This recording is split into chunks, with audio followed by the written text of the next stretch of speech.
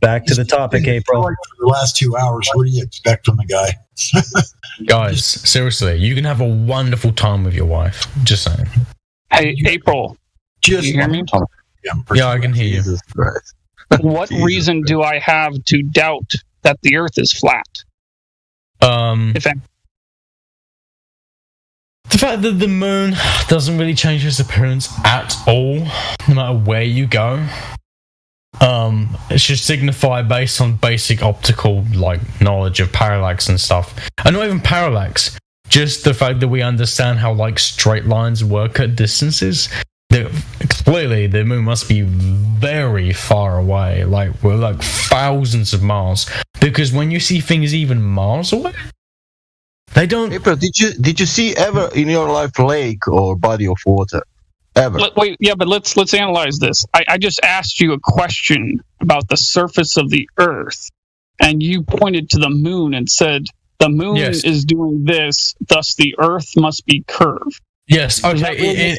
In the exact same way that if you look at an ecosystem, you don't just look at the fucking plants on the ground. You look at everything going on, yeah? No, that's a non sequitur. No. It's not a non sequitur. The Earth is more complicated. The universe is more complicated than just the surface of the Earth. No, you're looking for the curve. There is things above the surface of the Earth. It's a non sequitur.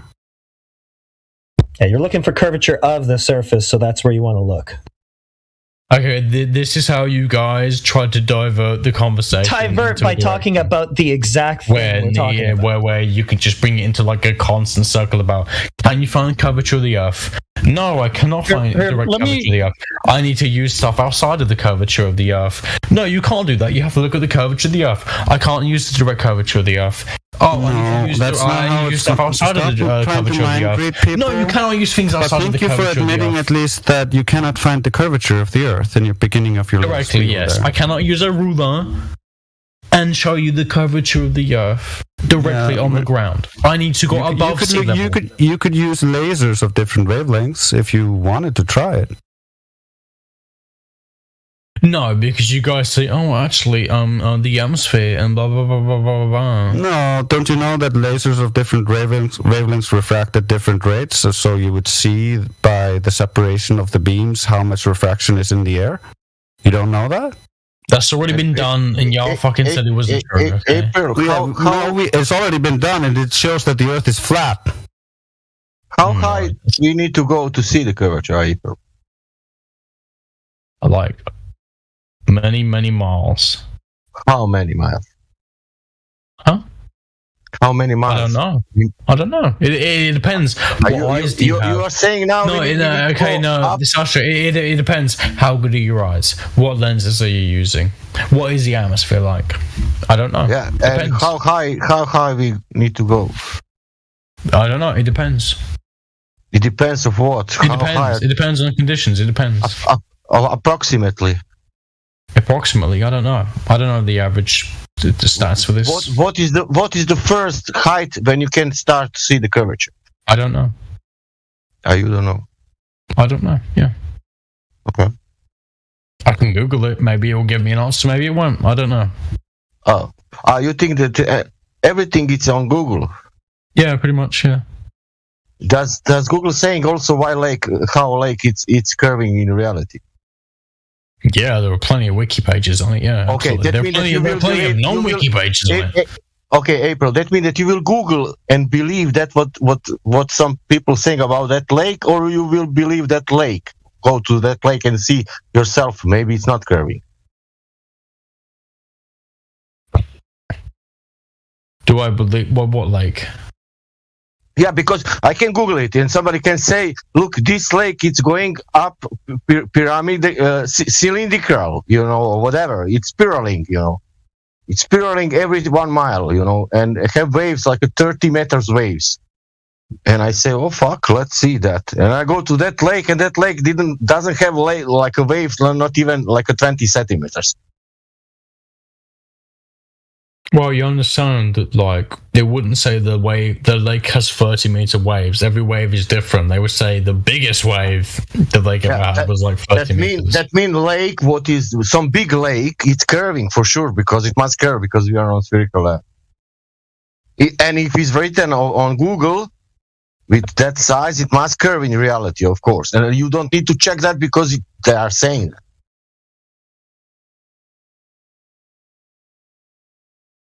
The problem is you need to live with reality now. You have this information, and you can live with that. You can believe that what Google's saying, or you can believe that nature, how it's presenting itself.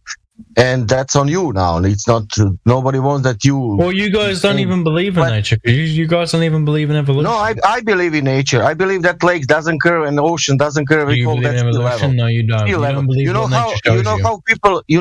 That's a false equivalence. You know how people Man-made in theory Switzerland... is not nature. April, you know how people in Switzerland calling sea level? So people in Switzerland, how they are calling sea level? Something sea level, something Switzerland. What?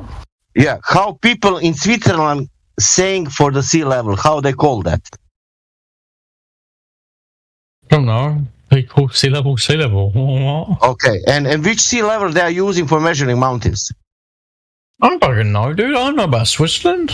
What? Yeah, but Switzerland, it's not on the sea. It's inside of the Europe. I don't know. They just use, I don't know, fucking global average. I don't know.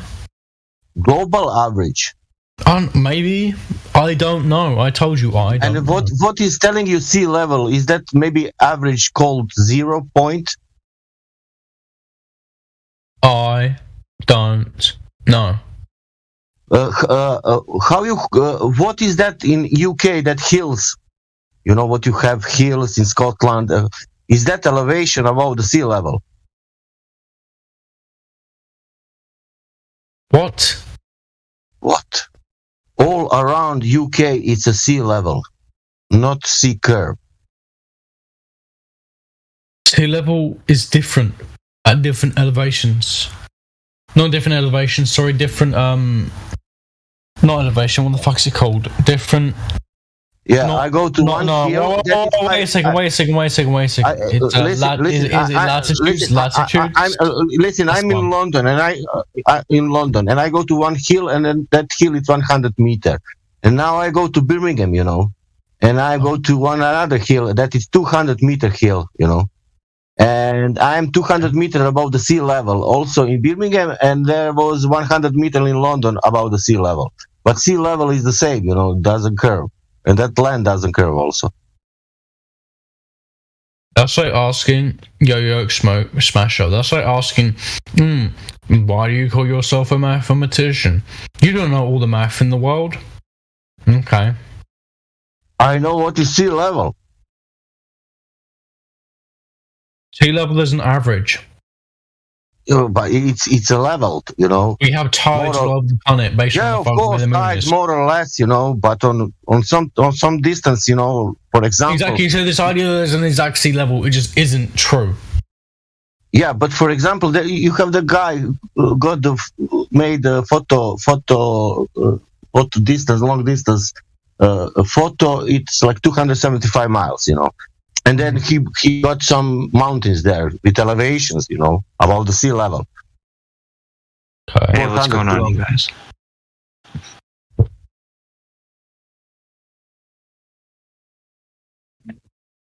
This is gonna blow your guys' minds. Did you know what's on my mind? That they actually don't reach the same heights every single day. Wait, are you guys talking about flat Earth or anything right now? Yep, they're talking about tides. The tides? Yep, tides never reach the same height twice. Never. I don't believe in flat Earth. I didn't know that. So there are actually so many bodies affecting the gravitation that produces tides in the first place. Oh, really?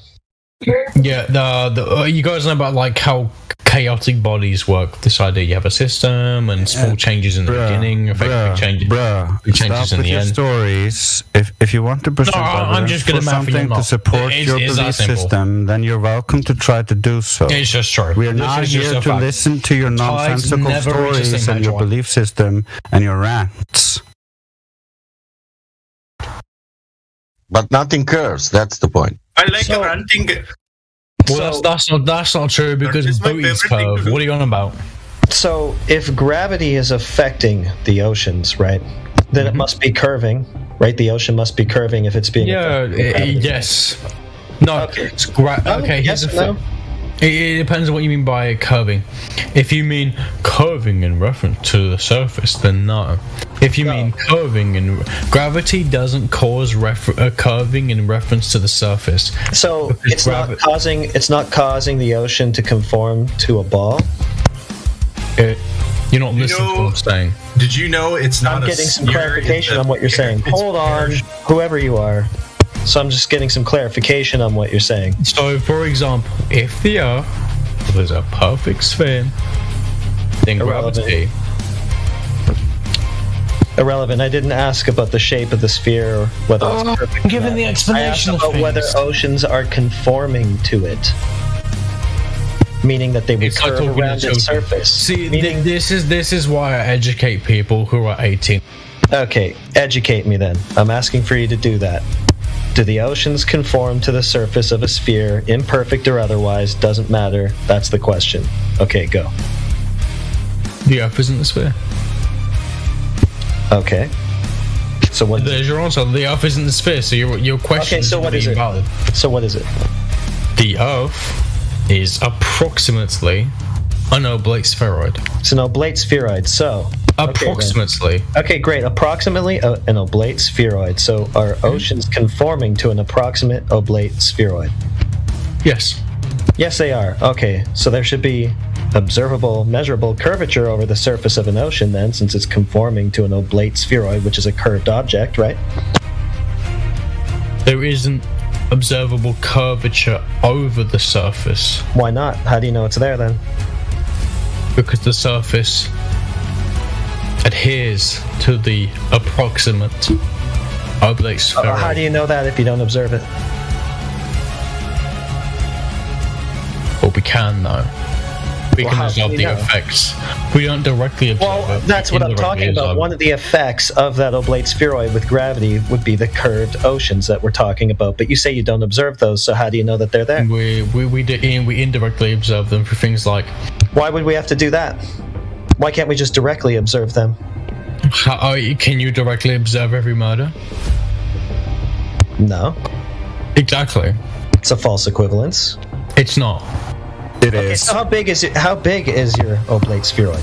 No, because a murder has consequences. approximate The radius curvature has value? consequences. Okay, yeah. Curvature has consequences, but Yeah. you don't know that there is any because you still haven't And you demonstrated. don't know if there's a murder. That's a begging the question fallacy. You don't know if there's a murder. Maybe it was a. You Maybe cannot it use it as a yeah. premise in your Maybe it was a argument. suicide. So, Maybe so it was okay, that's great, but enough about that. I know you're really desperate to get off this topic, whatever you can do. But does your No. oblate spheroid have an approximate radius value?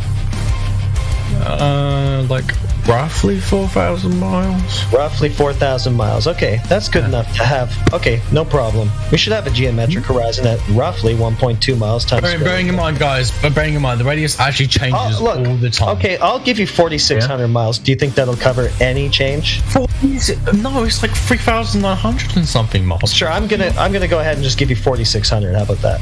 What? No, that's not even No, you roughly don't want it? 4,000. That's like a whole half of 1,000 extra. That's not even remotely. Yeah, no problem. It won't make any difference. It won't make any difference. Yes, it At a will. 1 foot observer Are you height. kidding me? At a 1 foot Shut observer up. height. What do you want about? Shut up. Hold on. You're being Hold on. cringe. Be quiet. At a 1 foot observer height with the 4,600 mile radius value, you might get an extra tenth or two of a mile of geometric horizon distance. So, big deal, doesn't really matter. Your variable radius and your oblate spheroid doesn't really do anything to affect the rate of curvature we should be seeing over the surface. So, it's a red herring, it's a non sequitur, and it doesn't matter. So, where is this curvature and how do you know it's there if we don't observe it? Because it should be observable given the dimensions that you just claimed. Who keeps muting me? I do because you won't shut up when I'm talking. Show me your balls. I'm done though. I stopped talking, so you can go now. Do you have balls? That's also off topic. Okay. I won't mention it again then. I'm Yeah, I sorry. know you have ball envy because you're in Grandfather. desperate search of a ball. You don't have any, so you can only imagine them. Obviously, that's why you're here doing this. But anyway, just try to stay focused on the topic. I have wonderful balls. Yeah, see, I shouldn't have even said that because now you're completely distracted. So let's go back to the topic, right? Given the radius that you've claimed, right, there should be a pretty observable amount of curvature. We've just talked about the formulas, right? We're not observing it. Why not? Where is it? How do you know it's there if we don't observe it?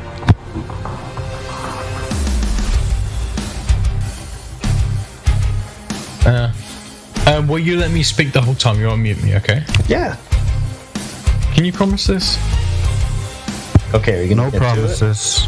No, I'm being serious now because you keep muting me. Yeah, don't waste your airtime to ask if you can talk. Just talk. My airtime? You have the airtime for.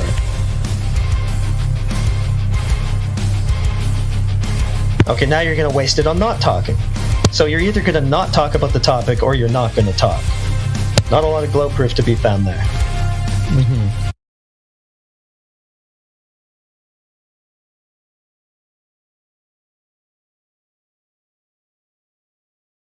Mehul, are you there? Mehul. I'm going to open your mic. Are you there, Mehul? Yeah, what's up? How you going? All good. What about you? Not too bad. What brings you to the server? Just some random thoughts venturing my mind, so decided to join the channel.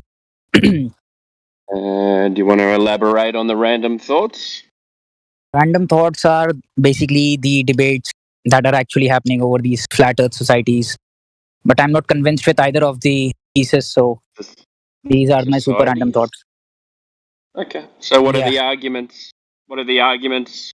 No, both parties have their own argument. One is convinced to prove that yes, we are on the flat earth, and one is convinced that on the ellipsoid shape of the earth. Well, one's a religion and one's a observation, so there's a big difference. Okay, so what do you think?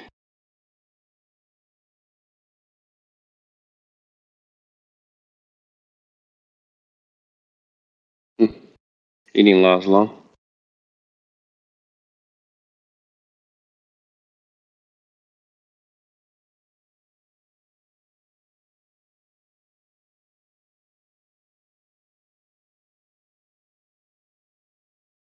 He just had some random thoughts apparently about the debate of the Flat Earth Society.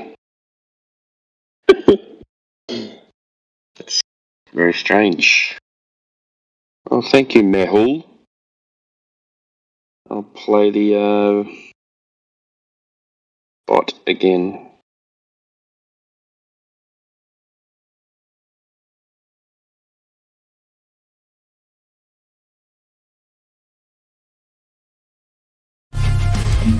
What's the question? Sorry, I forgot. I was too busy. Well, yeah, you gave me the approximate radius value. From that, we get the approximate rate of curvature, the geometric horizon distance we should be seeing, right? So we have all of that now because you've given us the radius, right? We're not observing it. You've said yourself that we can't observe it, even though it should be observable, given the geometry that you've claimed. So the question becomes, how do we observe it? How do we know it's there if you don't observe it? Can you observe the entire border of Spain? Okay, it's another non sequitur. No, seriously, can you observe the whole border of Spain? No, yes, seriously, that it was a non sequitur. Try to answer the question. It's not you guys don't understand what non sequitur means. Yeah, it doesn't follow. It has nothing to do with what I just said. That's not what non sequitur means. Yeah, it is. No, non sequitur means the logical. It doesn't logically follow. Okay, so start again. We're trying to find this curve. You say it's there, but you also say it can't be observed. That doesn't logically follow either. How do you know it's there if it can't be observed if you haven't observed it? What are you talking about?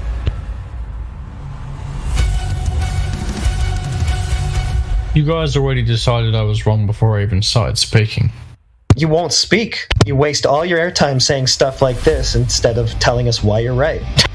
Yeah, that was a mind-reading fallacy as well. Try to answer the question. Mind-reading fallacy. Okay. Yeah, when you try to divine other people's intent and what they think or what they're gonna do.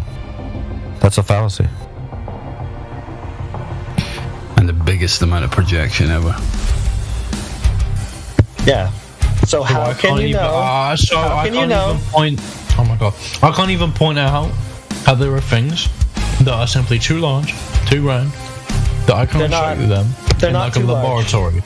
Not too large. Once again, you've given us the radius value. From that, we can derive the rate of curvature. We can derive the geometric horizon distance. It's not too large to observe, geometrically speaking, based on that radius you gave us. So why don't we observe it? And if we don't observe it like you agree we don't, how do you know it's there? But we do observe it. Oh, okay, now we do. Okay, where? Yeah. We know that the Earth is a globe based on the fucking pounds of stars. Oh, so now we're looking away from the surface again. We're looking away from the globe itself. Yeah, and this is exactly. This is your obfuscation. No. Yes. No, looking something anywhere away from the surface can never affect the surface. No, looking away from the surface, the very thing in question here, and talking about everything else, that's the obfuscation. So can you get back to the point, which is the surface? Why do you keep muting me? Because you don't shut up and because you keep going off topic. You hate my voice, don't you? No, because we're going to go directly to the surface, right? The thing that you're saying is curved, and we're going to find the curvature there directly. We're not going off of it. We're not going somewhere else. We're not looking in the opposite direction. So when you do that, yeah, I'm just going to mute you and bring it back.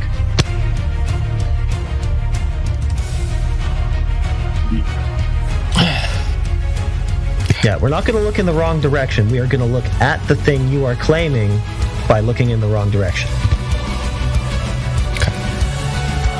So how can we directly observe it? Given the dimensions you've claimed we should, it's not that big. It's not too big. Directly. Tell me, what does directly observing curvature mean? What? Looking at it. What? Looking at it. Seeing curvature. Yeah. What if the curvature... What if the curvature can be shown to exist but is too small for you to see with the naked eye at the surface of the beach? Right, well, like you say, we should see the effects of it, the main one being a geometric horizon. That should be the main effect. I never said you have to see it with the naked eye. Well, we should see a geometric horizon. If not with the naked eye, then for example, bacteria exist. Do you believe this, yes? Okay, it's another irrelevant thing. Because it's not irrelevant. It's not irrelevant at all. It's not irrelevant at all. You can say it's a non sequitur. You can say it's not irrelevant. It's not irrelevant. That doesn't mean that you're right. Right, but now you're just talking about why you can't if you want to go into some kind of asking us a question, first establish your point. And then ask us a question. So the point I'm making is don't try to answer a question with a question. Answer the question first, and then you can ask us the question based on your answer. Okay. There are many facts about the real world you cannot see. Okay, so once again, you're just going to tell us why we can't see the thing that you're claiming. So how do you know it's there if you can't see it? It's kind of self-defeating, don't you think? Magnetism. Magnetism? You cannot see magnetic fields. Okay, yeah, but that's irrelevant because we should be able to see the thing. It's not irrelevant because you cannot see. It is irrelevant. It's a false equivalency. You cannot see directly. Hey, gotta meet you again. It is irrelevant because it's a false equivalency. Yeah, it's false equivalence, right? Because we should be able to see it given the dimensions and given the radius value that you just claimed.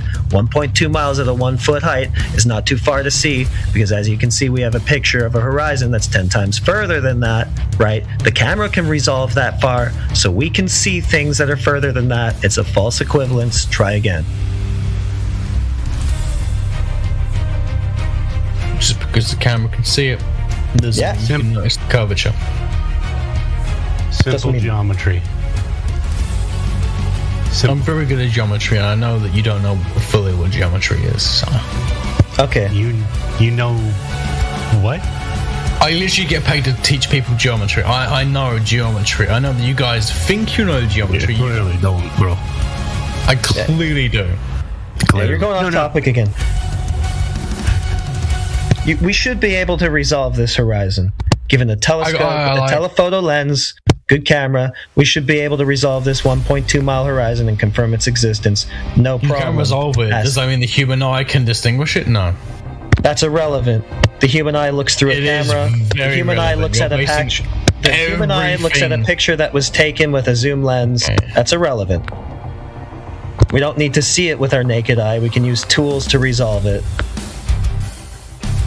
You have to be able to resolve it for the human eye to see it. We did, using a camera. Okay. Yeah. Okay.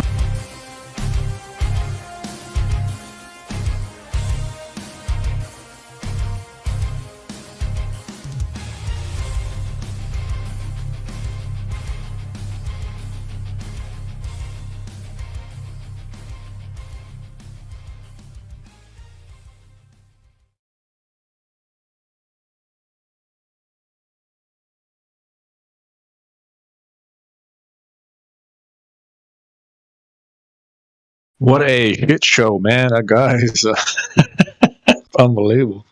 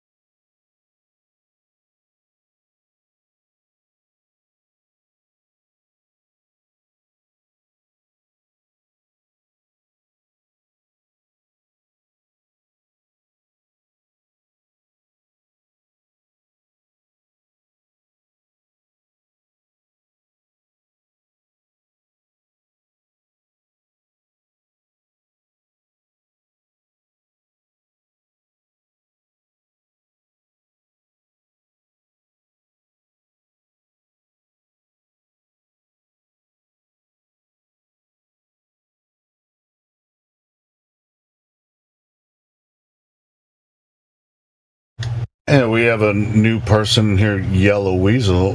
Do you want to open your microphone and talk to us? I just unmuted you. Hello. Yeah. So no, a friend of mine said like he got into Flat Earth and he said I should check it out, but I'm not really that convinced yet. Yeah, well, to be honest, we're not here to convince you. We're just let's before we get into all that. How did you find this server? You said a friend invited you. Have they been here before? No, he said he sometimes watches your live stream on YouTube. Okay, cool. And he said like maybe if I have questions I could come here and see what you have to say. Okay, cool. So do you have any questions to ask us about Flat Earth? Yeah, I'm just a bit confused in the sense of that I hear of so many different models and versions. So for example, it's like my friend, he's like he believes that the moon is a hologram, but then also I've heard of other people who believe that it's a flat surface, and then like other people say it like crumples up when it gets like half moon and stuff, and I'm just a bit confused to like what exactly hold on into. We all see the moon the same way. We experience the phases. Now what and where and how that works, we have no idea. That's a really good question, because the moon is very mysterious. I mean, it's still mysterious to us. I mean, in the astronomers' ideas, right? They are like, well, it's a rock and it's affected by Earth's gravity. We're the third rock from the sun, and it's traversing the sun or traversing Earth. Held by Earth's gravity, and the reason you see the moon phases is because of the way that the sun shines and the different times of the month and all that kind of stuff. Yeah, I mean that's a standard story. We all. I don't know. It kind of makes sense to me. I don't know. Sure, it can, but it's not the only explanation for what the moon is. You know what I mean? Because you explain it another way. Go ahead. Sorry, go ahead. No, you. Okay. Yeah, but like I guess you also don't believe that we went to the moon. Well, I've never been to the moon, but I don't think anybody else went there either. Yeah, you're correct on that. Yeah. You see, because this is something that when I was younger, I investigated a lot. Because that started like with all this. It started with 9/11, and the conspiracies surrounding that. So I would say I was a 9/11 conspiracist. And then like I got like sucked in a bit into the moon landing conspiracies. But I don't know. Like from what I researched, I deducted that the moon landings happened. And so then that sounds like if I'm correct with that, and so we would know a lot about them. I looked into the moon landing, yeah. Well, you looked into 9/11, but you said you were like, you came to the conclusion that the way that the official story of 9/11 is true or not true, or there's some question. I'm not completely sure. But I would say it's more likely to be true, because the problem with the official story is that if they were looking for a reason to go into Iraq, they would have made Iraq the culprit for 9/11.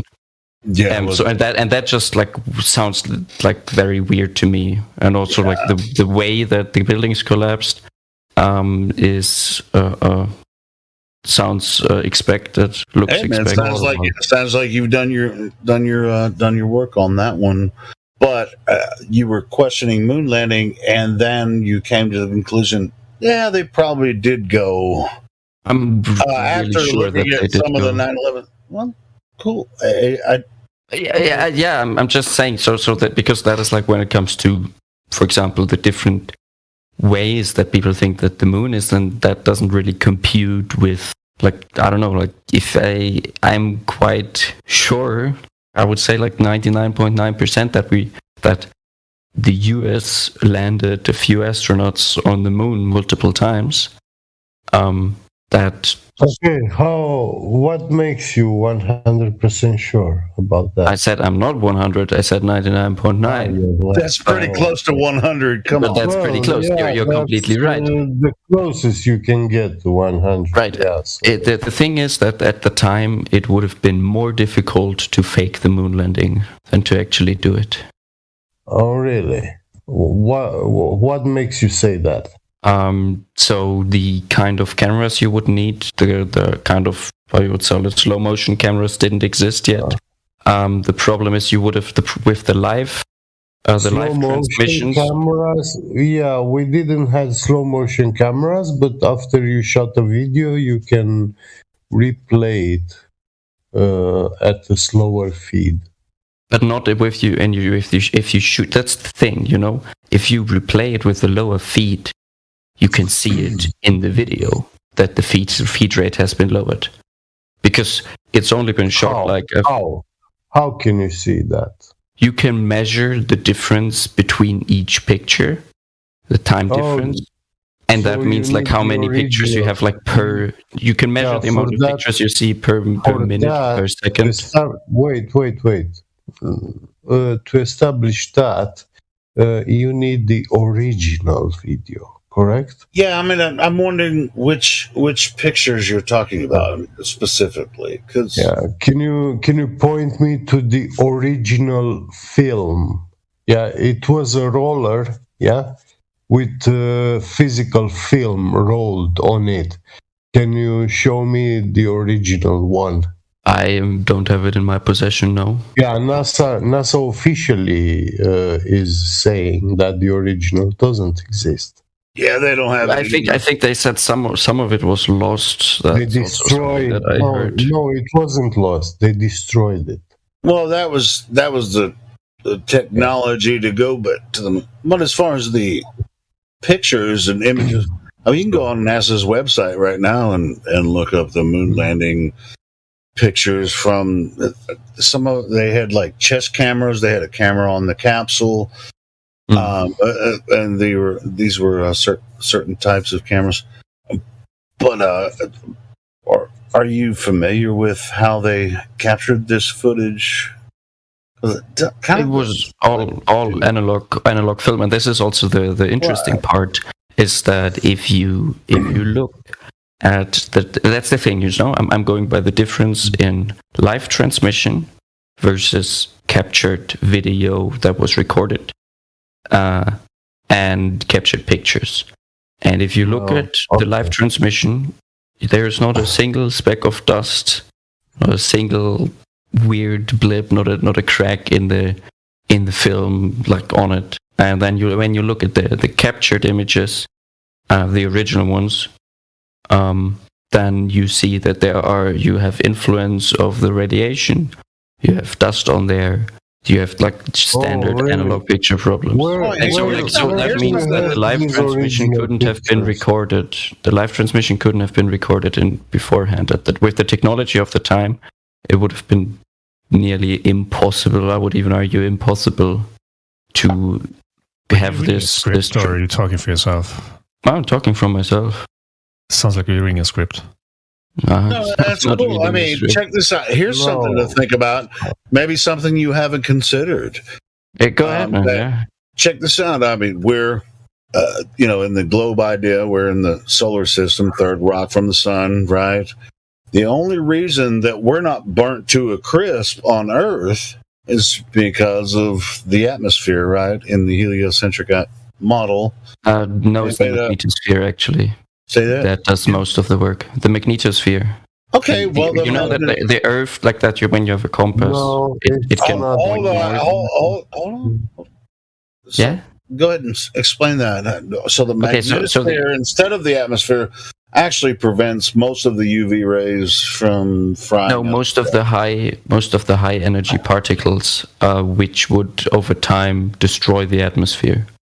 So like look at Mars, for example. Doesn't have an atmosphere. Why? Because it doesn't have a looking at Mars? I'm talking about Earth, bro. How do you know Mars? Okay. Yeah, because of the measurements we've done with space probes we send out. But if you don't believe that we send out anything, if that's all fake, then of course. Are you telling me that drones can fly in vacuum? Well, what do you mean with drone? Yeah, can a drone fly in a vacuum? What is a drone from your point of view? You mean like propeller powered, or what do you mean? Those bullshit drones, yeah, with propeller powered, yeah, drone. No, Don't you know what a drone can't fly in a vacuum. If they have propellers or propulsion engines, control. they have to have atmosphere for anything to fly. No, but a rocket motor doesn't need an atmosphere. And you said, if you look Mars, I'm looking Mars, and I cannot realize if it's atmosphere there and if it's not. How you realize that? Oh, that's actually also something you can do with the telescope yourself. With the telescope. With the telescope. See the atmosphere of Mars with a telescope. Are you saying that you can see the Mars and you can see the atmosphere, or not see the atmosphere of the Mars? Or you can see birds or whatever. You can see the rock passing or whatever. No, but you can. Really so when you I saw Venus, Saturn, and Mars in the sky tonight. They were like right next to each other, like Venus, Saturn, and Mars. I didn't pull out a telescope, but I'm pretty sure if I did, still wouldn't see the atmosphere of any of them. Yeah. And you can see the atmosphere of Saturn. Wait. Man, how you can see? No, Sasha, I didn't finish explaining. Sorry. I started this argument with him. I need to clarify and end it. Go ahead. His claim was, he said that there's no atmosphere on Mars, but NASA showing us that they are sending a drone and it's flying. Yeah, but you were saying earlier that Mars has no atmosphere. You said it. I said it slowly rips away the atmosphere, which is what's happening to Mars. And I'm saying it's not. I never said it doesn't have an atmosphere. Stream because you said Mars has no atmosphere. No, Earth. I don't think I've said that. Let's say that you anyway, you if it came out that way, I didn't. He doesn't mean that now. Yeah. Anyway, I didn't. It came out that way. I don't mean it. So what do you mean then? But you mean that we can with telescope see what is going on Mars? All right. So if you want to find out what gases are somewhere, you can see off the light. Or if you want to find out what gas is doing, look into and find me where we can have gas pressure without container, and then we will speak about Mars and everything. Okay, so the thing with gas pressure without container is, like, to me, like, for example, look at the ocean. You see, like, there's, at the bottom of the ocean, you have a lot of pressure. Ocean is not a gas. Water is not a gas. Water's not a gas. Okay, so if it if it doesn't work with gas, then what? Well, if you don't believe in atmosphere, if you don't believe in gravity, I don't believe in anything. I don't believe. Listen, I don't believe in anything. I don't believe in atmosphere. That's for sure. Do you believe in atmosphere? I know it takes guts for some. Hey, listen, you probably. It sounds like you've. Hold on, everybody. Hold on. It sounds like he's familiar with our arguments. So let's, like, No, I'm familiar with my friend's arguments, but they don't, like, to me it doesn't sound that right. And he said I should come here because you guys can explain it better than him.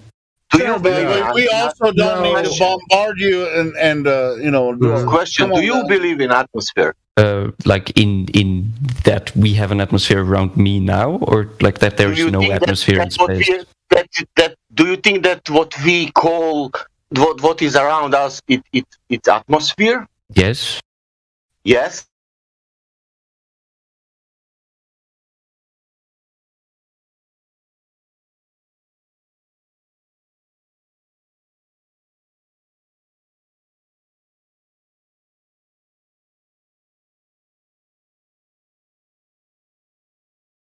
Yes. Yeah. Both of the people that are talking to you now, hold on. Everybody here used to think. Hold on. Everybody used to think gravity was the thing before, so don't just try to take the piss at him because he thinks gravity's real. Yeah, I'm not I'm not right, angry come at on, him. man. Actually, yeah, explain how we found out that I this want to cannot possibly explain be true. all the arguments. Yeah, I want to get with him through all the I hate when arguments. people do that shit. When new people come in and just like, yeah, you know, and just like, oh, you think gravity? Then just fucking jump down their throat about gravity. I mean, it's like we all think that shit was real too. Yeah, first thing first, I need to explain is, I welcome to this server. I want you to know that you don't know about the stuff that we know. You think we have beliefs and things like this, but actually we are extremists. We do not accept stories for explaining reality. When we deal with reality, we stick with science and its scientific method. And if something is not, if a story is not a scientific theory, has no experiment to back it up, then we will not accept to blindly believe that story because just someone thought of himself to say this nice story. I'm completely on board with you. Yeah, I'm also. I want to believe as much true stuff as there is. Yeah, and there's the least false stuff. So. Yeah, the globe model has a ton of positive claims, but none of them have been demonstrated or empirically proven. Yeah. But like, for example, when we want to come back to gravity, let's say, okay? Because like... Gravity. Let's take it from the start. The first theory of gravity is Newtonian. Gravity, mass attracting mass. So yeah, let's stick with Newtonian. I'm completely fine with that. And this includes also Newton's laws of motion. So, do you think they are real? Do you think what is real? Sorry. Do you think that theory of gravity, the Newtonian theory of gravity, is actually functional? It is real. It is functional. Yeah, until you get into like the high velocity stuff where you need to go with special relativity. Well, that's the problem, actually, because Newton's theory of gravity has been debunked and superseded, meaning it has been replaced. Exactly, I completely agree with you. Yeah, by Einsteinian relativistic gravity. And I can also show you when you look at the... Yeah? Wait, yeah. Which, for Einstein's gravity, you cannot demonstrate to me empirically the bending of space-time. So when I'm waiting the train in the train station 5 minutes, show me how you're gonna be bending my waiting for the train. How are you gonna bend that? No, but this is not what bending space-time would even mean. I mean, so I can, you can. So, for example, look at, you don't believe in that. Okay, wait. The train station is I got my answer, man. In space. Yeah, go ahead. Give him his rope. Right. So let's say you're waiting for the train on the station, and you're just standing there. You're not really moving relative to, let's say, the guy next to you. No, I am moving. I'm smoking a cigarette while waiting. Okay, then you're... Yeah. Are you like spying on me? Get? Because that's like exactly what I'm doing right now. I'm at the train station. So let's say if Earth was 20 times as heavy, like the gravity pulling you towards Earth you have was a lot stronger. Imaginary concepts. Well, the problem is that in order to see, can you show me a Earth 20 times heavier than the Earth that we live on? No, I can't. So okay, let's stick with something else then. No problem. No problem. Let's take a clock. Hold on. I'll ask you a question. Let me ask you a question. Yeah. When you say gravity, you mean the cause of the effect? You mean the cause of the effect? Is gravity the cause or gravity the effect? Since gravity is just the effect of a formed, no, how do you say, of curved space-time, because it's not really a force in that sense, if you want to go technical with it, but it makes sense to look at it from a force when you do like small Newtonian physics, in the same way as it makes sense to think of the what is it called? When you spin something around you in a, like, I don't know, you take a hammer and you spin around, it feels like the hammer exerts a force out from you, right? But this force also doesn't really exist in that sense. It's just the hammer wanting to go on in a straight line all the time, but you're pulling it in. Acceleration. Well, there's a reason I asked you whether it was a cause or the effect, because just that one question alone demonstrates that it's not actually a scientific theory. Because the causal mechanism for, say, things falling can't be demonstrated by experiment. Yeah. You'll have to what say, do you like, mean? I can't. Okay, so an experiment that has cause and effect has independent variables. Manipulate the independent variable and measure an effect on the dependent variable. Right? Yeah. The independent variable is the cause. Dependent variable is the effect. Exactly. Right? So. What causes things to fall? You have mass deforming space-time, which then leads to other objects seeming to curve, although they still go on in a straight line. Can you repeat that? I was talking about that. That's what we're talking about. That's the story, right? So where's the experiment? Okay, I can give you an experiment. You take a very, very, very heavy sphere.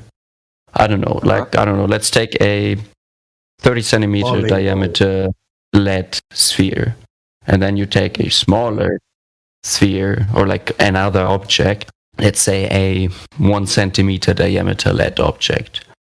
And if you place them in a low friction environment, you will see that they will over time move closer to each other until they touch, without other forces put on them.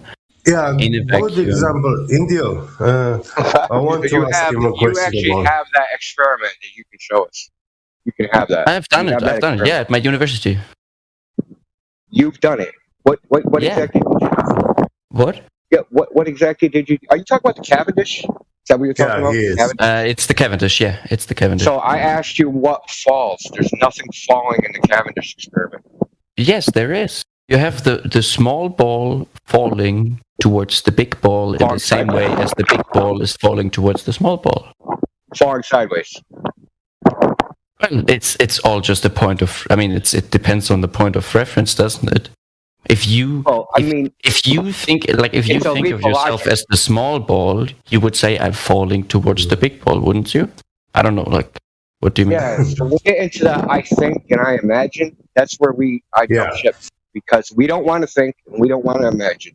Yeah, the problem is we're using words like fall, which don't even make that much sense. Fall means fall towards the earth. Fall means go the acceleration 9.8 meters per second squared towards the earth. So are you falling right now? Not yet. But you're accelerated against the earth at all time? Yeah, really? Awesome. But I asked you for the experiment which demonstrates the cause of that.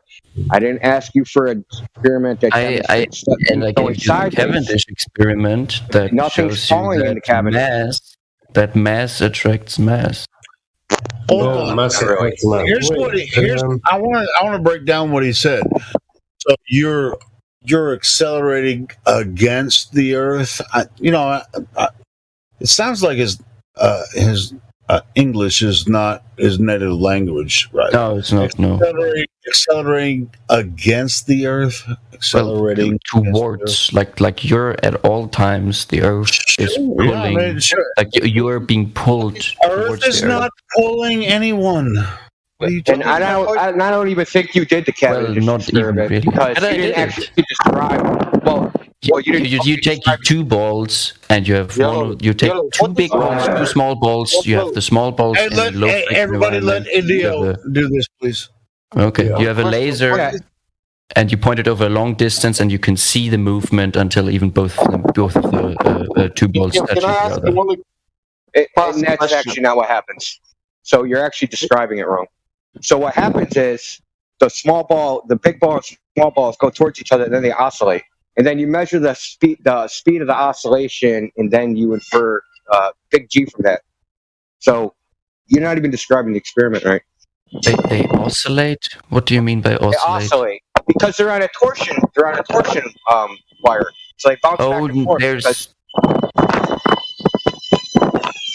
I'm getting weird noises. Torsion wire has a. India's got some background noise, but yeah, I mean, he's talking about a horizontal. Well, actually, what you're talking about is you're both talking about a horizontal attraction, not a vertical attraction. Well, the problem is that we can't turn off gravity for these 2. What the hell is gravity, bro? No, I mean you cannot turn off.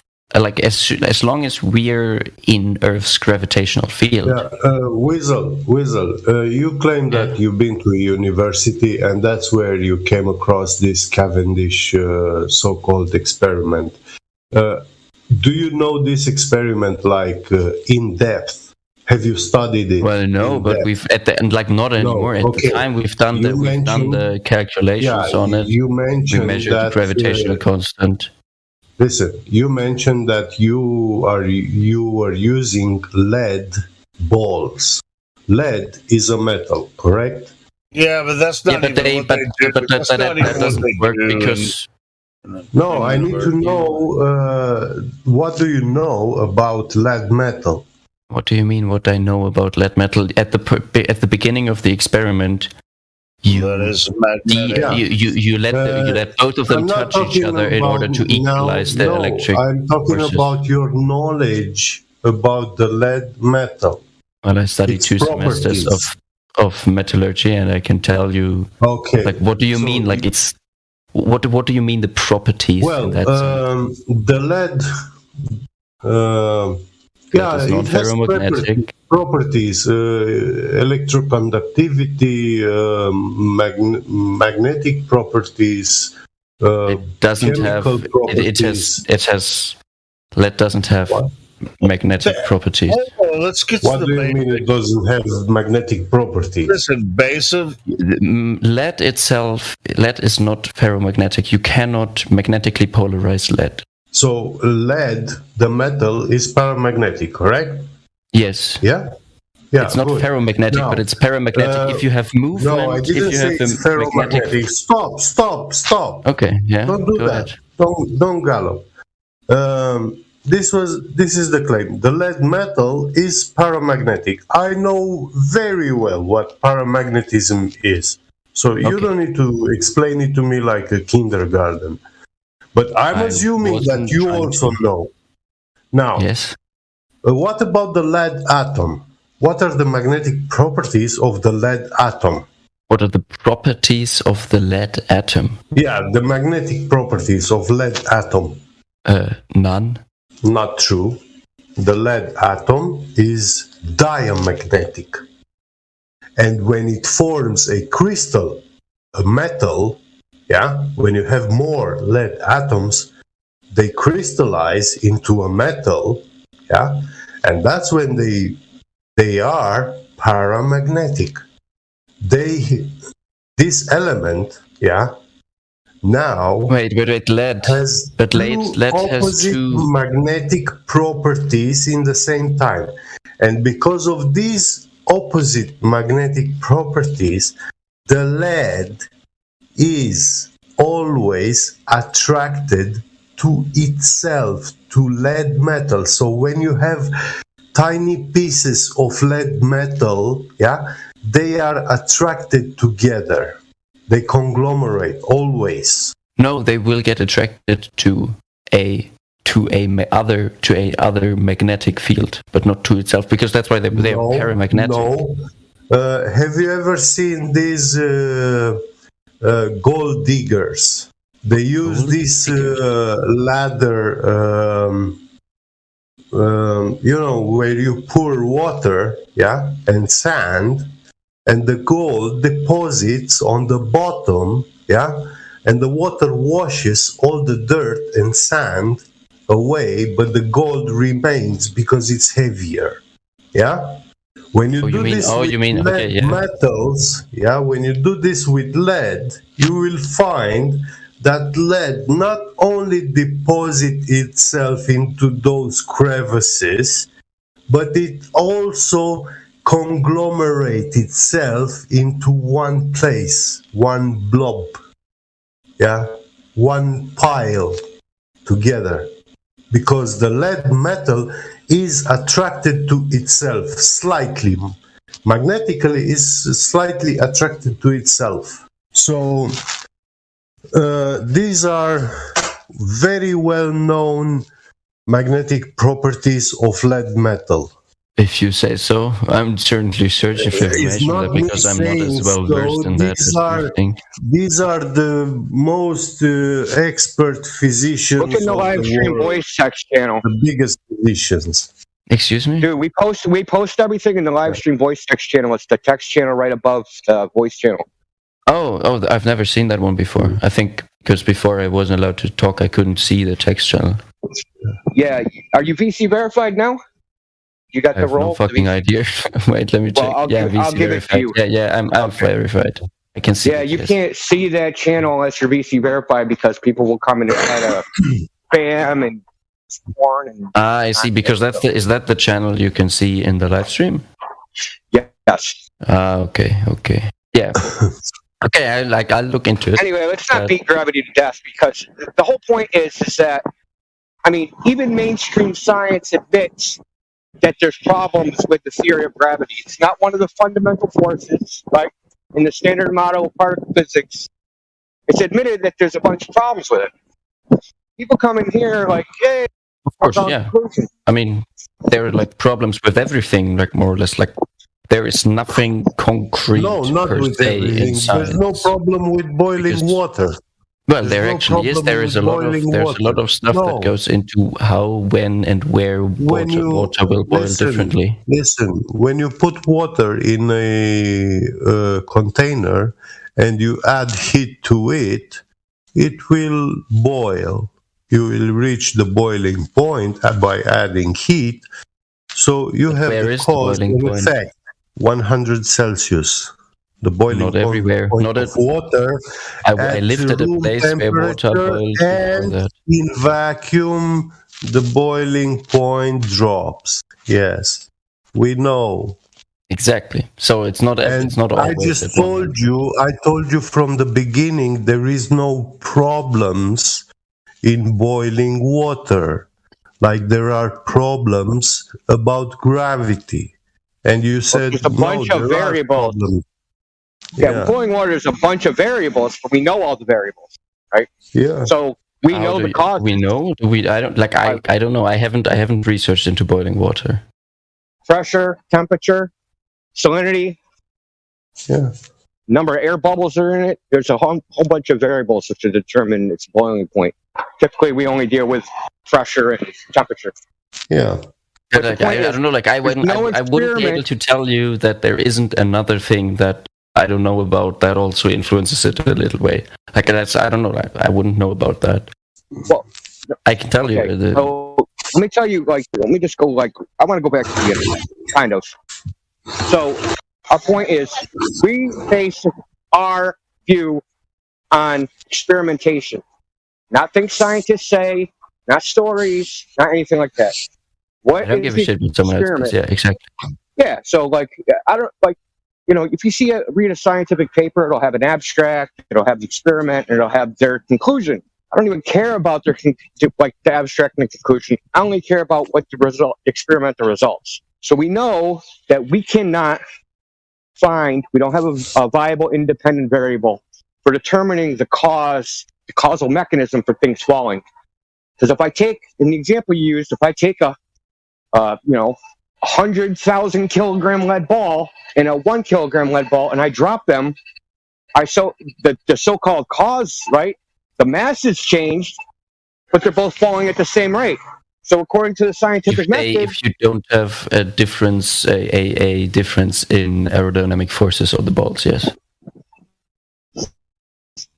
Yeah, so no error. Right, like everything stays the same, just rate. the mass is different. Right. Yeah, but that's the claim. That's the claimed causal mechanism for things falling.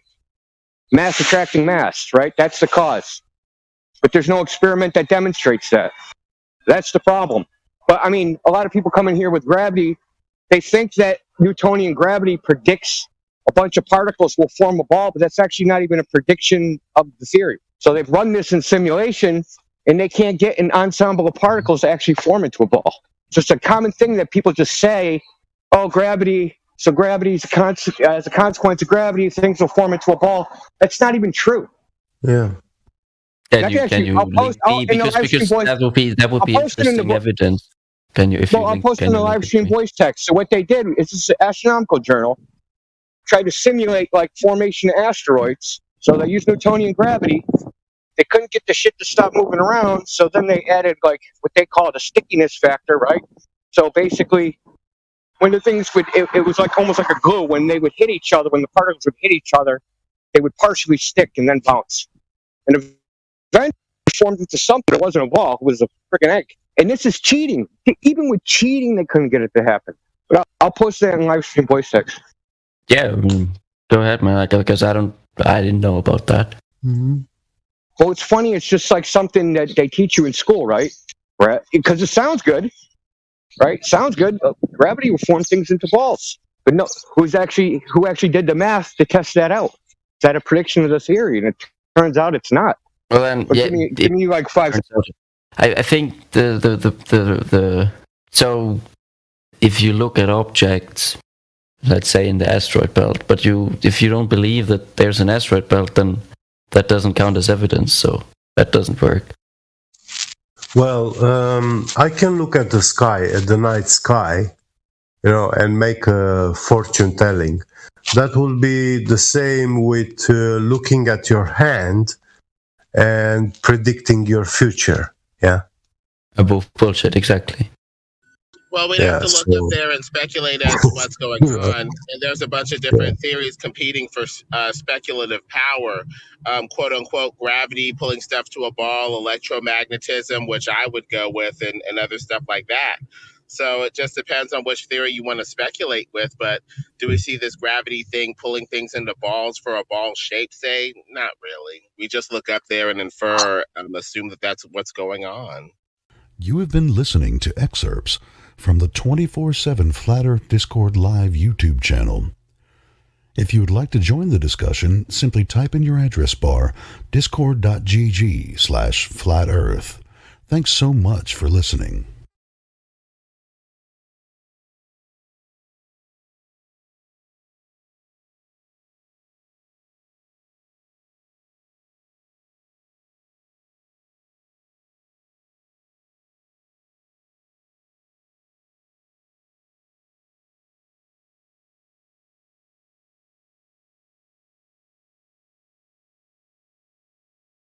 Hey, what's going on, guys? Good morning.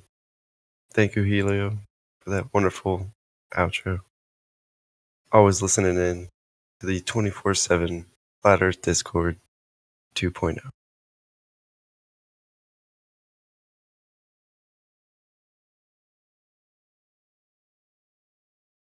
Good morning. What's going on, Miguel? I just wake up. Same.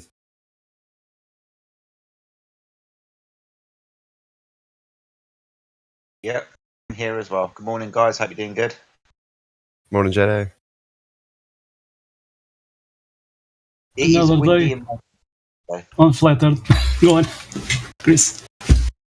I was just saying, just giving you a weather report, just saying it's windy and rainy here today. Nothing exciting at all.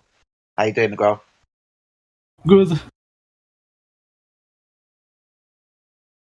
Yeah, not a cloud in the sky here. A little chilly. Couldn't complain.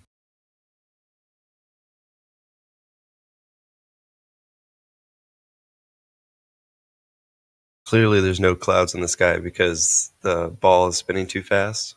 So, I mean, if you get clouds and rain, I mean, you're just lucky. Yeah, you must have more gravity in your area.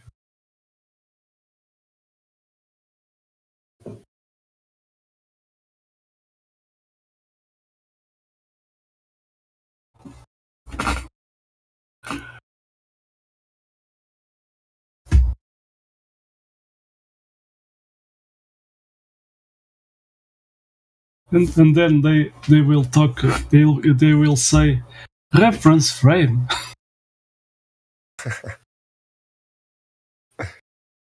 The clouds are moving with the Earth, and then I post a GIF, clouds going multiple directions, and I ask, where is Earth moving?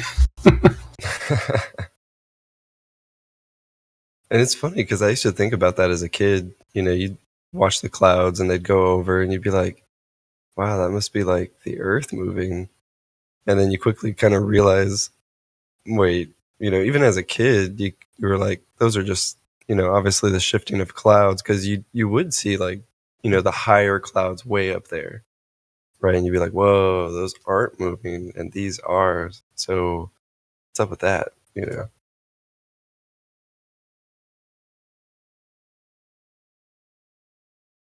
Obviously a terrible glow proof. Yeah. But often, you know, like that's kind of the fourth grade teacher, you know, casually says, you know, like, look at the clouds. You know, they're doing that. It scars you for life.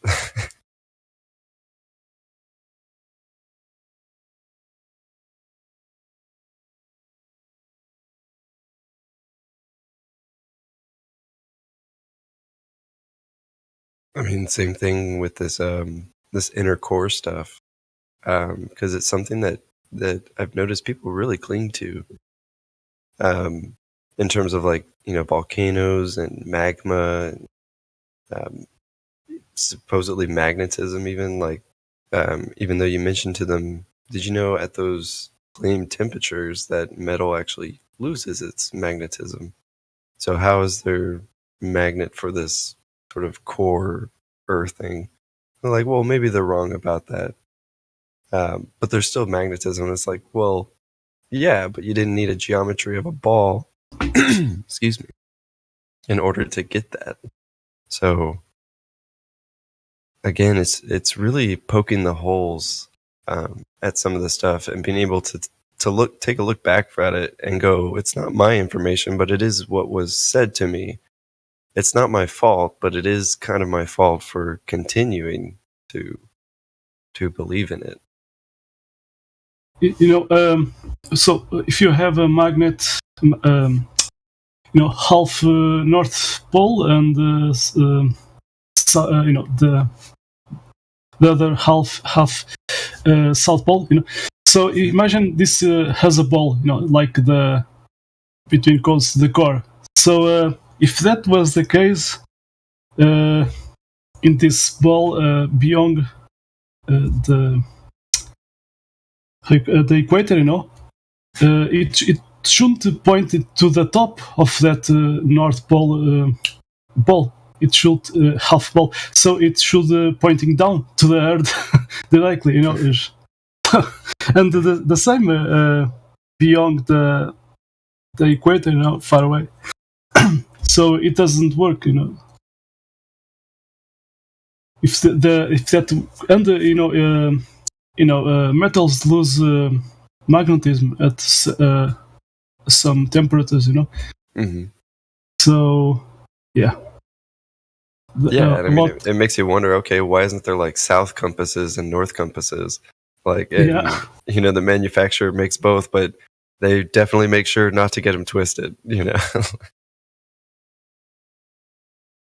And it's just not the case. You know, we don't have those problems where it would be unimaginable to think that we wouldn't actually need different things to actually measure curvilinear elements. Like, I don't know about you, but in like when it comes to building something, like especially in architecture, a designer or an architect will often avoid curvature or curvilinear elements in his or her architecture design, because for a contractor it means actually a little bit more setup of actually performing or making that curved wall or curved floor. You do have to actually find the center point to drag your radius, and you got to find lines. I mean, a good contractor actually knows what they're doing, so it doesn't really cost more. But usually those subcontractors that they have, and they're sometimes a little less knowledgeable, and curvature will basically cost more. But it's not very often. Like we like building straight line things. They're efficient. They're just how our kind of machines are set up right now. When we cut wood and we take that whole tree and we cut it into all these different pieces of wood, they have to be straight. I mean, don't get me wrong, actually they start getting curved after that deflection and stuff. So I mean, especially if you're out in the field and you're working with your hands, you're really attuned to what is flat and what is off flat, right? Especially when looking down, a 16-foot piece of wood and going, yep, I see curvature there, I see a dip there, so it's not like we wouldn't notice if we didn't see it on the earth, or at least that's maybe why, at least I would say for the engineering, the architecture types, and the contractors in here for sure, we probably saw this information and were quickly like, yep, it's flat, There wasn't this extreme cognitive dissonance for some of us, especially the globies I run into, that have no haptic sensibilities, right? They've never worked with their hands. They've never played in the dirt. They never stuck it in their mouth as a kid. So they know basically, dirt, and that has definitely had some sort of, I would say, benefit in terms of how indoctrinated you get. The closer you are to Earth, it seems, and work with your hands and yourself, nature maybe, flat Earth comes easy, right? Or I should say just realizing it's not a globe comes easy. Because I really have been trying to get away from this flat Earth versus globe Earth thing.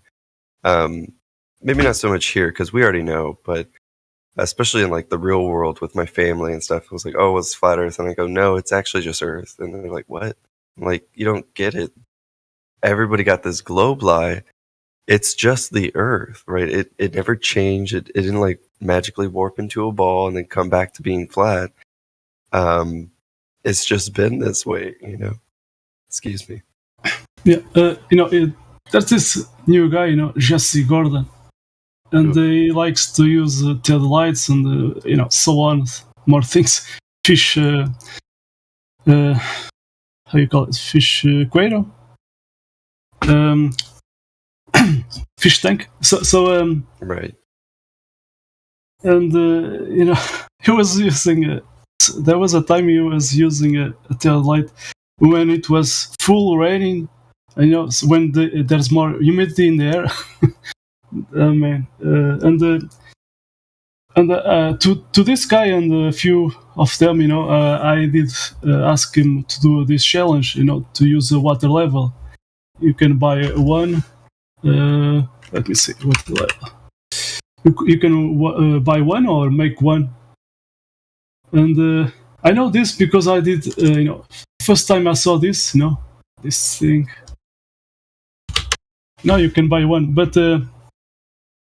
Oh, right. So the first thing, it was a friend of mine that he was installing electric cables.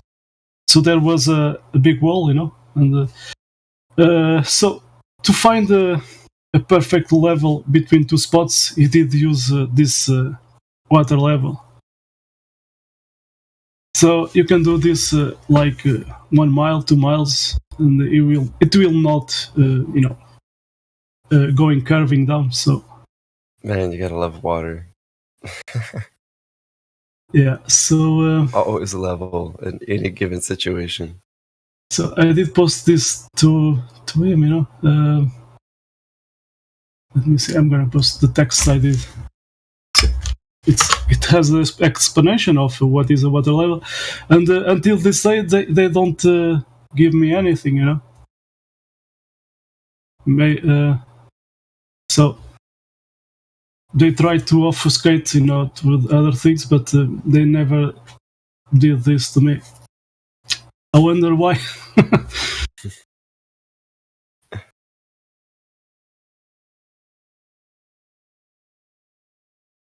No, that's brilliant.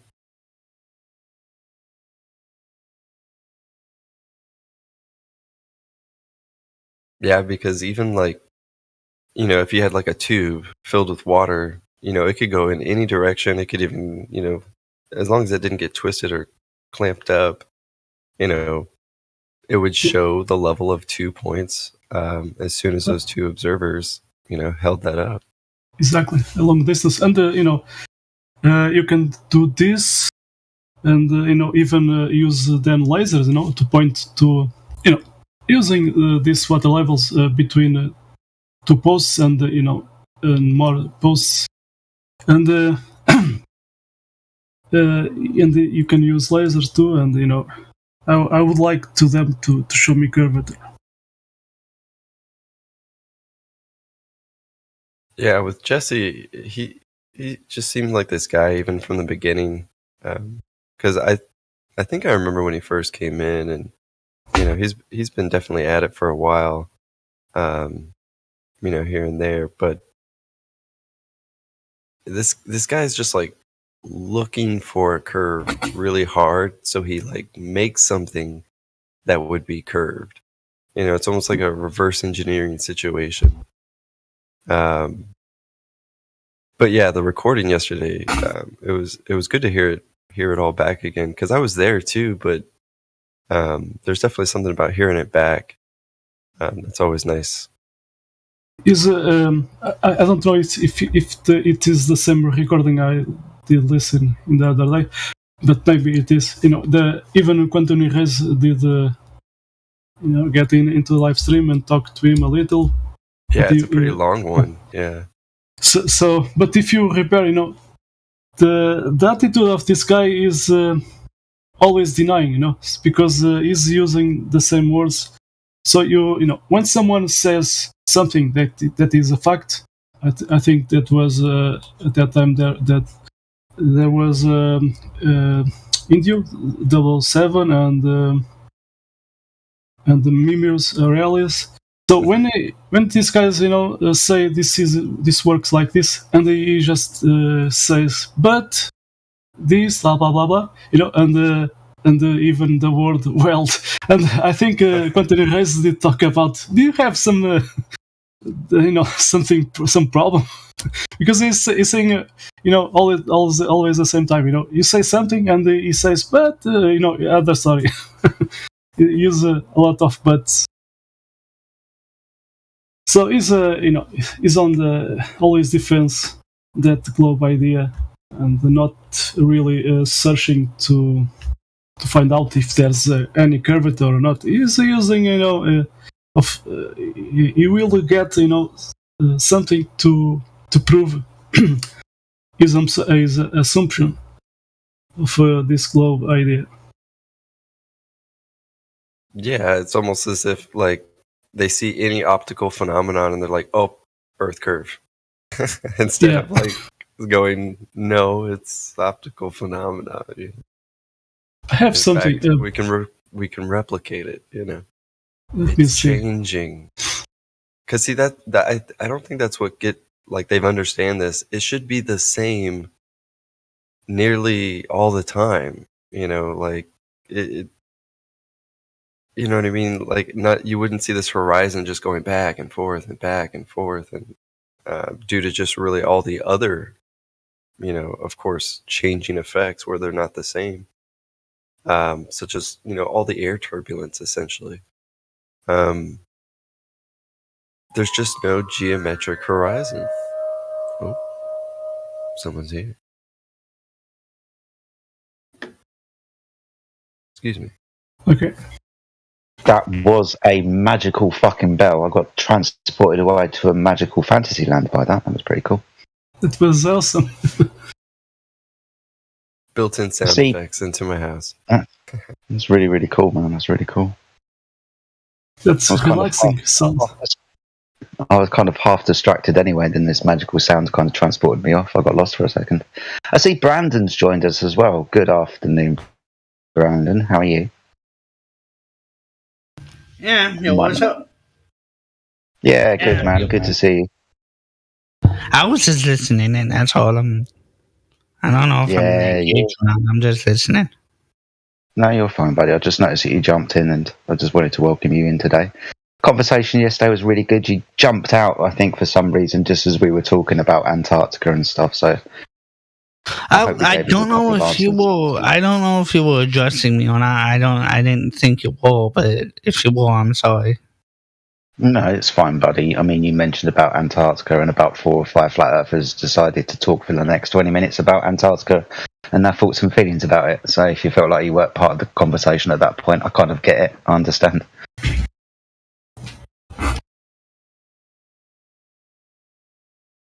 But yeah, welcome back this morning, Brandon. It's nice to see you again. I'm just waking up on this side of the Atlantic, just talking with Flat Lloyd and Miguel. We're just chatting. Flat Lloyd's got some awesome home sound effects when his front doorbell goes off, which is pretty cool.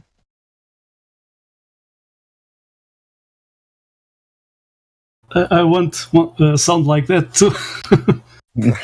Yeah, exactly.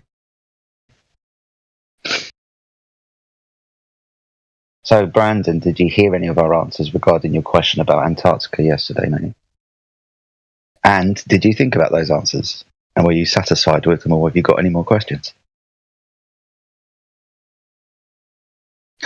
All right, see you later, Brandon. Bye. Went that. Oh, man. I like him. We all know he's got cerebral palsy and whatnot. I was talking with him yesterday, and he was saying that he was kind of more here for the social aspect and wanted more of a server where they could be social. He's just stumbled into this kind of flat earth server, it seems, and yeah, he can't leave at the moment because he finds it really interesting, but he doesn't always like being challenged on his stuff because he's not necessarily here to argue. But yeah, he's a good lad. I like Brandon. Yeah, I couldn't agree more. I've had a couple conversations with him in the morning, and I don't get like the guy would harm a fly, you know. No, and he really did kind of just like fall in here, like I don't know how I got here, and I was just like, well, it's not a bad place to end up. There's, stay tuned because we're all different, we all talk about a lot of things here. So, I mean, that's why I keep coming back. You guys are great, some of the best friends in the world, Thanks. You too. So like-minded individuals, and let's face it, sometimes we're a little isolated in maybe our own societies where we can't just be like, yeah, what's going on in the flat realm? And they're like, what? Because, they're just going to break down, and, some of them actually feel like they should come after you in some way. And I find that ridiculous. I think as well, when, say, for example, people come into the server, we go after them. I guess we're supposed to if they come in here, right? And we're kind of used to the debate aspect of things, and people coming in with challenging our ideas or coming down and giving their thoughts and feelings and not experiments about the shape of the earth and that kind of thing. But when I think Brandon's a slightly different case. Right. Ever so very slightly. I don't necessarily like pointing out his disability and whatever, but it's a slightly different case. We have in the past kind of gone after him, and I kind of he's got big bollocks for coming back, to be fair. Yeah, that's kind of a big thing for him. I mean, he's still I think here. That's why I still just have that respect for him. He's coming back saying, hey. But yeah, slowly but surely we'll chip away and help him out and open his eyes to some kind of truth, or at least being able to critically think about the world he's in and the stories he's been told about where he exists and what happens within this place. He's a good lad. I like him. But has anybody else been in recently in these early hours for you guys? Any interesting conversations? any of these? Not yet. No. Yeah. No, I was just trying to remember what happened yesterday. Yeah, me too.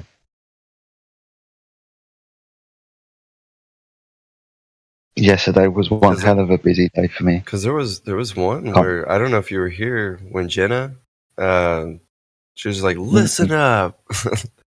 It was all inspiring actually. I think it was maybe around 3:30 my time yesterday. Okay. No, I definitely missed that. I haven't spoken. I haven't seen Jenna around on the server for maybe a week or 2 weeks. So I think I've kept missing her, or she's been away or something. Froggy. I've been quite busy. They were talking to Froggy. Yeah. So India was talking to Froggy. Everybody. So it started with Miggy. He laid out his 3 points. The guy actually went really, really fast of the I don't knows, and then quickly forgot about all of his I don't knows about his globe. And so then Miggy opened it, or Mayhem opened it up to the panel, and everybody just kind of started going at it at a slow rate, and then Eli came in, slowed it down a little bit.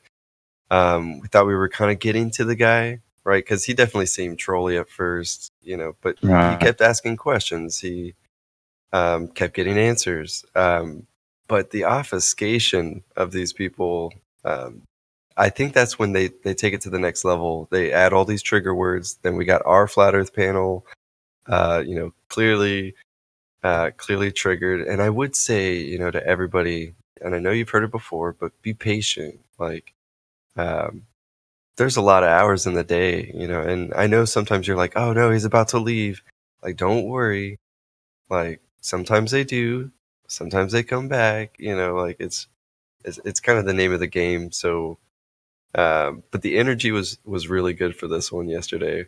I do remember that, just because I remember Jenna eventually overshadowing everybody. Like, listen up, look at the live stream. Look at this image. I've been trying to post it for 30 minutes. I was like, well, good for you. You were patient, but at least you're standing your ground. And everybody did. Indio even put a face like, oh, I'll let her talk. Good stuff. It was cool. Yeah. I guess, and I feel this sometimes, if you've been listening to a good conversation with people you respect, who've been laying points down to people that are just logical conclusions, come on, you must get to the point that the Earth is flat. All of your questions have been answered. If you've spoken to people like Mayhem and Indio and Elijah, I can imagine the things that they've spoken about. So yeah, I can imagine listening to that and then getting to the point where, hey, listen, do you understand what has been said to you? Do you understand how simple it is? You must come to the understanding that more than likely the Earth is not a ball, and you should at least go away and start thinking about it. I can understand people getting frustrated and passionate at kind of after 30 minutes of listening to good, coherent conversation, good logical explanations and answers to questions that are put forward, and getting frustrated. I think I did that the other day as well. You get to a point where, well, yeah, the word is frustration. You are frustrated. This person doesn't understand what you are saying to them. Coming from a place of truth, this is truth, this is what it is. You're not necessarily arguing with me. 2 + 2 = 4, doesn't it? Yeah, I can understand Jenna, who's quite a passionate person. I can see getting frustrated and wanting to kind of grab somebody by the shoulders and shake them, maybe slap them around the face a bit. Yeah.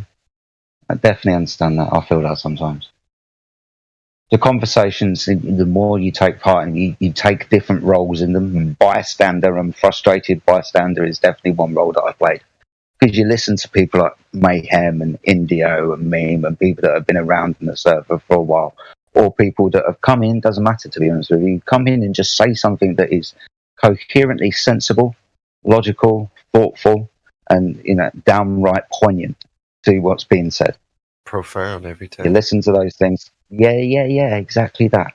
And when people either 1, don't get it, or 2, just obtuse, just antagonistic to the point, not wanting to get it, just being a cunt about it, yeah, you get frustrated. But those are the times, right?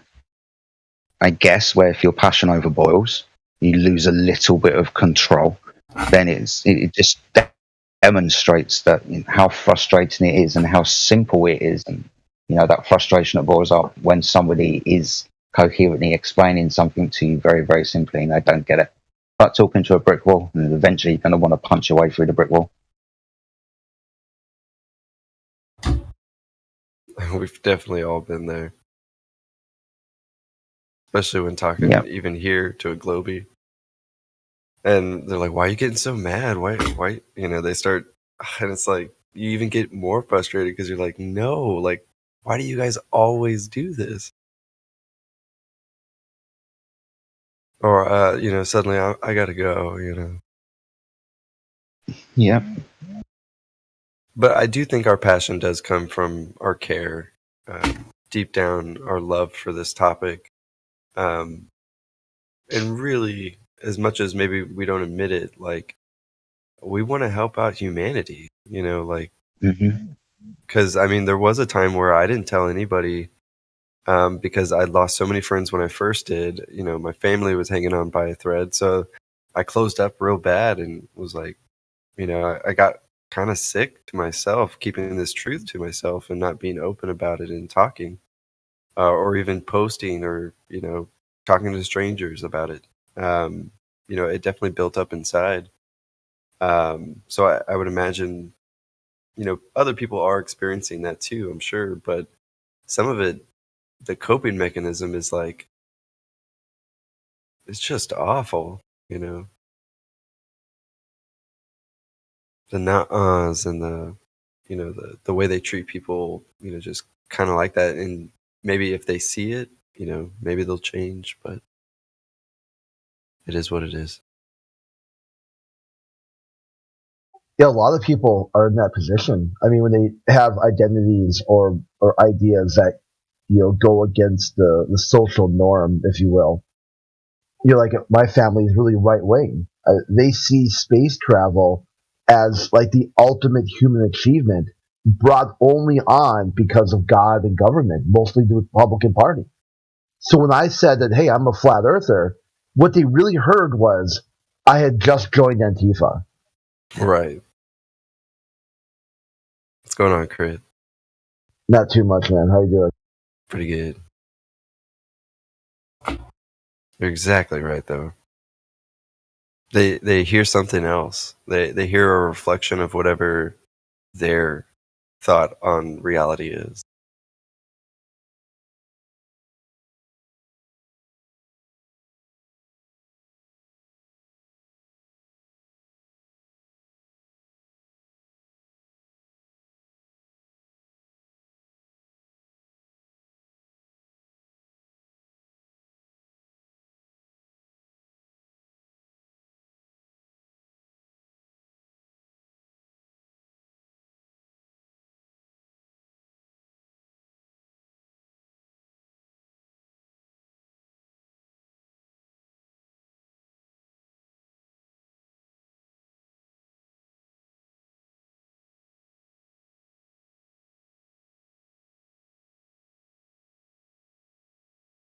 Well, whatever it is, it definitely comes back, I think, to the critical thinking skills.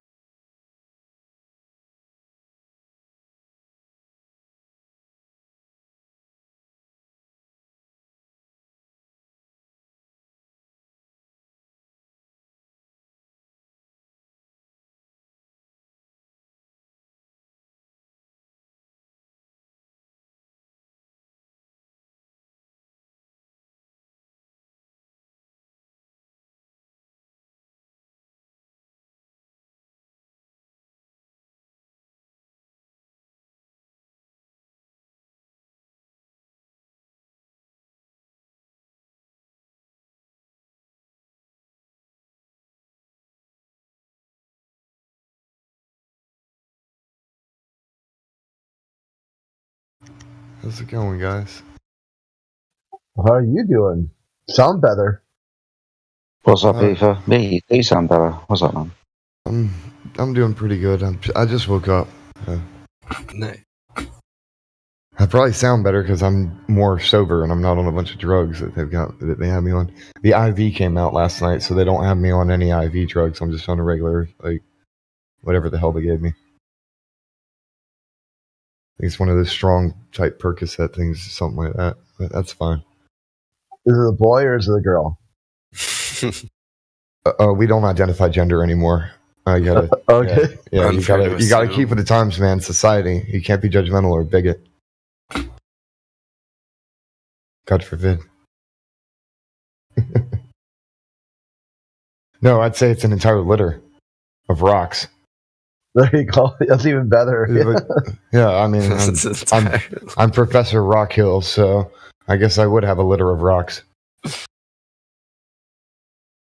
It's hilarious. Ah, jeez. Well, I hope you're doing better, man. Yeah, well, I'm in better spirits at least. I'm ready to go. I want to get out of here.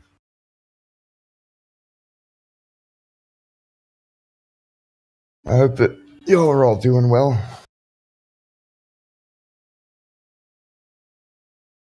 Same stuff, different day, I'm sure. Doing well, man.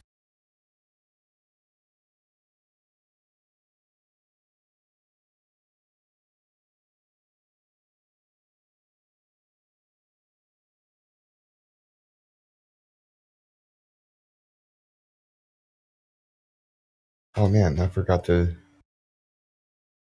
do that. I just remembered that Chris had a new profile pic, and I made a card out of it, but I didn't post it. Oh, you legend. Thank you, mate. See, I did actually think when I changed my PFP, Ether's made a card that's going to be really annoying. But I also thought that it's probably really easy for you to make again. So I appreciate that, man. That's really kind of you. I like my new PFP. I may have to flip it though, so that because the way the thumb is, it's covering up the best part of the picture. Hey, it's censored. It censors it for you. Definitely looks good with that gold, Chris. Oh yeah, it does. It kind of pings with that gold, doesn't it? Yeah, it does. I like it. I like it. Yeah, it matches it.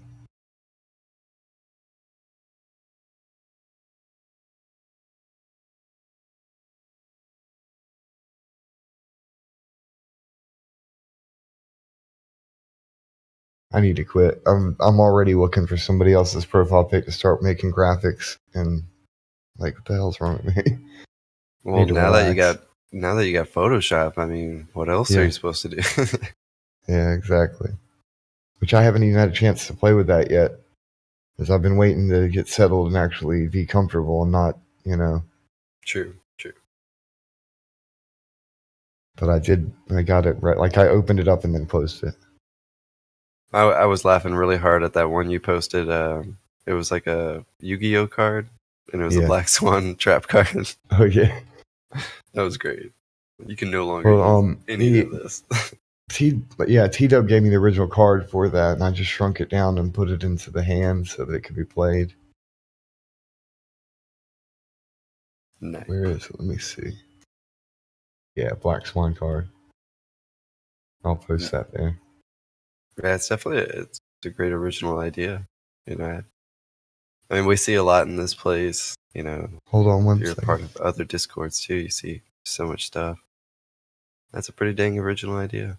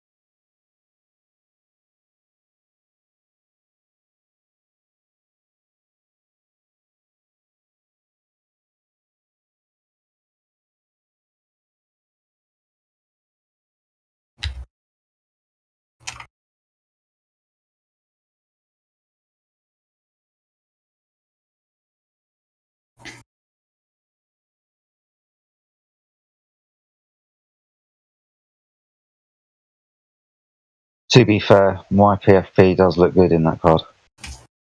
I like it. Thanks, Ether. It does look good. It does.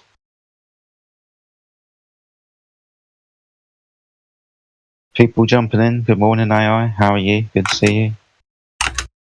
Who else jumped in? I missed that one. Mirror, was that you? But good morning, everyone. Hope you're all well. It's just currently after 2 o'clock this side of the Atlantic. I haven't got a fucking clue what time it is for you guys. I don't know, 9 o'clock in the morning. Something like that. Morning here. 8 o'clock, yeah.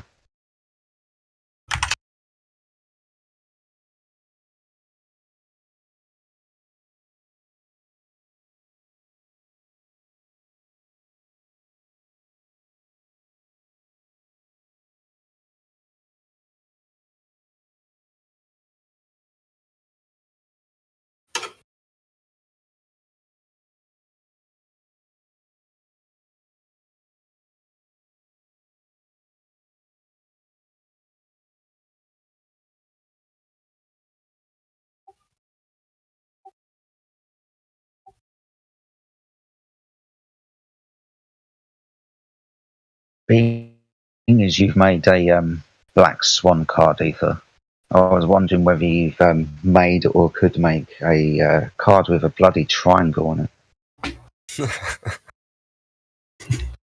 Yeah, like what? Like so, the flat Earth side will have like the Black Swan and other some things like that, right? Just I know there's more, the sextant and whatnot. Like what's going to be like the power card on the globe side, like photographs from space? Yeah, that's all it is. That would be all it is. A picture of the blue marble, for example, because all they have got is pictures from space, and everything they've got derives from this picture of a ball Earth. So yeah, every single time that the Earth is a ball, we've seen pictures from space. Yeah, but they have to. It feels like for a game though, a board game, they have to have more than just I've got the globe space photo card. You know what I'm talking about? The DeGrasse Tyson card. Yeah, it's like social media propaganda, or censoring flat earthers on or censoring on YouTube or government censorship. You're like, and then the blue marble, blue marble 2.0, or Photoshop, right? Like you gotta give them cards. Yeah, there we go. That's a good one too. Like you have to think about why they would lie. Like some sort of meta thing. It's like, A, like B, C, or whatever, and then the other player has to pick why they would lie, or like they lose a turn or something like that. For me, the big card for in that side, it will be this one, a curve level. Oh yeah, like ambiguous words, right? Yeah, you can tell it's curved by how straight it looks. It's that straight that it's curved. They'd have Eratosthenes as well, Oh, yeah. Albert. It'll be Eratosthenes card. Yeah, exactly. Some Greeks, lots of people. There you go. We're going to have to play the lots of people because everybody believes it card. Scientific community. Yes, exactly. It's scientific. Yeah, appeals to authority, that type of thing. Yeah. Fact checkers. Like they have a fact check card. Like the flat earther plays Black Swan, and then boom, fact check. Those oil rigs are bent. You're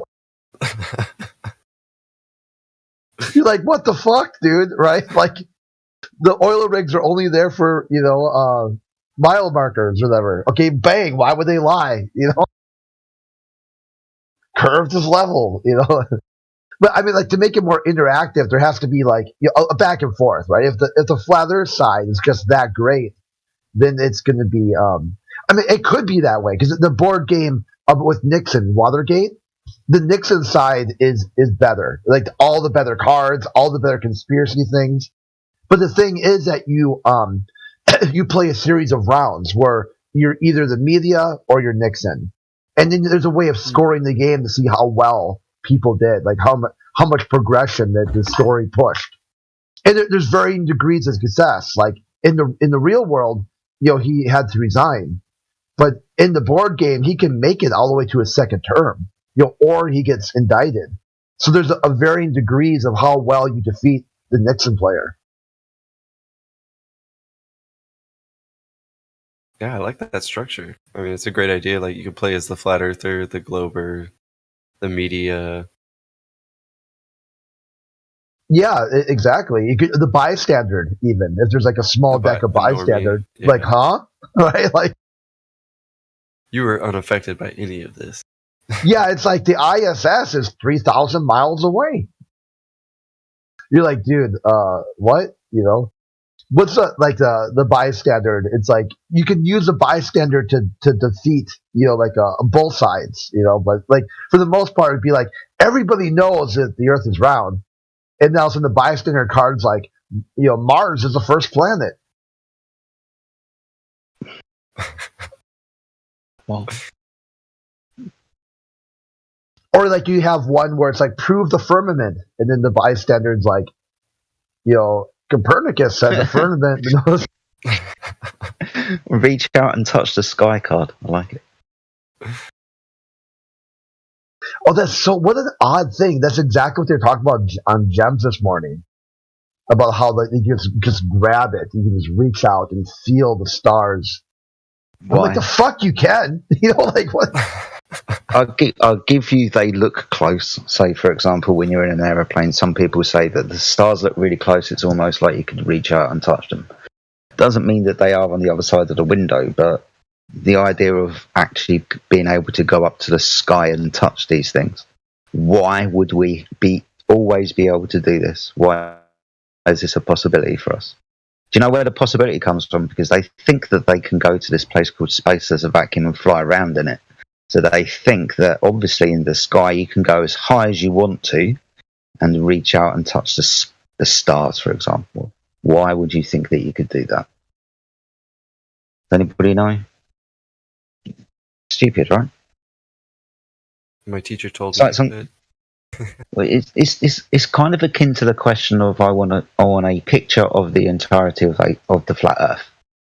Now that picture of a blue marble is a blue marble, and only one side is illuminated. They can't see the other portion. So any Earth that we present them would literally have to fill up more within the field of the picture than their ball Earth would. Second of all, there's only one portion of the Earth that is ever illuminated by the sun. So it's going to be very, very dark out there. We're not going to be able to see a fucking lot. But ultimately, we would have to get further away than they say that they have to take a picture of the Earth. Why do they think that we can do that or should be able to provide that for them? We've got to get twice, if further away than they say that they have to. And we wouldn't be able to see the Earth anyway because most of it would be in darkness, right? It's crazy. Go up into the sky and do something. Go and touch the sky. Go and touch the stars. Go out and see the curvature if you can. They don't even think about it. They don't even think about what they're asking us. That's the thing. They don't understand. They just throw these questions out. Go up into the sky and turn around and tell me what you see. Mm-hmm. Why haven't you got a picture of the flat Earth? Yeah. This is why. The Earth is that big. It's bigger than you think it is.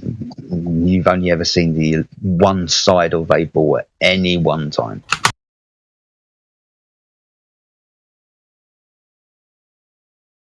It's so true, though. I mean, because most people haven't seen it, and even myself with a drone, I've only taken it up, once or twice to a range that was like, even the highest I've gone is like 1,400 feet, right?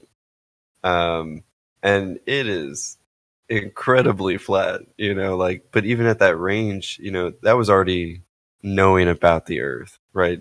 I wasn't doing this as a glober or anything like that. So it's something in the mind that is just like, they can't see it, until they've really actually picked it up for a second and start to look at it. Because I do get why the first question is always like, okay, well, where's your model? Because because they really are used to be. I mean, the teacher pulls down the map. Here you are, or she hands you a globe. Here you are. They're so used to this at such a young age that the first question, unfortunately for us, most of the time is, okay, well, what does the flat Earth look like? And it's best to just kind of look at it in that way, right? And start to realize that no, it's the reality that you are in. You know, what tells you that you're in a galaxy? I like that question that Mimas asks people. You know, like, how do you know you're in the Milky Way galaxy? And they always like point to the sky. And I'm like, what? You know, and it's of course because they've been shown that they're on the object. Right. And I do think it kind of gets biblical too. Like, that's the reason why they had to zoom out and show you, like, here you are. Because it was almost like they were claiming God's eye, you know? And yes. So, like, even when they ask that here, okay, well, where's a whole view of the flat earth? And they go, I'm not God, you know? Mm-hmm. Quite literally. And they're like, what? You know?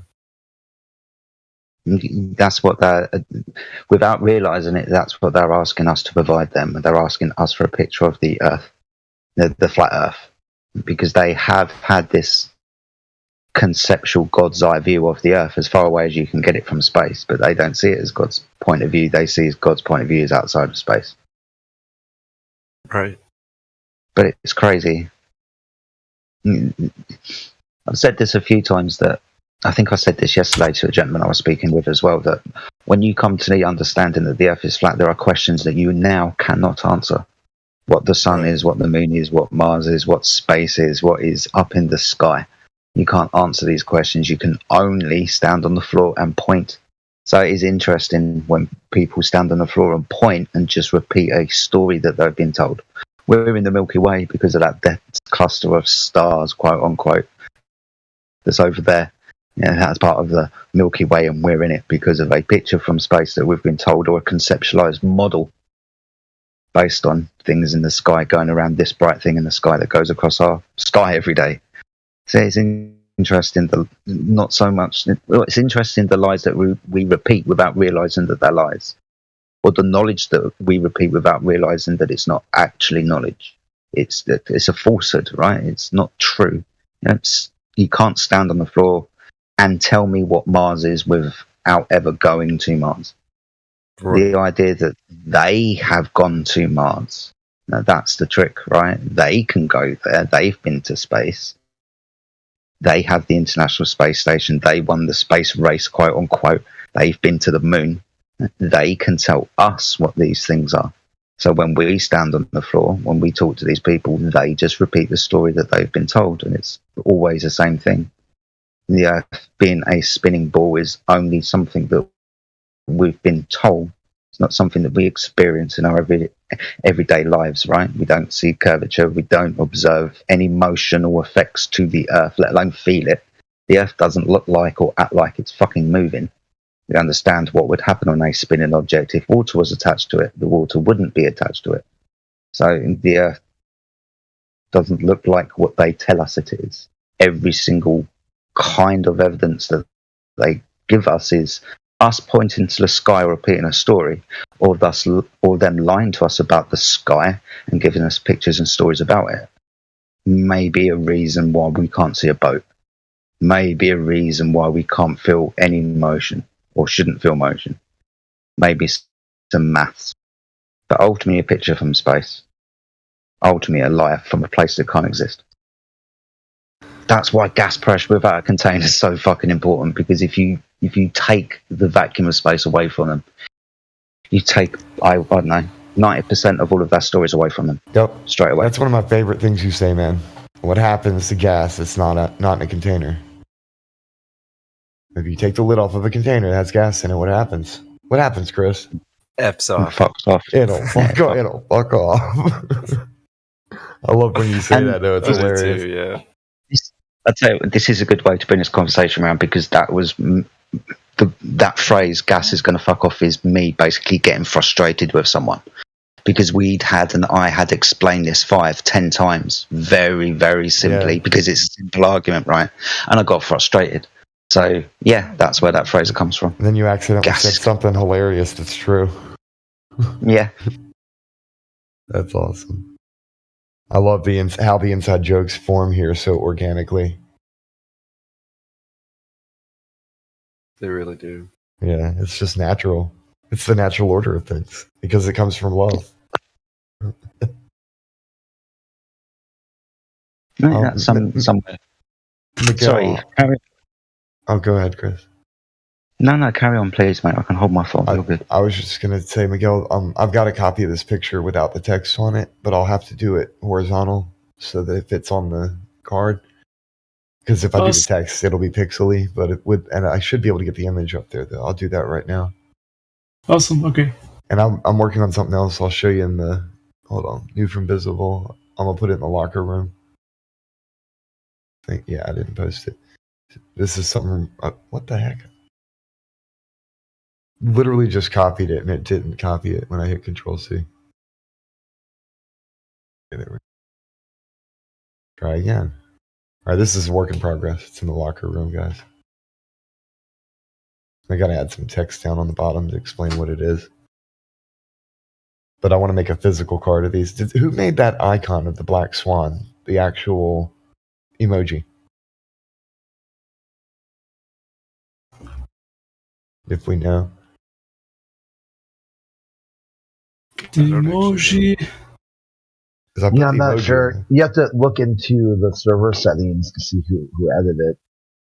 I can't check that. Somebody else can. Yeah. But I wanted to know if they actually made that, and I was going to kind of either ask permission to use or whatever, give them credit. It's not like I can fit it on the card, but if that's another inside joke from the server, it's cool to have on there. Hold on 1 second, guys. I'll be right back. The doctor's in here. I'm going to go talk to him. Are you talking about this emoji? No.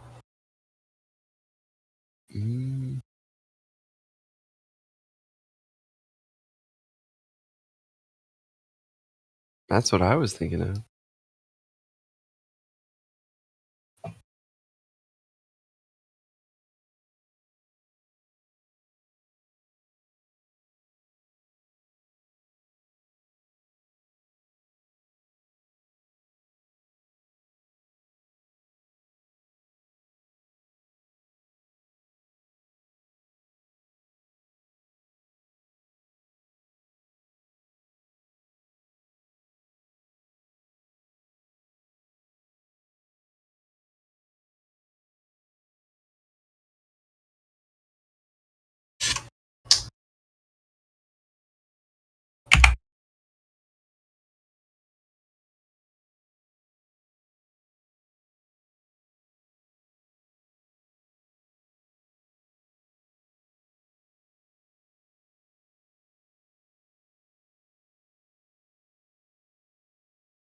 Someone did this one.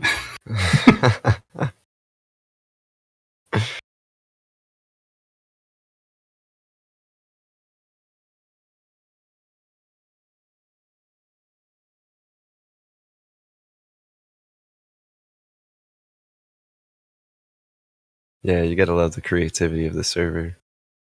Whether it's music or graphics, we've really covered just about the entire spectrum.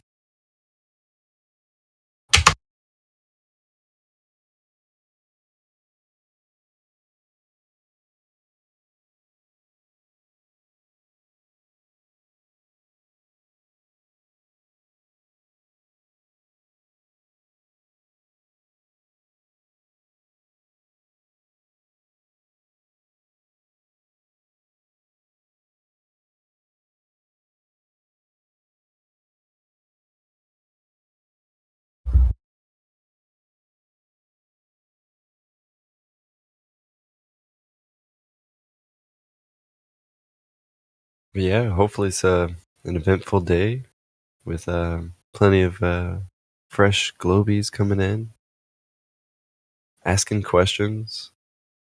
I mean, that's really what this place is about, is learning. Most of the time, I think the globe side thinks that they're teaching us, and maybe that's like the first sort of cognitive diss that they experience, is they're like, wait a minute, they're teaching me. But either way, it's a good time. It's a patient time. We're willing to work case by case. to help everybody out, realize what you're on and where you are. Not that I could say exactly where we are, but honestly, that mystery is just as exciting too. So.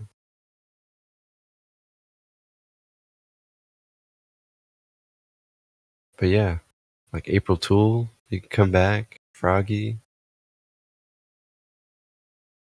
Bad Boy.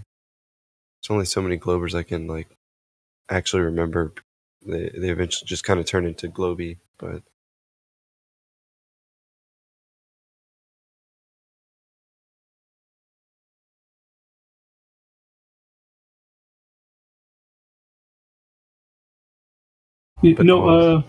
I just some of these Globers, they need so many things, They ask, what about this? What about this? What about this? For me, it was simple. Yeah. I was traveling by train, but of course I saw, 1 year before this, I saw this idea of the ice around us, and the continents on the same plane of, and water on the same plane of existence. But okay, so this was from a few guys from Brazil. But that day when I was traveling, here in Portugal, from Lisbon to Porto cities, this between those two cities, there's a coastline where the train, is passing by, and you can see clearly the ocean far away.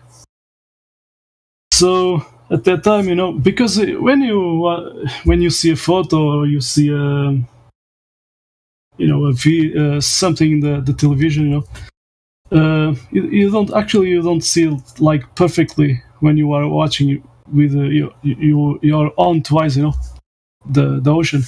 So you see perfect, with weather, good weather conditions. You see, perfect day. You see, clearly, So you see this horizon, and So I was traveling, and suddenly I was watching to the window in this train, and man, when you see it, always perfect level, the horizon. And at that time, man, I was asking, so these guys are doing this rail train, perfect level, and so I'm watching at the same time like 1 minute traveling, and I'm watching the horizon always flat. Where is the curvature? Sideways. I never saw that. So, yeah, that for me to wake up, I just need that. And even without knowing all the things, how they work, the sun and the moon. Okay, so at that moment when I saw that, and then I remember that at school I was doing calculations according to sea level, but never question about why the level is sea. The sea is always level. Then I recalled first time I hear about flat Earth was at public school, talking about the Portuguese navigators, sailors, 500 years ago. So yeah, at that time I saw it, and I wake up, and I was remember that too. The Portuguese talking about flat Earth, so it is. So they knew about it. Yeah, so I just need one proof, not and these Globers are keeping jumping. What about this? What about this? What about that? No curvature. Yeah, so no curvature. Forget anything but talking about that curve. The ball.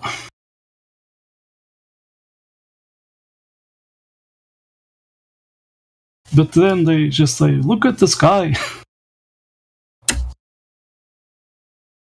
Well, I tell them too, like, when you look at the sky, because I definitely had the same thought after waking up, is like, I then looked at the sun and moon, and I honestly got a little like scared, like, oh my gosh, what are they? Are they alive? Are they looking at me? Like, Can I feel them? Can they feel me? I had tons of questions, but eventually you just kind of realize, well, I'm really thankful that you guys are doing this. And God put you here. Not sure how, not sure why, but pretty thankful, because I would say the light is clearly what really shows off all the beauty of all the objects here, all the fractals and all the energy. But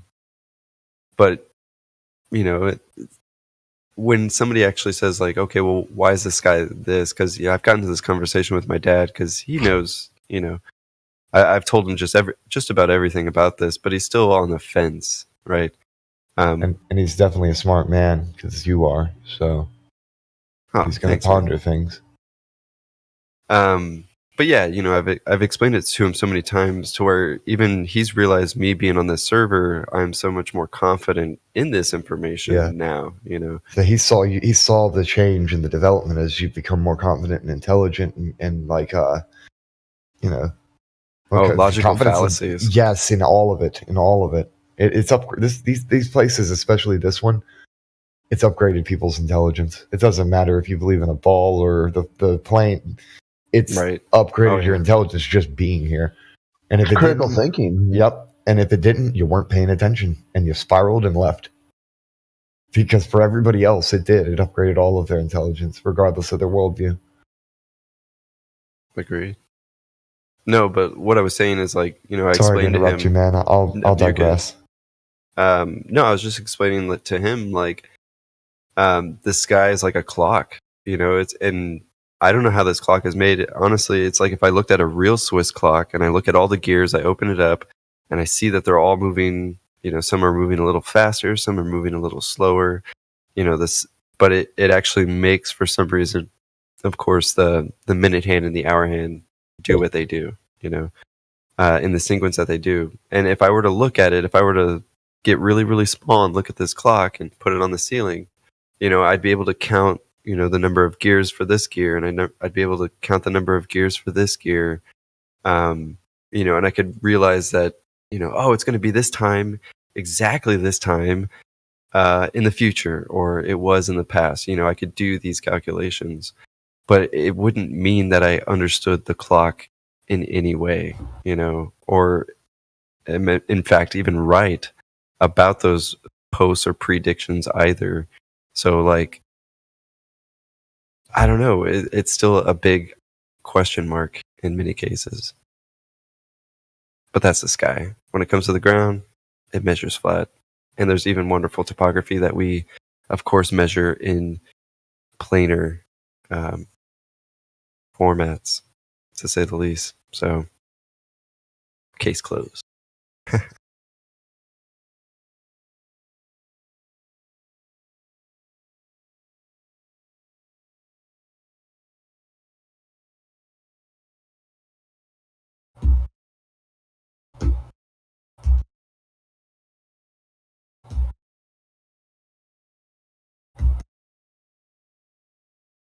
But yeah, I didn't take it as an interruption, Ethergrass.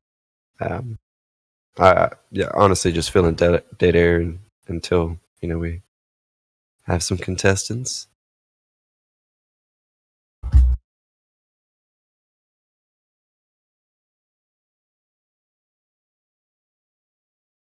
We all are collaborating, so it's not an interruption. It's the way of life.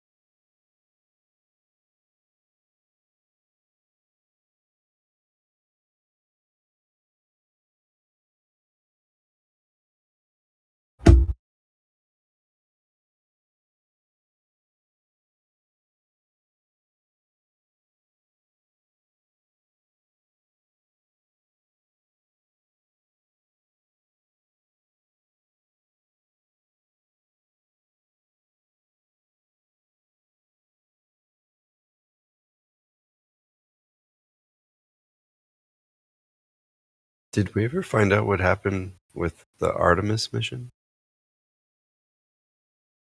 The last one, or Yeah. the current? They supposedly they sent something around the moon and it came back, and the timeline was all kind of fucked up. You know, like it took weeks for it to get there. Right, I remember all the delays. Yeah, well, I mean, not after it launched even, because they kept kicking it back. You know, like there'd be a storm, like a hurricane would come through, then there was a leak, then there was another leak, and then it leaked again. Then they had to take it apart and rebuild it from scratch. You know, like it was just too big. Then when they finally launched it, supposedly it went around the moon, and they took a picture of the moon, but the moon looked like a teardrop, like it was not spherical shaped at all. Pear shape. Yeah, it was massively it was beyond pear shaped. It was like the one side of it stretched off the view of the camera. So you had like, you know, half a moon and then like, you know, like basically like a tear, like a raindrop look. So then they came back and the thing splashed down, but they supposedly recorded all of it, but the splashdown was just still images.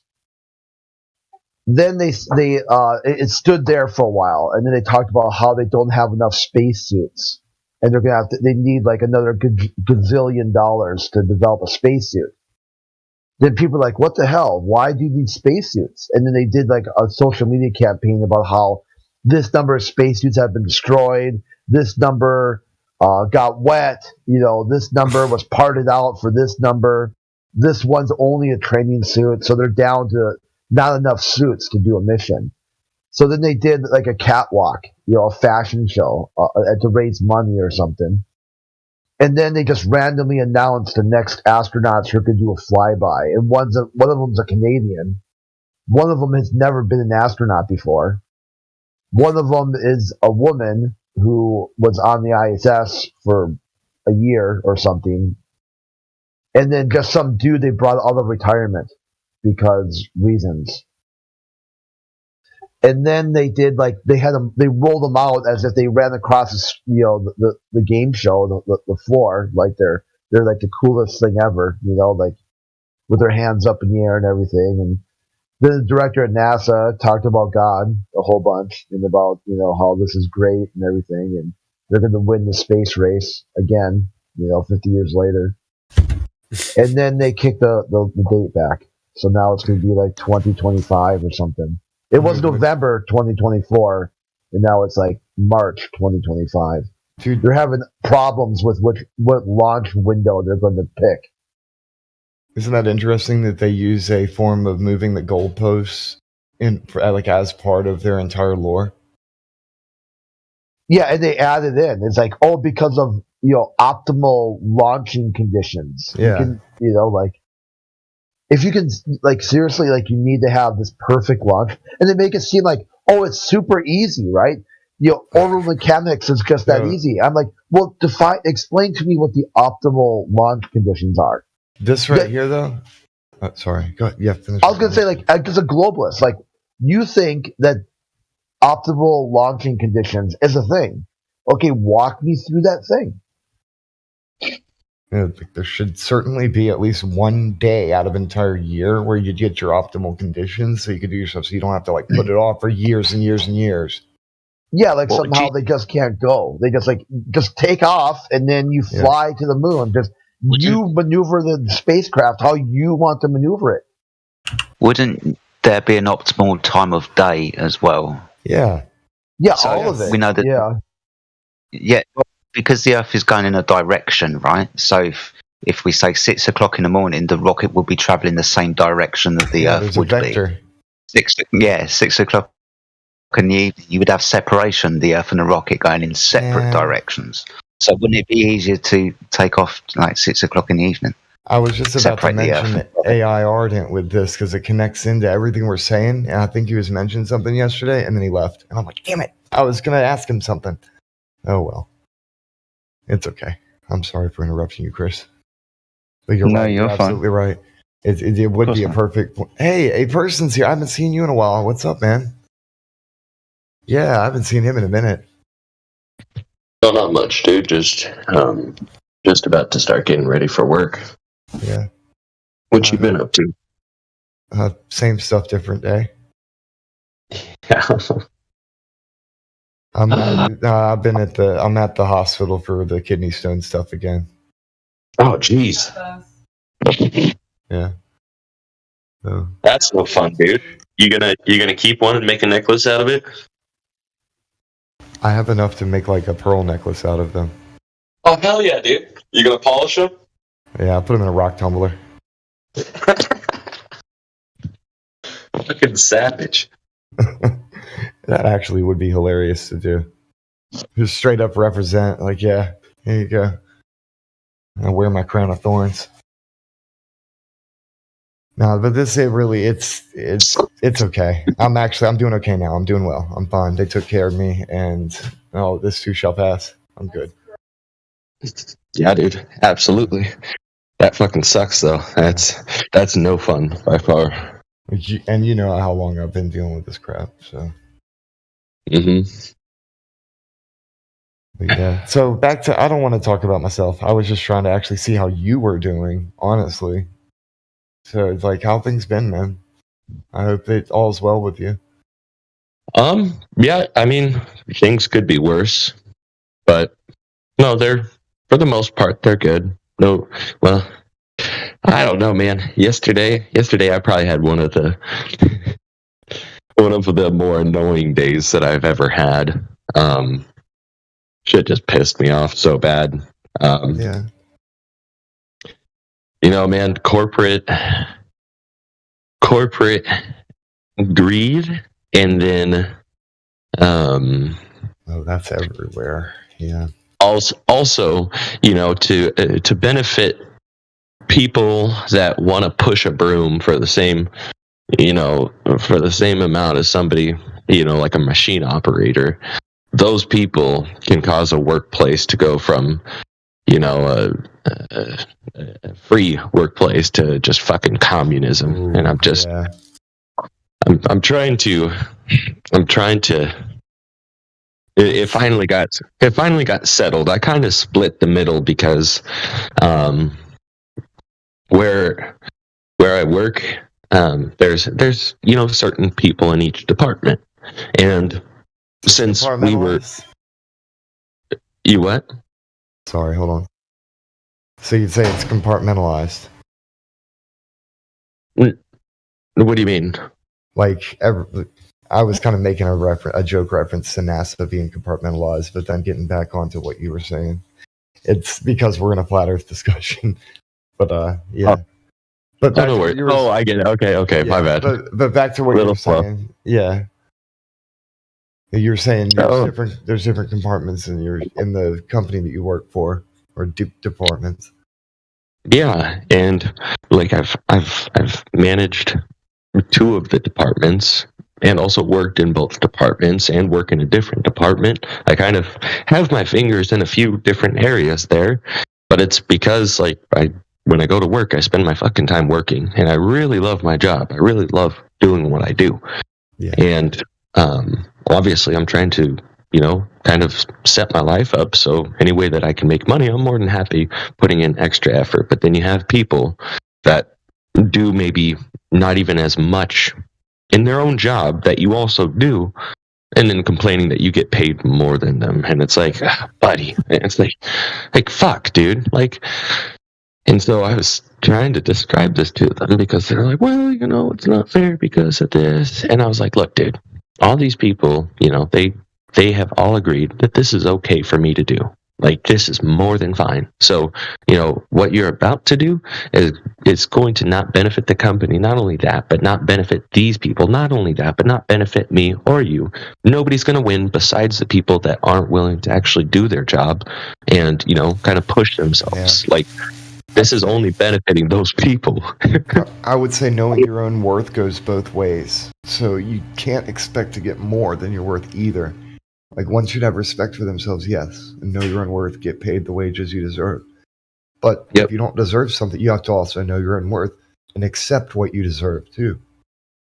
Oh, yeah, that's something I told to him, too. Or that's something I told him. I was like, dude, you can ask this person, and this person. I was like, being that I've, there's some days where I make like, a solid amount of money, and I'll tell that other person, well, since you spent all day with these people, you go ahead and keep the whole thing yourself. Really, dude? Yeah, absolutely. Don't worry about it. I've done that multiple freaking times just because, if I'm off doing something else, I could give a shit less. I want everybody to be happy. But then it's when people start fucking jabbing me in the back, and, it's like when things were... You recognize that a worker's worthy of their wages, and that's how you live your life. And then when people try and act like you're being, underhanded in any kind of way, and you take righteous anger and offense to that, because that's yeah. I told my other boss, like both my bosses, I think. There's the owner, then there's 3 other managers, and all of them really like me, but it's like there's obviously the head manager that's trying to kind of appease everybody, and there's a way about kind of going about that, and it's like, fuck, dude, like and to an extent I understand that. That's why I kind of met him in the middle in regards to what they were trying to do with my pay schedule, and so I took a cut in one area, but not as big as they were initially going to do it. Like I said, we met in the middle because he was going to fucking gouge it. And I was like, Dang. Bud, I was like, no. Yeah, that's attacking your livelihood, bro.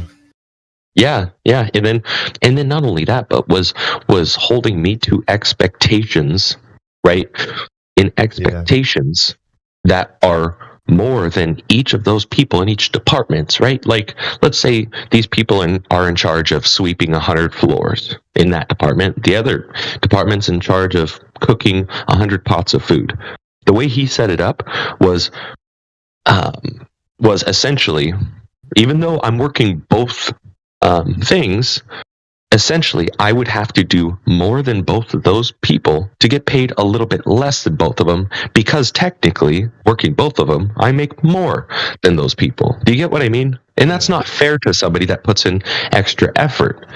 You get what I mean? Yeah, like you don't have to be doing all this extra stuff that you're doing. You could just be doing exactly. Check and go home. Exactly. And then somebody else walked up to me, and I said it right in front of him. And I because there was another edition made, and I said it with a fucking smile on my face. He came into the sales office, and he's like, hey, you've been talking to this guy for a while. He was actually here to see you, asked about you. You didn't have an appointment or anything. Would you mind going out and talk to him? Like, I'm kind of with people. And I was like, nope, because I won't be on half. And he looked at me, then looked at the sales manager, and the sales manager kind of like put his head down. I was like, well, fuck you, dude. I was like, you want to make all these little fucking rules that benefit other people and not me, somebody that works hard? No, fuck off. Yeah, know your worth, man. Yeah, it just sucks. It felt like a fucking slap in the face, to be honest. After the time and effort there. That happens a lot. The people who they think they can use like that, they'll try and make them do more work and take a pay cut. Meanwhile, other people, I've noticed that a lot. But it only happens to people like you, like the good people. They only do it to the good people because they know that they know that good people will feel a certain kind of way and try and do good, and so they try and manipulate them in that way. But I've seen this happen before. The same thing, but No, I've seen it happen multiple times, and so my resolution to this, because the pay schedule that he's making for me, which now that it's been resolved, is a little bit more competitive, which now it's fixed a little bit better to where I can actually make more than I was even making, which is nice. Yeah, I can, but I was initially where he was setting it wasn't worth the work, and so I just flat out told him, I was like, all right, man, no, let's just set it up this way, and I only want to do this for this amount of money. Like, pretty much what I was doing before, minus this. I won't make anything, extra above and beyond, but I'm gonna have my solid pay so I can afford, to have my kids, I can afford my car, my everything, I have bills. And I told him that. I said, I'm not gonna take that risk. I said, if you want, to make it even for them, fine, pay me what they get paid. That's great. That's great. We'll just do that. And he's like, well, and I told him, I was like, but let me tell you one thing. Like each of those customers, all of those deals that I put together, those were my deals. Those were because of me. And those are people that I spent time with. Not like the other department. They don't do that. So for the fact that they're mad that I'm getting paid more than them on things, they can be mad all they want. You should have told them to shove it up their fucking ass. But he didn't. He's trying to appease people that aren't willing to either do more or accept that somebody else does more than them. They want to get paid the fucking same as somebody that does a lot more than them. So I did offer that to him, and he shut that one down really quick. This is fucking funny, actually, because that would have been literally me working a lot less and having a fucking super cake time at job, like just pretty much not doing shit. Like I can make a solid amount of money just really not doing shit. But I don't want to do that. You know what I mean? Like, I'd rather benefit me, benefit the company, benefit other people. But it can't happen if you're going to gouge the fucking person for working hard. Just stupid. Yeah. I think the problem is actually, like, in the culture. It's not just your company. It's everybody wants a fucking handout.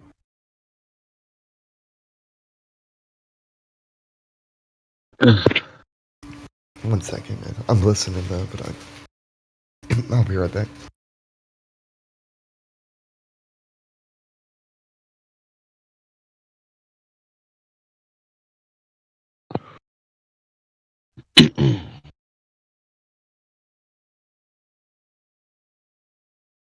Alright, I'm back. Yeah, I think this is just a problem that's like worldwide though. It's in the culture. It's corporate culture. Yep. Has to do with company politics and greed. Laziness, too. Yep.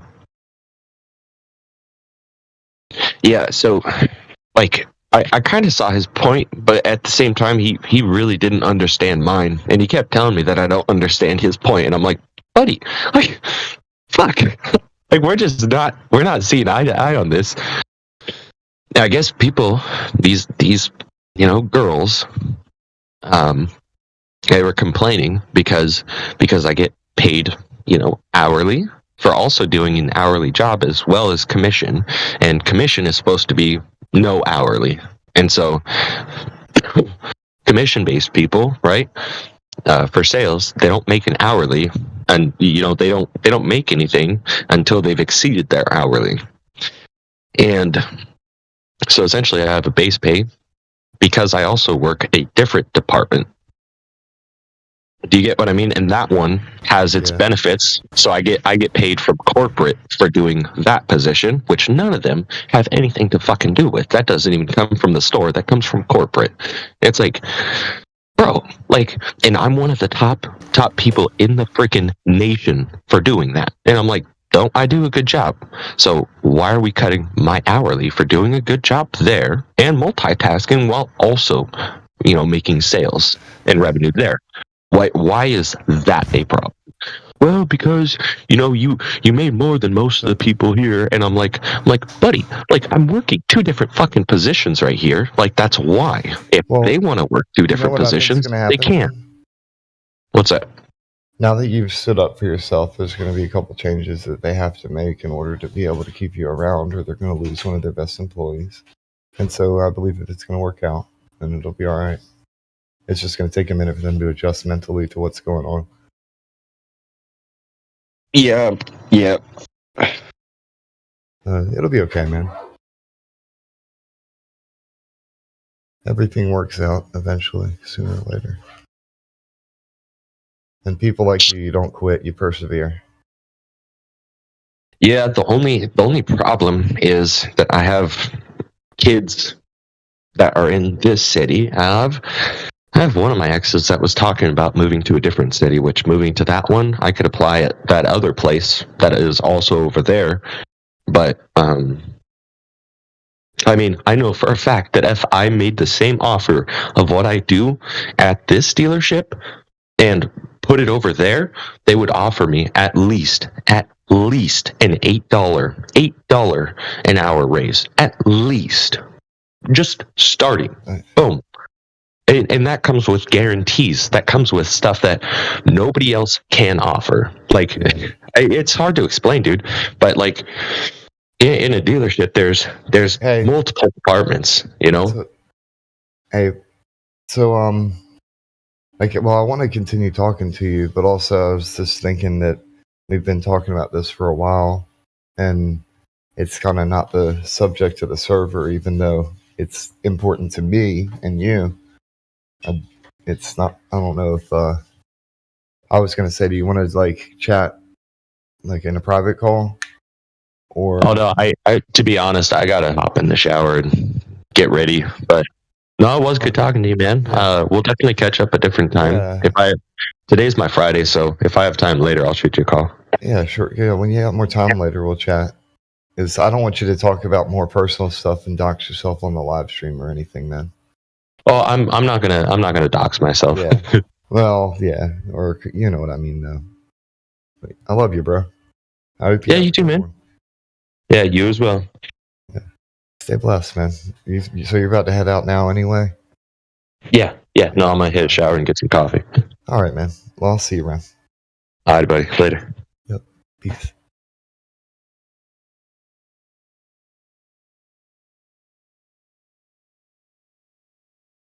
And now there's going to be dead air and silence because there's no more conversation. Hey, Jedi, you still around?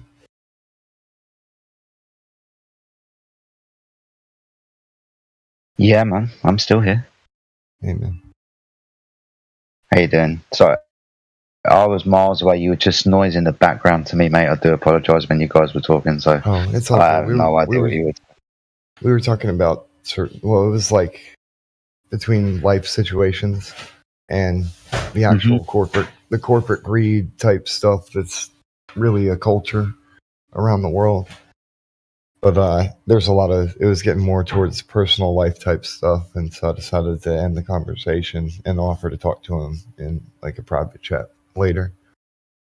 I wanted to try and get it back on topic. That, and I'm trying, maybe I'm just overthinking, but I like to protect my friends. Oh yeah, no, I understand and appreciate that, buddy. Got to try and keep it on topic as much as you can and stop people from going off the rails and diverging too much information, I guess. Yeah, but he was on point about a lot of stuff. That's exactly how the culture is here, and it's not just America; it's around the world. Every first world country is in that rat race.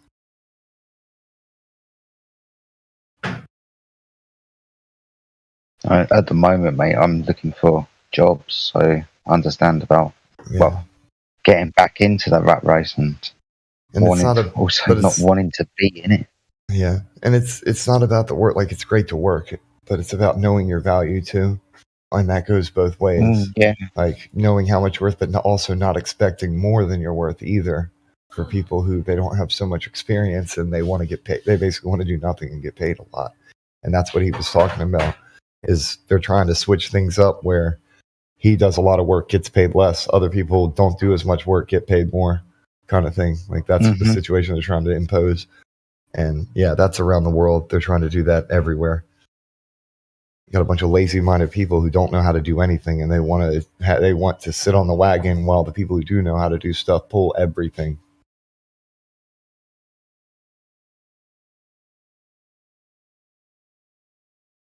And I think it's engineered into people's minds at this point too, like that social engineering type stuff. They want people to think that way. 100%. I feel for him. He's a hard worker, and I don't like the word pride, but like more like in the to use it colloquially. Well, I can't even talk on drugs. Colloquially, you know what I mean? That thing. Yeah, I understand. He takes pride in what he does, though, and it's not like a pride goes before your fall type thing. It's more like he has self-esteem in what he's doing, and when he's not treated for the proper value that he's actually worth, it's offensive. That's a righteous anger thing, though. That makes sense. Mm-hmm. Everybody should get paid what they're worth. A worker is worthy of their wages. I think I was thinking colloquially or something. That was probably the closest pronunciation I've come so far. Yeah. My tongue's not working I understood right. you though, buddy. You're fine.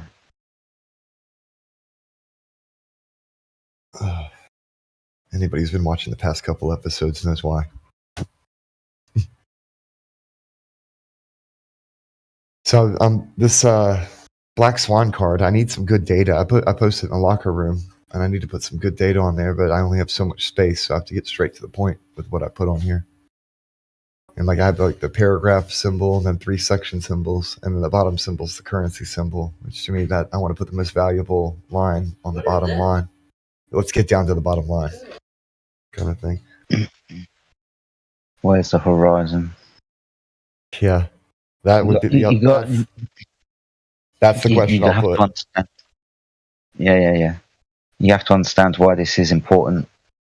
This picture, why nobody knows why it's a black swan, but why this image is important of oil rigs. People are just going to stare at the oil rigs. Yeah. Why is it important? Get very specific as to exactly why. Yeah, exactly. So I don't think you're going to get away with having something very small and sharp and concise to the point with the amount of space that you've got. I need to put in more horizon. Well, though I can use I can create icons and other things to point to certain points that'll display information as well. So I'll be able to compress information using images. I just have to add more to it. The picture of the swan's not done yet. I just had to get a copy of it. It didn't have all the text on it so that I could format it. Okay. Yeah, work in progress. But the bottom line is, where is the horizon? So that's the question I'm going to put there. I think that was a great, you said it perfectly. Well, it's where you always get to after all of the explanation. It's like, where's the horizon? It's a good idea, actually, to put questions on the bottom of all of them. Something poignant. Kind of like that turns the cards into a Socratic method. Yeah, that's always a good thing. I'm not sure if you'd be able to do it with every single one, so be fluid.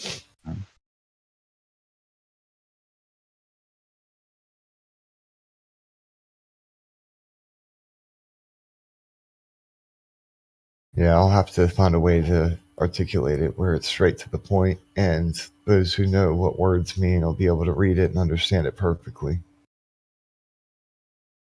without any confusion, which is the primary objective of these cards, is to just be truth without confusion. Mm-hmm.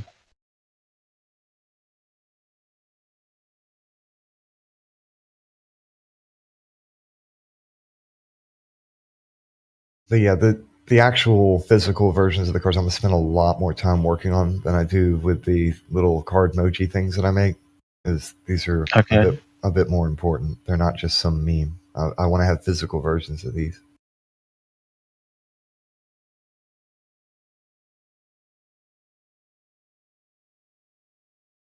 I have a bunch of different ideas for them too. I'd like to gift them out in certain ways. You do kind of like a giveaway thing. It'll create a card economy too. And they're just neat to be able to use like in person during conversations. There's a bunch of other things that I'm going to do with them as well, because I'm going to use them for when I'm homeschooling my children. Hold on a second, guys. No problem.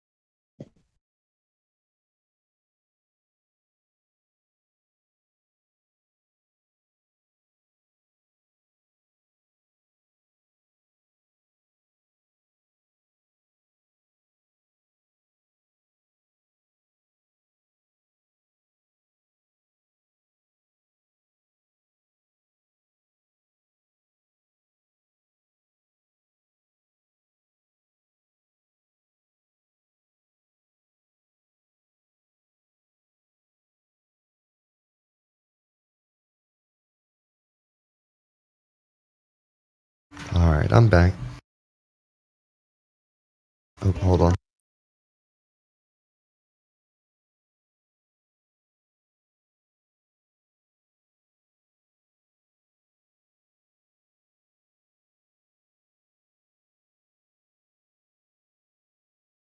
And her Dave checking in briefly. We've got any new people on here. What's up, Dad? Mr. Dave. You have the floor. You guys realize that many of our fellow humans continue to maintain a false belief in their paradigm of existence because they haven't properly investigated it, in my opinion. I agree. I concur with that statement. I would say the vast majority of the people still maintaining this globe belief have not investigated the globe belief. Anyway. Hope everybody's well. There's no new people on here right now. Doesn't seem to be anybody new. Whole panel full of globe denialists. Let's continue. The Knights of the Round Table gathering together.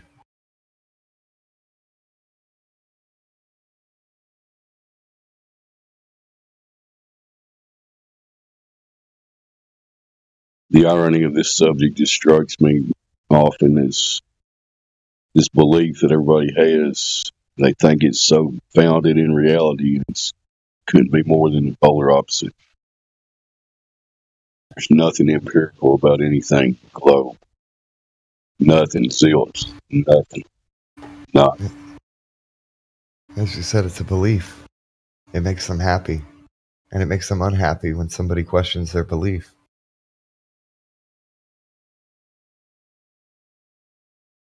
And they spiral when they can't provide evidence for their own belief system.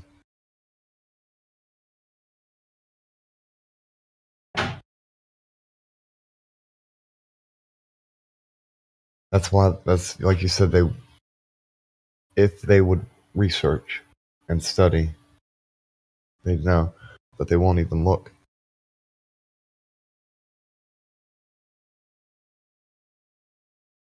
Yeah, that's the major hurdle that we have in this discussion, is just trying to get people below the surface level, past Professor Dave and people like that, you know. Yeah. There's too many people. They just see this bullshit and they just write it off. You know, those people are stupid, you know. Yeah. Whatever. They come in, oh, you're a flat earther, and they'll think that that's some kind of argument. They have a straw man in their head, and then they'll use that word, and then that's just a disparaging term that they think they can hand wave away everything and anything that is said.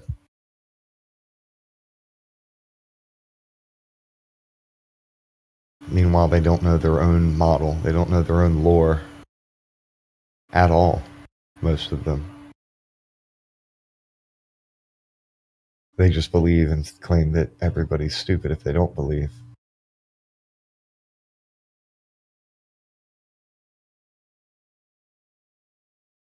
Yeah, it's got to be a very small group of people that have actually absorbed and, you know, considered this information and still maintaining their belief in the globe. And I can have a bit of respect for that, because they actually are, it's a belief system for them, and they're completely in it. They're collecting every aspect of it, and they're absorbed by it, and it's their world. Their whole lives and world are dedicated to it. Yeah, some people are sunken cost fallacy. They've got so much stuff invested in it, they just can't. They can't accept reality, to put it bluntly. Yeah.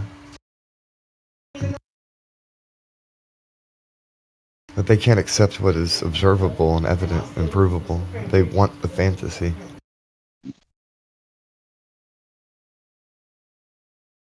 I know it's tough for people. It's, you know, I'm sorry that it's not a globe, but it just ain't. And it's not our fault, you know.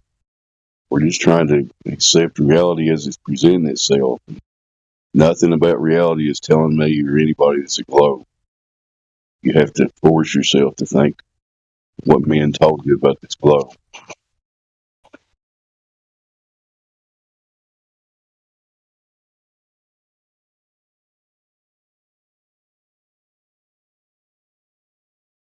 When you go to nature and you let nature speak to you, it's not saying globe. Not in any way, shape, or form.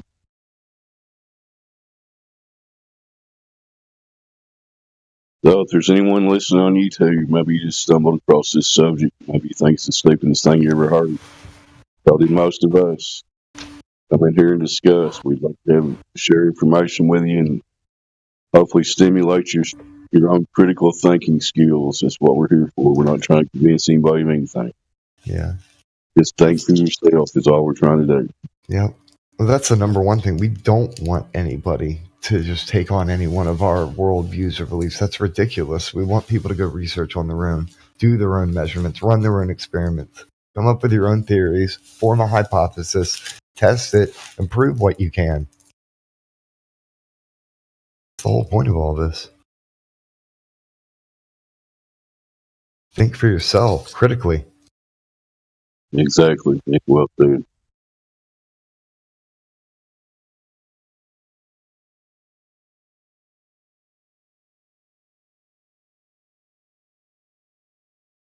This is like a little outpost of critical thinking here, that we're not here to convince you of anything that all of us think, some kind of group think. We just want you to try to look at nature in reality and try to accept it as it's presenting itself. There's something wrong with that? Maybe. I don't know. I just know there's nothing empirical, testable, and repeatable about this globe idea. And it's time for this globe idea to just go away. It might be generationally that's going to happen, but at least we're here fighting the good fight. Anyway.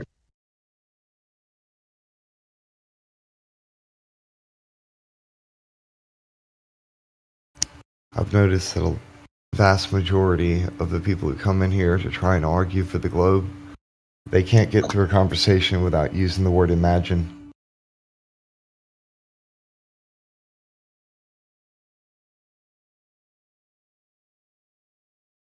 Yep, anytime somebody's trying to give you some kind of globe evidence, they usually start with imagine or if. Yep. Or that wouldn't work on a flat, or this wouldn't work on that because this, and then they'll come up with some kind of completely non sequitur argument. Yep. They have to throw in the flat earth straw man, the pizza in space, or something stupid, that we never claimed. And then beat that up and then feel better about themselves. That's all they do. It's pretty much like if a bunch of children ran into the living room of a complete stranger's house and started beating up and punching a bunch of stuffed animals, and then pointed to that person and claimed victory as though they just defeated them. And then they run out, leaving a bunch of fluff and stuffing everywhere. Yeah.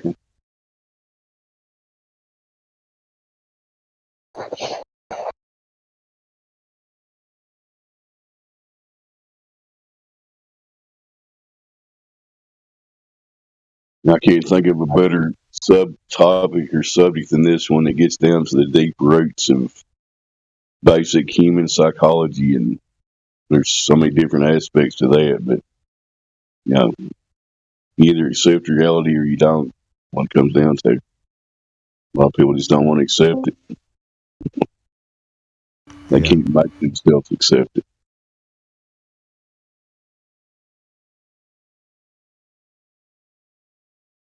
They prefer the delusion. They prefer the lie over the truth. Yeah, they're like that one guy in the Matrix. They want to eat the steak, right? Yeah. Wants to go back. He knows it's fake, but wants to go back.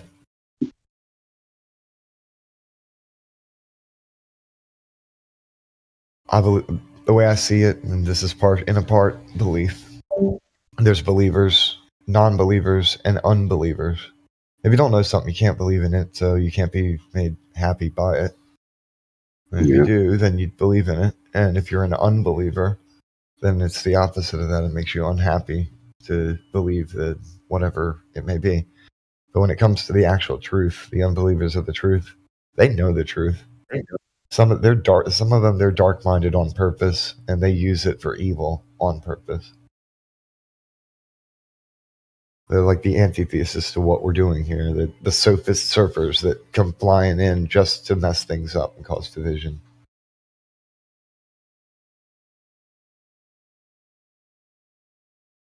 Yeah, there is hopefully a small percentage of people that they're actively, they know what they're doing, and they're trying to intentionally throw a spanner in the works here. Yeah, you know? It's not many. It's a very few, because the average person, they don't know what they're doing. The average person just believes the story, and they're like, "Why are you guys even questioning this story? We've been, they taught us this in second grade, so why are you even asking about this? We all know this." We call the ones that I'm talking about, we call them now anti-flat earthers, but they know full well what they're doing. Oh yeah.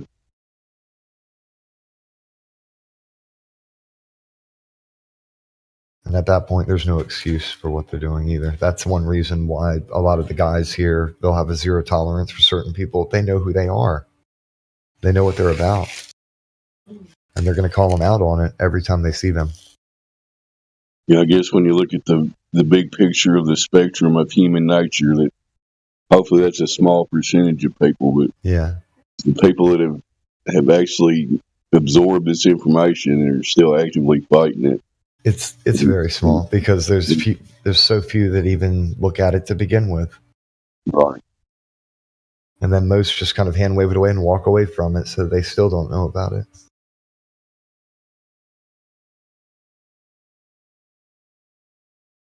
Yeah, I'd say the vast majority of people that don't even dig below the surface on this, they just assume that we've got something wrong, and they never actually investigate.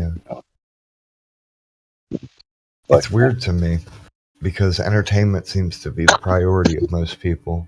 They don't care at all to educate themselves about anything. They just spend all of their free time engaging in entertainment. Yeah. There's a lot of people that do that, for sure.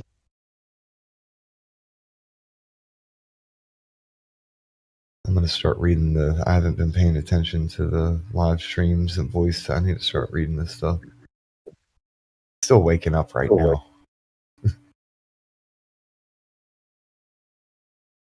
That's a good picture of a black swan. Save that. Very good. Hope you get done with all your medical issues here quickly and painlessly as possible. Thank you, man. I know what you're going through. I didn't have them severe, but I had kidney stones about 20 years ago. It's not a fun thing. Yeah. I wouldn't wish this on anybody.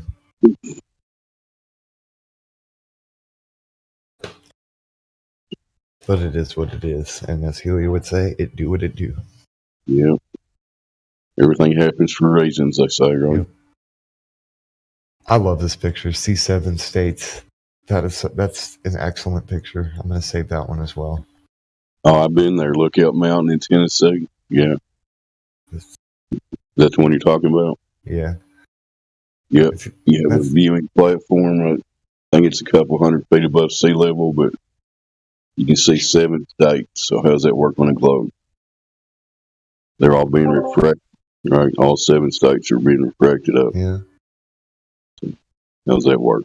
That's near me. I need to go there. Yeah. Well, I'm in Kentucky. So there's North Carolina and South Carolina right there. I need to go there. We can go there. We can visit that. Let's go there sometime. Anybody will have a flat Earth meetup there. That would be awesome. Show people how they see 7 states. Bring a P900 or a P1000 and put it right there, and then zoom in each one of those arrows, like face it in that direction, and zoom in all those directions. I mean, it's been a long time since I've been there, but and they've got signs and stuff there, telling you see 7 states, but they never say anything about the globe or anything, but it should be obvious to people. Yeah.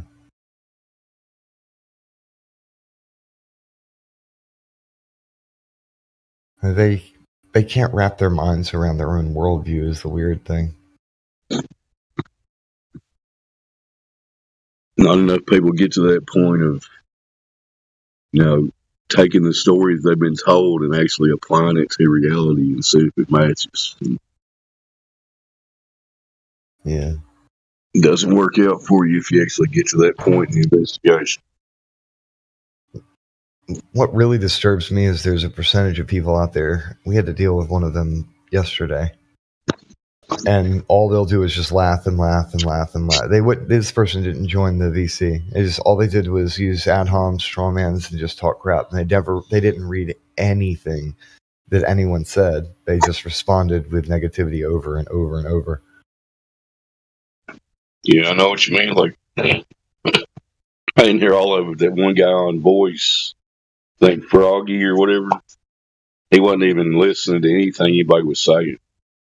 He was just there to parrot his next ridicule or whatever. He wasn't actually trying to actively listen to anything anybody was saying. It's sad when you get people like that. Yeah. They've got their eyes and ears and everything but their mouth shut.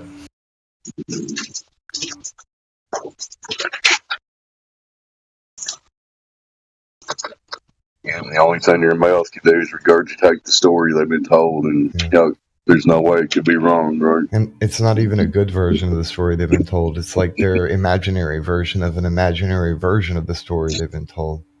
Right.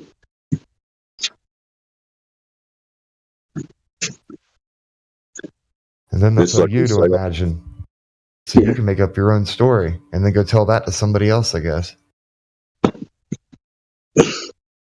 It's like it's pointed out on here often is the vast majority of the Globe believers, they all have little bits and pieces of this Globe story they think's true, but a lot of them contradict each other, and they never acknowledge any of that.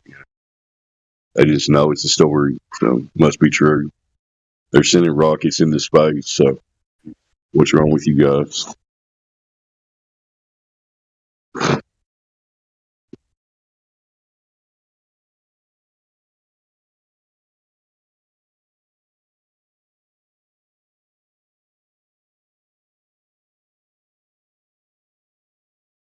Well, I only have a few minutes to kill here. Looks like Dead Air Dave's done his job, so you guys continue on and have a great day. We always appreciate when you show up, man. I just try to throw in my 2 cents when I can, and it's just go outside, people. Examine reality for yourself. It's obviously not a globe. You don't have to listen to me. Go prove it to yourself. Y'all continue. And there's 2 cents that's priceless.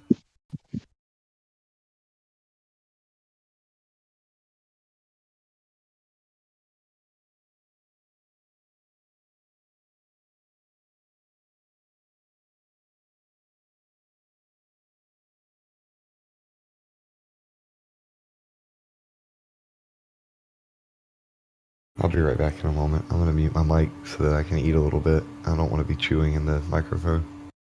I guess I could put a song on if nobody wants to talk. That ODD song about NASA lying. That'll give me enough time to eat.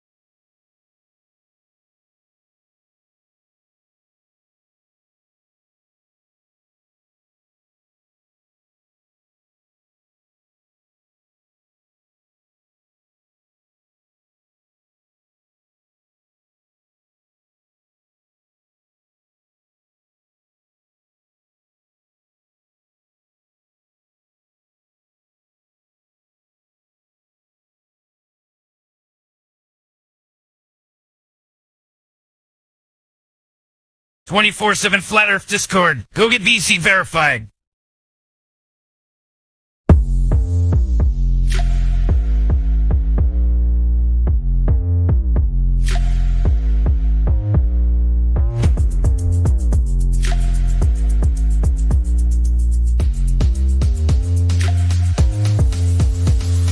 Chemtrails, massive shells, dollar bills, pharma kills to keep you ill. It's like this. It's like this. Tainted blood, no one's flood, pyramids, Masons run America. It's like this. It's like this. Godless healers and tricks. I'm worshiping a church, but they never listen. Genesis tell you why you live, and they pay the tithing, but they do not pay attention. Godless healers and tricks. I'm worshiping a church, but they never listen. Genesis tell you why you live, and they pay the tithing, but they do not pay attention. The latest religion. They got Christians addicted to paychecks and riches. They bought your submission. Money can't make the world go round, 'cause the earth, it don't spin. Yeah. Money can't make the world go round, 'cause the earth, it don't spin. No, it don't spin. Never did. Elvis planted in your head. Yeah. Money can't make the world go round, 'cause the earth, it don't spin. No, it don't spin. Earth, it don't spin. Yeah. Money can't make the world go round, 'cause the earth, it don't spin. No, it don't spin. Never did. Elvis planted in your head. Yeah. Money can't make the world go round, 'cause the earth, it don't spin. No, it don't spin. The latest religion. They got Christians addicted to paychecks and riches. They bought your submission. Money can't make the world go round. Money can't make the world go round.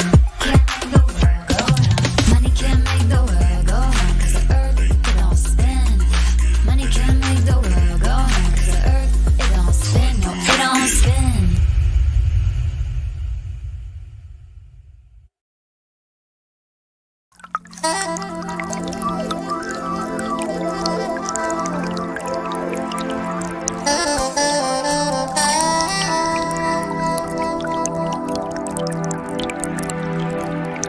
It is part of the natural physics of water and other fluids to always find their level and remain flat. If disturbed in any way, motion ensues until the flat level is resumed. If dammed up, then released, the nature of all liquids is to quickly flood outwards, taking the easiest course towards finding its new level.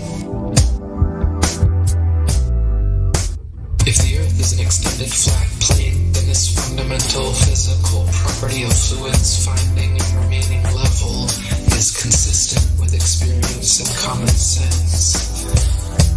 If, however, the Earth is a giant sphere tilted on its vertical axis, spinning through never-ending space, then it follows that truly flat, consistently level surfaces do not exist here.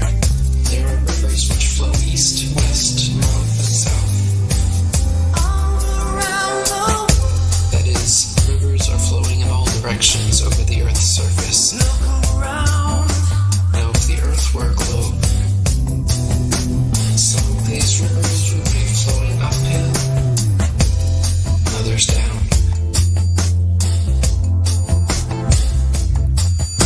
Some of these rivers would be flowing uphill.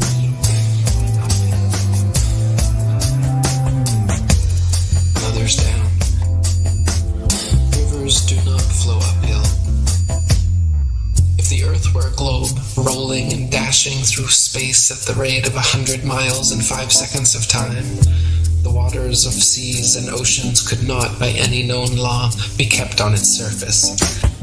Whenever experiments have been tried on the surface of standing water, the surface has always been found to be level. To drop the theory which supposes a curved surface to standing water is to acknowledge the facts.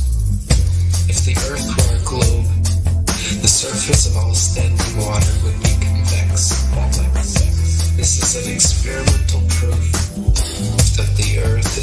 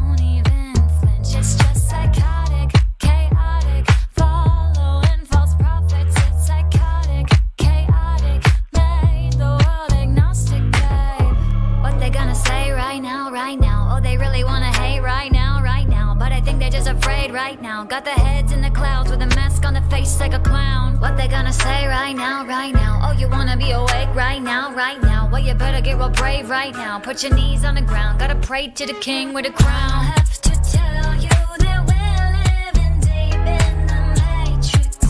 We in the matrix. Chase all the lies and you'll find that this place was created. You were created, darling.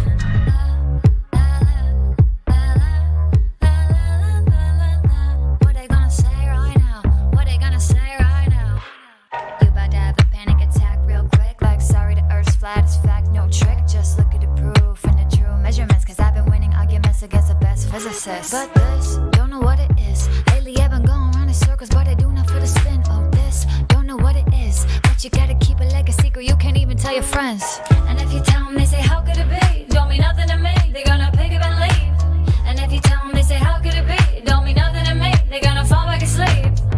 What they gonna say right now, right now? Oh, they really wanna hate right now, right now. But I think they're just afraid right now. Got their heads in the clouds with a mask on the face like a clown. What they gonna say right now, right now? Oh, you wanna be awake right now, right now? Well, you better get real brave right now. Put your knees on the ground, gotta pray to the king with a crown. I have to tell you that we're living deep in the matrix. We in the matrix. Chase all the lies and you'll find that this place was created. You were created, darling.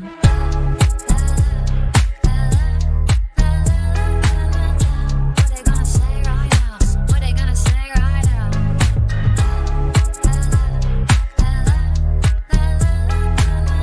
What they gonna say right now? What they gonna say right now?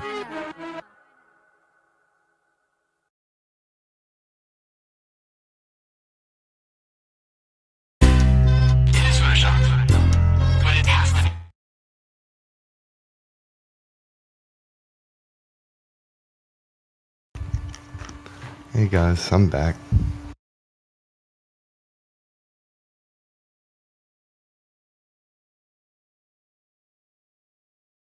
Took just a little bit longer than I expected because the nurse had to come in here.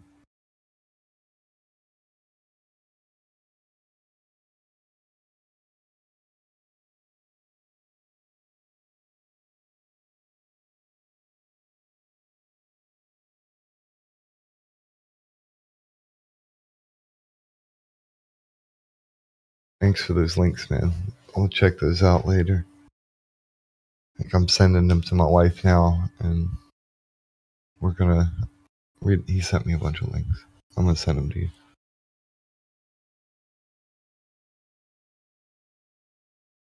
Go through and copy them.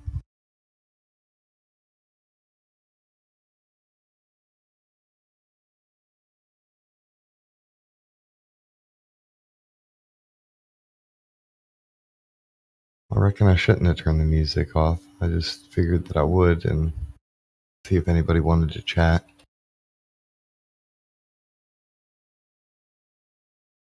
Kinda, I know that we would rather talk on here than have dead air or just music. But if it gets too silent, I can't talk forever. I'm not gonna monologue for an hour. So I'll probably put music back on. If nobody wants to speak, just let me know if you want to turn it off or whatever. Or y'all feel free to turn it off. Like, I won't consider it to be rude or anything if you just want to chat about something. Like, go ahead and... I'd rather talk than hear music, to be honest.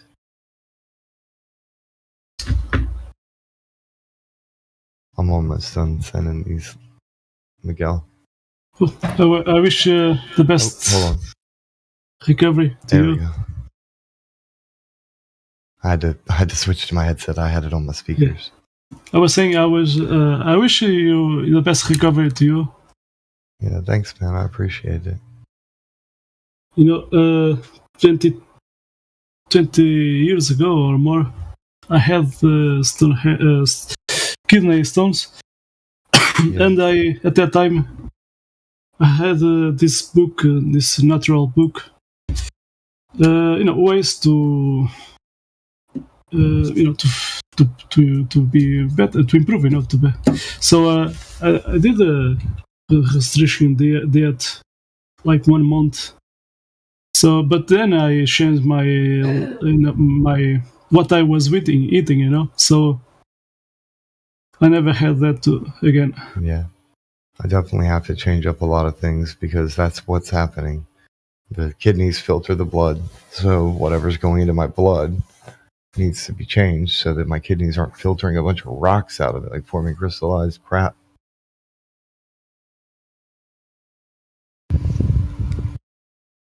And everything you sent me, I'm certain that'll help. Yeah, there's some through it, but I want to read it when I don't have this medicine in my body so that my mind's clear. Yeah, catch something that can help you. You can see, oh, maybe I'm eating this too much, so maybe I should eat less, or it's a start.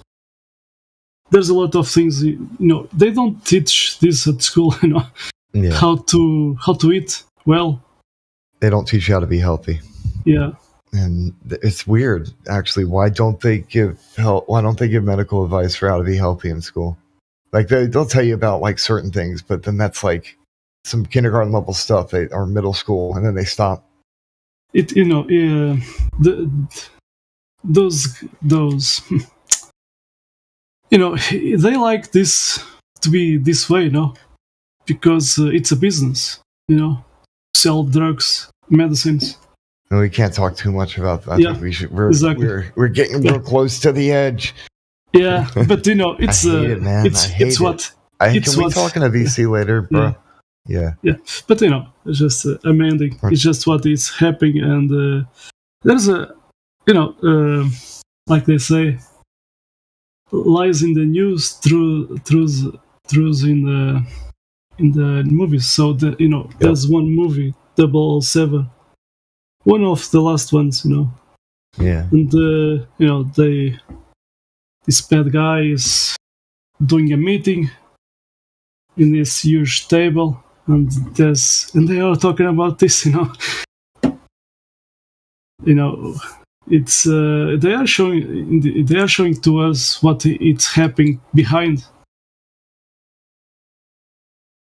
but some people don't see it. Yeah.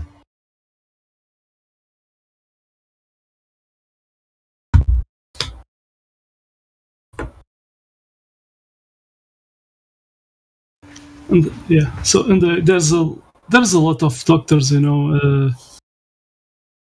they don't talk because if you don't follow what everybody else is saying or doing, so you are against the system and so on. It's really it's complicated, and I don't like that's the word I'll use. That's the best word I can think of. It's complicated. But I don't want to talk about this anymore here because don't worry. all of those reasons. But I hope all's well with you and yours, man. And I appreciate everything that you just linked me to. We'll definitely check that out later. Like she's going to be able to read it now. I'll look at it later on, and I'm certain it'll help. This picture you just sent in the live stream voice text, though, I really do want to go take that picture. I want to go there. It'd be awesome to meet up with some other people there, too. All of us could take pictures there. Not only bring the camera, but see if there's anything that's even stronger than the P900 and the P1000. Straight up bring a telescope or something and paste it that way. Actually, here where I live, I have this landscape, Yeah. So yeah, and I can see mountains from they are in Spain, Yeah. And The last picture it was, you see at the horizon, you see like this white thing, so you cannot see forever. The visibility is so. Sometimes I cannot see those mountains from Spain. Yeah. And there's this this was like in the summertime, with the perfect blue sky, So sometimes because of the too much heat, hot air, and so on. I'll post this picture next to it too. There's a higher resolution picture. But depending on the camera you use and the conditions of the weather, it's going to affect how far you can see. Yeah. Sometimes you'll see further, and other times you won't. There was times to be the same picture, but it's just this one's a lower resolution copy of it where it's cropped down. I'm trying to look at the clouds to see, but maybe not. Maybe it is a different picture. No, it does look similar. Yeah, I did post. Yeah, the before the last one, I did post above. I'd have 30 minutes after. It's the same almost. Yeah. But yeah. This would be a good place to go. There's a lot of locations like this that would be awesome to visit and go and run some tests, take some pictures, hang out. It's more than just the experimentation, though. Make friends along the way and get to chill with really cool people.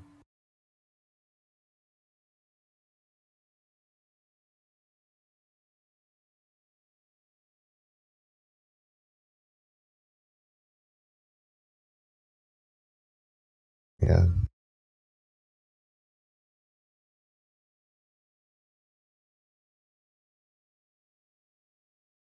Oh, it's a pretty quiet day today.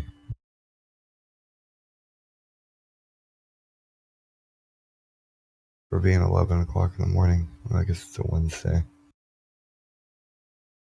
Everybody's doing stuff.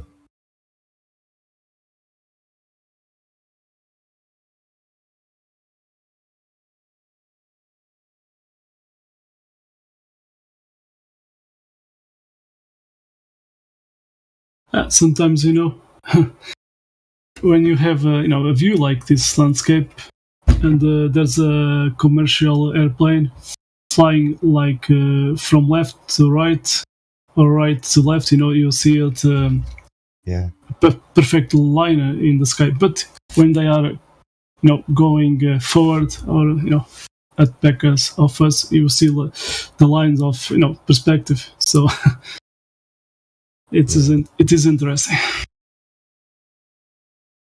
Yeah, it all depends on the angle of the view. Yeah.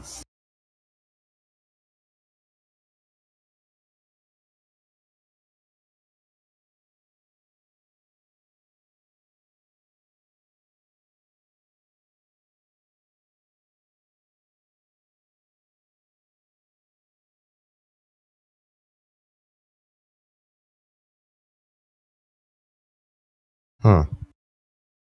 So if you can see 7 states, then you should be able to put like a surveying rod right here on the point where all these arrows are and use a LASIK device from all of these points to actually run a survey from here to there for all 7 states. Yeah, that's from this point.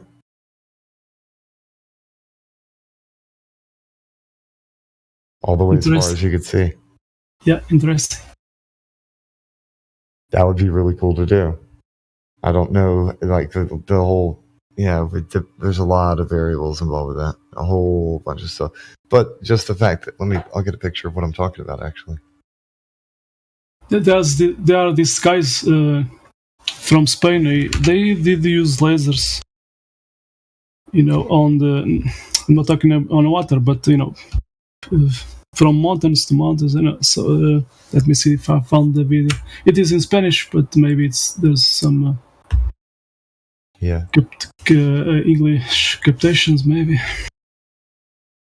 So this was an independent research team, at Spain. Let me see.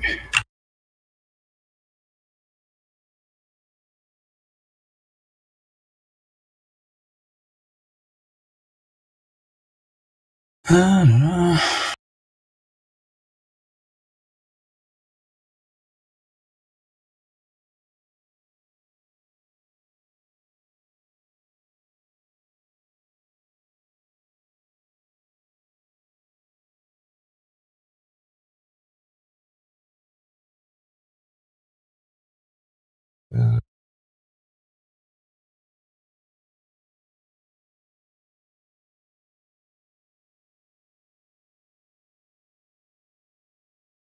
Let's see some lays. No.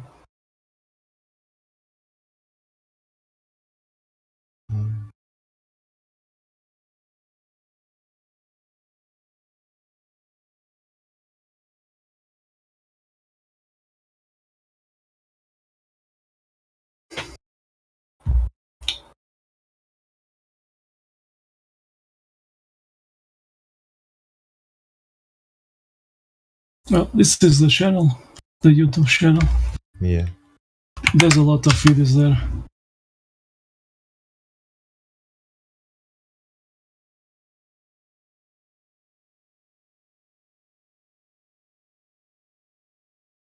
So they did an investigation, you know. So an independent investigation. Yeah. So there's yes. Sometimes just they found things.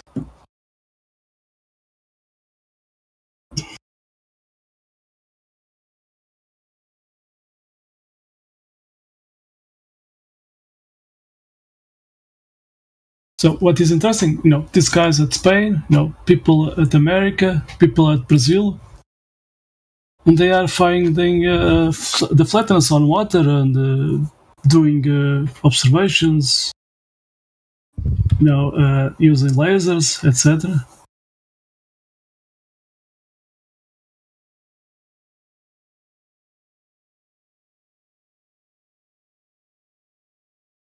All of it, the research is international, and there's just so many people getting involved in doing it.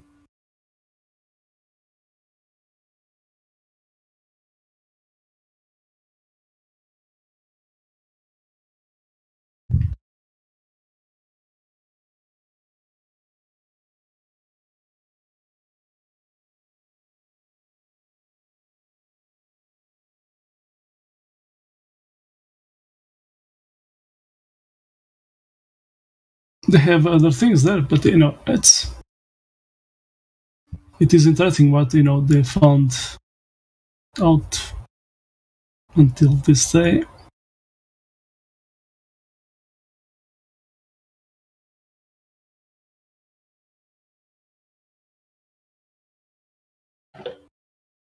Yeah.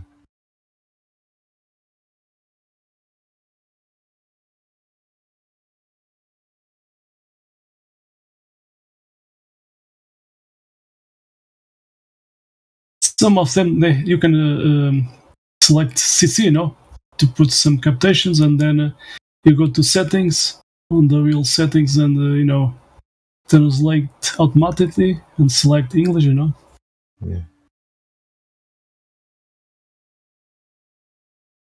Somebody call. Hold on one second.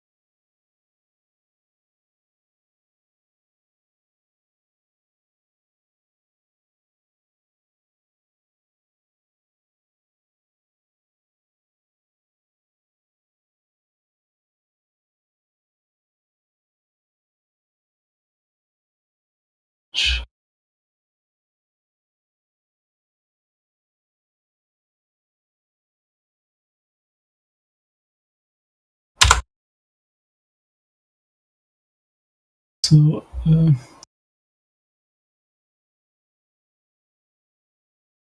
so, for example, I was watching this one, and I just okay. I'm listening. I gotta just move the mic real bit. So it is possible to to have translated into subtitles in English. You see it? I did click CC, then and then I did went to settings, and then you select automatically translate. I see this in Portuguese, but you can select then at the settings translate automatically, and then you go select English. So it is possible, even if it is in Spanish. This in this video they are talking about Coriolis.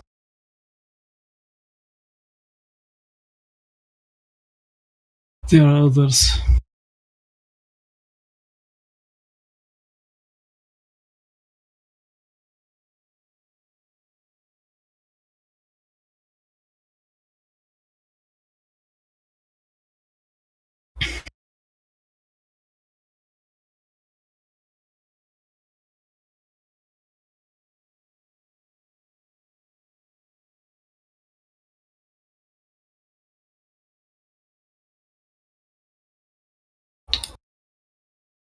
They even talk about gyroscopes.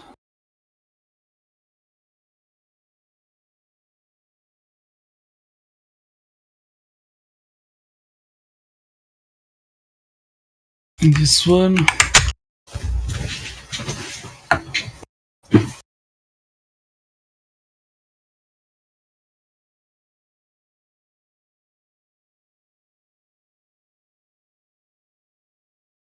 So translated, it's like asking this question. Does this laser gyroscope prove the Earth's rotation?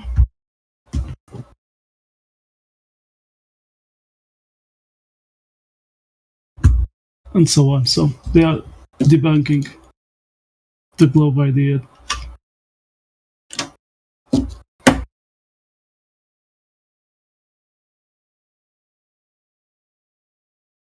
They at Spain they did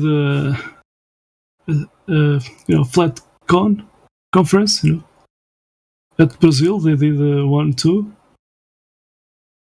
Here in Portugal, not yet, but there are flat earthers. But we have to work to pay the bills. And maybe someday we can join. And do a flatcon here, or maybe we can invite some Spanish guys, doing a Iberic flatcon. Sometimes we, here in Portugal or in Spain, people join and do a share conference. I'm not talking about just flat earth. A lot of different topics. For tourism, for example, they Spanish and Portuguese they join together. They do Iberic conference. So Iberic is like this region, below the France. A long time ago, this. There were kingdoms, So this region. So there was no a single country. There was like kingdoms, and so but then many wars did happen. We were invaded by how you call it in English? We say Moros, the Arabic guys. From Morocco, they did invade us. Yeah. And they changed many things in Spain, the actual Spain and Portugal. There's if you see the map, Portuguese map, from Lisbon to down, there's some locations there, some they start with AL from the Allah, from the Arabs. So yeah, there are some monuments, but then we did join forces with the Spanish guys and even English guys. We fight against these guys, and we kick them back to Africa.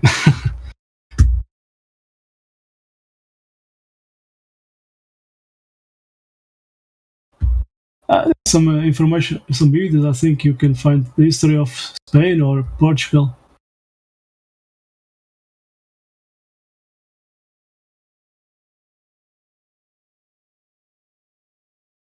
Sometimes, people do historical recreations. People to remember what was happening, and we have some French people and some English. They come to here to do this recreation too, and some Portuguese, here to go there to those countries to to this to do this recreation historic. Yeah. Yeah, different suits, Yeah. Yeah, so like historical reenactors. Yeah, there's a city here, Almeida. Let me get some, and Irish people, and they came here with, to join us this recreation. Let me see.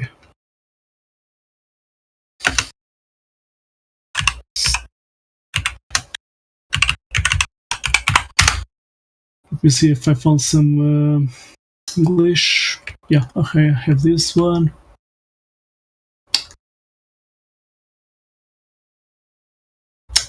Oh, the article, it is in. Let's see if I found in English. Yeah,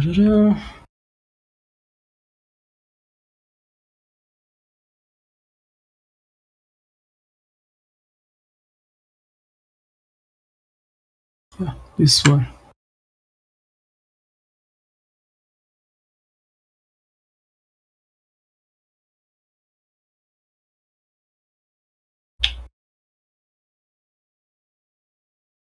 There's a fortress on this city. It is okay. Let me see if it posts the link.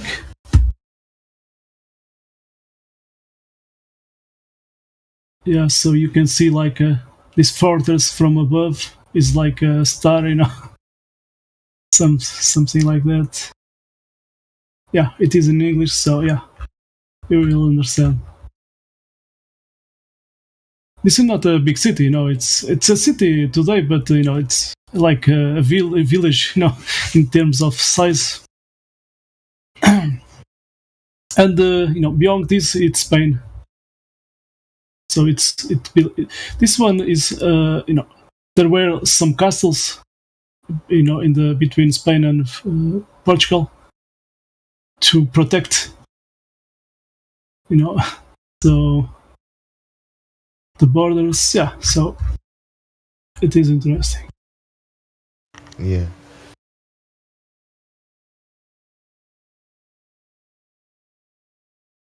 Star forts.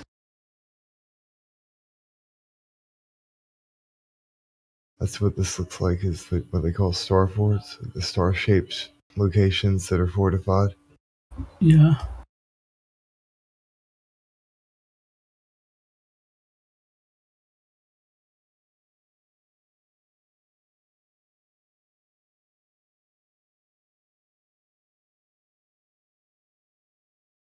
And around there was water, but in our days, they don't have water.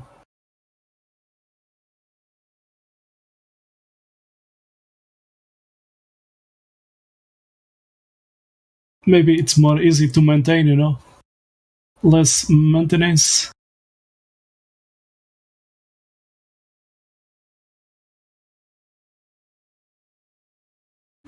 Yeah.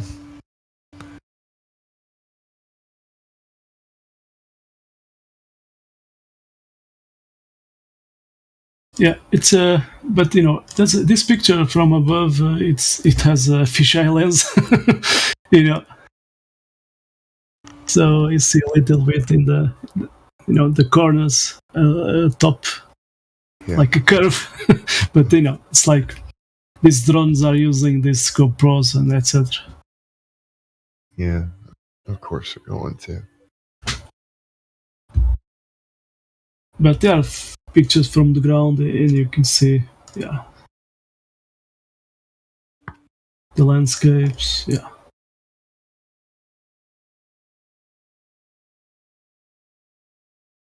That's cool.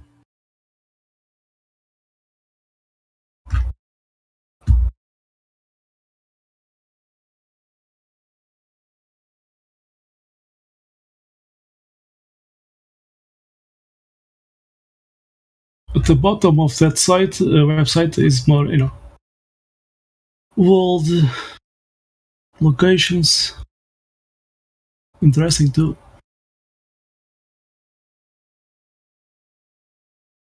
From Italy and so on. Scotland.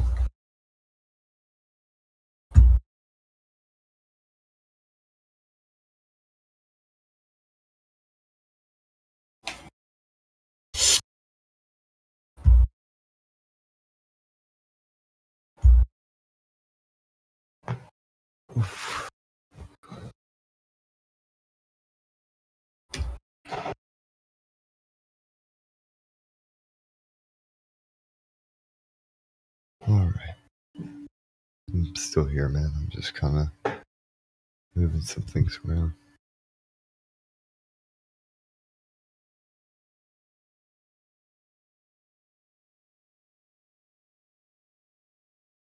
Actually, I saw an episode from Oak Island Treasure, in the Easter Channel. So they even came into Portugal to find out some clues about the Templars. Yeah, so they have me here too. Yeah.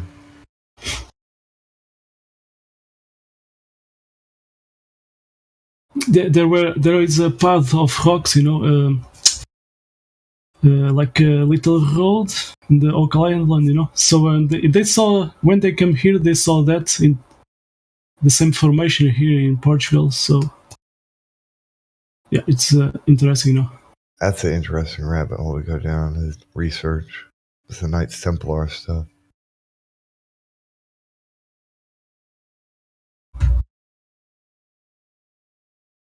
A lot of weirdness in there.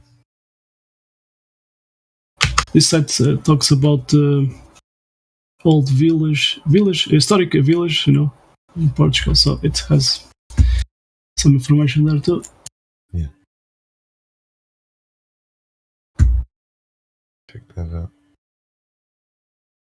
I've always had this fascination, about castles. So there's a lot of here in Spain.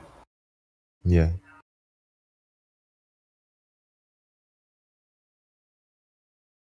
There are some rock locations, and the Game of Thrones, they came here to shooting. So some parts of the movie they are shooting in these places. Yeah. Of course, then they add some CGI, but the main locations, they came here to do the shootings. I think Lord of the Rings too. Yeah, not just here, but Spain, so on. That makes sense. Sometimes these producers, film movies, they came here on holidays, and that's the way they choose to film or shooting in these places. Well, I was saying, did it make it makes sense that they would film in places like that because it matches with the kind of theme and lore of whatever the movies that they're making.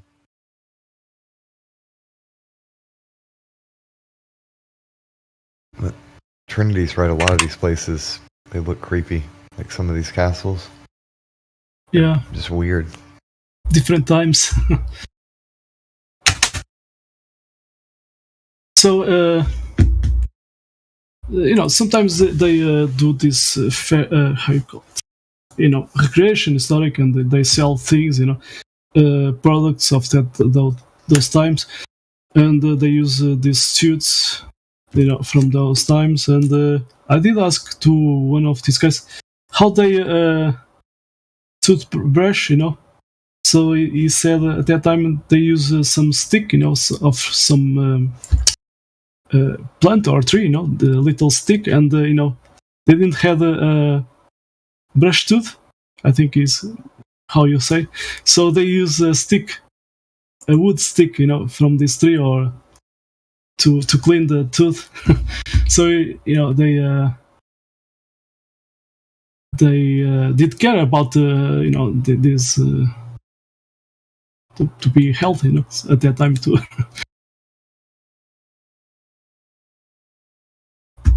And many things.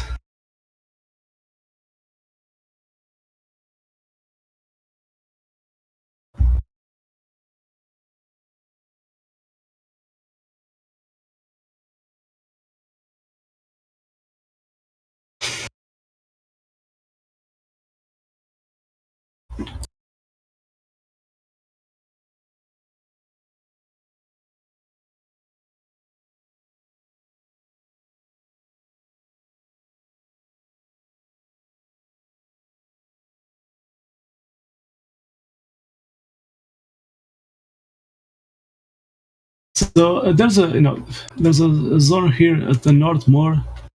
There are more mountains here in Portugal, and there was a time that the Romans came here, to invade us, and they were always losing. There was this guy Viriatus, and yeah, they always lose because this place it was different, and they could drop rocks, and they were smashed. It's like I'm using the irony. It's like Asterix and Obelix, It's like that, They were a few guys against a lot of Romans, and they were crushed. And then how this Roman, or at that time, how the Romans did win, they pay to close guards from this guy Viriatus. So they pay a lot, and so they cooked, and these guys did kill this leader.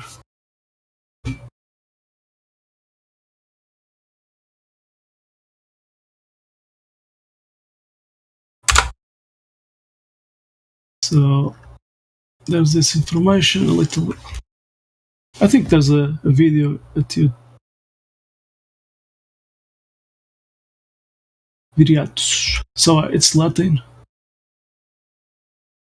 We say Viriato in Portuguese and Spanish. So it was a time, this peninsula, you call Iberic Peninsula, Spain and Portugal. There was a zone there, Lusitania. So this guy did join a lot of tribes, at that time, and he was a huge leader, but he was a little guy.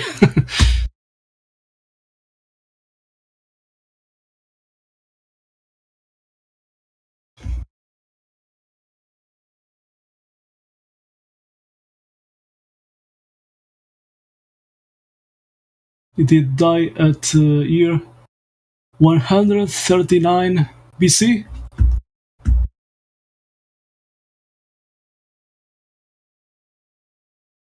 a long time ago. Yeah. That was quite a while ago. There should be do a Hollywood movie about this guy.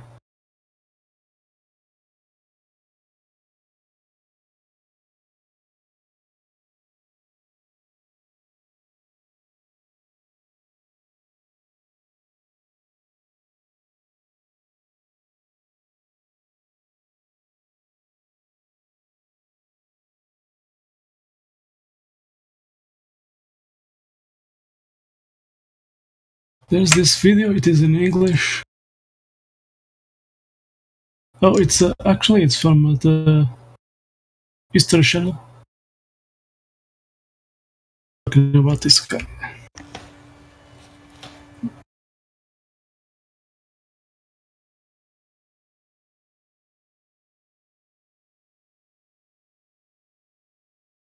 I've never heard anything about cars pulling energy from aether before.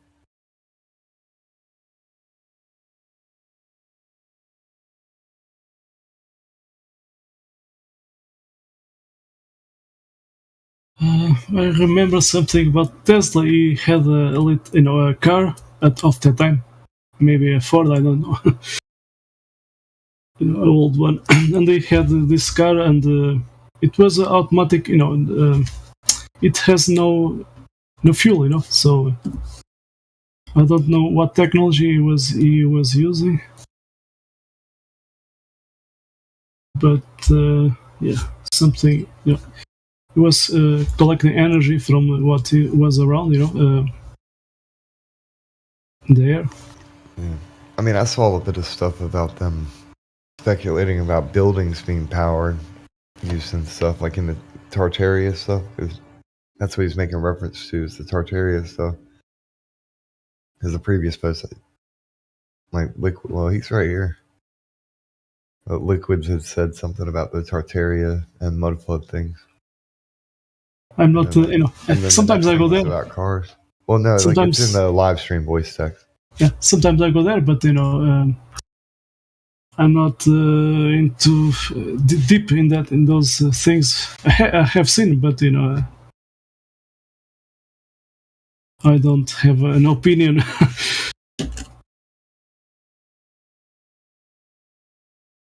Yeah, I'm about the same. I don't really have much of an opinion about it because it's too much weird stuff that's not really solid. Like there's not solid proof or evidence of it. There was someone, I saw some old map, and you could see a lot of locations called Tartaria, and then you could see even the Egypt pyramids at Egypt. So it was interesting. Yeah. Yeah, like there's other stuff there is evidence for, but then, there's a lot of speculation too. Yeah.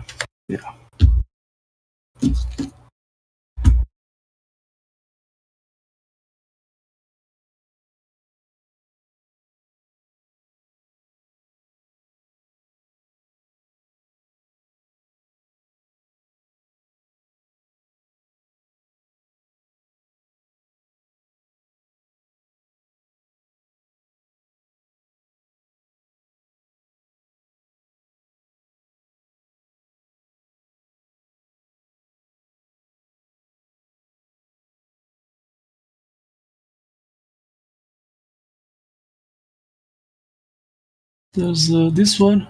It's like 8 minutes, so it's not so long like that documentary History Channel. 8 minutes, to just talk about this guy.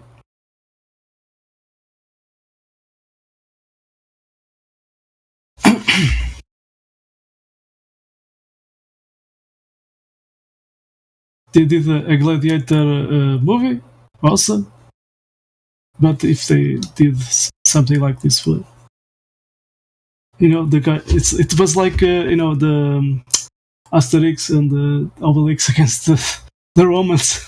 Maybe they did inspired on this story. Who knows? And by the way, there's at north of Portugal, actual Portugal, there was a location there, Galicia. So they call in the Asterix Obelix they talk about the Gauleses, yeah. So actually, that part was Portugal. One time, the north, all those lands at beyond the north of Portugal was ours, and there was a king, because sometimes they did marry with kings from Spain and Portugal. They marry with doctors from both sides. So there was a time a king did give this land there to Spain to have direct access to the Atlantic Ocean. Yeah.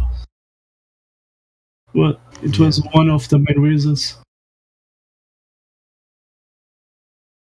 And those guys, they speak a mix between Spanish and Portuguese.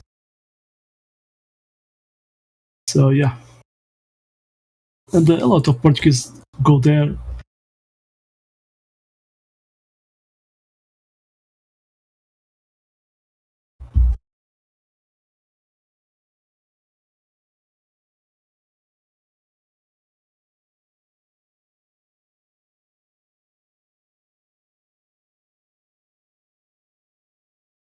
What is interesting is that when the Templars had to run away from France,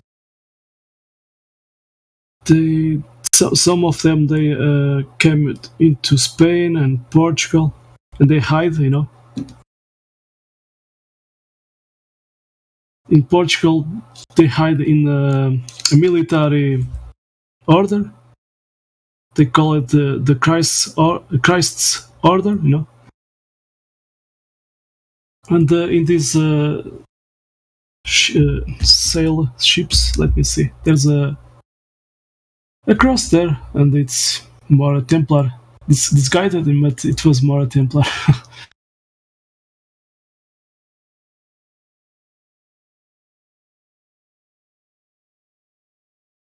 And I think from that time there was a big boom. So Portugal and Spain went. They had a lot of ships. How to build ships of that time, and they sailed the oceans. They divided. They signed a treaty on France, Tordesillas Treaty.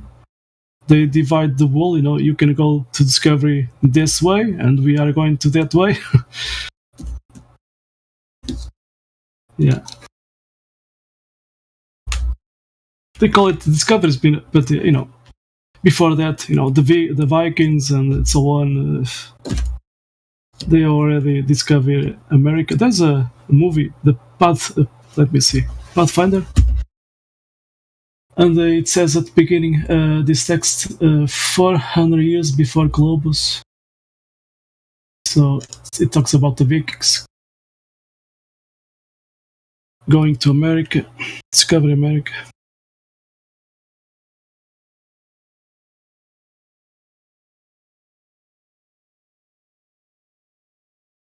Okay, Pathfinder.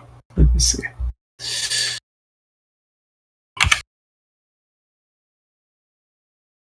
Pathfinder movie from 2007.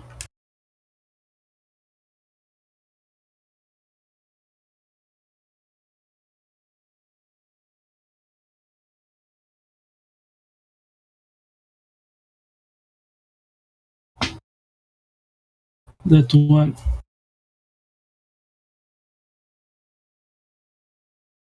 So at school they keep saying that Columbus did discover America, but what is interesting is someone did a movie about the Vikings reaching America, and at the beginning in the cinema theaters we see 500 years before Columbus.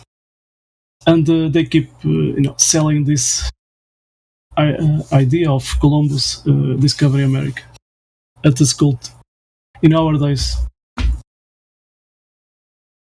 And many things like the globe.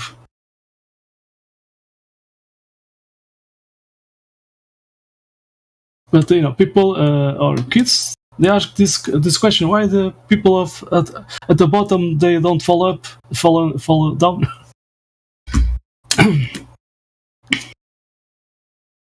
Inconsciently, everybody knows that there's an up and down. So when they see this for the first time in this globe idea, of course they ask this question: how can this work on this?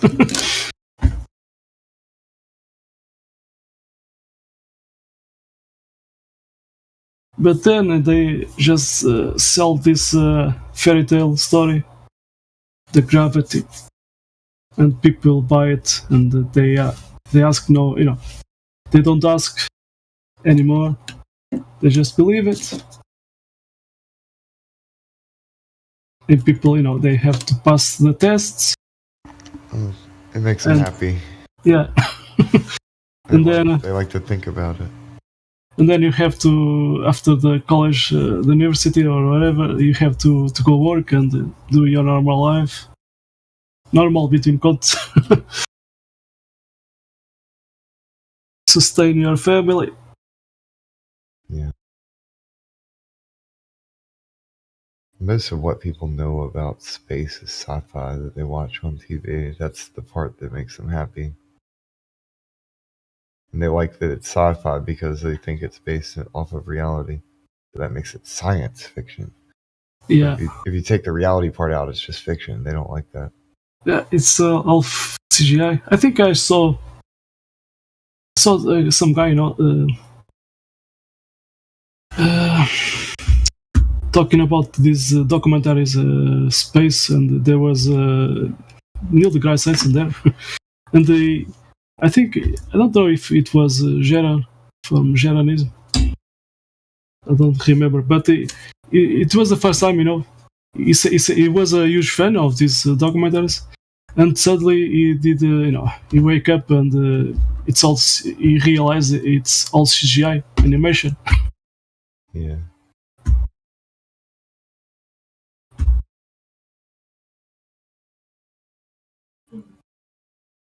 Yeah. But when people are seeing these documentaries, these planets, this space, people just it's a propaganda, it's brainwashing. They don't question about it, they sell us these fairy tale stories, and people think they know more about what is outside. Without the question, it's just, these guys know better, this astrophysicists and so on. Of course, when when these people suddenly someone talks about flat Earth, of course they will defend, because it's a shock, You have to accept the lie first to find out, to wake up. So if you don't accept this lie and this,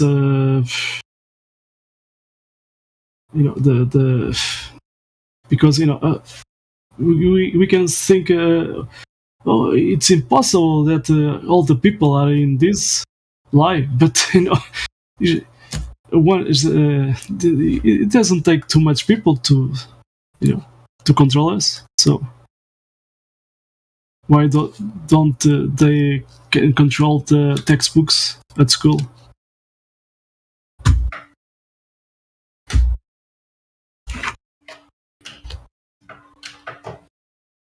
What's interesting is people kind of constantly ask these questions as far as how would they control things?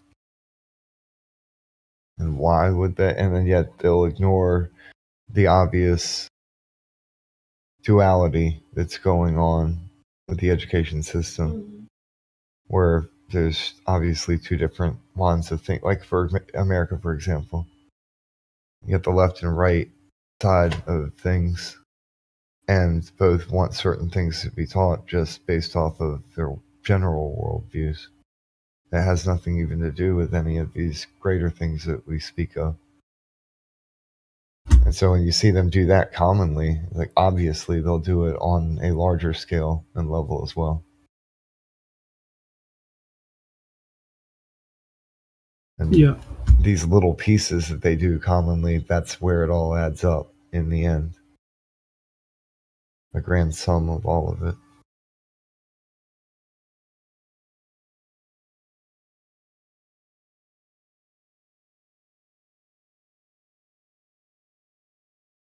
Yeah, there was a friend he did tell me that at first time, here in America we just have two parties, and but here in Portugal we have many others. I'd say in America we have one party with two wings. But here, we have many parties, but some of them belong to the left and some of them belong to the right, so it's like the same thing. Yeah, I think it's always one party, two wings, no matter what country. They just play against each other and sometimes work together when they need to soar.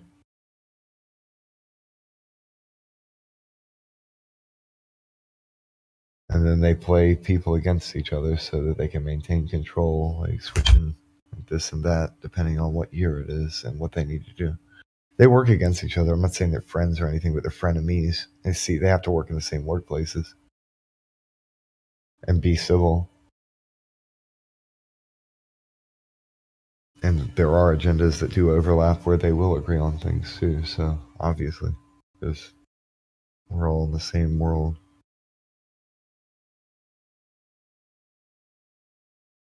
The greater wickedness here is just in the individual and the choices that they make that become more self-centered, self-absorbed, trying to accomplish and achieve in whatever environment they're in. When all that adds together, you do have a lot of evil in the world, but it's out of ignorance, not out of like nefarious ill intent where they're all cloak and dagger gathering together. Though there may be some who do. I'm not going to say rich people don't hang out. And most of it's all our fault, like the general population of everybody. It's everyone's fault. We buy their products and we vote with our money. We give them power by giving them attention. It's everyone's fault.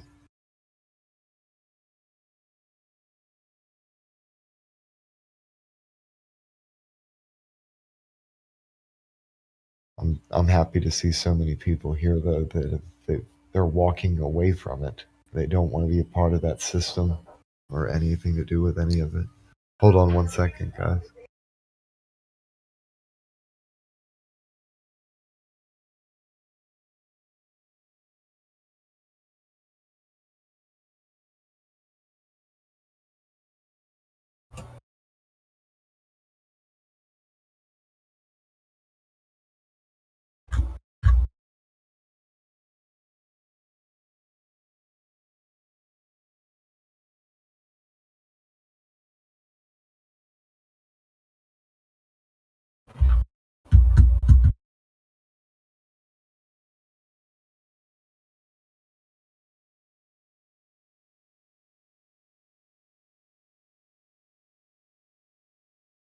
Oh, awesome.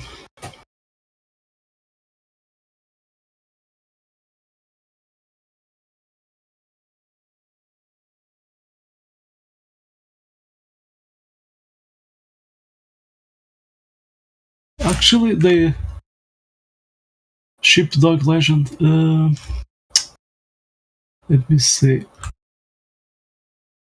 between south of Spain and Morocco. Pathfinder. Viking boy is left behind after his clan battles a Native American tribe. Raised within the tribe, he ultimately becomes their savior in a fight against the Norsemen. That actually sounds pretty cool. You want to watch that movie tonight? I'll be right back then.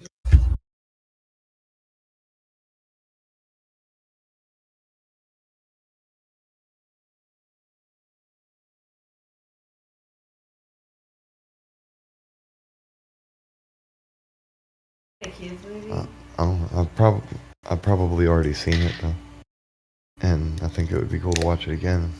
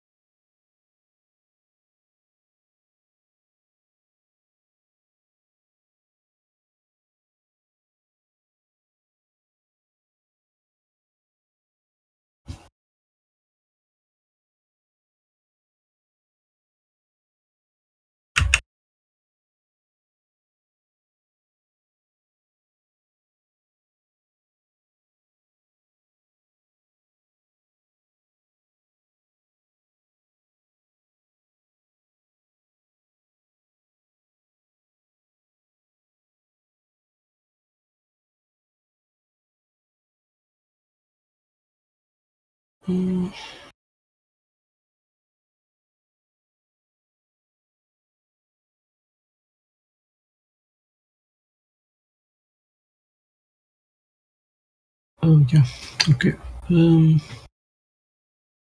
Hercules, let me see, Hercules.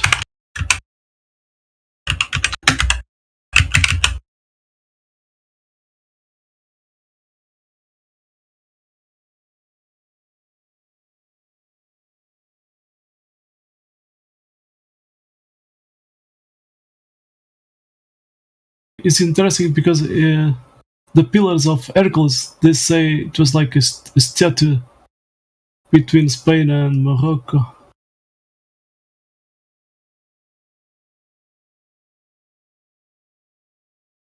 This, Gibraltar Strait.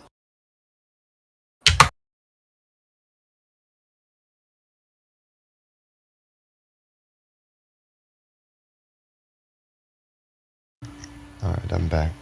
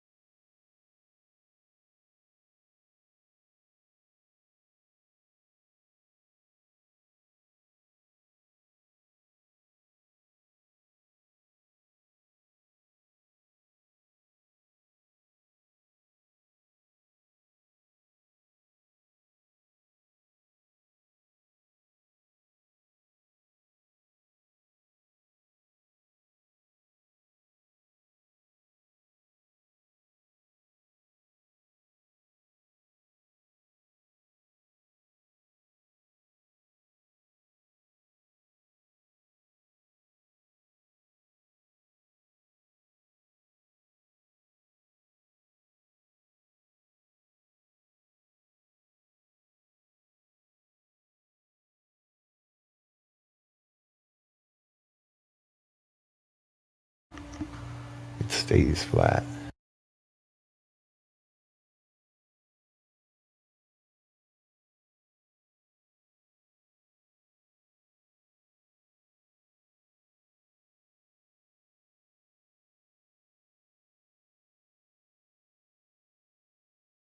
Sheepdog's absolutely right. The z-axis doesn't curve. Ever.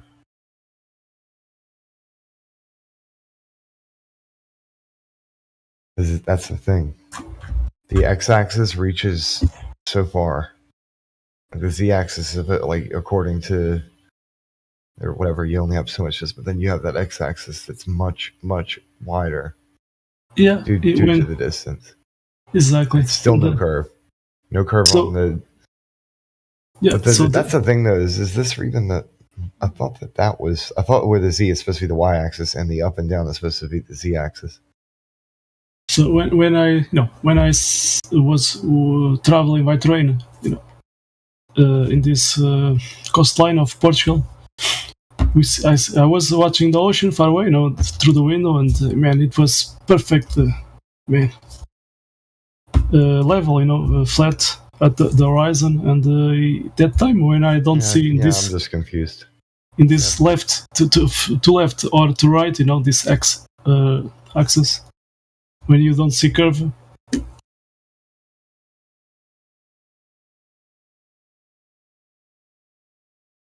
So that story of that's why, because my brain, the colors mess me up, because I've seen pictures where it uses different colors, but it's still the same information. The colors in the memory, brains are weird. Sheepdog's picture is correct. It's just my brain was being funny. Because I'm thinking in terms of, I use Unity 3D sometimes, which I should start building stuff in there. I already know how to do a bunch of stuff in it. I may as well make something. But there's the X, Y, and Z axis on that as well. Obvious.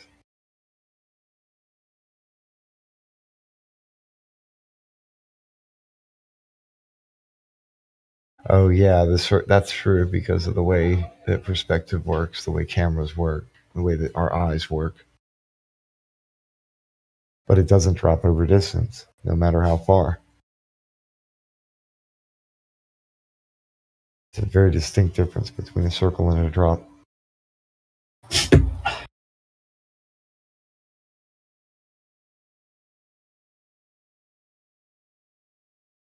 Yeah, there was Elliot did speak a little about this. What I'm going to say. So there were some fighter guys that asked to a mathematician, to do a model, and yes, so he did put in this model your personal dome, like when you see around you. You are not seeing the entire Earth, so it's like watching your personal dome. Yeah. There's only so far that it can reach. But of course, they gave him this mathematician. He said, "I don't want nothing to do. I just to do with flat Earth." But he did this work, But he did avoid. It was he wanted to avoid some future how you say so to avoid it. He just did the work, but he was saying to avoid some some from his chiefs, or the school or etc.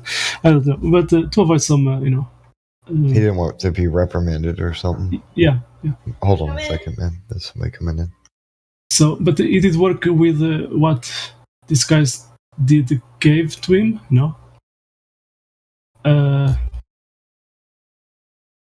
it's a concept. For me, it's a concept model.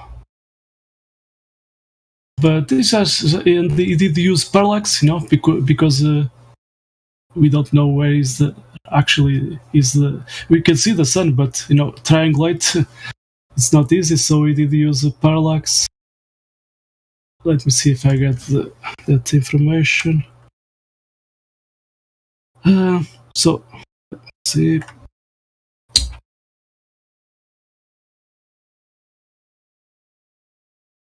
And it's what is interesting is you can follow the path of the stars, something like that. Let's see if I found. It's something I don't. I saw this a long time ago. I just saved it. Let me see if I found it. So it's not something I used to post. Okay, I did found it.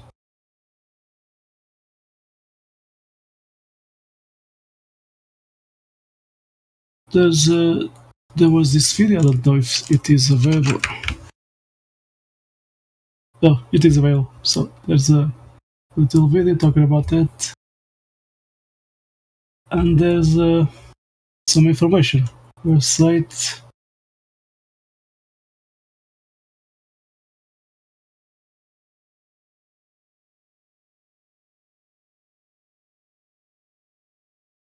Yeah, this one. Then you can change, your location.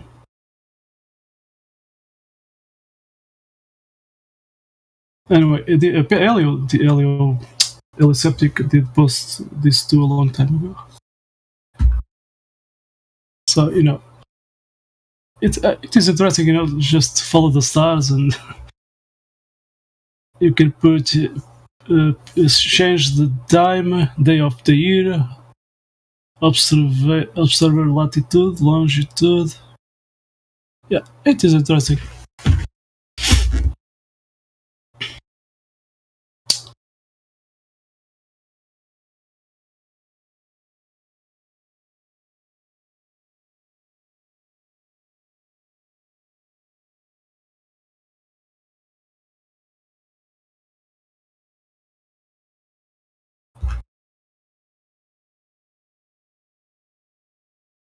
Anyway, it's a concept.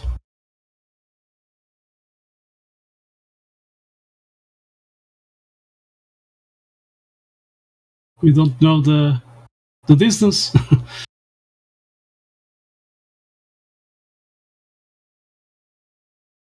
But they just give to this guy, to this mathematician, the information. They could find something, at least the most approximate, but it's not exactly. Anyway, it is interesting.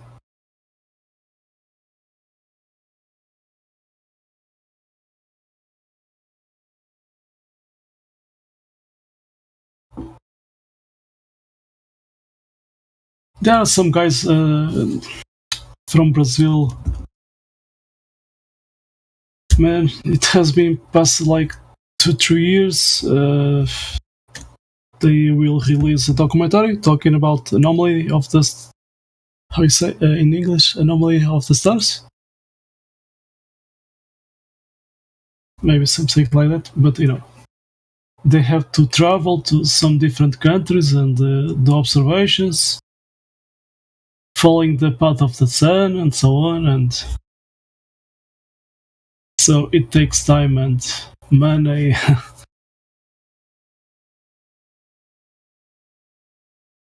And so on.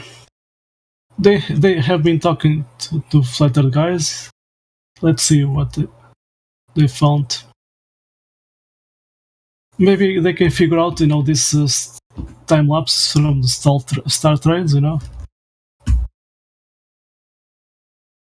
Maybe some of these time lapse are just manipulated. Maybe not. Let's figure out.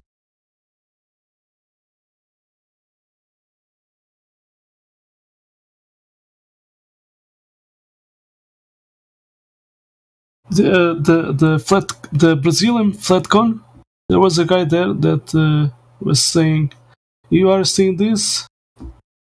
He said it was CGI. It was manipulated. One of he did show one of those time lapse, star trace. It was fake.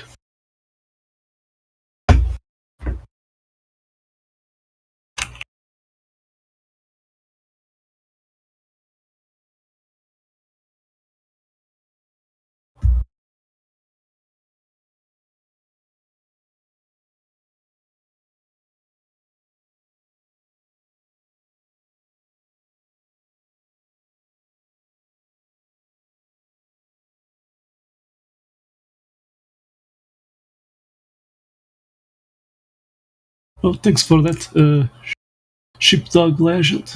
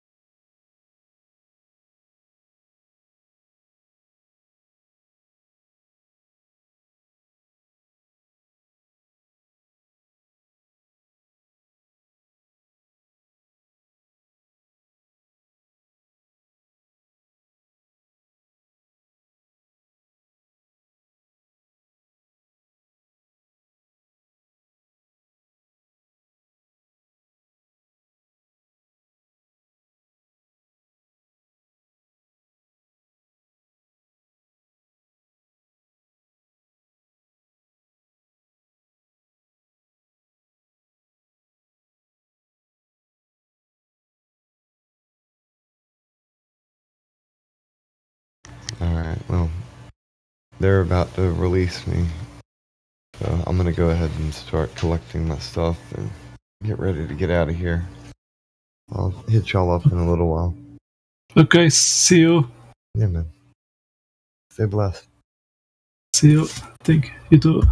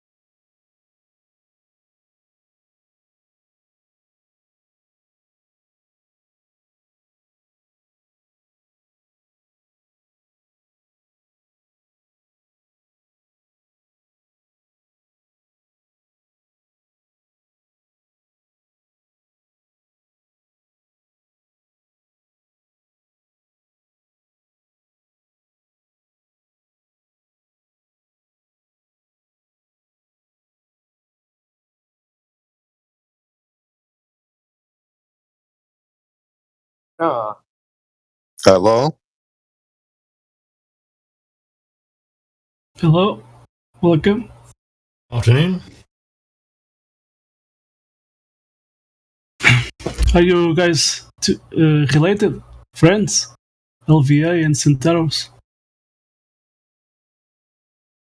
I need to get a Flat Earther role. Who's best to contact about that? Just ping mods or? It takes time. You have to join more times, here. Oh, well, it doesn't really matter. Someone said I should have a role, that's all. So. No, you'll get a Flat Earther role if somebody thinks that you're worthy of it. Yeah, well, I asked Elijah, but I don't think he actually looks at Discord messages. Perhaps I'll contact him in Master D. Yes. It took me like 6 months, man. Don't worry about it. Just keep doing your thing. Keep talking to us.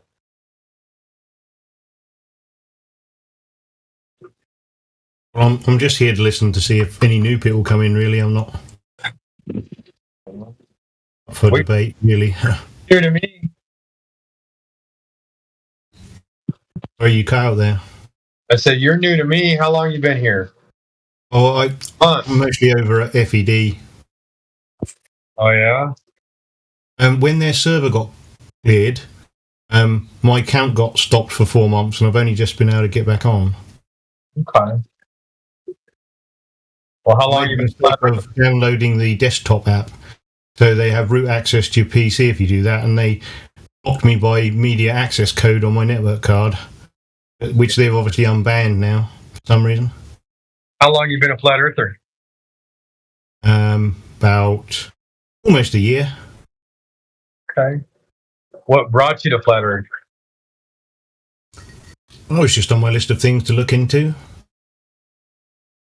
I did, and about 3 weeks later, that was it, really. What straightforward, isn't it? What would be some of your convincing things? What things what made you be convinced that the Earth is flat? Sea level. The fact that we only see one face of the moon because it perfectly lines up with the Earth's orbit and everything. That's just absurd. Yeah, but like seeing one face of the moon, like you see one face of the moon all the way across the sky. The face never changes. That kind of tells me that it goes in a circular pattern, don't you think? And then, lights in the sky don't behave like physical objects, do they? Because they just don't. As something gets further and further away, don't you think you'd see a different angle? Yeah, exactly. There's just so many reasons, and there's it's basically everything. Well, if it was flat, you would think that you'd see the lateral view of the moon instead of the same face all the time, right? No, because you're assuming that the moon would be a rock in space, aren't you? It's not a rock. Well, it might not be a rock, or as we know, it's a light in the sky. But do you understand what I'm saying? As far as just because you see the moon in the sky doesn't mean that the Earth's flat. And it doesn't. It's just a fact. I suppose the main thing is that there's no appreciable curve. So, and sea level. Ships disappear from the bottom up. Yeah, the angular size of the wave is bigger than the boat at some point. Yes.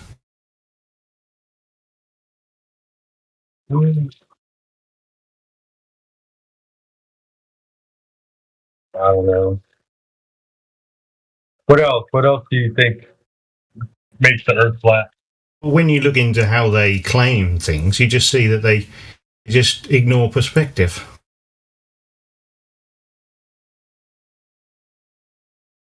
Well, how do you define perspective? What's your definition of perspective?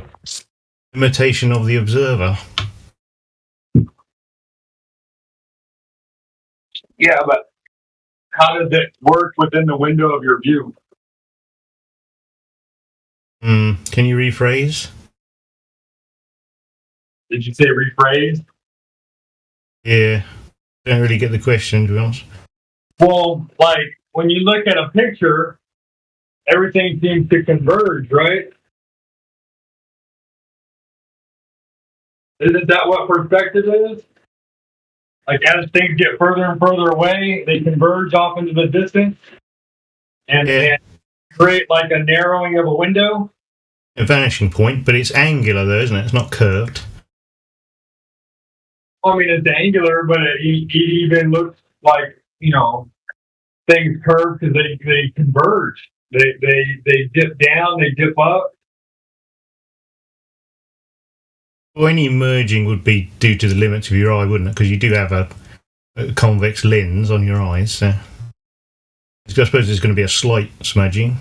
Plus, you've got Atmo lensing as well, which can distort things in many ways. I mean, take a look at Travis's channel. It's super interesting about all the mirages. Have you ever looked into something called what is it called? Oh gosh, I already forgot what it's called. It's like my favorite argument too. I'll have to look into to bring it back up to you. What else? What are some other things? I mean, there's got to be lots of arguments against a lot of different things, or a little like alternative arguments. So. Well, I mean, it's their model is their paradigm is so ridiculous. Like they claim we're spinning and moving about and everything, and that's not what you observe or experience in any form. Well, like how many ways is it moving? What's the claim? We're spinning 1042 if you're at the equator, and decreasing from there, then turn around the sun. The sun is then traveling around the center of the galaxy, and the galaxy's traveling around somewhere else. So I don't know, was that 4 or 5? And they're not just orbits; they're elliptical orbits as well. So inertia would come into play, wouldn't it? Right. Really. At some point, inertia would come into play. What about like the universe? They say the universe is flat. Did you know that? Yeah, it does look like it, doesn't it? Because it's like the sun imprints on the fabric of space-time. It pokes a little dip in it. So, even their made-up nonsense is based on a flat plane, isn't it? Right. That's the only way you can do things. You can't base things from a curve because, you just can't. Or how the world was made.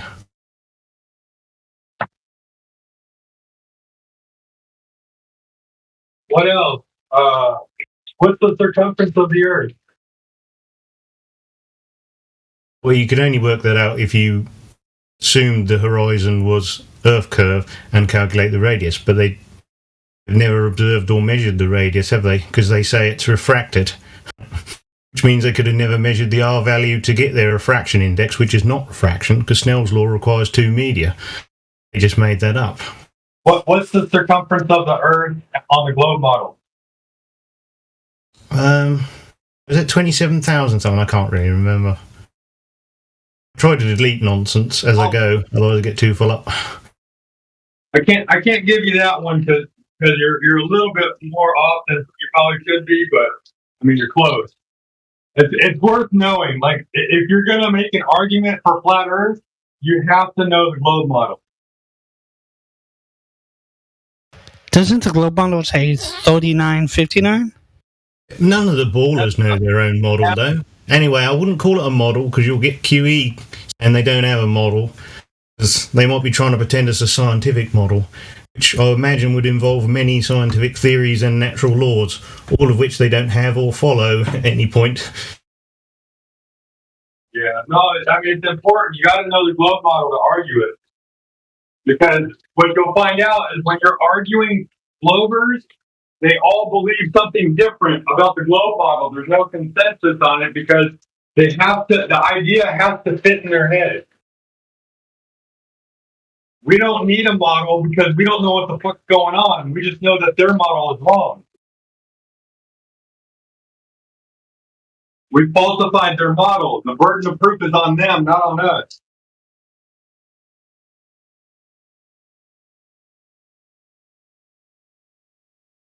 You know what I mean?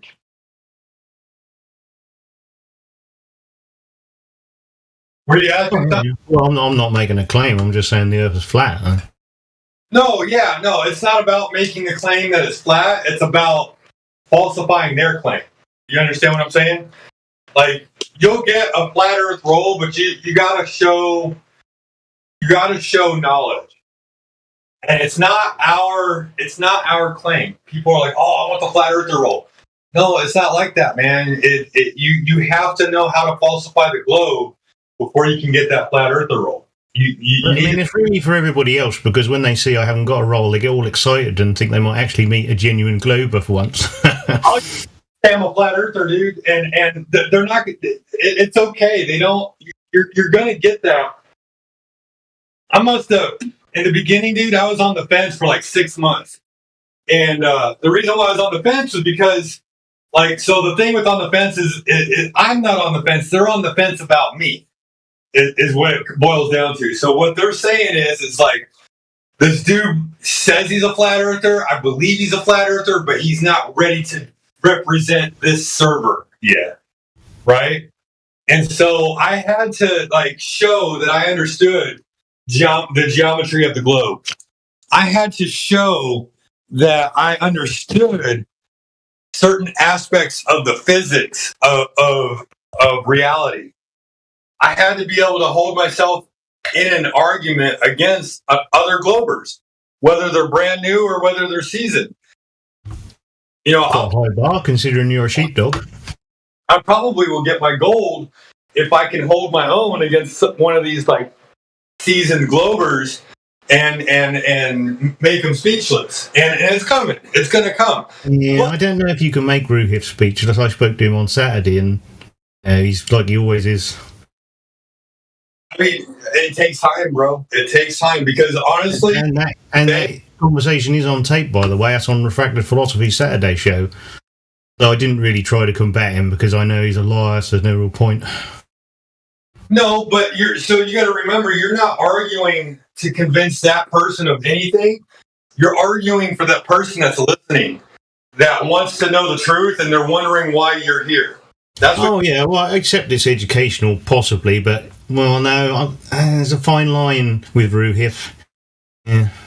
We repeat ourselves all the time, and trust me, it took me another 6 months just to get used to the fact that we're repeating ourselves on a daily basis.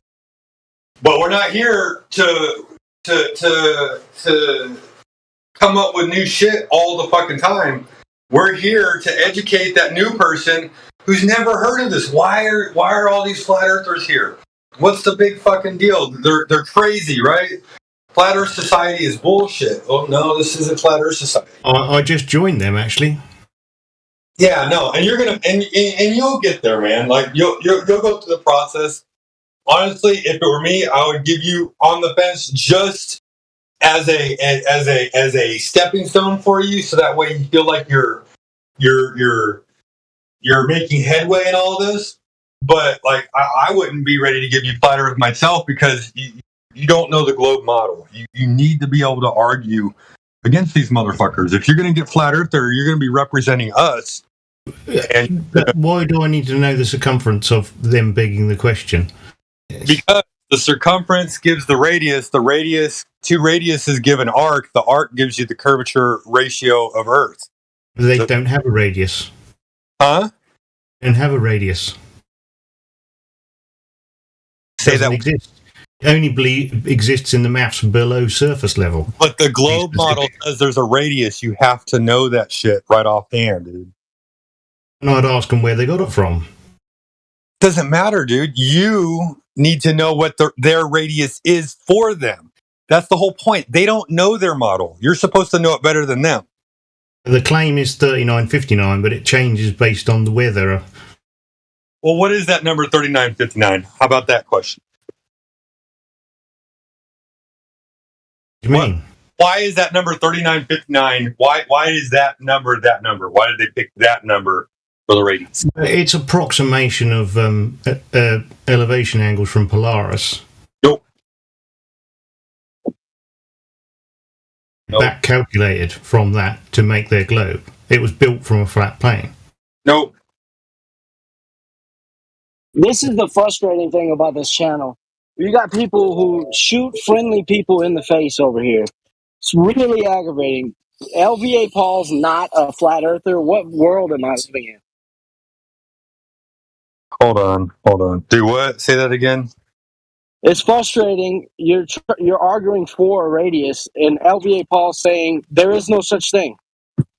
Because I'm a flat earther, and I'm telling him that he needs to know the globe model better than the globers.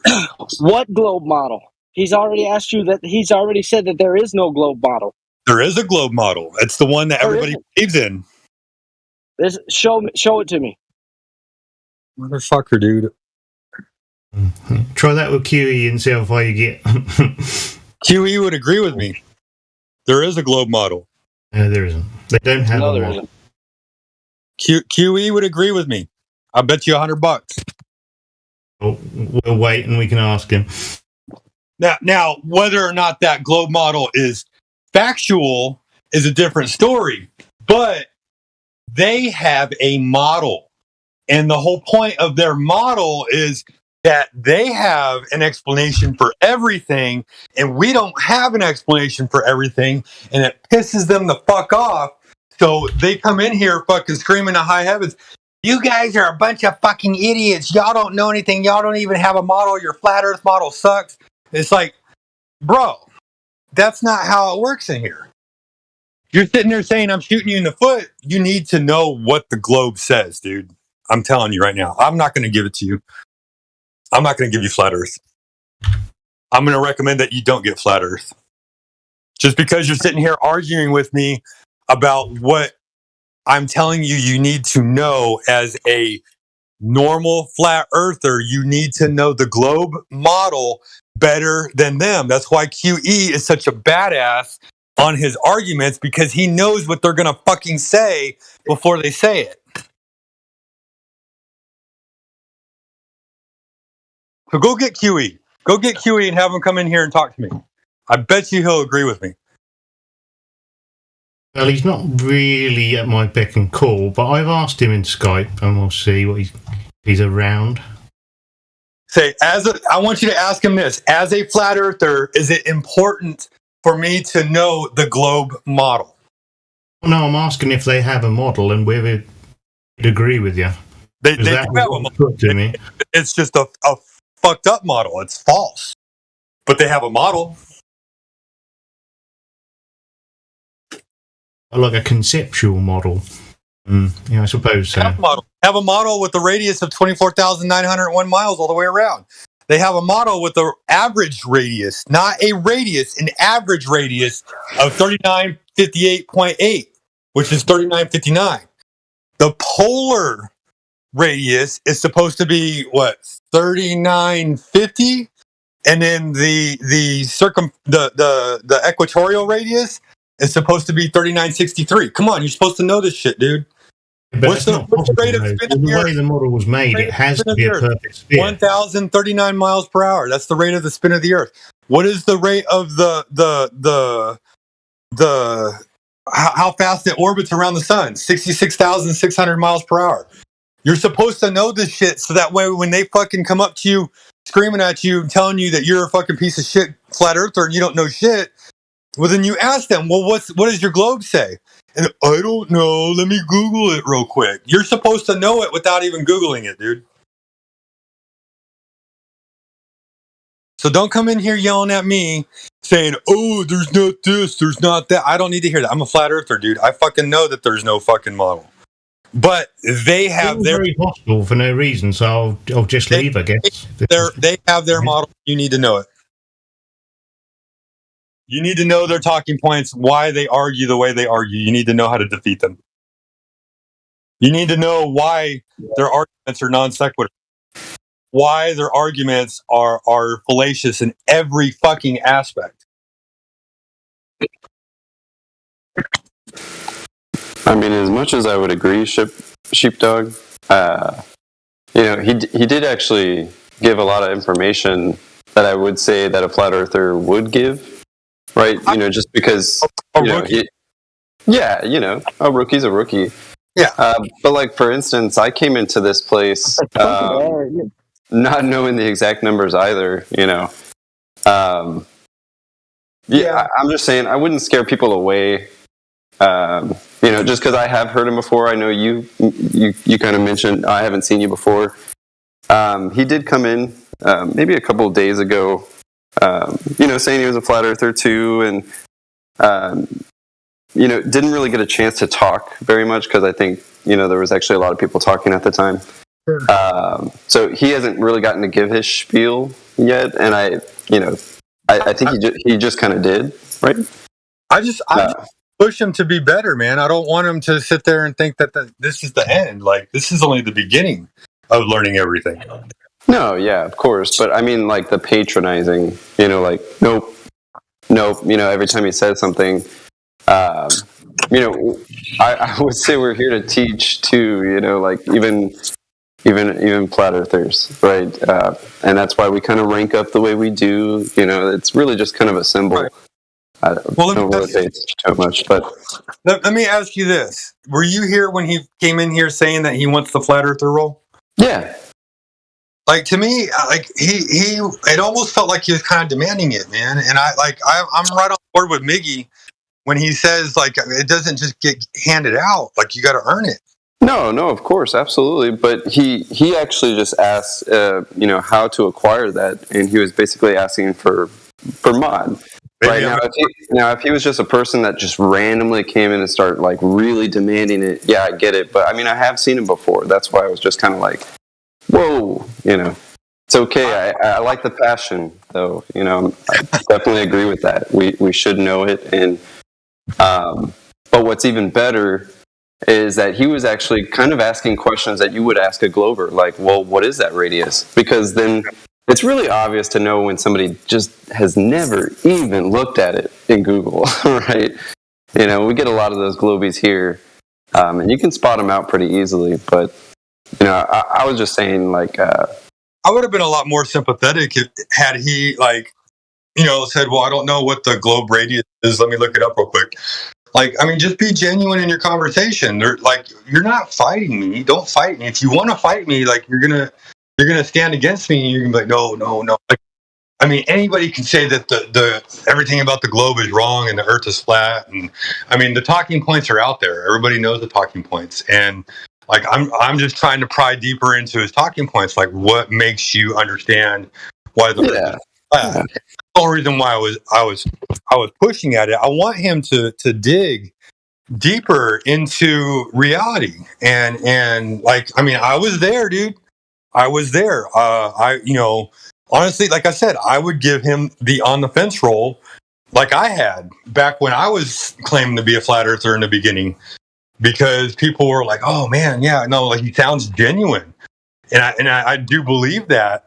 But you got to see that little education process. You got to be able to kind of pick apart these Glober arguments on a whim.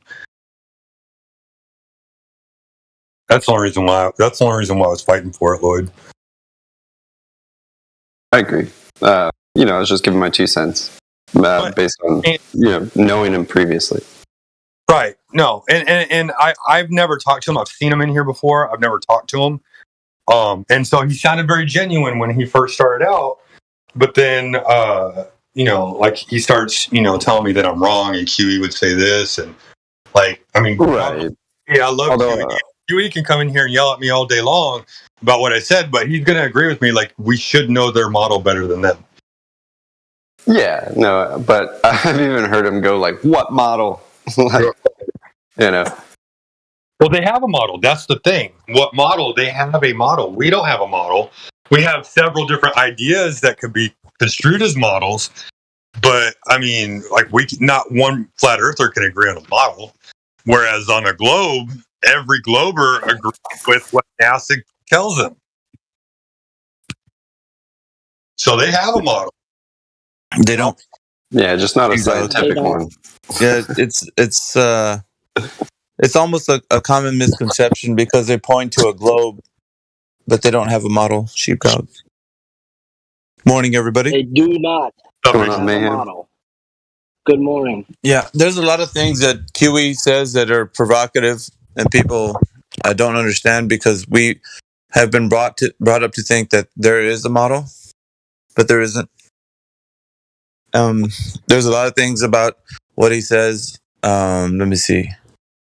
He talks about some things that are really interesting, but you can understand from his point of view. He's looked into these topics, and they seem a bit upsetting when you're listening to him because you want to have talking points, but like the atmosphere, he says atmo and spheres, contradiction in terms. Right. So, but people want to continue. I mean, we use it colloquially so that we can explain to the people they know what we're talking about. So the term Admiral's plane was made up because of that. The Admiral's plane was what? Who that is? That was made up because people thought the Earth was flat, so they say Admiral's plane instead of atmosphere. Maybe that was like a joke or something, but yeah, I heard people go Admiral's plane. Yeah. So yeah, I've been in this for quite some time, and yeah, when asked for them to present their model, they don't have one. Period. It seems like they do. They can point to something, but they all say something different. Right. So they don't have one. And that was something that I was explaining to that guy that was in here too. And I'm sorry that he got upset and he left, but like I wasn't attacking him. I was trying to get him to say that he needs to know these talking points so he can bring the argument to them, because the burden of proof is on them. It's not on us. And I said, I would say that's probably another thing too. We can know some things about the globe, but exactly all the talking points, probably not. You could destroy the globe on its simple merit that they can't explain anything definitively. It's a story kind of like, I'll tell you what. It's like if you've ever read Harry Potter or Lord of the Rings, it's got lore. And the more lore you know, or the more you're educated about like what they bring up, and then like the contradictions in what they bring up. So the more lore you have, the more you can disprove from that side of things, from a point on point kind of stance. But you don't need that per se to debunk that. All you got to do is ask them to prove it. So if they're telling you about these talking points, you don't have to know. Like, I think that would be more of an intellectual for somebody, like if you're gonna know like what the drop distance on a globe should be and that. It's good to know that stuff because it'll give you a better stance in here. But necessary, probably not. You could just, being somebody who's never heard of this and just coming into it, you can have them understand, have the other guy prove whatever he's saying. And simply on those merits, they wouldn't be able to do it. Right. They'll squirm, they'll gish gallop, they won't be held to a point or accountable for what they're saying. So the most important thing is for the person who's actually inquisitive to ask the person who thinks they know about the globe, go ahead and prove what you're saying. So that's the most important thing. The lore of the globe, it's great to know for somebody, like as you go along, like to continuously grow and learn about like why they would say the things they do. But necessary, probably not. You just have to know those things in a grander debate, because it gets more into the minutia of like understanding the like the mathematics. Right. Because there's people like McToon and a bit of sophists that would come in here and want to stroke their ego with saying that they're mathematicians. Right. And they get into these debates that people don't understand. And so what it looks like, okay, the optics, what it looks like is when somebody has a conversation with these guys that they're just totally ignorant. And they like to dominate that arena. Right. So when they bring somebody into a conversation and say, like, you don't know anything. And do you know what the rate is for the terrestrial refraction? And, the person might be like, no, I've never heard of that. See, what do you know? And so that makes it look like the flat earther or the person asking the questions dominated by the one who actually knows. And so to us, that's the reason why we were like, hey man, like look into it or something, and that's kind of probably why you feel like the guy needs to look into it, because he's going to be met with these guys who are egotistical and want to stroke their ego by saying that they're mathematicians and whatnot, and use all these big numbers and big words, and the person's going to be like not knowing that. And so you don't want the person to feel like unequipped in a debate. So I get what you're saying, but as far as like it being necessary, that let's say the McToons of the world, they can't provide any evidence for what they're saying. They can only get somebody to think about it in a theoretical way, which is, that's a whole different thing. But it's more of like, the more you know of the lore, the more you kind of can hold your own in a intellectual, let's say, debate. I don't even think it's that. But like, yeah, there's things that they use that are contradiction in terms, like atmosphere, and they'll say they have a model or a map, and then you're like, go point whatever map you think it is. Point out the map and point out the model, and then we'll talk about it. But they don't have not even that. Because as you know, there's many different maps and many different ideas, So a model, a specific one, they don't got one. And trust me, I've been here, so I understand the talking points that QE has, and but everybody might disagree with that. That's okay. But when actually posed to the people, the ones who are claiming this, they can just simply say certain things, but what model specifically, if you ask them? They can't just say the globe. It's like saying, when you talk about like how science works, what kind of science are you describing? Because they think it's science. Everything is science. Right. So when it concerns to the globe, when you're talking about the globe, they're like, well, the globe is science. No, we don't do science when we're figuring out what is the Earth. The what is question is not science. Right. It's a measurement question. And there's a lot of mistakes, right, that people make. They think they're doing science when they go and measure the Earth. It's not a science question. Right. It's not a how-why question. It's not finding out the cause of the effect.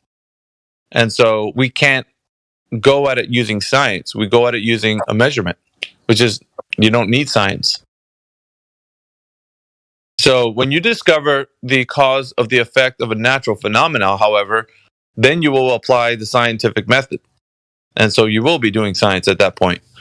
Not in the case of finding out how big your foot is.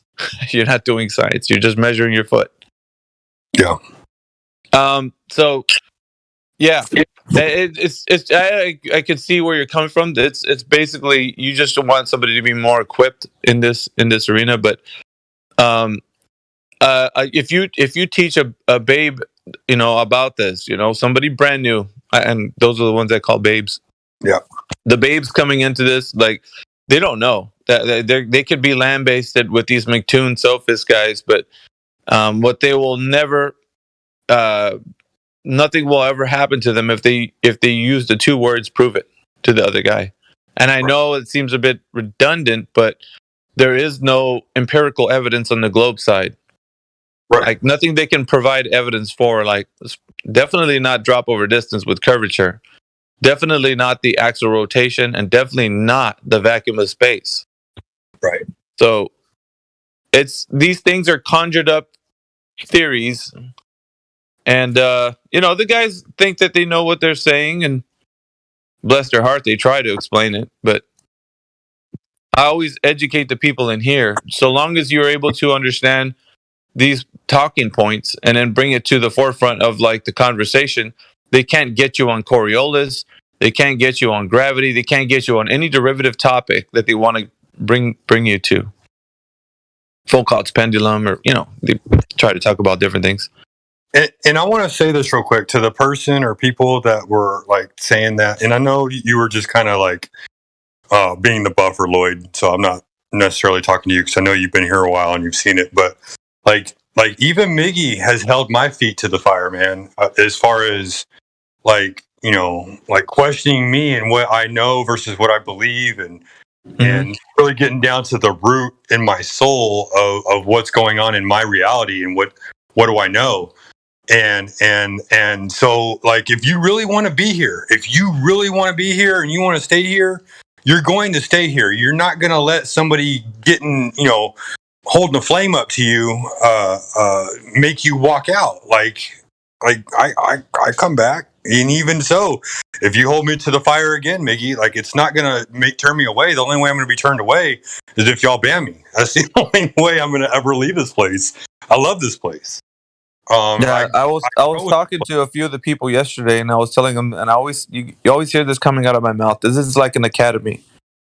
We have people that are instructors, and you have the students, and then the student can become an instructor as well. But it takes time and understanding. It is a bit more to deal with psychology than it does the actual information. The information is important, right? What you learn in here, but it's more to deal with like how to navigate that conversation with somebody, especially if you're going to advocate for the position of a flat earther.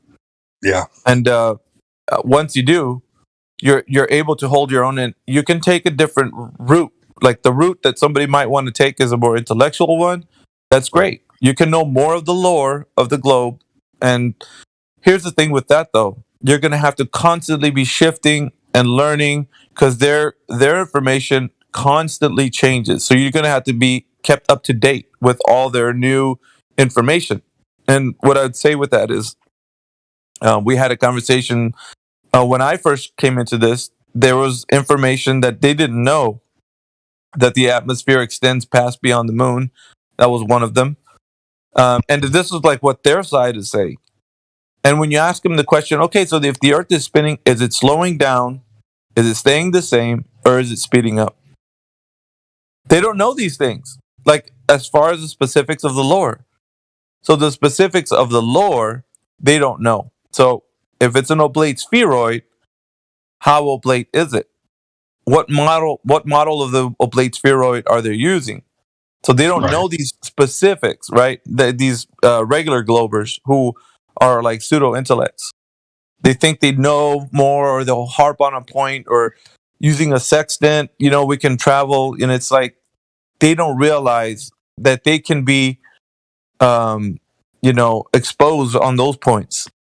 Or rather, if you were to tell them, do you know that this is the actual rhetoric? And they're like, no, it's not. And you're like, yeah, it is. And you could defeat them simply on the lore. But like I said, with the lore, you're going to have to know more and more and more every day. You have to keep up to date. Whereas if you just know the truth, you don't need to know the current lore. So there's different ways you can actually attack the argument. So, but it's not bad learning stuff. Never going to say that, but it's not necessary to defeat them. Truth is the truth, and for them to actually say that this is a reality, they have to provide the evidence. And that's why I always come back to primary source citation, and then the final one is demonstration. It always brings people to the understanding that they cannot provide the evidence. And since I've been doing this, it's simple yet effective. And I know it's just the arena is vast, okay, for the conversation that this takes place in. And these other guys, these pseudo intellects that are out there, they think they know what's going on and the reason why, but they're just like fanboys of any lore. Those fanboys of lore, the Harry Potter fanboys and the Star Wars fanboys, you know what I mean? Like they like to have all that stuff in their room, the posters and the figurines. That's who these guys are. They're just in love with the lore, those other guys. And then you got the regular globers who really don't really care about the information. They were picked up, the stuff when they were in third grade. They're not thinking about it or anything. They defend it blindly. The other guys, they're into the lore. They defend it from a point of like talking about like why the calculations for terrestrial refraction are the way they are. You know what I'm saying? Like that's those guys. Then you got the regular guys who just blindly believe. They don't know why they believe. They just do. Right. Oh, like Froggy yesterday. He was a blind believer. He didn't know. He was just like parroting things that been told to him. Mm-hmm. Anyway. But yeah, that's what it is. So you can learn in here for sure. Just listen to the conversations and pick up what people are saying, but you don't necessarily need to know the exact lore. but you can. It's like I said, it's not a bad thing. You can just learn it just so you can know it. That way you can have a base of knowledge of like the lore. But like I said, it changes. Their information always shifts. Like next thing you know, you could be parroting something that they were saying, and then a Glober who's actually into the lore can say, that's not the current rhetoric. And you're like, yeah, it is. And you're going to be having egg on your face because you think you're defending a point that's up to date, and they actually have the up to date version. You know what I mean? Right. So it'll be a trap too. So that's the reason why I don't let people kind of go more into the lore, because you only need to know so much. And then the rest of that stuff is, there's no way you can keep up with all that stuff because they're just making shit up on the fly. Right. So unless you're going to have the world knowledge of like all these guys, because they always say science is not something 100%. So their idea of science shifts and changes. And it could be shifting and changing while you think you're settled on a point and you're going to hold them to that. They'll be like, well, dude, that's not the current rhetoric. So, you know what I mean? Why are you so, hung up on that? And you're going to be like, because this is what you guys are saying. They're like, no, it's not. And they'll point you to another citation, and you're like, oh, I didn't know that. That's why I teach people here and here about that. Because if you try to do that and hold them to those points of their current rhetoric, then they could have shifted when you didn't know, because you're busy learning something else. Because that's the way this is, man. It's all made up. Mm-hmm. They have to shift the narrative in order to make their shit make sense. They have to shift it to account for things. On top of that, it's so you can't per se you can't cover all your bases on that point, but you can know the truth. That's what you can do, and so long as you hold on to that, it's the solid foundation to destroy any lore that comes your way. Doesn't matter what it is.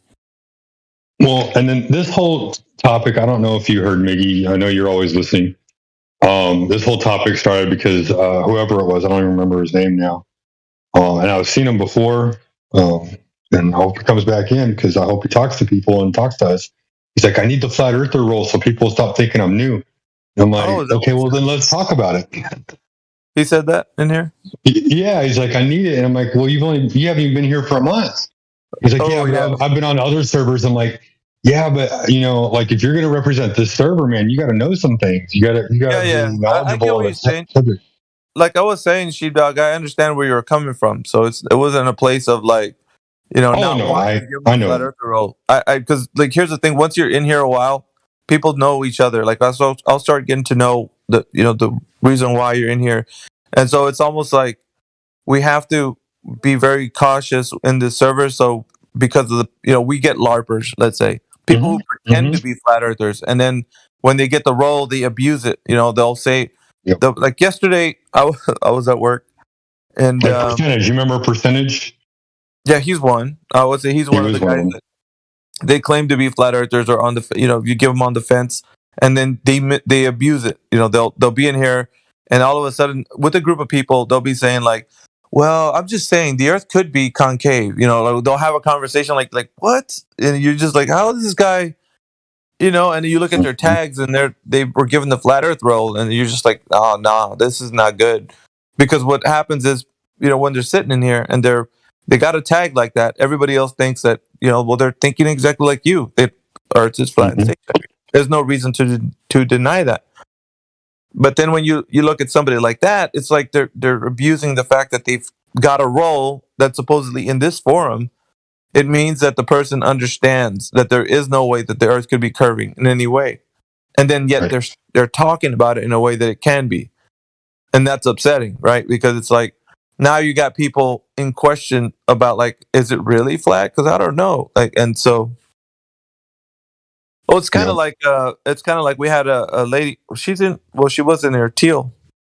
I saw her. I remember Teal. Yeah, she was in here last night. And she doesn't really know 100%, but that's fine. She could be in here listening to the people have the conversation and then ask some questions. So, yeah, and if you're sincere, you'll get like the sincere role. And that is honestly a step up from just being VC verified as well, because now we know that you've asked some genuine questions and you're just trying to learn. So there's nothing wrong with that. Like just because you're not a flat earther in here doesn't mean that's a bad thing. Yeah. I think Breathe Entropy has it correct. The imposters eventually break. Yeah, I'm looking at the live stream voice text. Yeah, they do. Over time. And if they don't break, then they defect. If they don't break, they defect. So either way, I win. You know what I mean? I win either way. Because if they don't break, it's not we win, it's I win. Yeah, it's because like they want to come in here, and this, I consider this my server, and you consider Right. this your server, and That's you know what I correct. mean. Everybody considers it. This is their server. This is their home base. So when somebody like either comes in here and they're LARPing, but they LARP way too much, they forget their mission. Right? They're like they forget that they were supposed to be like infiltrating, and they just defect. They're like, well, shit, man, I've been kicking ass doing this, so might as well just be a flat earther. You know, like, well, yeah, that's the point. You It can all can't make sense. you can't go undercover so much so that you're never gonna turn back into a globe. Because like if you try, you'll be demolished instantly. The moment I suspect that somebody's doing that or trying to, because you can try to be sneaky and you know, lay under the flat Earth cover, but it'll only last for so long until you feel the urge to like, oh man, I'm gonna come in here with another account and just like, you know, roast these guys because I got to get it off my chest. Like, I can't, because that's, you know, yeah, they eventually break, just like the way Breathe was saying, unless you're genuine, you know, or because when you're genuine, you're like, you know what, I'm gonna come in here and make these guys look like a fool, so I'm gonna infiltrate them, and then they try to LARP. Yeah, Earth is flat, man. Yes, flat, stationary, and then they're LARPing and LARPing and LARPing. All of a sudden, they're in here for months, years. Then all of a sudden, it's just like, oh, shit, I've been kicking ass, so might as well just be a flat earther, you know. So Or like, you know what? They're actually really smart and their talking points make sense, a lot more sense than the globe because of what I observe in reality. yeah, exactly. And so based on that, it seems like, well, why would I then go back? Because there isn't any evidence, you know. And so I got to tell people too. It's like, yeah, I'm not worried about those guys, but however, we're still not just going to give somebody a tag. So I was doing that in the past. I got to be honest. I don't care. I was like, yeah, you say you're a flat earther. Here's a tag, you know. Because for me, I was always in the mindset of like, I don't care because it doesn't matter. The moment they come out of line, I'm going to remove it. Because as easy as you got it, easy as it can go away for me. Because when that made me nervous in the beginning. Yeah, when I hand somebody the tag, when I hand it over to them, I already know that they're going to be watched when they have, like, because the tag doesn't really mean much. It's the community, right? You can have the tag, but the community is going to know. We're like a living organism, 24/7. Somebody's going to hear you say something contradictory to the flat Earth, you know. So when they do, they'll report back to me or just to another moderator, and then we're going to remove your tag. It's as simple as that. Yeah. So that's why this server differs from the other ones you go to, because in here it's like I said, like an academy. If you're a new student and you're coming in and you're learning, you're gaining wisdom. That's a good thing. And so people cannot sit in an instructor's position and start to tell some new people some things as if they were telling them like they've been here and they know the culture. They can defer to somebody who's been here in here a while. That'd be great. But you know, a lot of people, like, I was listening to some flat earthers in here and they start talking to other guys and taking the lead role. That's great. So long as you're in line with what we're doing here, that I don't care. But once you start veering off and saying things based upon what you think is right, that's not right. The culture is kind of curated in this forum. And so once you learn the culture, however, then you can start talking to them about what we're about. I think, and that was the most important lesson for anybody new. Learn the culture in here. Because if you see us getting onto somebody, don't immediately start to white knight for the person because you're, oh, why can't we let them speak? Or, you know, why we gotta be so mean to them? You don't realize what we're doing. I don't tolerate that. I used to be like, yeah, they might be empathetic to their cause, but not anymore. You should already know what we're doing in here. There's no excuse. And if you don't know, we tell you on the spot. Sit down, don't talk, mute yourself if you can't control yourself, or leave. But this is the culture. This is what we do. And everybody gets on board or they don't. It's, people are upset about it.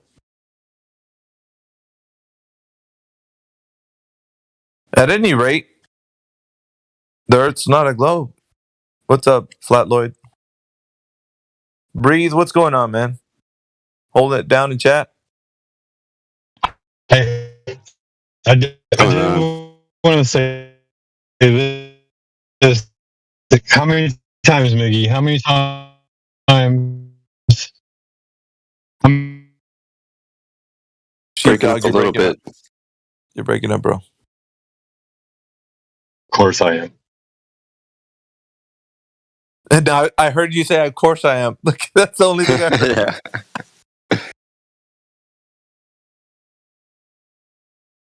Yeah.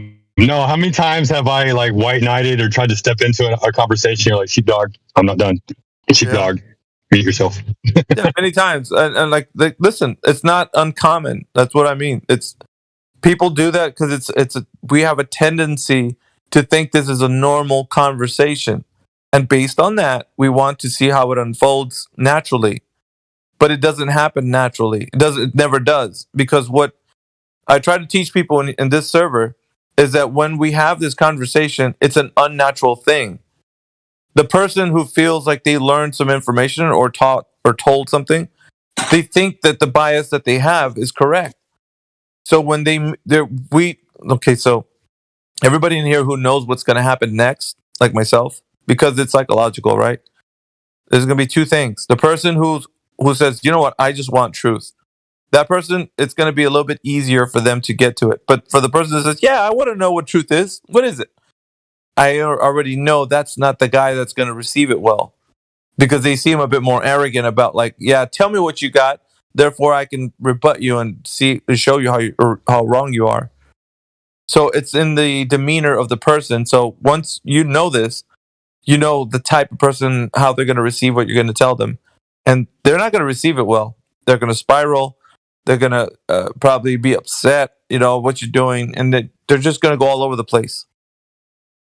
And then the next thing they're going to do is go straight to the fallacies, right? The fallacies appeal to motive, begging the question, burden of proof reversal. They're going to implore as much as they can so that in the audience listening, they hear a mind going through this process. They want to jump in and save it. No. Allow them because they're trying to say something. Let's hear them out. And we're like, no, this is the point of them to actually be challenged. So we got to turn it up. We got to go all the way to 10 because the point that they're going to break is the point where they're going to know that those guys didn't give them information that has any sufficient evidence for what they're saying. So we got to turn that volume all the way up to like where they're just the mind is completely exhausted of like, because when the mind goes to this, guys, it goes to buzzwords that it starts to spew out.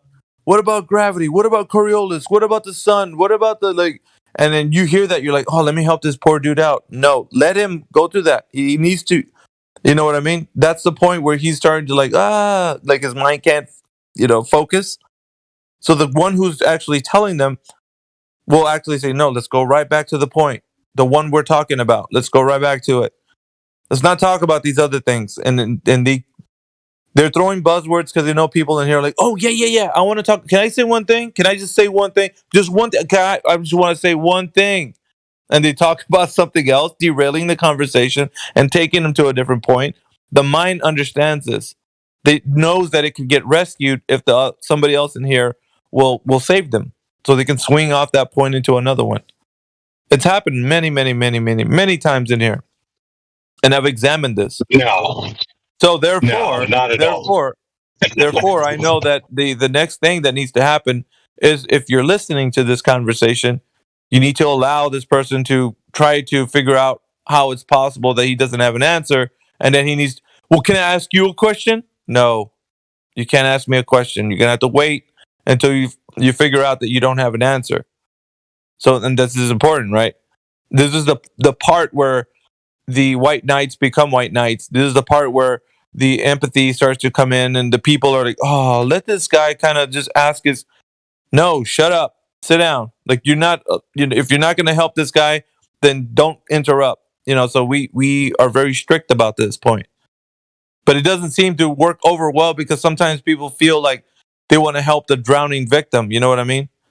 And in order for them to realize that that old self, that ego death needs to happen. Because that's what's actually happening. It's an ego death. Their ego, which was built on these falsehoods, were propped up. And they think they can go around saying, well, I know what a star is made of. It's plasma. How do I know that? Science. That's it. That's all they say. They don't tell you exactly the attributes, and like they go into the elements, and they don't say none of that because they've heard it on Discovery Channel or some talking point that freaking Neil deGrasse Tyson was saying on a passing Star Talk that they've seen. Like they don't. That's the reason why they're so filled with the lore, and they don't know how to defend it. And so this part of the conversation, when they're spiraling, when they're trying to look for, the mind starts to reel. It's good. It might seem like it's bad when you're listening, but it's good because after the conversation, if let's say they go away, the person will say like, "Shit, I came at them with everything I could, and I still couldn't like get through to them." And so it's a challenge. Like whether they're convinced or not, that's not our goal. Our goal is not to like strong arm them into the fact that the Earth is flat and stationary. It's to challenge the lore so they don't have an answer. So that when they're off alone sitting and thinking about it, they're like, no, I came at them with this, it didn't work. I said this, it didn't work, and and so they're stewing in that, like the feeling of not having a rebuttal to what we're saying. And so that's the most important reason why you shouldn't interrupt in this conversation when we have this. Like, and it seems a bit harsh, because we do come down on people, like especially when they get into like Froggy yesterday, example, right? But we worked as a team yesterday. Everybody in here, it was a great job. When we work as a unit, we come at the mind, whereas none of us are letting them pass. They want an out. They want a way through. And when we work together, there's nothing that they can say that we're, working together means that if they ask Max, if they ask Max Mard, if they ask, see who else was in the conversation yesterday. There was a couple of people. And whoever they turn to, and as Gregory was in here, there's always a rebuttal for what they're saying. So they're like, okay, the mind's throwing out buzzwords. Okay, that doesn't work. The mind is like trying to say, like, play the victim status, like Brandon was yesterday. Because the way I talk, I have a different inflection in my voice. Sometimes I raise it up, I lower it, and I have a different tone when I'm speaking, just to put emphasis on words that I say. And he was saying that I was making fun of him, and he started playing the victim. I was like, no, don't you do that. Not in a conversation with me. You know exactly. I don't ever. That's not a part of what I don't make fun of people in that way. I'm gonna curl up in the fetal position. Don't hurt me. Yeah, it's like if I ever do, it's because I'm showing people how you don't have the information of what you're saying and how ridiculous that is, but not based on your personality. I don't need to. Just based on the information, I'm gonna actually drag you around. So I don't need to. My favorite is when you go ahead, rage quit. You know you want to. Yeah. And so I point out to the fact that, and if you have the endurance and you want to stay in for the fight, go ahead. Stay in here as long as you want. You won't move this foundation at all. You can kick, you can scream, you can say like, you guys don't understand math. No, you don't have any math that comports over to reality, do you? Show me where that math comports over to reality, where we can say, that's drop over distance right there. Here's the math. Don't got it. Because it doesn't comport. Your mathematical construct doesn't comport over to reality. And you hate that fact because you can't make your little idea of the Earth being a globe a reality. And we can sit here and look at you like, dude, you're so foolish to believe that. You are. Extremely. And that's the thing that gets them, right? That's the point. Because he can't prove it to you. Like something else that gets me too, and I know this happened a lot, and I was glad I was in here because I know you deal with it whenever it happens, but some people come in here and they will why don't I have the flat earther tag? And there's nobody in here to question it. And so you got to unmute your mic and have these conversations with these people. I'm just like, man, you got to understand, like this isn't your server. This isn't your server yet. You got to earn the right to say this is your server. I mean, this is everybody's server, but at the same time, like you just got to be able to hold yourself in an argument. Yeah, and that's the thing we want to make sure that they know. So, because if you got some Glober just like, nobody has their mic open, they're the only one talking in here, and so they're spouting off whatever they want. You better unmute and immediately start to question everything that they're saying. Yeah, RTM, I agree with that. Well, some people think that the position they should have is, okay, with this information I have, let's say if I'm a Glober, right? I agreed to disagree with the flat Earth position. And it's like, no, you're just wrong. And I'm going to point out how wrong you are. And they're like, no, you can't do that because I have all my information. And it's like, I don't care. If that information is true, it should comport over to reality. I can take this information out into the field, and that's exactly what that information is going to represent. When it does not do that, then it's just something that's a mathematical construct. That's it. That's it. Doesn't mean that it's real. Just means that it's real on paper. But then real on paper means you can make anything real on paper. Anything. Superman can be flying on paper. That's not what we're saying. Tony Romo could be a good quarterback on paper. To the reality. Sorry, I didn't mean to interrupt you. Is that Dave? What's up, Dave? If I'm not robot, I just want to highlight accentuate Miggy's key point here. People come to terms with this, however they come to terms with it, but they have to be challenged. Their mind internally has to be challenged. This information that I took for granted, is it really in question? And that's the key point we got to get people past, however that happens. Dave's shutting up now. Dave, how you doing, sir? How's everything going? Beautiful day, feeling great. The good Lord, the Creator gave us a great day to do something positive with. Back to you, Miggy. Oh, yeah. Agreed. Yeah, we finally into the 70s and 80s over here in the Midwest, so I'm pretty thrilled about that. Look at these clouds I took a picture of today.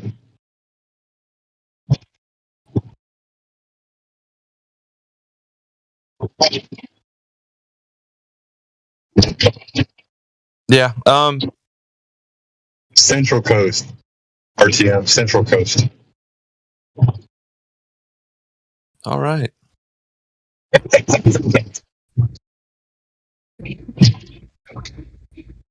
Feeling better today, Brendan? I'm in Arizona, and it's like in the 90s, so it's pretty nice. It's gonna get a lot hotter though. No, I said, are you feeling better today, Brandon? Yeah. Because the conversation that I don't know what to say. It got contentious, I guess. I mean. No, you got contentious, sir. I raised it up to 10 with you yesterday because you wanted to poke the bear. You know exactly what happens in here with people that come against what we're saying. So this shouldn't come as a surprise to you. But yesterday you started to play the victim. You started to say how I was talking and I was mocking you, and I don't do that. So you painted me the villain already with the victim card, and I didn't approve of that. Okay, just not talk about that. It's okay. We disagree, but whatever. It's okay. No, we don't disagree. You're just wrong. And so I was not mocking you. And I don't do that based on like how you're speaking. I speak with a different tone every time because that's what I do to emphasize my points.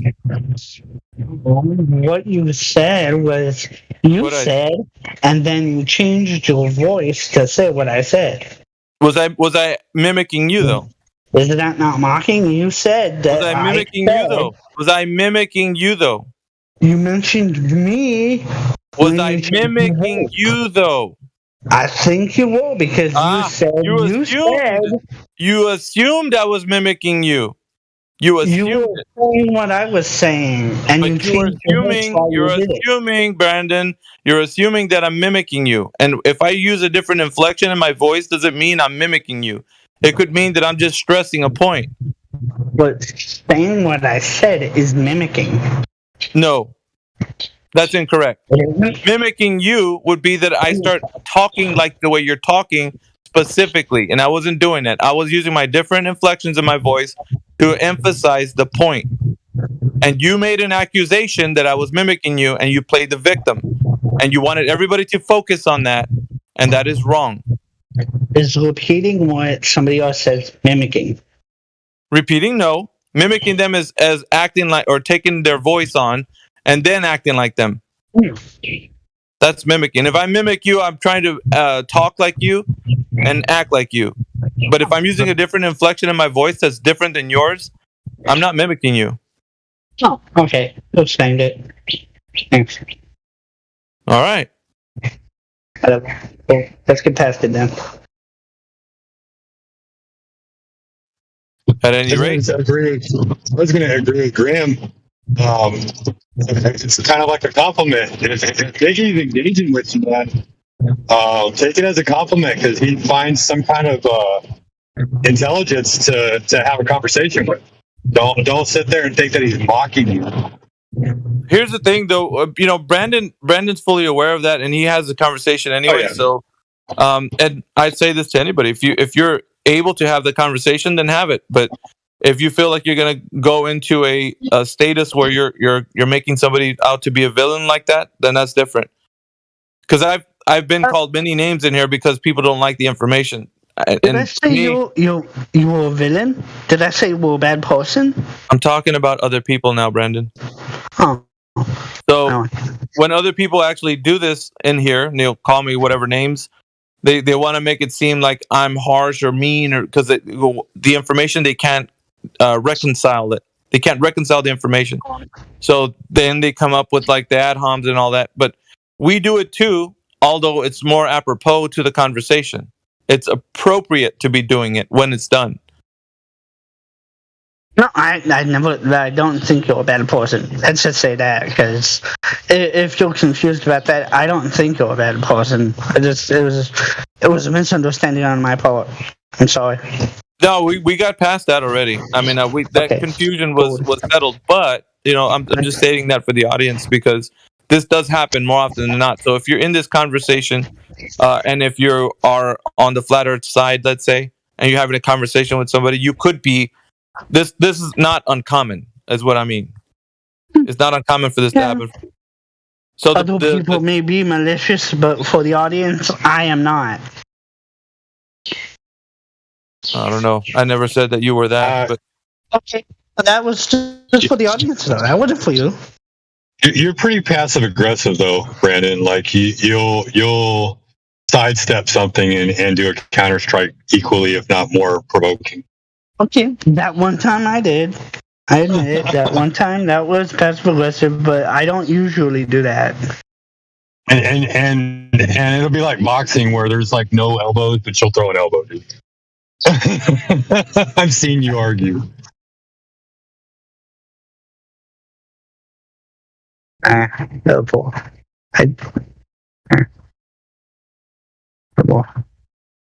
I'm just saying, if you're in here and you want to have the conversation, then be prepared for what's next. So that's all I'm saying. If you want to actually start down the road, if you want to start down the road, if you hear us talking to a Glober in here and you want to jump in, be prepared for what's next. Don't think that we're just going to be like, oh yeah, go ahead, Brandon. You want to go ahead and say something? No, you'll get the same smoke that the other guy's getting. If not, Yeah, I have okay, just like now, interrupting. I'm sorry. you didn't interrupt me, man. I was done talking. Okay, I do interrupt sometimes. I need to watch. I need to be careful of that. You're right. I don't know. What I'm saying is, I don't care. Like, no, if you want to have the conversation, you want to jump in, then just be ready for what's next. That's all I'm saying. Like, you can jump in, and if you want to help somebody on a point, but be ready to, like, because when we're in here, we're having a conversation with somebody, and you interrupt and you say, no, I think this point could be brought into whatever you give your reason. Then be ready to. We're not just going to be like, okay, well, Brandon said that. Let's talk to the other guy still. No, we're going to redirect our focus onto you now.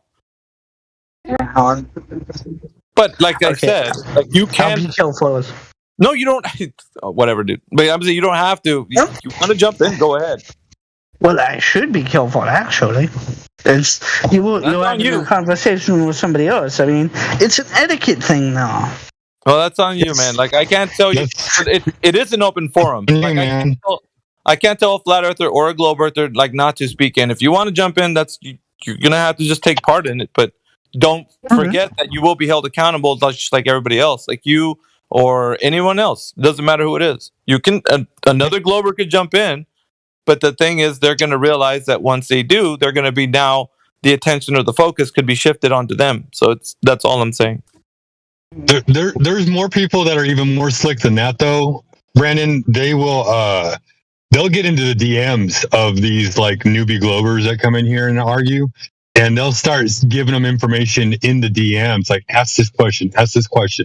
And if Miggy or anybody else finds out that you're doing that, you get kicked out of the server because like that's not what the server is about. We don't DM each other with these arguments and try to help each other out. Like you're going to be held to the fire just like everybody else can be held to the fire. I get held to the fire, Brandon. It's not stupid when people do that. I don't do that. But you jumping in and saying that this is a better talking point. That's similar. At least you're being public about it. But that's similar to dropping into somebody else's DM, trying to give somebody a talking point. Like you can't give somebody else a talking point even in a public forum, and then step back and say, okay, well let's see how this fire works out. Like guess what? No. The fire's on you now, dude. It'll go to you. Yep. Okay, I'll remember that. That's all we're saying, man. Like if you want, if you don't want the fire on you, don't say anything. Listen. But you can. No one's stopping you. All right. We welcome the conversation. It just like the conversation shifts to you at that point. Okay, I'll remember that for the future.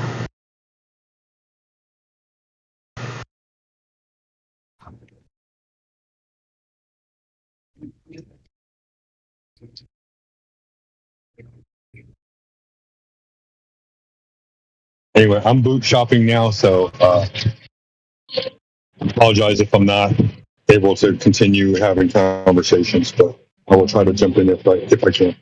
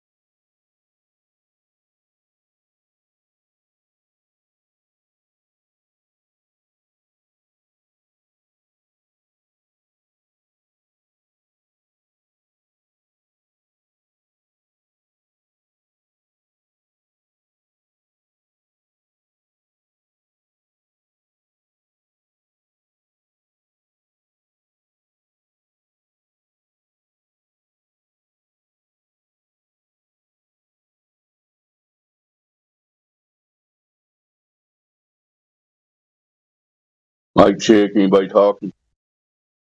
Did I disconnect?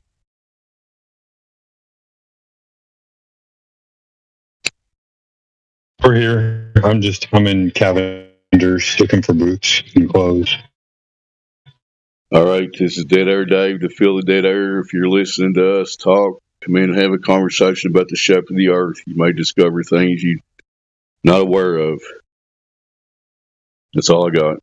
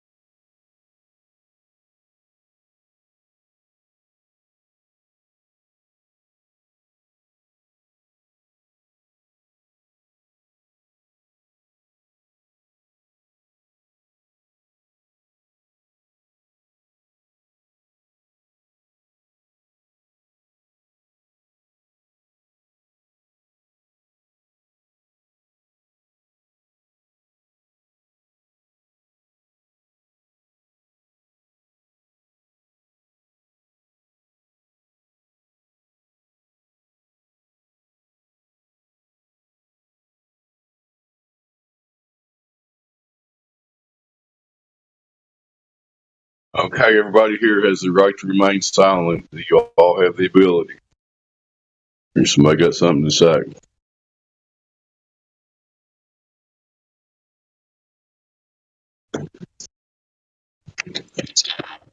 I'm speechless here, Dave. I can't believe that there's a flat earther.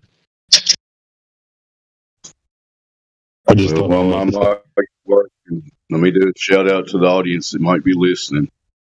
If you're out there listening to me talk right now and you think you live on a globe because somebody told you, we would like to challenge you to come in here and discuss this, because when you really examine it, all you have is a belief that you live on a spinning ball that exists in the vacuum of space.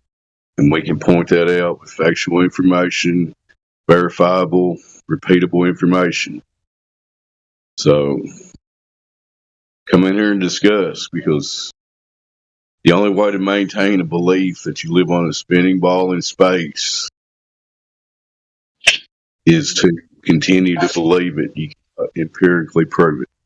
Probably robot. Back to you, Gizbo.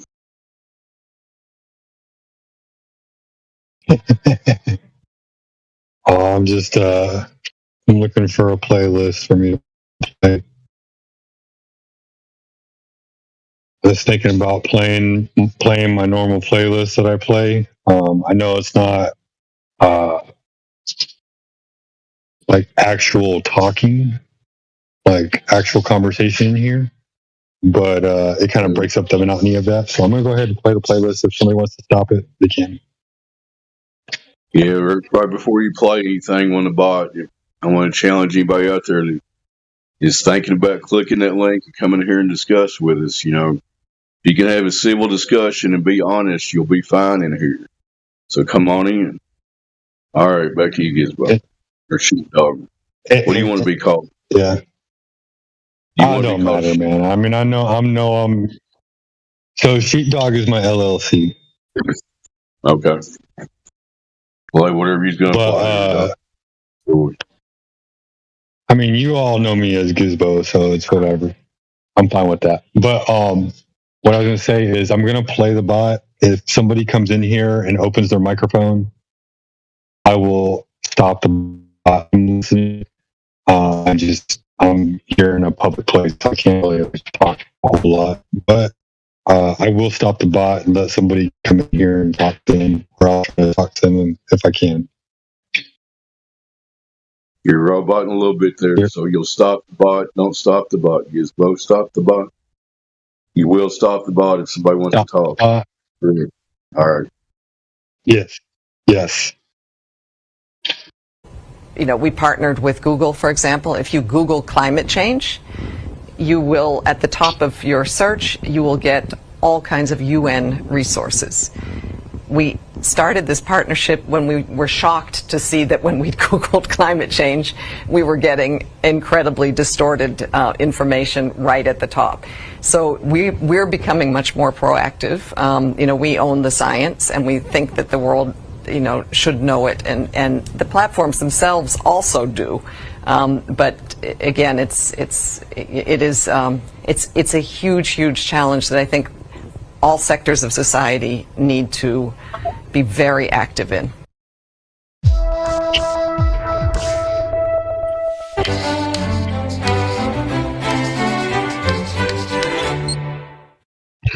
Hi, I'm Josh Clark, and this is Brain Stuff, and I'm here to answer a very pressing question. Have you ever been standing at the edge of water, say like an ocean, and looked out on the horizon and said, I wonder exactly how far away that horizon is? You know, where the sky meets the sea, that's the horizon. Well, it turns out because the Earth is curved that it depends on where you're standing and how far above water you're standing. Let's say that you are in the water, right? And you're up to, say, your eyes are about 8 inches above the water surface. Well, again, remember the Earth is curved, and despite the ocean seeming flat, they actually curve themselves, which if you've ever really looked at the horizon, it kind of goes like this a little bit, which is pretty cool. But it also goes like this, right? So if your eyes are 8 inches above the water, right then you're about a mile away from that horizon point where the sky meets the ocean as far as you can tell. If you're standing up above water and you're like I am about 6 feet tall, that means your eyes are about 5.5 feet above the water's edge, which means that you're about 3 miles away from the horizon. Isn't that amazing? Going from 8 inches above water, 5.5 feet above water, is the distance between 2 miles between you and the horizon. Mind-blowing, if you ask me. If you like this video, there's plenty more where it came from. You can subscribe to us on this YouTube channel. You can like us. You can just spend the rest of your life watching Brain Stuff videos. I advise it.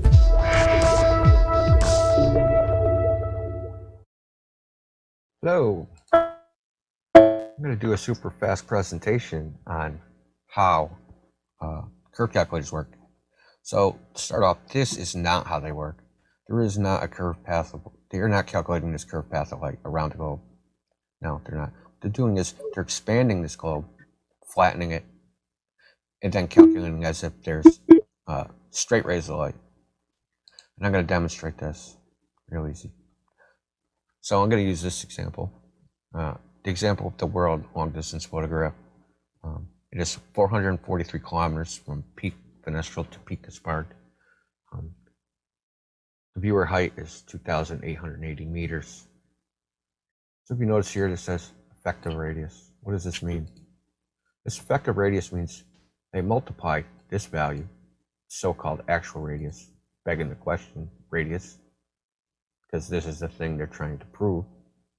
They assume what they're trying to prove and say it's proven.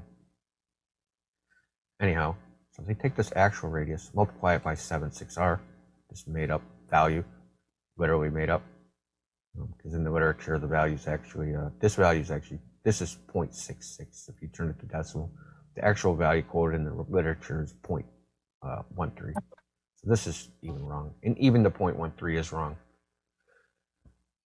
That's for another video. So multiply this 6371 times 76 and you get this value, 7,432. That's what Nick West used, the exact number. So I made a geometric construction to bear this out, that they're simply blowing it up and using straight rays. Okay, so here we have this enlarged radius Earth. Right? So what I'm going to do is I'm going to compare, I'm going to use the identical numbers as this. I'm going to use straight rays, and then I'm going to compare these values, this hidden, in this horizon. I mean, if I wanted, I could also do these, but there's no point because it will just come out the same. It's redundant. So 2.88 over here, 2.880. This distance, 443 kilometers. 443 kilometers. All right. So what we'll do is find where the horizon is. The horizon is going to be this point of intersection of this tangent line. Okay. And then this line continues on, and then once it reaches the distance, this 443 distance, it measures where this tangent line intersects the 443 line, and it measures this distance. But we're going to start with the horizon. So this is my tangent line. I'm going to click here. This is a point of intersection 206. Check out the number. 206. Right. That's right so far. It's straight. Using a straight line. Let's go over here. Still a straight line. So C and B is a distance from C to B. 3.7. Let's look at the curve calculator. Wow, 3.7. Just so everybody knows, the way the curve calculator works is to take their so-called radius and flatten the Earth to get whatever value they want. You see something that's way over here, they'll just say there's super refraction and the Earth is even flatter. They will just increase the sphere and make what is called a post-diction. They're not making predictions, they're making post-dictions.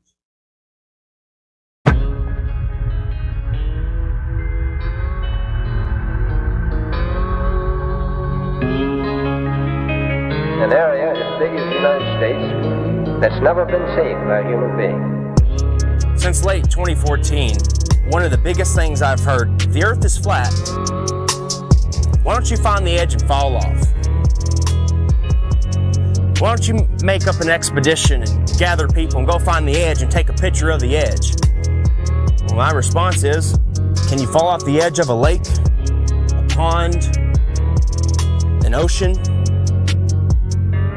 Let's see if you have any imagination left in that brain of yours. And pretend this is all the water in the world. This is the 71% covered earth-filled pond. All the water of the world. So let's just say this is trillions upon trillions upon trillions of gallons. You've got the continents, the islands in the middle. In the center where all compasses point, you can circumnavigate, circle the lake or the pond left or right. But as you venture outwards towards the banks, towards outer space, what happens? Once you pass that 60th degree parallel and you hit the ice wall, the ice cliff of Antarctica, what happens? Do you fall off the edge? Is there an edge here? Is there an edge here? Because we know the physics of water is defined and maintained level if you've been paying attention. And also water must be contained. It is contained. We climb up the banks and we keep going outward, southward. What happens to their control when millions of people travel beyond the 60th parallel? They knew this was going to get out. They knew people were going to wake up. What if Star Wars is true? What if this extraterrestrial, these extra terrains, they're telling us the truth, minus the vacuum of space, because they got to put a Hollywood spin on it, don't they? Star Wars, Star Trek. What if you Globers can have your Star Wars and your Star Trek at the same time? Isn't that awesome?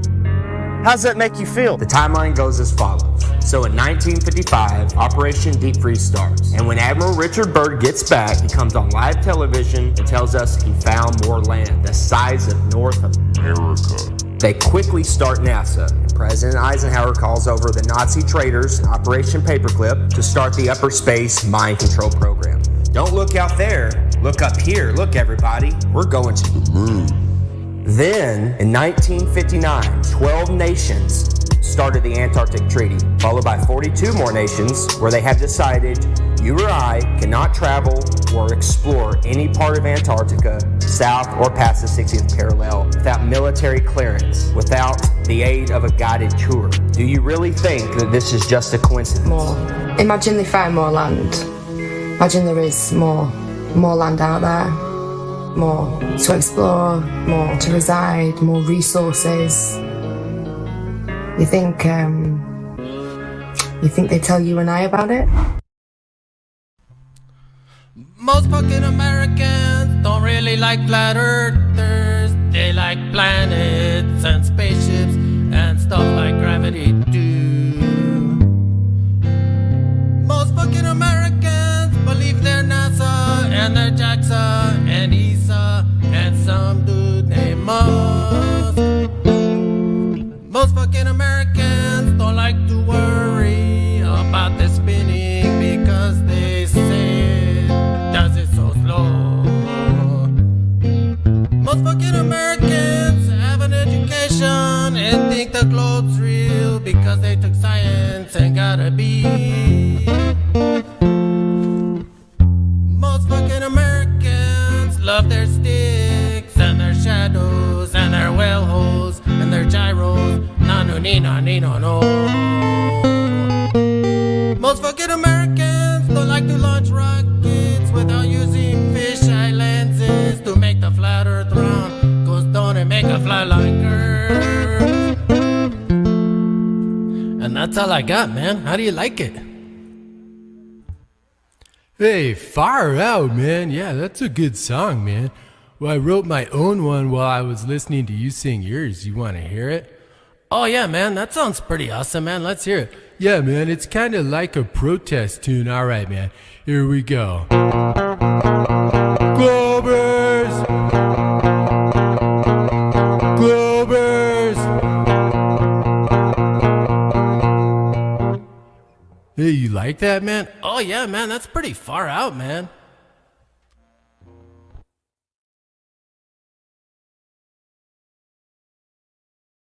And it's really cool. One thing that he found in here, which is an absolute burn on the Himwari, people try to use the Himwari as, oh, that's our evidence. We've got these live feeds all the time. And one thing that he found right in here was the site description text. And this is great. So it says, all images in the GOES archive are processed in the McIDIS using GOES Channel 1, Visible, and GOES Channel 4 infrared data. The underlying colored land image is from the NASA Blue Marble Next Generation dataset. Now, he also has, this is the same for both Himwari and GOES. They're admitting straight up that these images that they're putting out here and people are claiming as live are composites. I mean, here it is, right in their own FTP site. So, again, Jaron, that was a great find that you found on this, and Archer Sage just took it further. He did several videos on this, so if you haven't seen it, guys, yet, check out Archer Sage's channel and check this out. So were you aware of this, Jaron? Had you seen this yet? Yeah, awesome job. That's why I put stuff like that out. And, Bob, can you share the your screen again? I'm not seeing... My screen? Oh, I'm sorry. Yeah, I'm sorry. I forgot to share. I'm sorry. Bad. Whoopsie. You're fired. I'm fired. I'm sitting here pushing the wrong button. I'm just going to suspend it for 6 days. We'll see you next Sunday. All right, so there, you guys should have it now. Are you seeing me now? Perfect. Okay, cool. All right, so sorry about that. All right, so, Archer... Hello guys, hope everyone is doing alright today.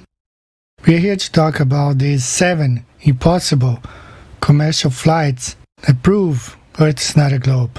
Once we go through all these 7, you're gonna understand and see that Earth cannot possibly be a globe.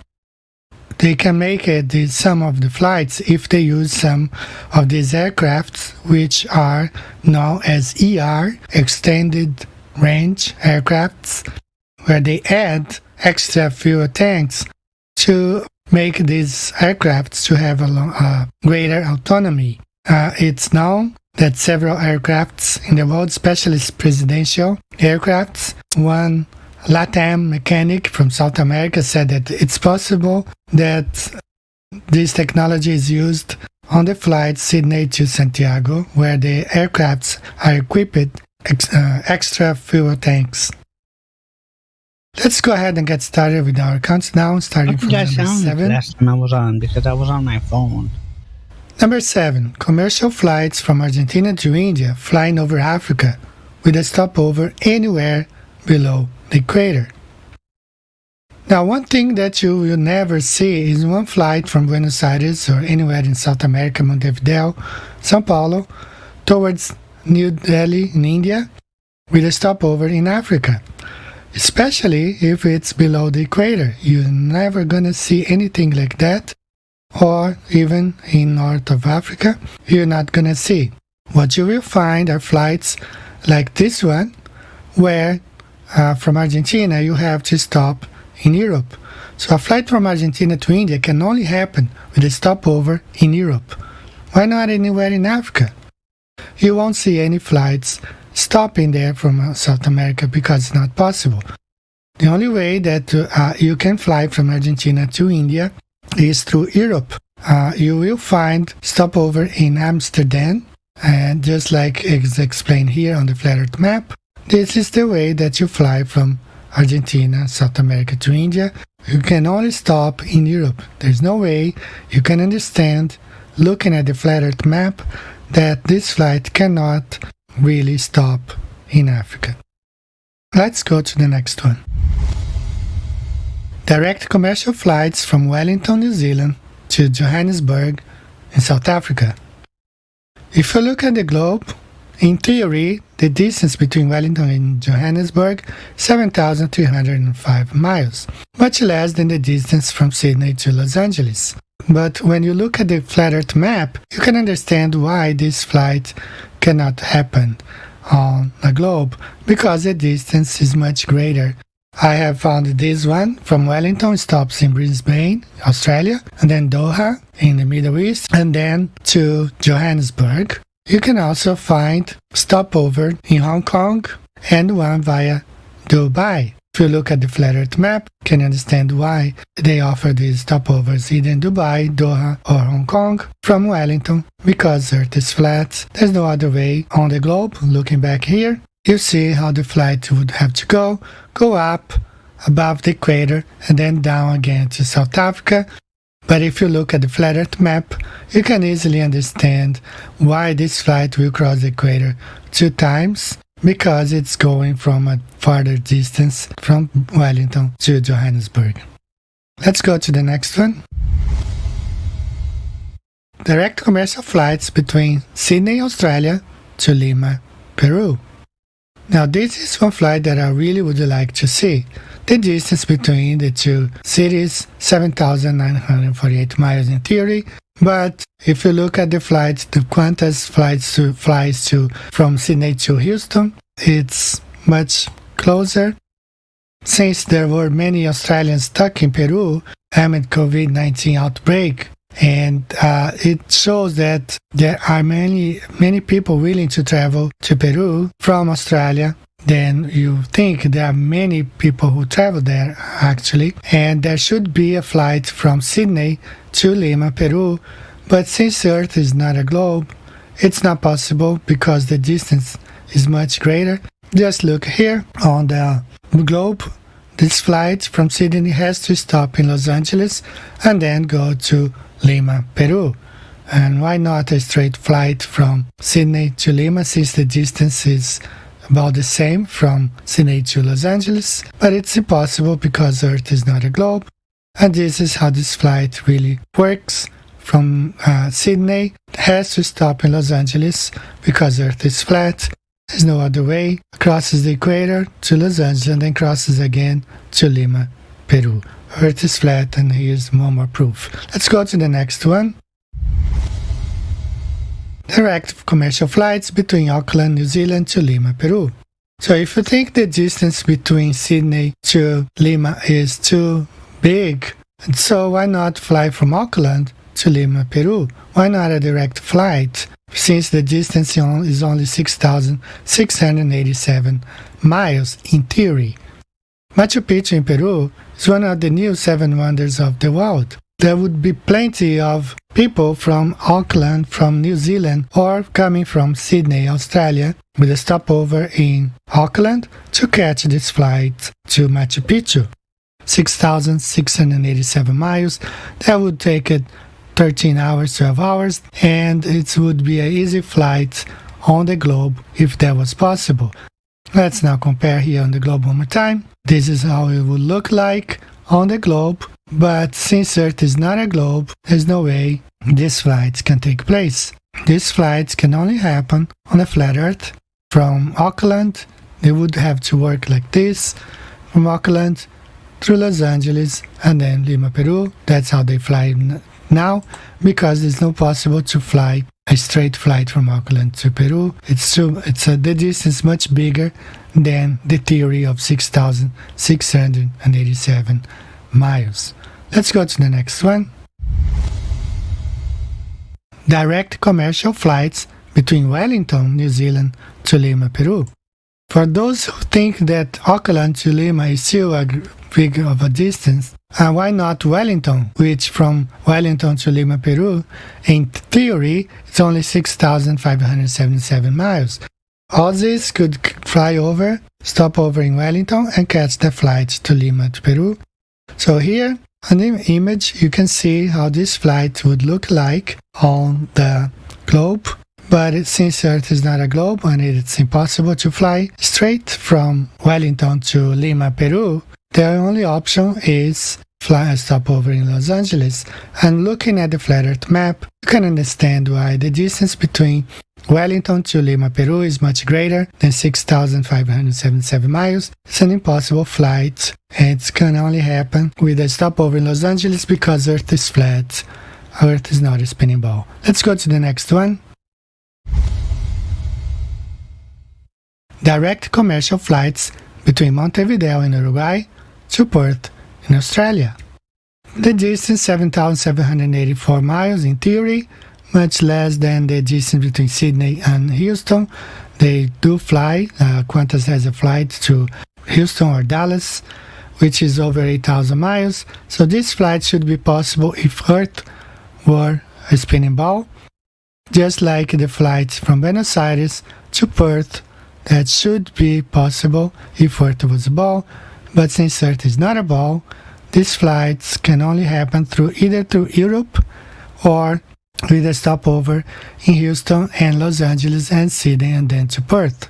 So if you look at the comparing both the globe and the flat Earth, you can understand why a flight from Montevideo to Perth takes 38 hours, because it's not possible to fly on the bottom of a spinning ball because the Earth is not a ball. Look at the flat Earth map, you can easily understand why these flights cannot happen and does not happen and would never happen, because Earth is not a globe. It can only happen on the flat Earth map with the stops in Los Angeles and Sydney and then finally to Perth.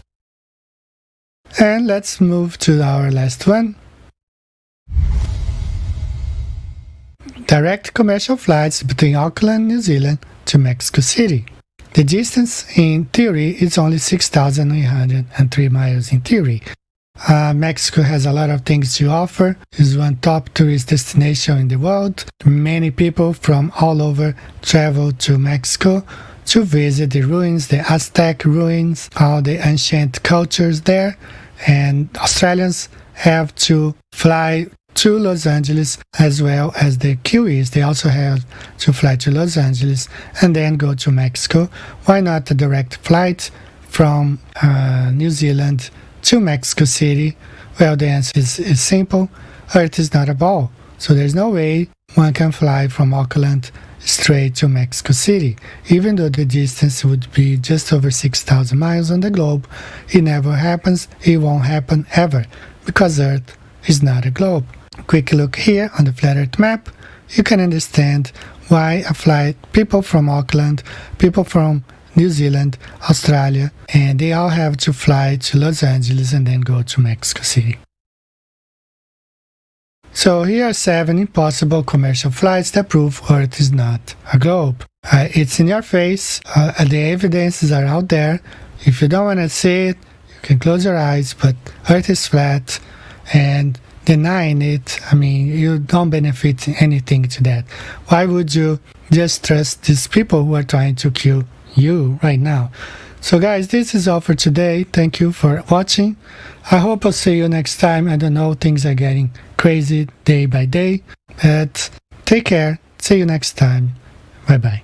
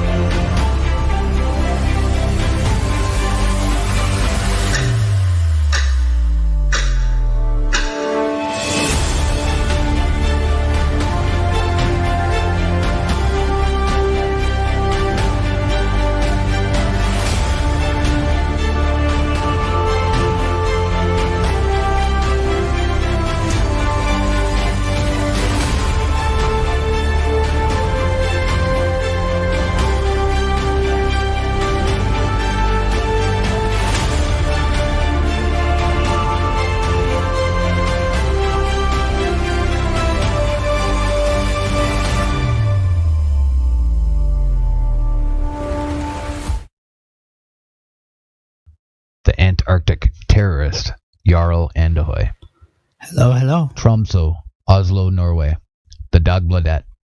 Polar explorer and television celebrity Jarl Andøy, 38, sits in the dock, the Nord-Troms district court, accused of having carried out his third voyage south of the 60th parallel in Antarctica without permission from the Norwegian authorities.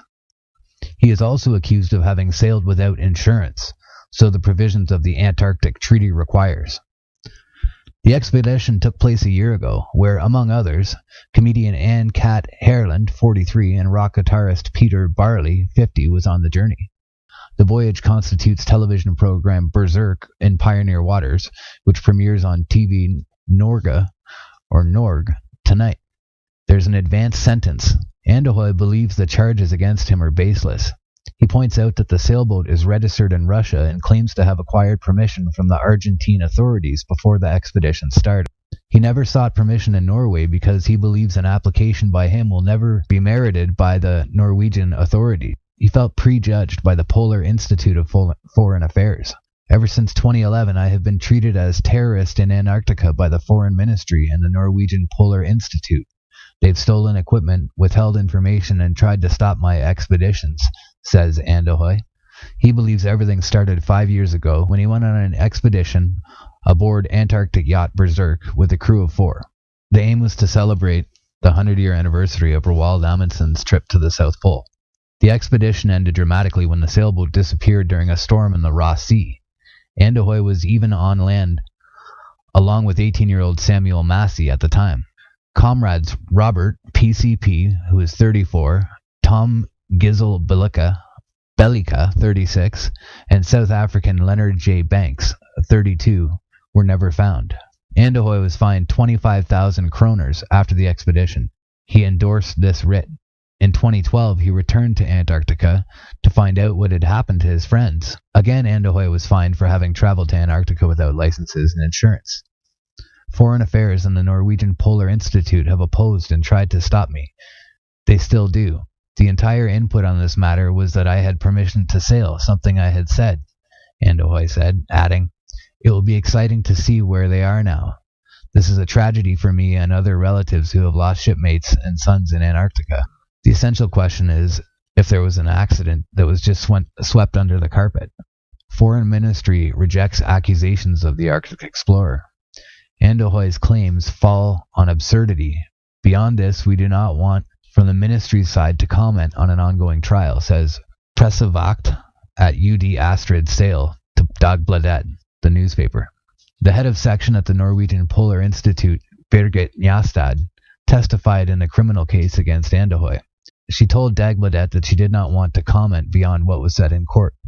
The documents showing Andøy alleged authorization of Argentine authorities for permission to conduct the voyage was sent over to the prosecutor late Tuesday night. The papers were written in Spanish. They were assessed whether grounds for the examination. The reason is Andøy complained that the dismissal was a violation of protection zone determination, believed they died unnecessarily, and would like to shed further light on the circumstances of the accident. He believes, therefore, that these matters have not been resolved, and he believes that all parties will benefit from what exists, says the lawyer Nora Bardal to Dagbladet. 3 crew members, Robert and 32, Tom, 34, and Leonard, 36, Antarctica on the Bezelschmitter and Horseshoe Bay, McMurdo Sound, before the Berserker disappeared. Andøy got a text from the crew that read, "Everything is good, atmosphere is good in Horseshoe Bay. Contact us." Expedition participant Manuel Hernandez has gone through these documents today. Prosecutors reject Andøy's written permission. It is not issued by authorities who handle Antarctica regulations, say prosecutors Trude Kvanli in this procedure, risking jail time. Anne-Kat Herland was summoned as a witness in Nord-Troms District Court Wednesday. "I know that it was working to try to get a permit. I know that there was no Norwegian license, but I also know that Jarl would not have received any permit in Norway if he asked for it," says Herland. The prosecutor asked today about the 30-day suspended sentence and fined 45,000 kroners for Jarl Andøy. "I do not wonder if I will be convicted. I am going to appeal all the way. I do not give up, says Andahoy. The verdict will be pronounced in about a week. So they're calling him a terrorist for going to the Antarctic. Jarl Andahoy was eventually acquitted. I think that this is only the correct one. I guess he's saying this is the only correct decision, or he agrees with it. Unusual attorney Lars' assessment of the events is not a police matter, says the ASBN or ABSN. The director of the shipping department confirms it received a case. It's unusual that police would be sending a case like this to us, also a special case. We previously decided to investigate this. Now we'll reconsider this information for us to choose. These accidents basically happen and we perform an investigation. We prioritize the safety on board vessels, particularly the HGV. We do not prioritize accidents of pleasure craft in the same way. Inset. The day before the Berserk disappeared, Andahoy got a text message from the crew which read, "There is a good atmosphere and all is well. We leave Horseshoe Bay. Contact us when you can. Want answers." Jarl Andahoy wants to know what exactly happened before the Berserk wrecked. Unanswered questions. It has emerged as a mystery for Andahoy. Now Andahoy wants answers. Troms and Finnmark, the public prosecutor, has forwarded the case to the Accident Investigation Board with instructions to assess whether there are grounds for further examinations. The reason that, as Andahoy complained that a dismissal of violation of protection zone determination occurred when the Berserk went to Horseshoe Bay. Andahoy believes action was solely due to necessity. Its purpose of the complaint was to shed light on the circumstances prior to the accident. There are things in here in this matter that are still not resolved, and documentation that we still have not obtained, but that exists. All parties will benefit from that. There are no secret issues prior to the event, says Andahoy's lawyer, or Nils Jorgen Vardal, told Dagbladet. Attorney Lars Faust's assessment meant that further investigation of the events is not a police matter, and that the cause, therefore, was sent to AIDN. Director Morten Kven in AIBN Shipping Department confirms that it has received the case. It is a bit unusual that the police have sending a case like this to us. It is also a special case. We have previously taken a decision not to investigate. We shall now consider this again, but there must be new information for us to choose to do it, says Kveim. Accidents of this type are basically not a priority of the Accident Investigation Board, the AIB. That we should prioritize the safety on board vessels, particularly HGV. We tend not to prioritize accidents with pleasure craft, says Kveim, which states that a full decision will be published in the next few weeks. On January 19th, it is planned to have a premiere of TV Norg's Berserk series. It was today the press viewing where the media got to see episode 1, half the episode 8, and episode 9. The last episode is an epilogue, and more documentary than the rest of the series. Here we see how the one before the crew parted in Antarctica took place, and it repeated calls about the risks of the mission. Several of the families wanted to stop the series. Today wrote VG that the mother of Tom Gizzle Bellica and parents of Charles Banks has chosen to summon TV Norge for the series. A temporary injunction was filed yesterday to stop the series, but hopefully their stance may be changed under certain conditions. There is the documentation for this. We believe, however, that we are on safe legal ground, says TV Norge boss Harold Strom Dagbladet.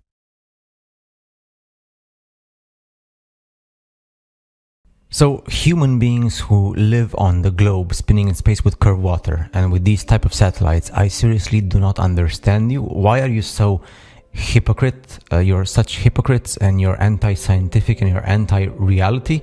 I don't understand you. So let's see science and reality and stuff, and let's make you feel disgusted with yourself. This is a message for people who live on the globe spinning in space with curved water. Why do you accept these satellites? I mean, everybody knows this is video games, 3D, three-dimensional computer graphics made on a computer, cartoons, invented stuff. Everybody knows this is fake. So why do you keep on accepting that this is reality?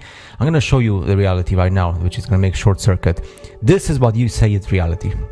going to you 3D CGI animations on computer software, and I'm going to show you reality in the real world in places like South America and Brazil. And not only, this is just an example, we have satellites that crashed in the back garden of normal people, normal peasants. And all these satellites, what they have in common is they float with helium balloons on the surface of the earth.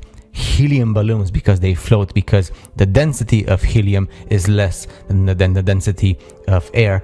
Therefore, it floats. There's no gravity. There's no globe Earth. There's nothing. So I understand you're frustrated with your lives and that you only care about insulting and stuff. These are the satellites. I'm going to show you more pictures. Stay tuned. Keep on staying with me, because you're going to hate me for this, because I'm going to show you reality and the truth. But hey, I don't care. I mean, I am a real human being, not like you. So this is like a crash satellite in Brazil. It's just satellites exist. The thing is, they do not exist the way that you believe it exists. They don't exist floating around the globe, spinning in space, and gravity keeps them. No, everything is helium globes like this. And because helium floats, because the density of helium is less than density of air, there is no gravity. Everything is density and buoyancy. That is pure science. You are anti-scientific, my friend, and that's the truth. So this is NASA.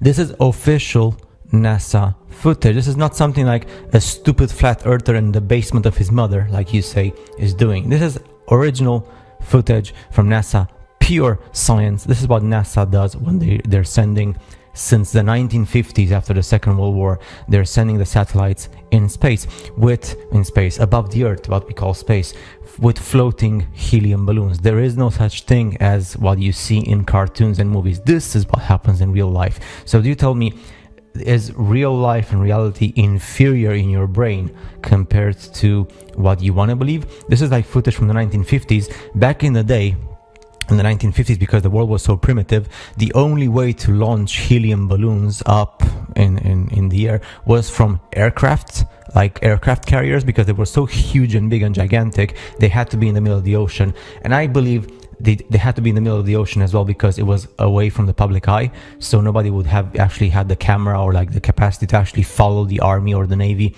onto the ocean and see them that for themselves. But that's what they were doing back in the 1950s and 60s. And today, this is what they're doing. NASA has programs. NASA is actually the largest helium consumer in the world. You can check it up. It's not made up. NASA consumes helium like no other company in the world. Why would NASA need so much helium if the world works with gravity and globe spinning in space with curved water? Because there is no gravity. Everything is helium, and they need this to launch the satellites. And they have people like scientists and retired NASA Goddard Space Flight Center speaking about the importance of buoyancy and density and how the satellites float, thanks to the fact that the Earth is not a globe. It's flat and it's motionless. It doesn't move. And I don't even know what to say anymore. So you have the footage. You have this, for example, this person who's chief technologist for the balloon program. There, she was saying, and this is like public knowledge, that when they fabricate these balloons to actually launch the satellites, each one of these balloons, when it's inflated and when it's ready to launch, it has the size of a football stadium. This is American football, but who cares? American football, European football, a domed football stadium. So that's the size of those things that are up there in space somewhere above the surface of the flat motionless Earth. And also many of these, look at this, this is official. This is how satellites are being launched, and they're launched from Antarctica. Lots of the satellites are launched from Antarctica, from the places where common mortal human beings like you and me, because we are useless birth certificates, we do not have access to go there. And that's why they're launching them from so far away in Antarctica, because there's nobody there to actually film it, so there will be no witnesses, so therefore they can get away with it. But this is actually the truth. This exists. This is reality. Why the heck do you keep on saying that your reality is this? Why do you accept this reality? Because this is just like invented cartoon and computer graphics. This is reality. They're launching satellites with helium globes, helium balloons, from Antarctica, where nobody has access, like you and me, only the military and themselves, because that's the way the world works. And this is public knowledge. This is not something invented or conspiracy. So the only reason why you keep on insulting people who search for the truth and people who accept the truth is because you're frustrated and you're a hypocrite and you hate your life, and that's it. So you accept this because because you know that nothing is going to change in the world. Therefore, you have a reason to be happy, to insult and to laugh at people who just accept the truth for what it is. It's unfortunate. It's really unfortunate. I actually feel disgusted and ashamed to share the same DNA with people who live on a globe with curved water spinning in space. I feel super disgusted. And you're going to say now, why do you keep on focusing your video, like this type of video, with people who live on the globe Earth? Well, very simple, because you people who know the truth, you're fine. You don't need help. People who need help and to go to a psychologist are those who live on a globe spinning in space with curved water. So that's why I'm trying to help people here. I'm actually a good human being, you know. This is what a person with his Nikon P900 camera, those cameras that make super zooms, the P900 and the P1000, and cameras that you just insult because you tell people buy yourself a telescope or something. Or this is something you can use your camera for. And this is a satellite with a helium balloon or globe floating around in front of the moon.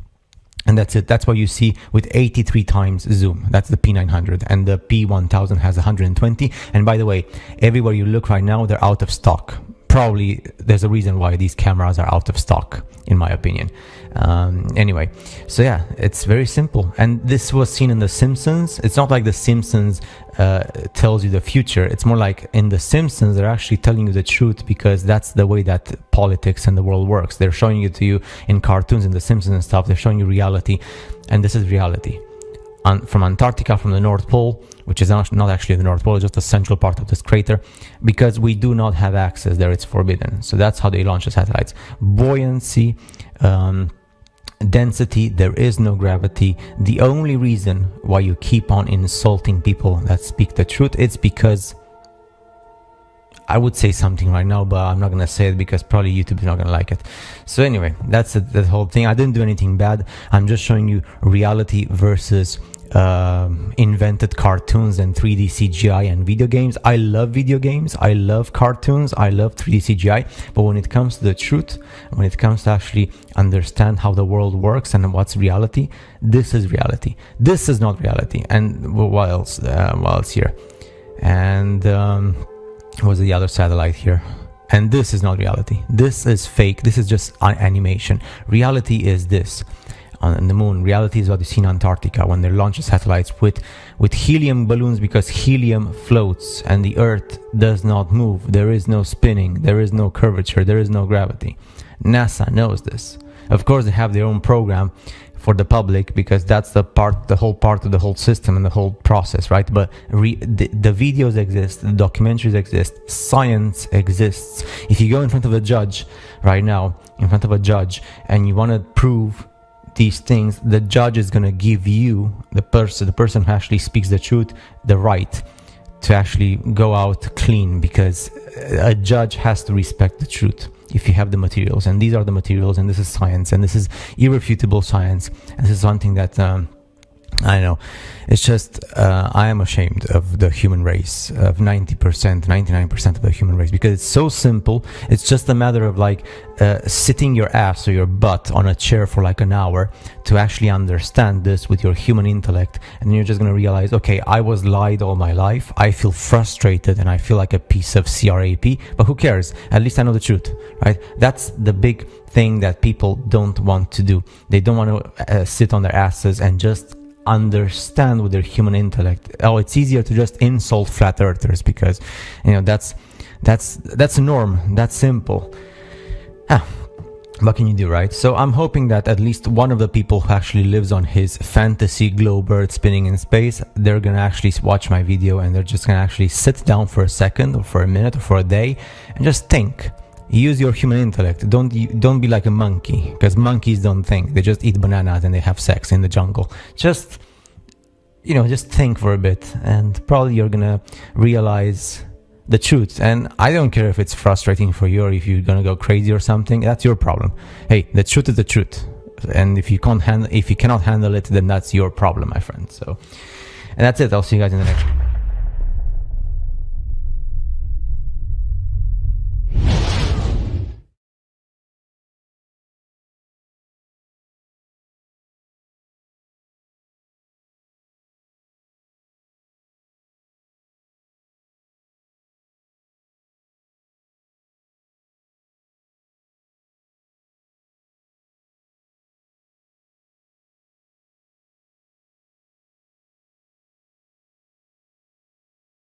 Anybody got any Harry, you came in. Harry, are you there? Yeah, can you hear me? Yeah, you finally got your mic to work? Yeah, bro, there's a lot of, I had like a lot of issues with it. Like, so someone with my cable, I don't know. Well, you're coming through now, so hey, welcome to the chat. Real quick, Jack, before you come in, I'm just gonna say what's up to Harry, and then we'll get back to that convo with Gizbo. Just real quick, Harry, just to an introduction of yourself, just kind of say like what you think the Earth is, whether you think it's a globe, you're on the fence about it, or you know it's flat, whichever one. Just tell us why you think that is and the evidence behind it if you do. I mean, yeah, sure. Well, to be honest, I haven't like researched the topic not at all. Like I just I'm just very interested to see like I only know one like side of the story, like that, you know, that the Earth is like a globe, and but like I'm really interested into like seeing, you know, why people believe that, you know, the Earth could be flat, and like I'm open-minded to hear people's opinions. Let me give you the role for VC. Go I haven't like researched anything about it, so like I don't have a valid opinion even if I say anything.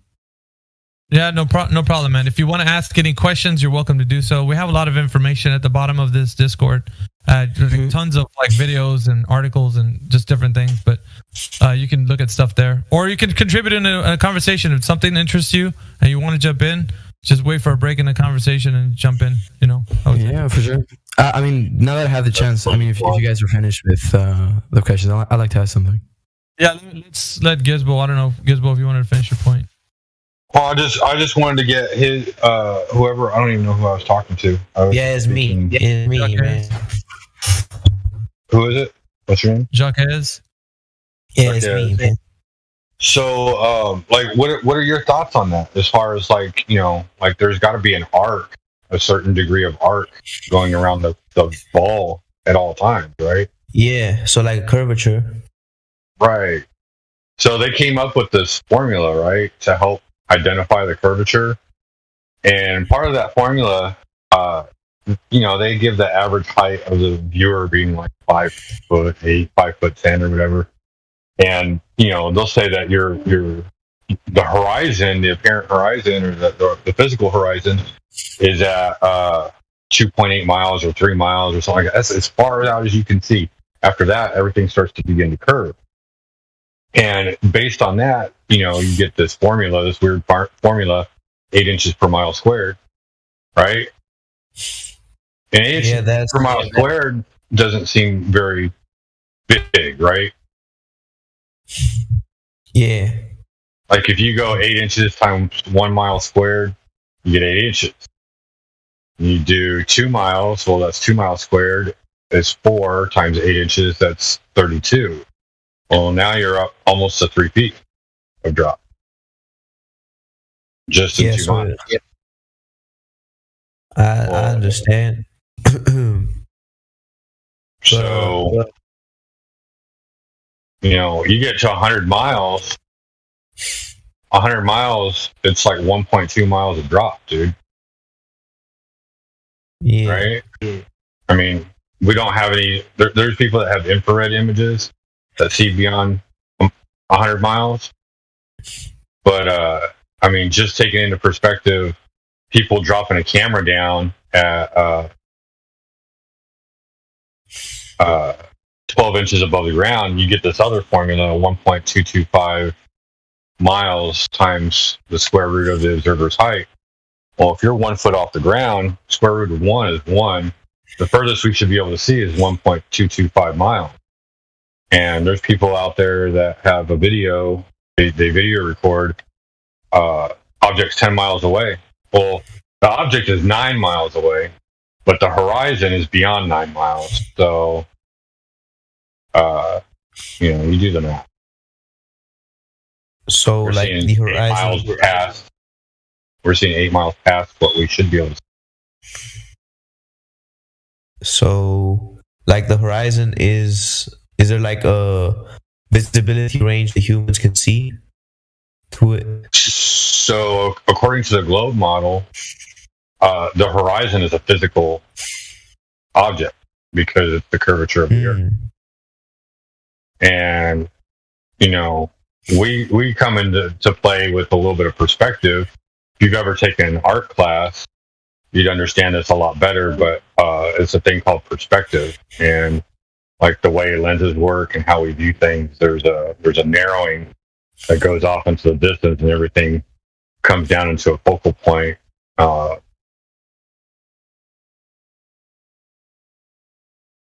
Hello, anybody in here?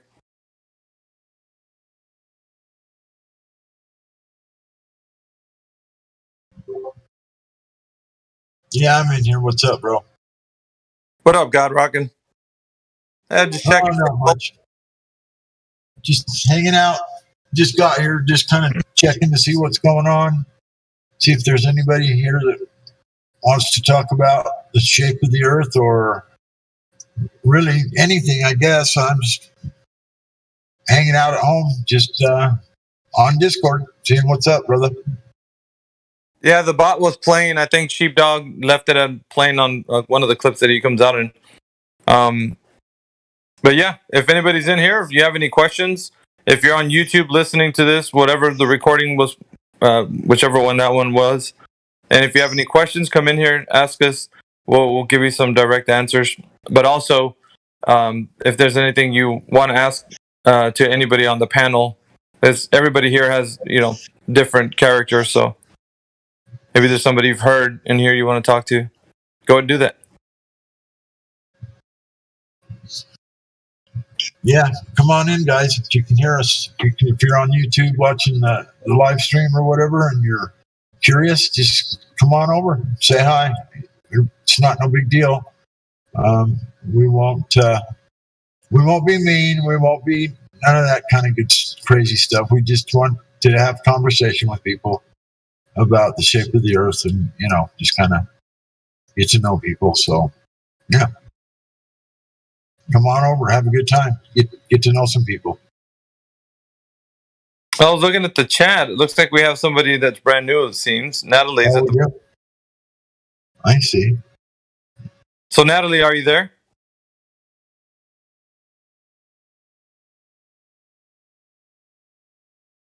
Hello? Knock, knock. Hi. Hello. Hello. You kind of sound like a robot when you said that. Your internet connection wasn't good or something. Yeah, my Wi-Fi's crappy right now. Hey, welcome to the server. I haven't seen you around, so I'm just, saying what's up.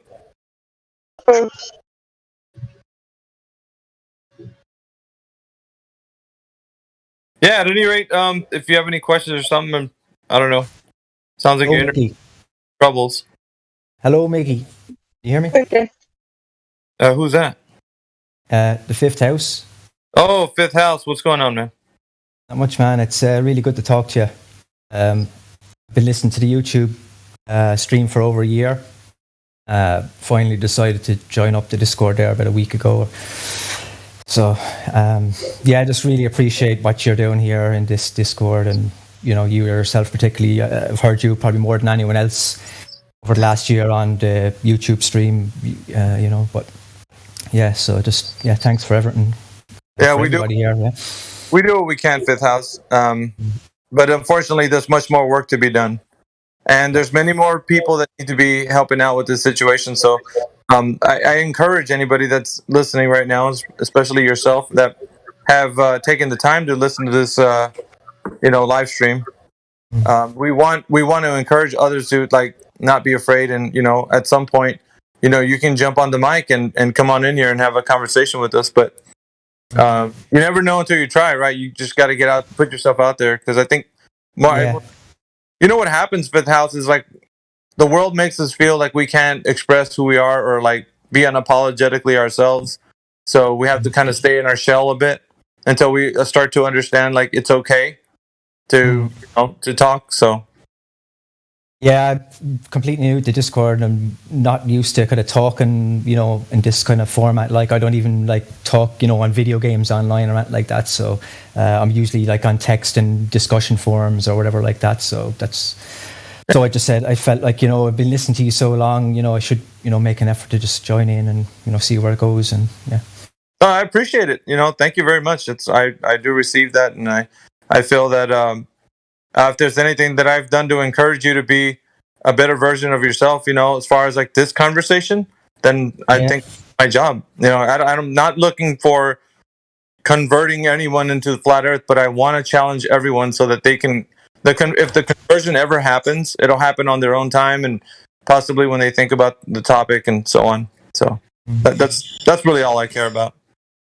Yeah, I was already a flat earther before I found the server, but this, when I came here, I knew like this is us on another level in terms of like the logical fallacies kind of thing. Like, you kind of go so far with the Eric Dubay videos that don't really kind of go, they tell you a bit, but this is obviously another level, the way you really destroy the globe arguments, like with the logical, pointing out the logical fallacies, like a few things I didn't know about before I came here, like, like I knew about, circular reason and things like that, but I didn't know some of the finer ones, like the affirming the consequent and begging the question, things like that. And the way you pick, you use those against the globe arguments, like a complete, in my mind, and it's obvious, like it destroys their argument, but it's frustrating when you point these out to these globers and they just, they just sidestep it, they ignore that you've completely pointed out their invalid arguments, like, so.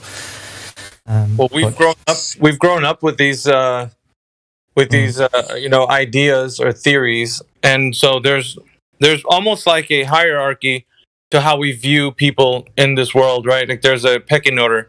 It goes from like the common person to the intermediary person to the next level, the professional, and then it goes to the expert, right? So the pecking order and how we view like the hierarchy is that we put often these guys who studied these topics for 20 some odd years, as in like, okay, it's time to shut up and let them speak. Like when it comes to like these renowned people, right? They're big names, right? Science communicators and all that.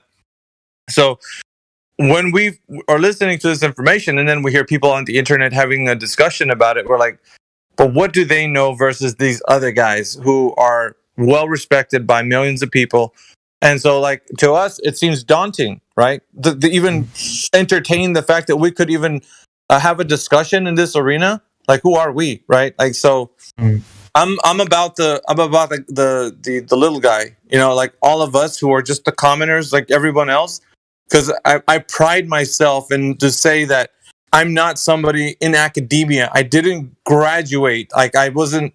The farthest I've gotten was my general education.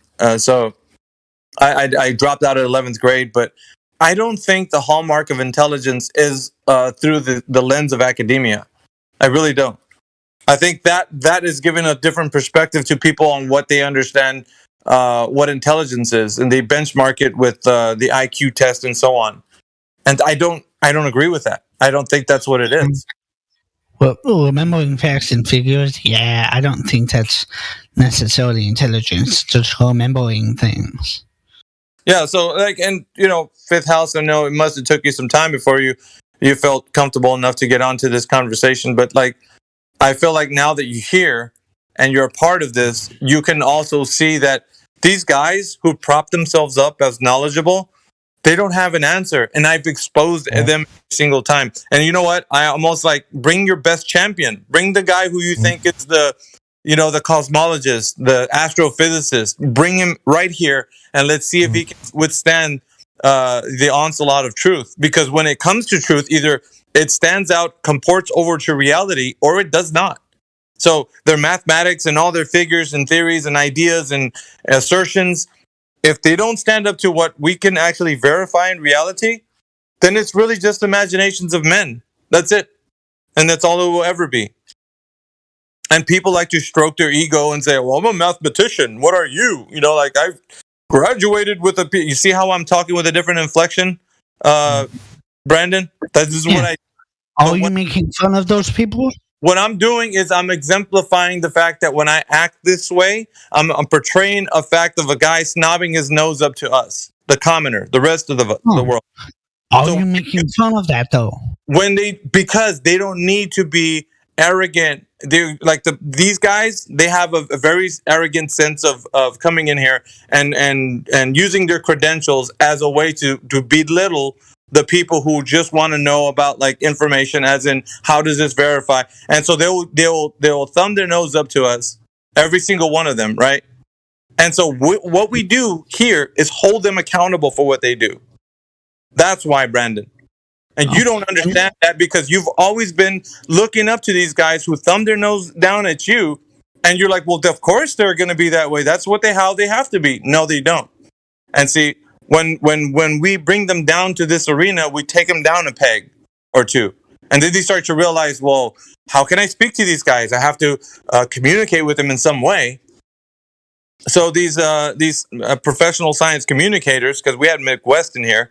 And he didn't even have an answer for when we were talking to him, because he resulted to saying things at the end of we asked him various different questions, but he would always say, "Well, this is science's best guess at what this is," and that's all the foundation for what people think the Earth is according to the globe. That's what they fall back on. This is our best guess. Well, science works that way. It never gives you anything 100%. And they're painting science in a very bad light, and so people have this common misconception that science can't prove anything. You understand? So, yeah. And I have a question: why do you choose when to change the inflection of your voice? Do you know, or it's just what you do? Like once again, I want to exemplify the fact that these guys who come in here are snobs. All right, you know what a snob is? Yeah.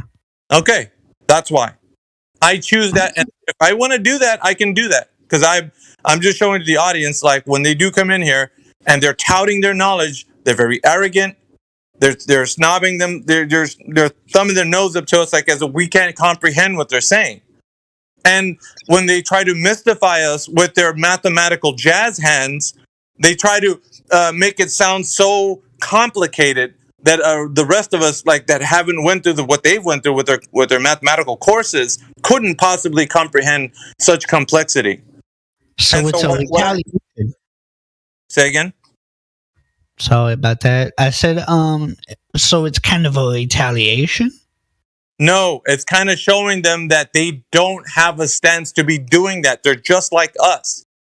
And see, the reason why that this happens is because the hierarchy in our society, we've all just agreed that that's how it is, right? You got your common folk that are just everyday laborers that are not really knowledgeable about too many things in let's say, academia. And then you got the rest of the world that starts to go from, like I said, intermediary to like the next level professional, and then to the expert. And you know what I mean? Like, and then PhD, it just keeps going up. And then when somebody like that comes around, it's almost as if they don't have time to explain these complicated situations. And when they do, they're speaking of theories and assertions and ideas, and it never comports over to reality. And when we start to talk to them about it, they don't know how to relate that into reality, because it's just a construct. It has nothing to do with reality. And this is where they lose. They lose every time, because it's never been something that's thought of, let's say, the theory of gravity, right? The big G, bending and warping of the space and time, the fabric of space time. So that doesn't, like, you can know all about that all day long. You can go into the inner mathematical construct of that, and then try to display that to the rest of the people, and then try to say, well, see, it's too complicated, you can't understand. But then it's like, when do these concepts actually become reality? There is no such thing as what you're talking about turns over, that you're going to say, okay, so this is like a rubber sheet. You can't do that, because it's immaterial. It has no physical attributes. You can't make it like a rubber sheet and then say it's just like that. However, they do that. And then that's the misconception that everybody carries around. And the normal glober who comes in here gets lambasted, because they're like, it's just like this rubber sheet with a bowling ball. And we're like, dude, where does a rubber sheet equate to something that's immaterial?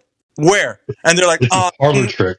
Yeah, you see, you don't have an answer, do you? And that's the most important thing. because these guys are giving you their ideas of what they think that the cosmos is like, and then they can't give you a straight answer of how it comports over to reality. So anyway, that's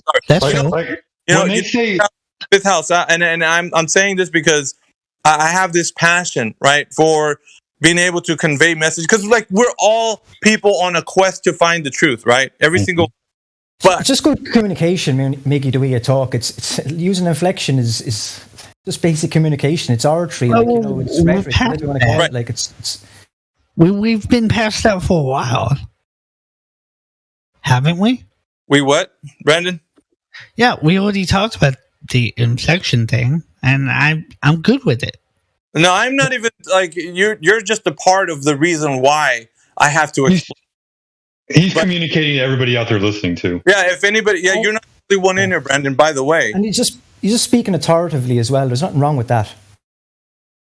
Yeah, and I do add a little bit of pizzazz to what I say, but I think honestly, when I do what I do, I feel like I do it because that's how I want to exemplify what I'm saying. So I can do that. I'm a human being. I can do that. You know, you can't be like a tone police, like, well, you can't do that. Well, it says you. Already talked about this. Huh.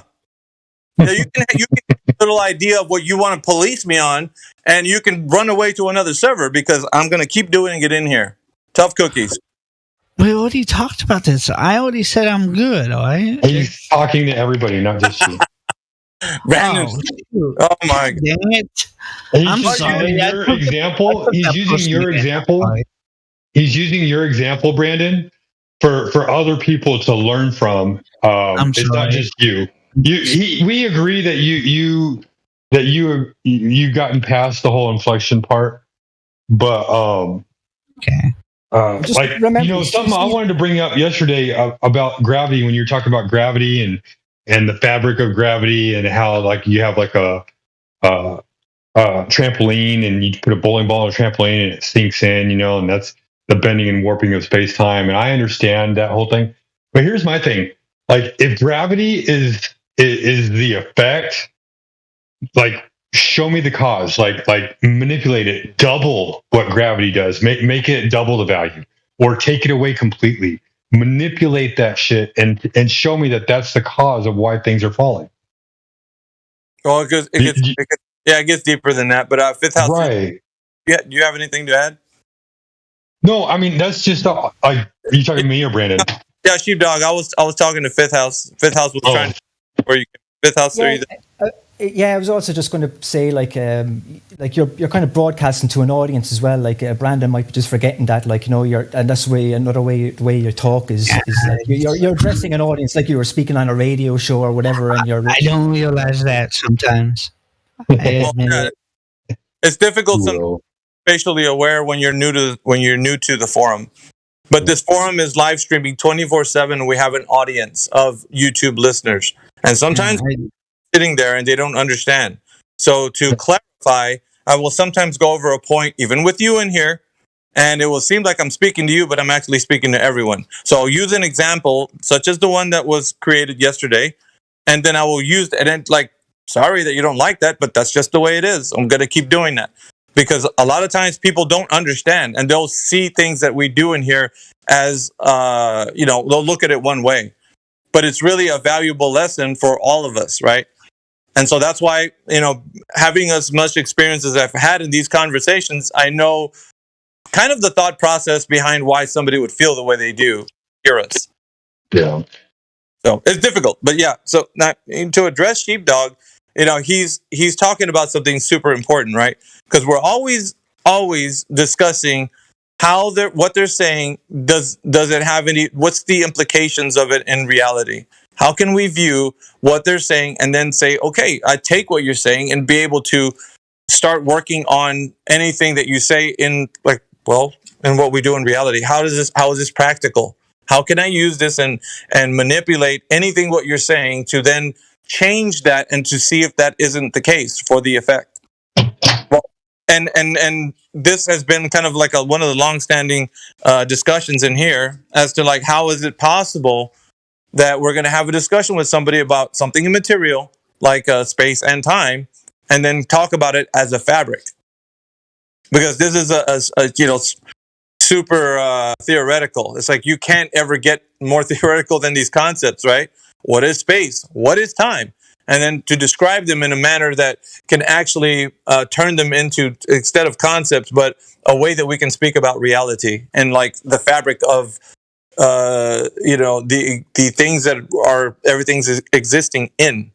And so they're using it in these terms, but then we're saying you're equating them to these materialistic things that doesn't you can't have an analogy of something that's immaterial into something that's material.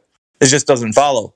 However, the person who's trying to relate that to someone else will then say, well, I can't describe it to you in an immaterial way, so I have to use a material thing to describe it to you. And we're like, well, if that was the case, then how are you going to turn something like that into something material if you couldn't describe it in the immaterial perspective? You see what I mean? And so that's the most important thing. But because they have to turn it into something material, like a rubber sheet, then it becomes something that you can say doesn't follow the same logical principle as it would if you were talking about it immaterially. It's almost like a trope.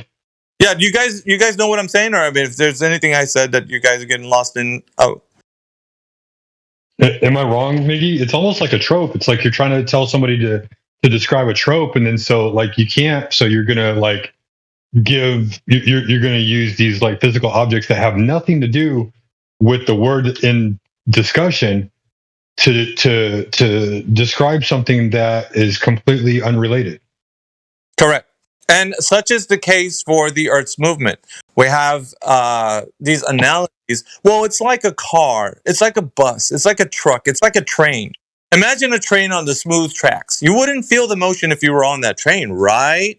You would only feel acceleration. Of course, deceleration as well. But then they put it to these analogies. And then I was the first one, like years ago, I said, okay, you want to make an analogy as if it's like something that we know for sure is moving. Because I know when a train starts moving, because number one, I can get inside the vehicle and know that it's in motion. Number two, I can be outside of the vehicle and see that it's in motion. But also, we can understand that it is a vehicle for sure. You get into the vehicle, you can get out of the vehicle. Now, you're trying to equate the Earth as if it's some kind of vehicle that you can get in and get out. But the idea and the analogy that you try to construct here is that it is something that can be moving. So, how is it possible that this motion is detected anytime in history with any device or with any apparatus that we've ever detected motion of the Earth? And then, of course, the devices come up, right? We got the pendulum, we got the ring laser gyro, we got all these things that are measuring something. There's something happening when this device is operational, right? Or in motion. And then they're saying, well, because of this, therefore the Earth is moving. The Earth is moving, therefore it affects this device. Which is also a logical fallacy called affirming the consequent. It's a formal logical fallacy. When the thing that could be affecting the device could not even be the motion of the Earth at all, it could be something else. And when that is introduced, if there's another variable that could be the possible case, then you can't then bank on the fact that it's the Earth moving. This is important. These logical fallacies are also important because when being spoken to about these things, you're not told about the other variables. You're only given an idea or perspective that it could only be the one thing. Does that make sense?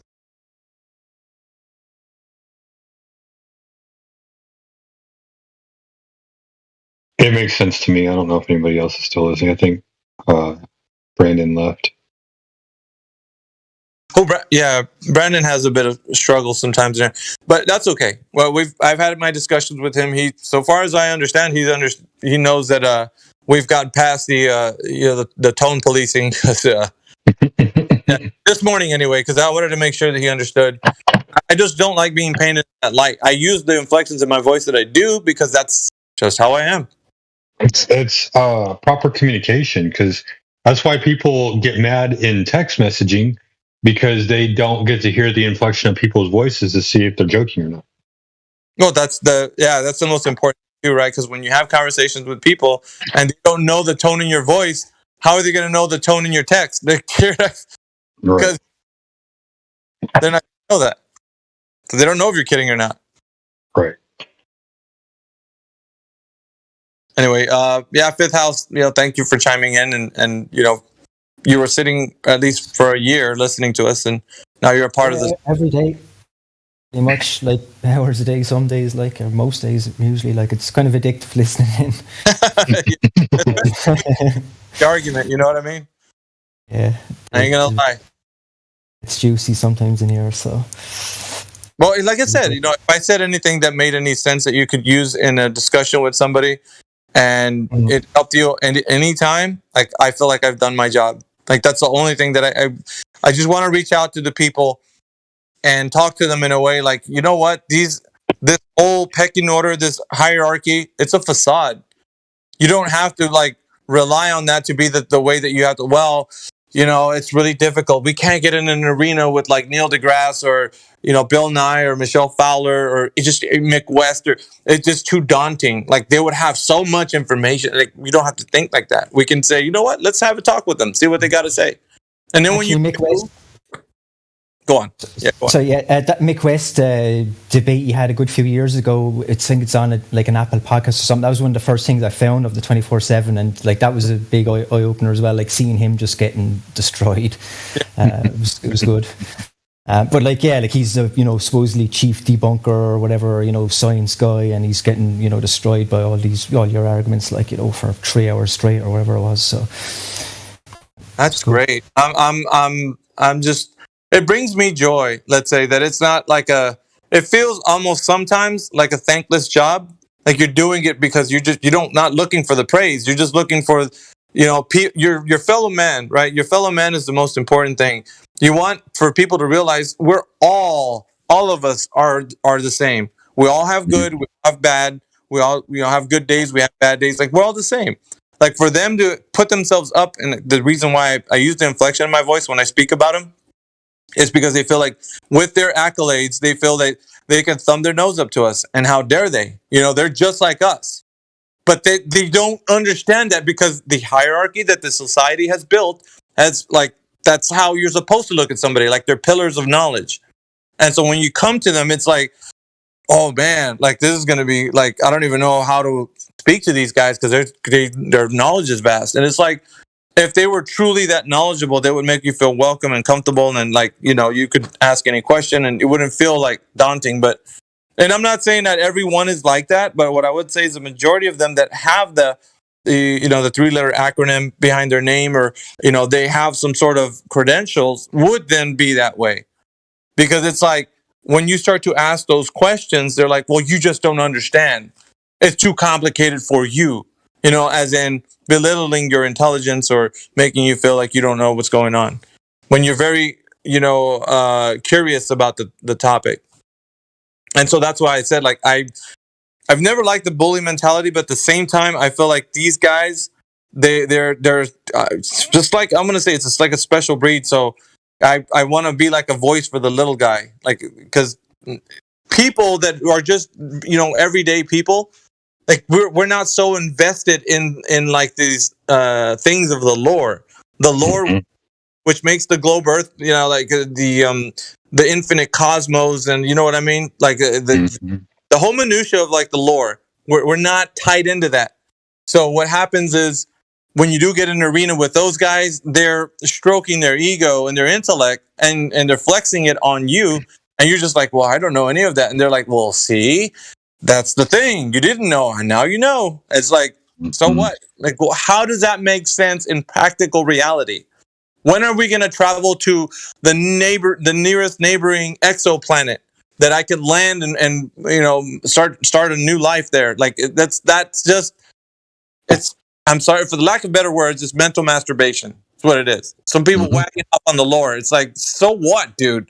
You discovered a planet. Let's see this new discovery. And you look on their screen, it's like a square pixel. And it's like, you see, it's right there. That's the new planet. It's a dopamine rush. That's XJ900 right there. It's like, freaking what? Like, and you say we're going to live on this square pixel? I don't know. You know what I mean? It's ridiculous. Nonsense. That's a dopamine rush because you can invent new things in the lore. You're a contributor to the lore, and that makes it like you're a part of something. You're now amongst the towering intellects where people now look to you like, oh, you talked about this subject once in this neighboring planet, and I heard you. Yes, it was me. I'm the one who discovered it. It's like, shut up. That's nothing to do with reality, bro. But this is the world we live in, and society treats them that way, and so on. Yeah. And as you may or may not know, I do tend to rant, but that's another part of my character that I we forgive you. I want to keep it provocative, man. I want to just I want to poke the bear. I want to the hornets. I know you do. Because I feel like once I get somebody to be like on the live stream, like, oh man, I gotta tell this guy. This guy thinks he knows what he's talking. I'm gonna go in there with my lore and I'm gonna tell him all about the globe. I'm like, go ahead, bring it on, man. If you think that you got something going for you with the globe, bring it. Because I don't know what it is, but I don't need to know. Let's put it that way. Because I'm gonna test you on your knowledge of what you think you know. When you come in here, well, did you know that the light year from one star to the other is measured with parsecs? I'm like, dude, freaking, that's Star Trek shit. Like, you don't even know what that is. This one guy was arguing with me one morning after work, and I got off, and he was talking about like the measurement of light, stars. The light that's coming from stars and measured in parsecs. Well, you didn't know that. And I was like, he said something like, it's the most basic knowledge, man. Like, it's the most basic. Like, I knew about that, and you guys don't even know about that. I can destroy you. I'm serious. It's lost in one of the archives, but it's there. The audio of me talking to that guy. And he was like on about this parsecs kind of like topic, and I'm like, bro, I'm gonna have to bring you back down to Earth because you're floating around in space, talking about how light travels and the unit of measurement from the light from the stars is considered parsecs. And I'm like, honestly, man, like some people are so lost in the lore, and they believe it so much that they think that that's how reality is used practically. It's like, man, you can't get them out of it. They're just so staunch and dug in their position. Bless their hearts, but I mean, once you come to this channel, it's like they start to realize how ridiculous that is. It's all imagination. I feel like that one SpongeBob meme where it shows him doing a rainbow with his hands, like imagination. That's all it is, bro. That's all it is. That's you're dealing with someone's imagination, and it's like, yeah, it's nice, right? You got some lore, you got your your space fantasy. And then you come in here and you're talking about like how that's reality. And then we're like, how do you know? You're like, well, heard it on a TED Talk. Ah, okay. Discovery Channel, maybe. No, my favorite, Miggy, is when they run out of things to argue and they say, well, let's just imagine. And you let them get like 15 seconds into their argument and you say, okay, so this premise is based off imagination, right? That was funny because Matthew Learns. No, not Matthew Learns. Was it Matthew Learns? No, Bob the Science Guy. Bob, yeah. He was in here, and a guy who was not a part of Flat Earth or Globe Earth, right? He was just a regular Joe. It popped in here, and he was asking, "Can I ask him a question?" And I was like, yeah, "Go ahead." And he's like, "Well," he was asking Bob the Science Guy, "How do we know the Earth's a globe?" That's pretty simple, right? Straightforward. Right. Bob the Science Guy's answer to that man was, first, I'm going to have you think of the Earth as a globe. I am not kidding you. That is his answer to that man.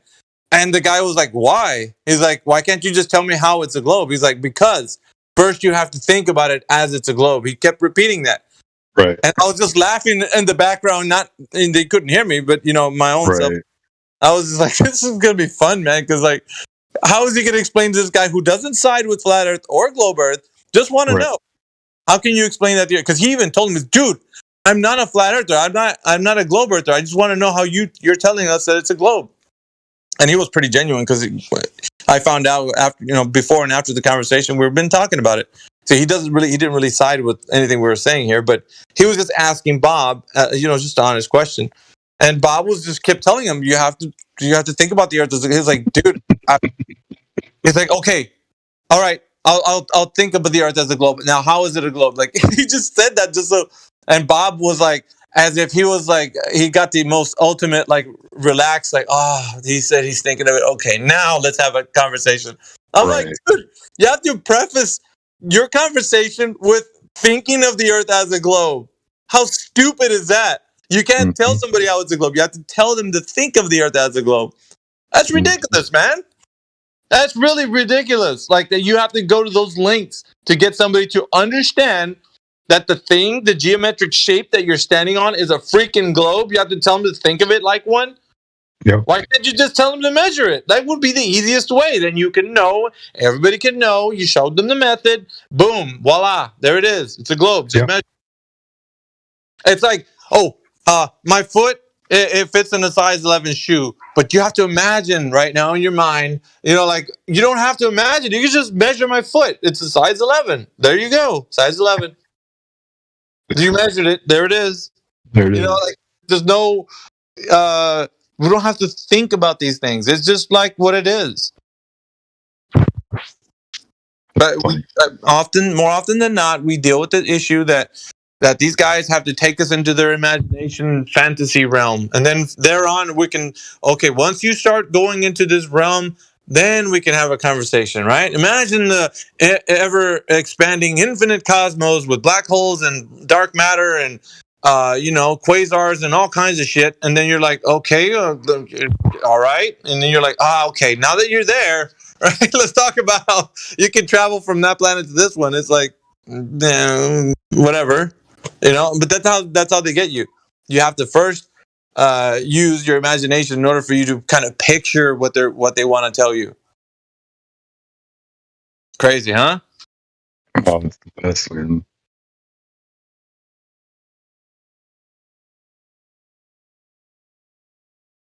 It is what it is.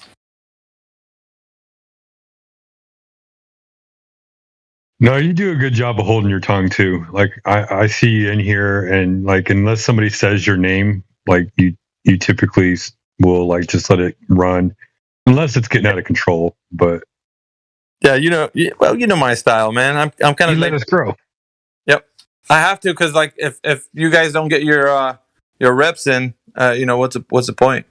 You guys got to see what it's like, and I can go so far as just to tell you like the method or the kind of like the way to go about it is usually typical. It's like, okay, so you're going to tell them, like, and I gave the 3 points just as a template. It's just a template. It doesn't never have to be the way you start your discussion, right? Because I want it to be organic. And so if it does lead to the 3 points, that's great. If it does not, that's great too. Doesn't really matter so long as they can get to the place where they're actually questioning the thing about the globe. So that to me is the only thing, the outcome that I would rather see. But then the reason why I did the 3 points, because I wanted to have like a template, something to go on, like that's we can actually have the discussion without it being such a like point for point. Like, no, you're wrong. It's this, and just say, okay, just tell me how you know that the Earth is a globe. That's kind of what I wanted to have. And so using the 3 tenets that I used, with the curvature and the rotation and the vacuum of space, that's kind of the springboard for their knowledge as to like how they know the Earth is a globe. And then that discussion opens up to like, okay, well, it's just a belief because you don't have any information, obviously. Or if they do know, then you can look into the thing that they know about it and then specifically hone in on how they got that information, how did they verify it, where's the primary source, where's the citation, the demonstration, all that stuff. And then, so I gotta say this, Mayhem, also, like this server, man, like maybe I don't get all the reps that I would like to get in here because, like it's rare that a Glober comes in here. And a lot of times, believe it or not, when a Glober comes in here, like you and Mimas and Indio, y'all are already in here talking. Yeah, we're already here. It's like, okay, cool. But in the reality of life, like I can't tell you how many times I have a conversation with somebody about flat Earth and they're like, "You're a flat earther?" I'm like, "Yeah." And then they'll have like these questions for me and I'll have this conversation with them and they're like, "Wow, like I didn't think a flat earther would be that smart." Well, yeah, they even say that in here too. Because they take us for imbeciles, basement dwellers. And it's like, there's a stereotype fallacy for sure, but we got stereotype fallacies of our own too, you know? And so I kind of like, I would say there's hallmarks of somebody being a specific way, and then it gives us like an indication, okay, so you're actually not very understood in the topic that you're talking about, because it seems like you, like, okay, like in the case of like Eratosthenes, right? Like, does anybody know the actual rhetoric, the true rhetoric? Because I've heard it said, well, it's 2 sticks, I heard 2 wells, I've heard a well and a stick, I've heard, like, you know, many variations of this thing, but which is the right one? And so who knows? That's like the point of that. The thing that should matter is they're measuring shadows. That's the whole kit and caboodle of what they're trying to do. There's not any measurement of the earth. They're measuring the angle of the shadow during a specific time of day, and then assuming that the sun is unlimited distance away, and, you know, on and on. There's a lot of other assumptions. But that's basically what they're doing. And so they're not getting a measurement of the drop over distance. That's what they're not doing. So there's assumptions about a mathematical construct, and then that construct is trying to superimpose itself over, you know, our understanding of the earth and so forth. And it's just, yeah, that's all it is. It's more fairy tales, more lore, nothing built in reality. No. So. No, it's an awesome place being in here, and I mean, like even just some of the things I've noticed. Maybe it's just because it's new to me, but I've noticed some of the things that I say that y'all will incorporate it into your discussion in the future. Like I'll hear you bring something up that I brought up like a few days ago while you were there, and I'm like, okay, cool. You know, like that's cool that my talking point kind of like, you know, made a struck a nerve, or not struck a nerve, but like struck some truth in there. So, well, like it's cool being here. So long as the truth is being spoken, it's public knowledge. It's fair use. Everybody can have, you know, like that's what we do. That's why I said everything that's said in here, even the live stream, it's for the public. You can share it. You can put it on your own channel, and I would say do it, because the more people that hear this conversations, the better.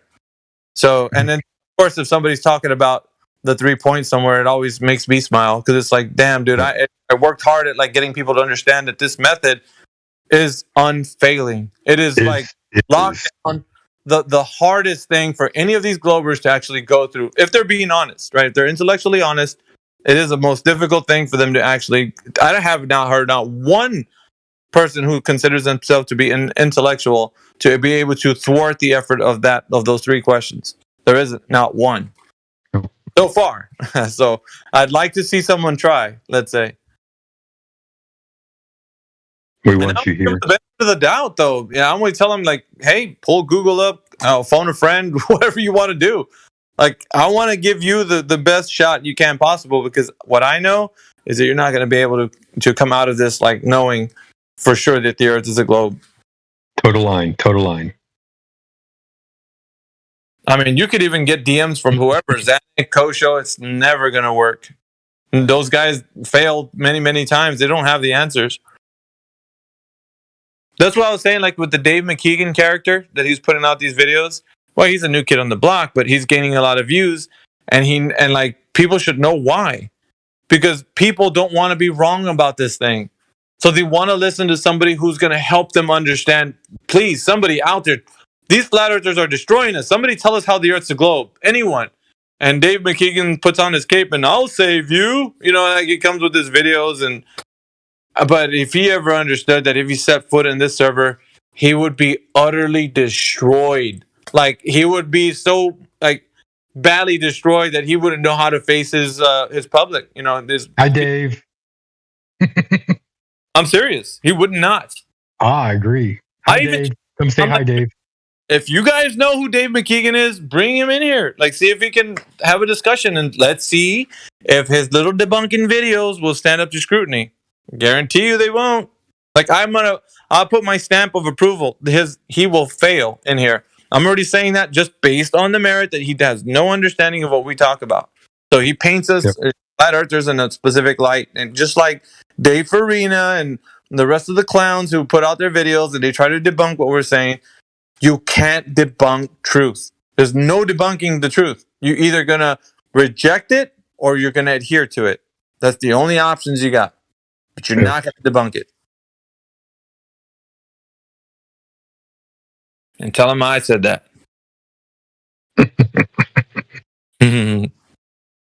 He won't come in here though. Those guys are too much of a coward. They won't step for it. Well, you need to go to a neutral platform. What's a neutral platform for you? A platform where there's a moderator stopping me, holding you to the answer to the question? Oh, that's neutral, huh? You wanted your goons to chime in and say, well, he's gonna talk and you're gonna listen. Like, no. If you're not held accountable and answer the question in this server, then it's a no-go. I don't want to go to your little playground where you're going to be hiding behind other things, because that's what they do. You guys are just too afraid to come out of your echo chamber and challenge us on a neutral platform. That's all stupid. You guys know it too. It's stupid. There is no neutral platform. There's only biased platforms. So here it is biased, but the thing that we're going to do here is wait until you have the ability to answer the question, and your silence will be telling. And that's what we want. We want for you to know that no, we're not going to go to another question. You're not going to gish gallop to another. We're not going to talk about gravity, Coriolis. We're going to talk about how you're not going to give us drop over distance. And so we're going to stay there indefinitely, and we're going to have the audience listen to how you don't have an answer. And so none of your little magic tricks are going to work. You can't gish gallop out of this. You're going to stay right here and explain to everybody the method of how you can understand the Earth is measured to have curvature. And that's it. We're going to stay this one dance move until you figure out that you don't have the answer and you rage quit, which is going to be a plus for us because we're going to say, hey, look, guy left. And they usually do because they don't have an answer.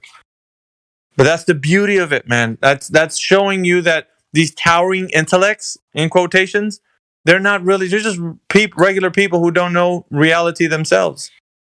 They're just, running along saying things. Anyways, I get carried away. I better start my lunch. I'm having a breaded lunch. Not too breaded. It's tortilla. I'm having a quesadilla. I got to keep my low carb life, baby. Low carb life. Dude, I haven't had carbs in days, man. These, like carbs, like I don't consider vegetables to be carbs. Well, most vegetables anyway. Like I don't consider like broccoli and cauliflower. And I think that carbs, but they're just so minuscule. I mean, they're just like, so minuscule. Well, you got monosaccharides, you got disaccharides, you got trisaccharides and polysaccharides. I try to stay away from the polysaccharides. I occasionally drink milk and eat cheese. So there's my trisaccharides, but I don't drink that much alcohol, so that's a good thing. And then I don't eat much fruit, but like if I do eat fruit, it's usually a snack in itself. I don't eat it with meals or anything like that. Usually it's just monosaccharides like carrots and cauliflower and broccoli and green beans. And I don't think there's like a limit to how much fruit and vegetables you can have as long as you're not like going crazy. There's a point where you're overeating at pretty much anything, but until that point, I think fruit and veggies are pretty much free.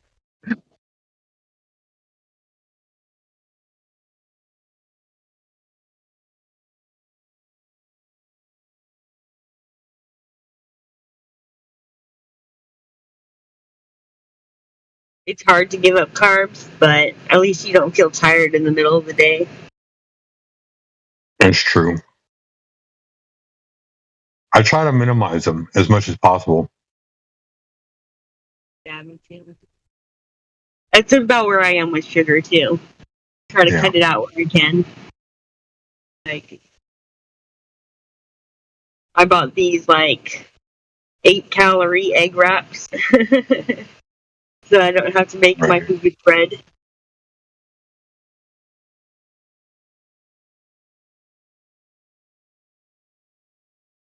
Yeah.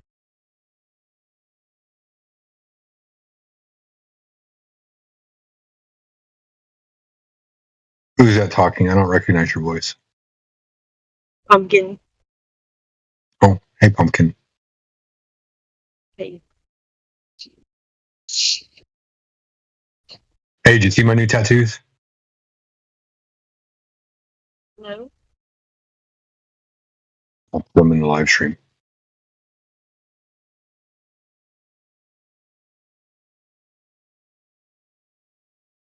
There you go.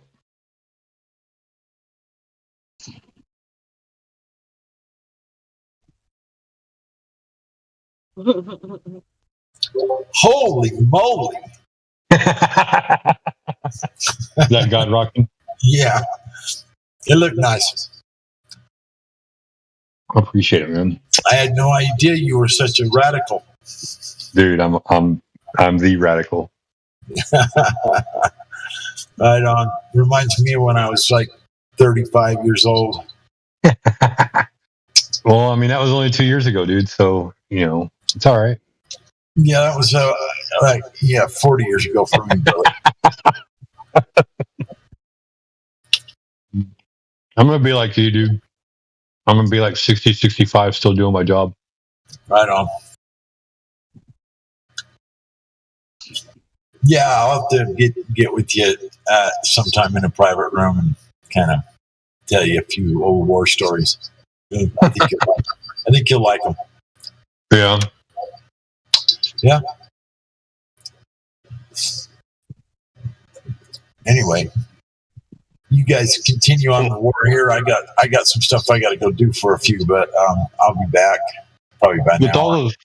With all those crazy laws in Utah, like you can't drive without shoes on. That's pretty freaking crazy, dude. I can only imagine the war stories. Yeah, well.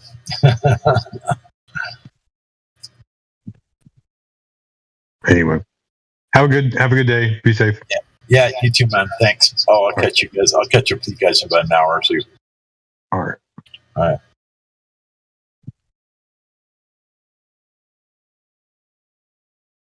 But yeah, thanks, Wave Mixer, for the compliment. I appreciate it.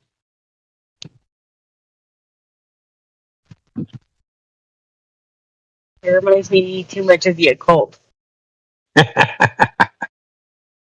It comes from that in a way.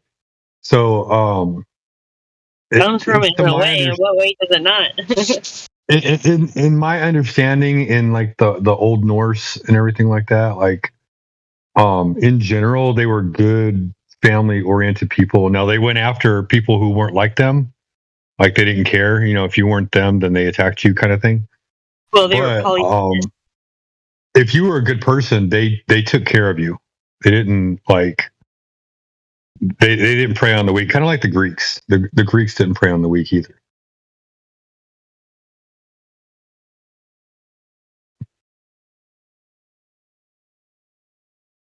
So. Yeah, they were polytheists though, so their religion is problematic. Yeah, well, like if you actually dive into their background and everything like that, like every culture in the world has a beginning god. Most of them may not like worship them, or they may not be like the mainstream thing, but there is a creator in their story. Uh-huh. And in all the satanic ones, some uppity god comes in and kills his father, the creator god, because that's how Satan sees himself. In some of their stories, yeah, like in a lot of different stories in the world, there's some that are like that. There's some where that just they like there was it. The Zoroastrians believe that the creator split himself into two. One was good and one was evil. Yeah. Little things like that, you know what I mean? But there was always the creator, the benevolent creator in the beginning. Yeah. So they're aware of it. They just don't, you know, there's a lot of, you know, just like with the globe, there's a lot of fairy tale behind it. By Satan. Do what? Said, well, they've been misled by Satan. Yeah. Story old as time. Well, and you got to remember too, these symbols weren't created by Lucifer or Satan, wherever you want to call them. All these symbols were created by God. They were just taught by the light bringers that came down and deceived the world. I thought, but they were always there. I thought Enoch was the one who brought the symbols. The so-called father of writing. No, he was educated in it. If you read the book of Enoch, he was educated in their symbolism, but he wasn't the father of it. He was brought up in it, and he decided that he was going to document it. And like that was his means of fighting back against the powers that be at that time. It was an interesting. That was what I gathered from it, anyway. Maybe I'm wrong. I don't know, but that's what I gathered from it. Like he was educated in that. He was brought up in that. So close to God that he was raised up to heaven instead of dying normally. Right, because his heart was God. His heart was with God. He like I said, he was good, even though he knew of these occult things. Like he knew about the symbols and writing, and they wouldn't have been occult back then. They would have been original. Right, but he decided that he was going to fight back and document what they were doing wrong. So he told the story that normally would have just been passed down through conversation. I don't know about the story bit, but the Book of Celestial Bodies, the luminaries, was impressive to me. I gotta step in and pick up my son's daycare. So, all right, be safe.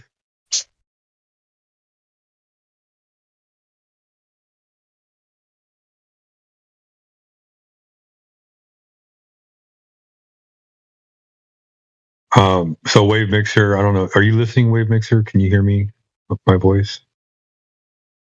So instead of typing it out, I'll explain it to you. So yeah, Viking, it's all like,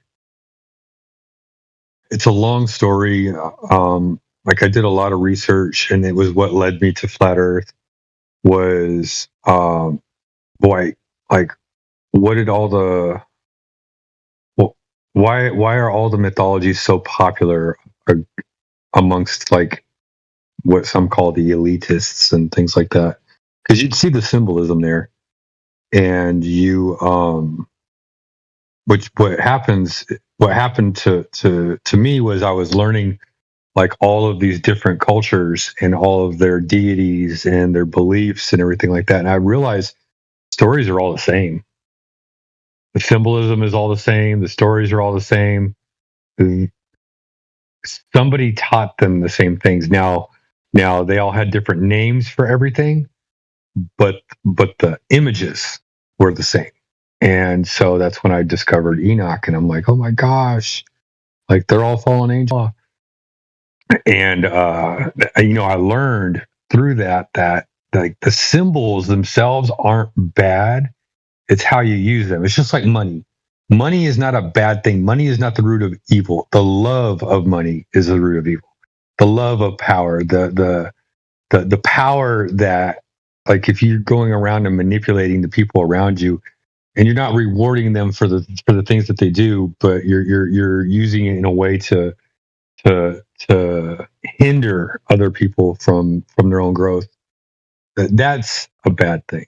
But as far as like these symbols and everything, like if you look into the history of the flower of life, and I think if you extend it out to 33 layers, you can write every letter of every alphabet inside of it.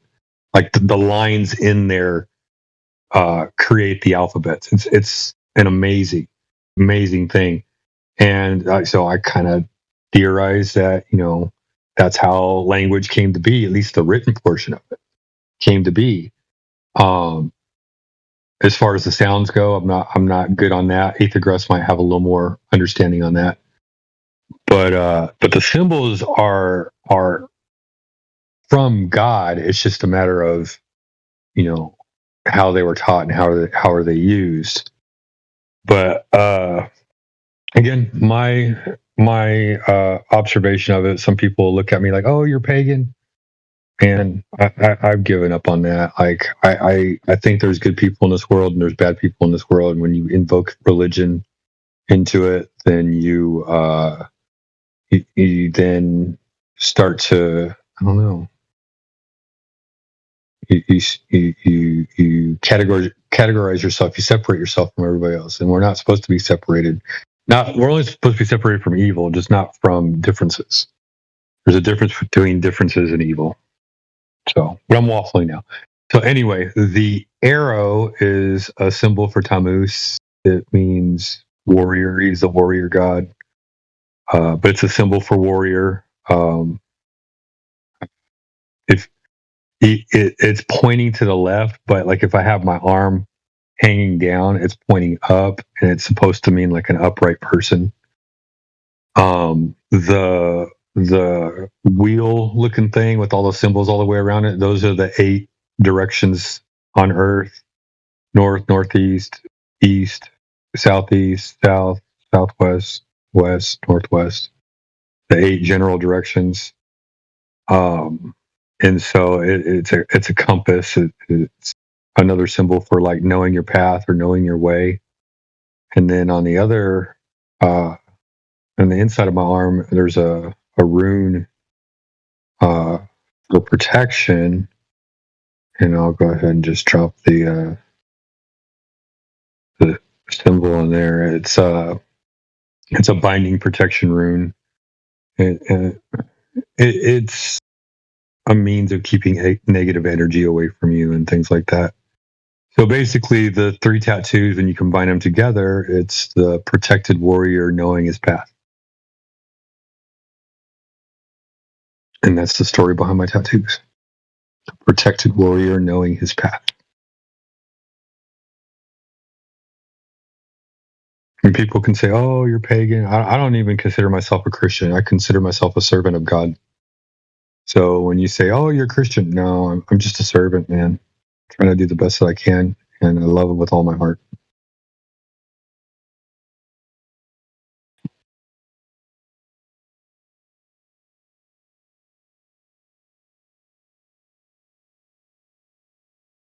Now that I've waffled on about religion.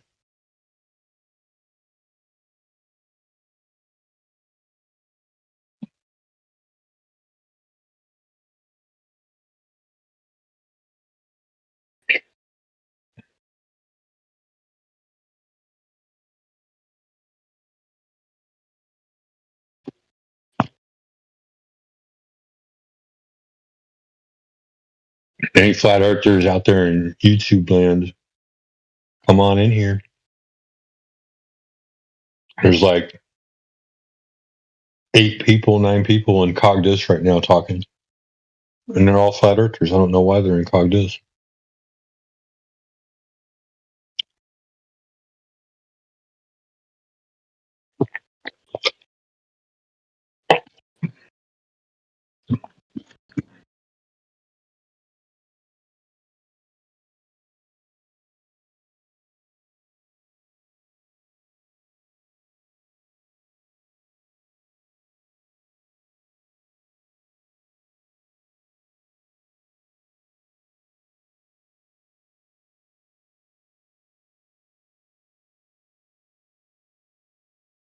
It's a beautiful day out today. I hope it's beautiful where y'all are at too.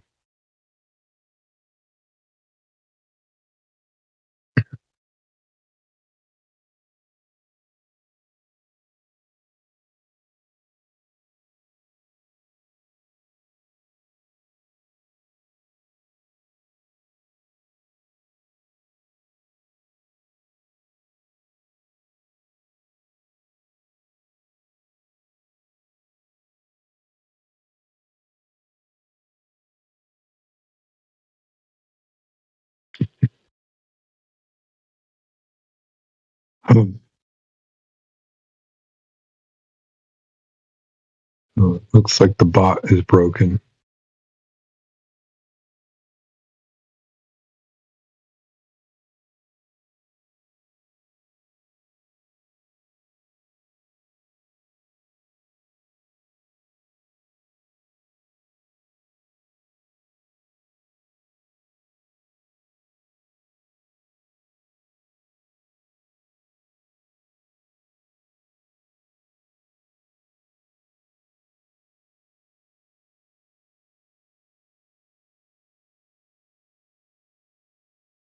Some funny stuff, man. So I guess it's just me holding it down.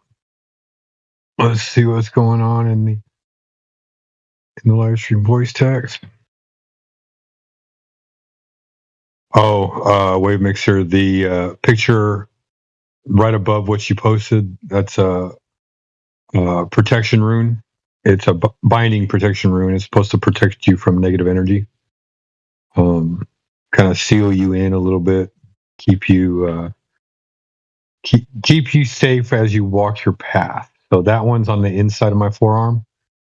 And then the compass is, it also has a meaning of like knowing your path, knowing your way. And then the arrow pointing up is like an upright person, a warrior, somebody who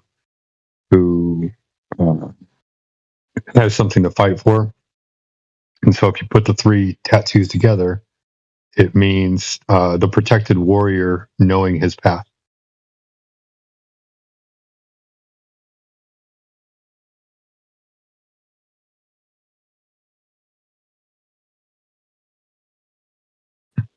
I put a lot of thought into it, at least a year's worth of thinking, and it would have been longer. Like I knew I wanted to get it like 6 months ago. I just didn't have the money for it.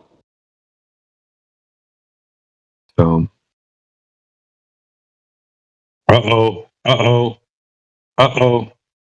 everybody's at a cog dis.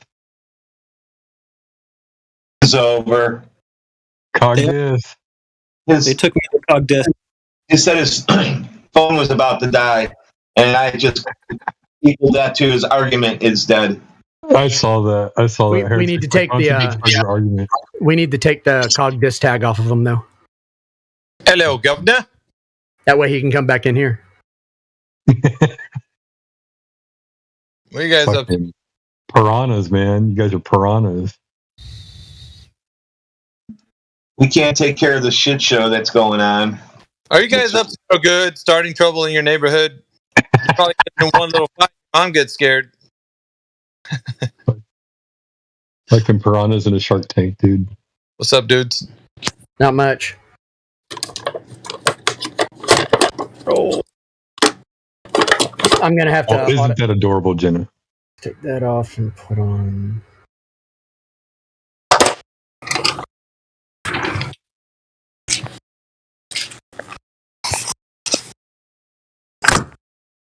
There, he's VC verified now.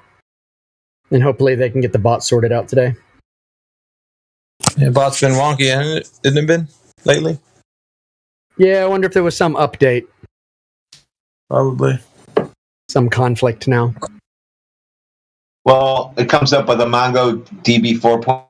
And if you look, it seems like the bot is probably on the version lower. Yeah. Hey, did you see my tattoos, Mimas? I'm trying to get me some dangerous women.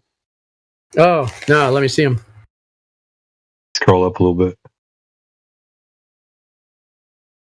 Like 06.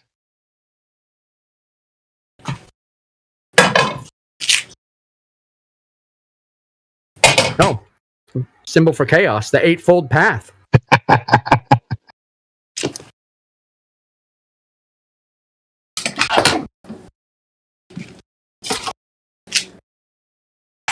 If that's what you want to call it. Just look up the eightfold path. Eightfold path. Is that kind of like the left-hand path? It's the undivided path. It's where you employ everything. Oh, okay, I gotcha. The noble eightfold path. Well, the eightfold path is supposed to be like all the forces, and you can use them for good or evil. Right. By the way, today's a very beautiful day to be outside and get to some grounding. So take your shoes. You hear? Yep. Yes. Go touch some grass.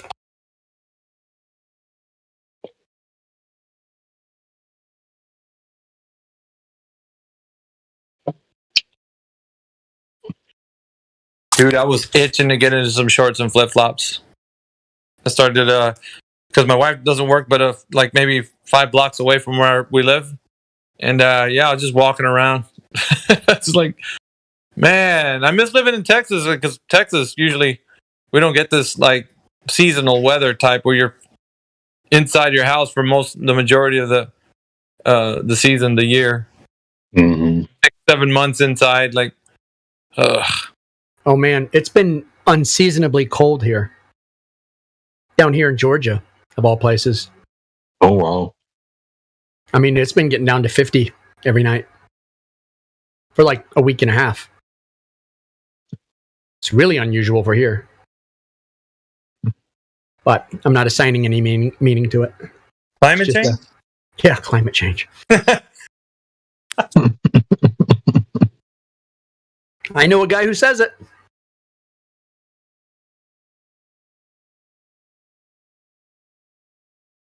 That's weird because like I'm seeing the climate change on a daily basis now, like all the day. Yeah. Yeah, from 6 a.m. to 7 a.m., there's a lot of climate change.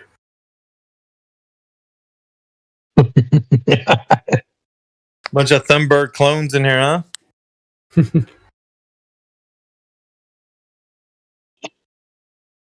How dare you? That was a fun little distraction jumping up there. It's nice to see people in that cog dis room every once in a while. Yeah. You missed a conversation with Froggy yesterday. With who? It was a delicious spiral that you would have probably appreciated. Oh man. Guy's name was Froggy. Not Froggy.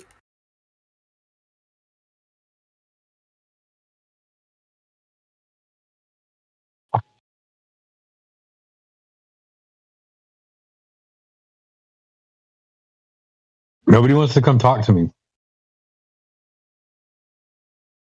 I'm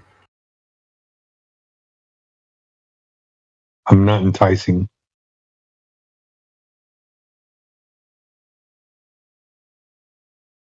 Who's no one, like women? Apparently so.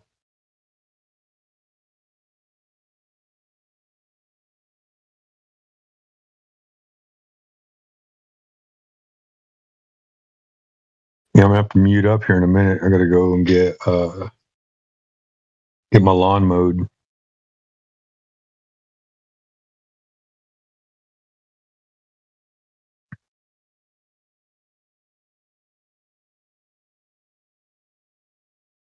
What's going on in here?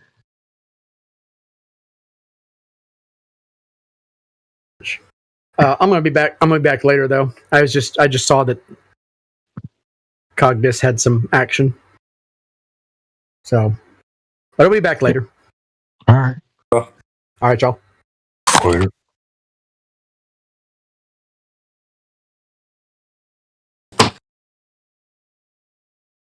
I got Shooter McGavin in the house.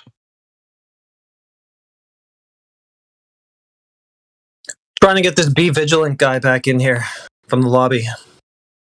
Oh, from the lobby, huh? I forget about the lobby sometimes. He's back saying stupid stuff. Let's try to get him to say it on the live stream.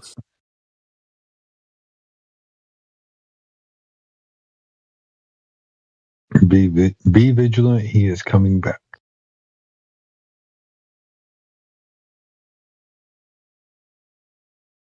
What, the guy who keeps saying stupid stuff here? Yeah. Did he name himself after himself? Take a level out and you get a tangent plane. Be vigilant. He's about to come back and start imagining and hallucinating Curve everywhere again.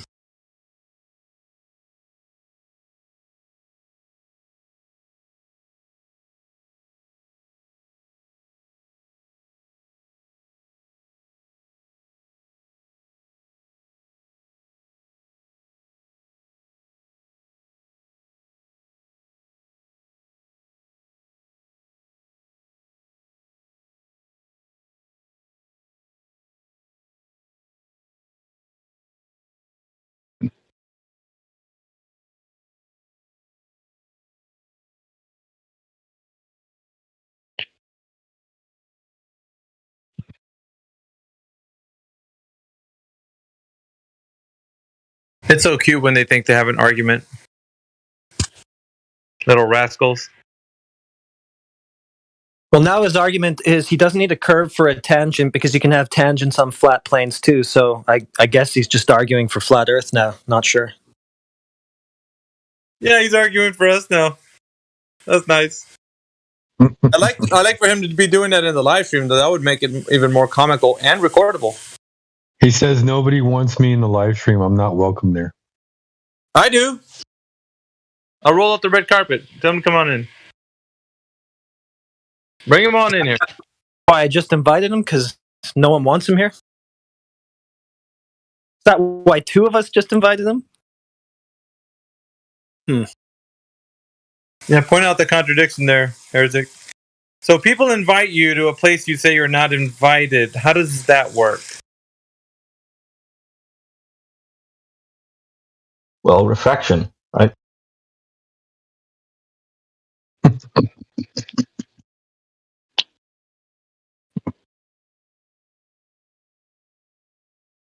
You just can't see it.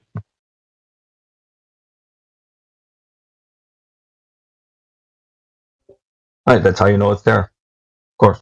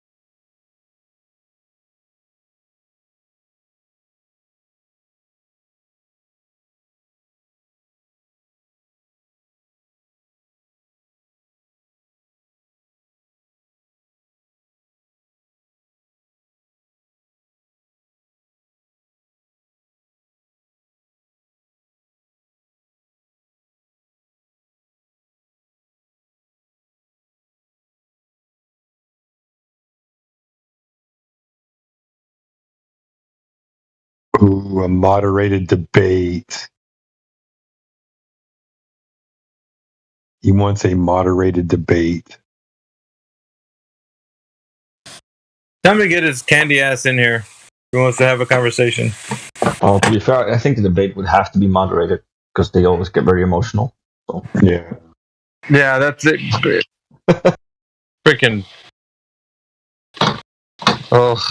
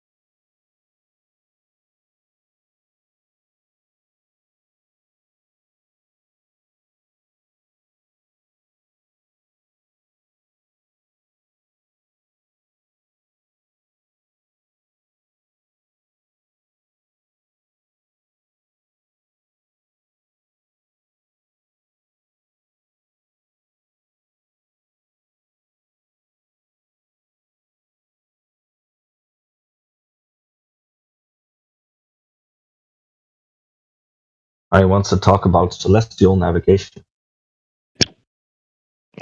So you assume the Earth is a globe and you map it as a globe. You have a coordinate system for the globe, and then you can just say, "Oh, it works." Right?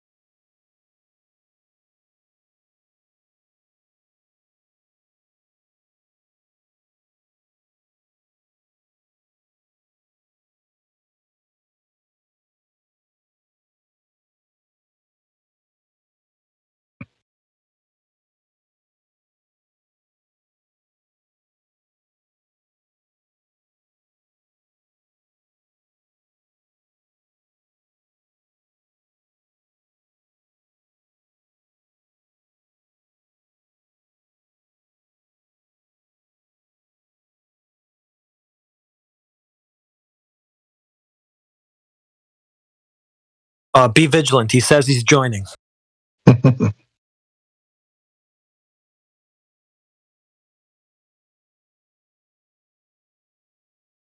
Going to be here to tell us about the tangent planes that he has to the flat Earth, which prove a globe. Oh, I can't wait. I got bated breath over here.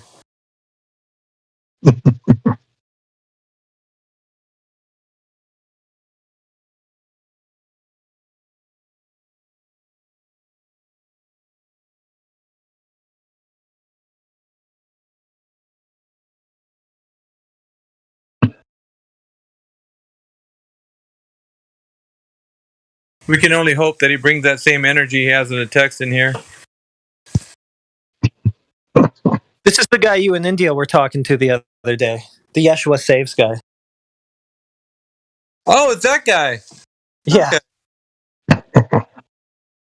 So you already know what you're in for. Yeah, I'll let everybody else talk to him.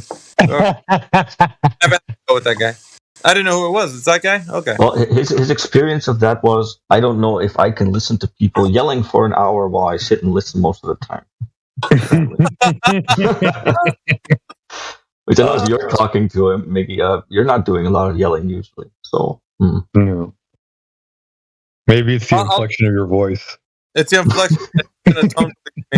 I don't like how you're talking. You see, I just sit there right now. How dare you have that tone with me? Yeah. Which one? This one or this one? No, you're just copying me. Shut up. Where's the evidence?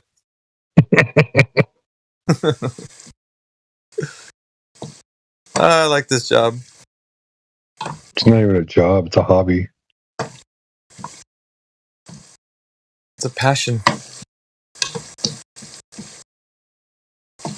Hey, by the way, Miggy, by all means, you can name drop me anytime you want to have a like an open forum discussion as far as like educating the audience on like shit that I've done.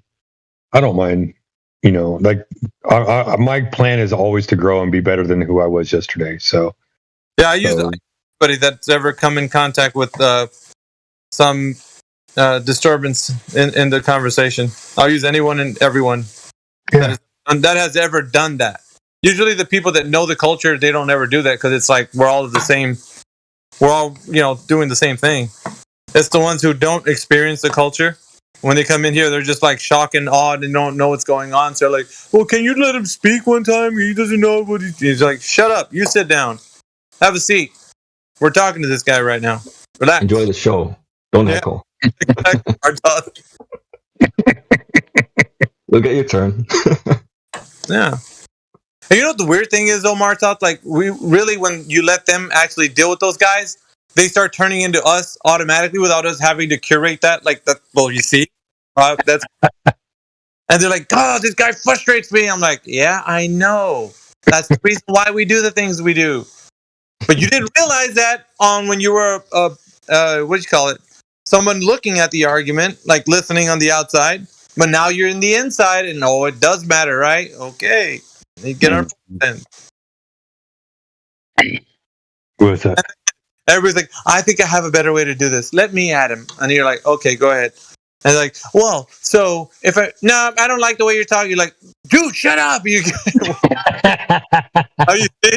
I didn't, you're getting mad at me. Now you're getting mad at the guy. So I'm just showing you. There's a certain way. Can you take this over? No, you're in the fire now. Go. Yeah.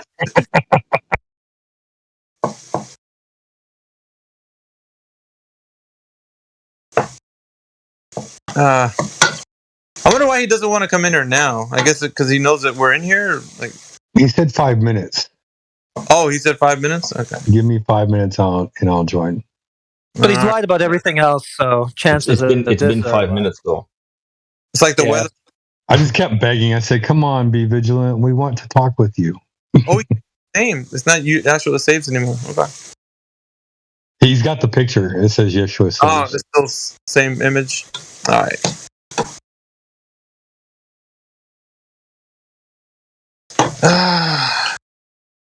What to do?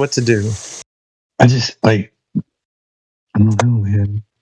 So that guy is also basically claiming a geostationary, geocentric globe, basically. Yeah, he's a nutcase. You'll see. Oh, Jesus. Be vigilant. There he He's is. here with Earth curve proof.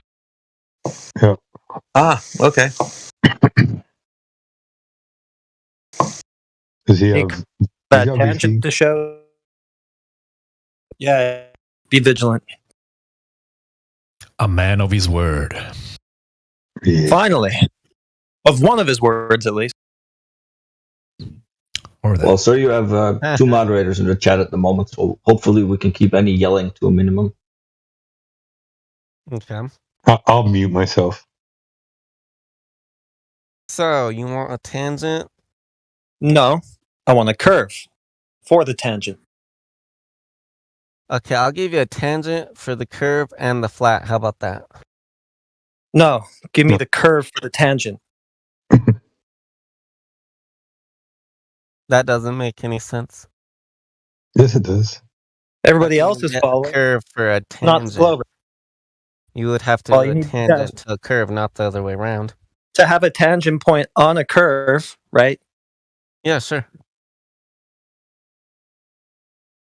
But you could just as equally have a tangent point to a plane. It would be the plane itself. So The if curve I'm first, understanding, right? So let's just see that. Right? So just show us the curve. well, I mean, if I'm understanding what he said correctly, then if there's some supposed tangent point, then it can work on either a globe or a flat Earth. So then it basically becomes irrelevant because it doesn't prove either one, right? Exactly. But if you assume that, you then... Okay, so that means we're going to need some better evidence.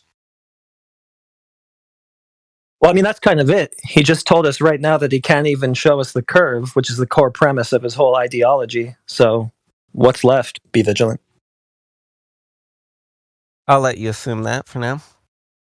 Well, it's what you said. The point is, if you assume that level is a tangent plane to a curve, and I said assume, so let's that's the problem. with that basis. Just imagine with me for a second that it is curved. And Just that, imagine. Yes. For That's not what we wanted to do, though. We wanted observations from reality, not imagination. We didn't want to imagine curve. We wanted to see it. Just imagine with me for a second. Okay? Is that all we can do for the globe? Just imagine it? Just humor me for a second. Yeah, let's just pretend that this nonsense globe thing were true. Let's just assume. Okay, let's just pretend. Yeah, let's do it. Let's just assume and pretend, and yeah. But I want to hear what you have to say now. We're gonna move forward on that premise, and we're gonna say, okay, we've been using celestial navigation for, centuries, and it works, quite frankly. Can we assume to move forward and just not move forward at all? What do you mean? Well, I mean, we're imagining this globe, so can we just imagine that we're moving forward, but we don't move forward? We just stick to the fact that there's no curve?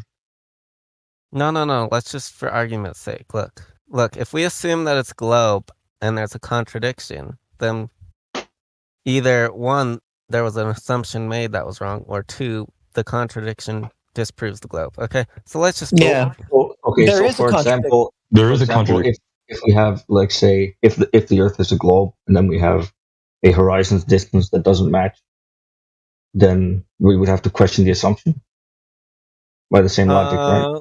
There's an assumption that the horizon distance, though, is a lot of people assume Is that a certain distance away based on your observer height and radius of the globe. Yeah. Because, you could have elevation, because all your elevation... Yeah, I said that observer height and radius of the globe. That's what determines the horizon observer distance. height, but Yeah. nobody accounts for elevation in observer height either. So Sure they do. saying there's a horizon, I've seen dozens of people account for observer height. but observer height where they include the elevation, it's kind of just this vague concept where you end up not having a definite horizon for any given location. So then you don't have anything to obstruct things in the distance, right? Well, What do you mean by that? I mean, if you don't have a horizon, then things obviously can't be blocked by it, right? I mean, things are definitely blocked by it, but like horizon, as most people understand it, and how I understand it, the horizon is where the sky meets the land or the sea. That's how I understand it's basically horizon, the line where at which, I would say it's the line at which the surface and But- sky are indistinguishable from each other. Yeah. So if that is the horizon, we have to assume. Again, I use the word loosely. Well, assume I don't know. I think we that should start. I think we should everything we start somewhere assume- else, because, like, if we're saying that we see a horizon some of the time, right? Then, well, we'd have to establish what is that. Is that an optical phenomenon caused by us not being able to distinguish the surface from the sky, or is that a physical phenomenon caused by an obstruction by the Earth? I would say probably both. Both. So you have a thing that is physical, but then it's I also would not say in a part of physical it's location. physical, and then I would say part of it, yeah. Right. So it's part physical and part not in the same physical location. Is that your claim? That seems Sure. pretty contradictory. I mean, part of it is that it's. Well, I mean, if I part of like it's not if I sphere, have and then part if I of have a it- neighbor like at 100 feet away from my house, Mhm. is he gonna be 150 foot away from my house on some days? I don't think so.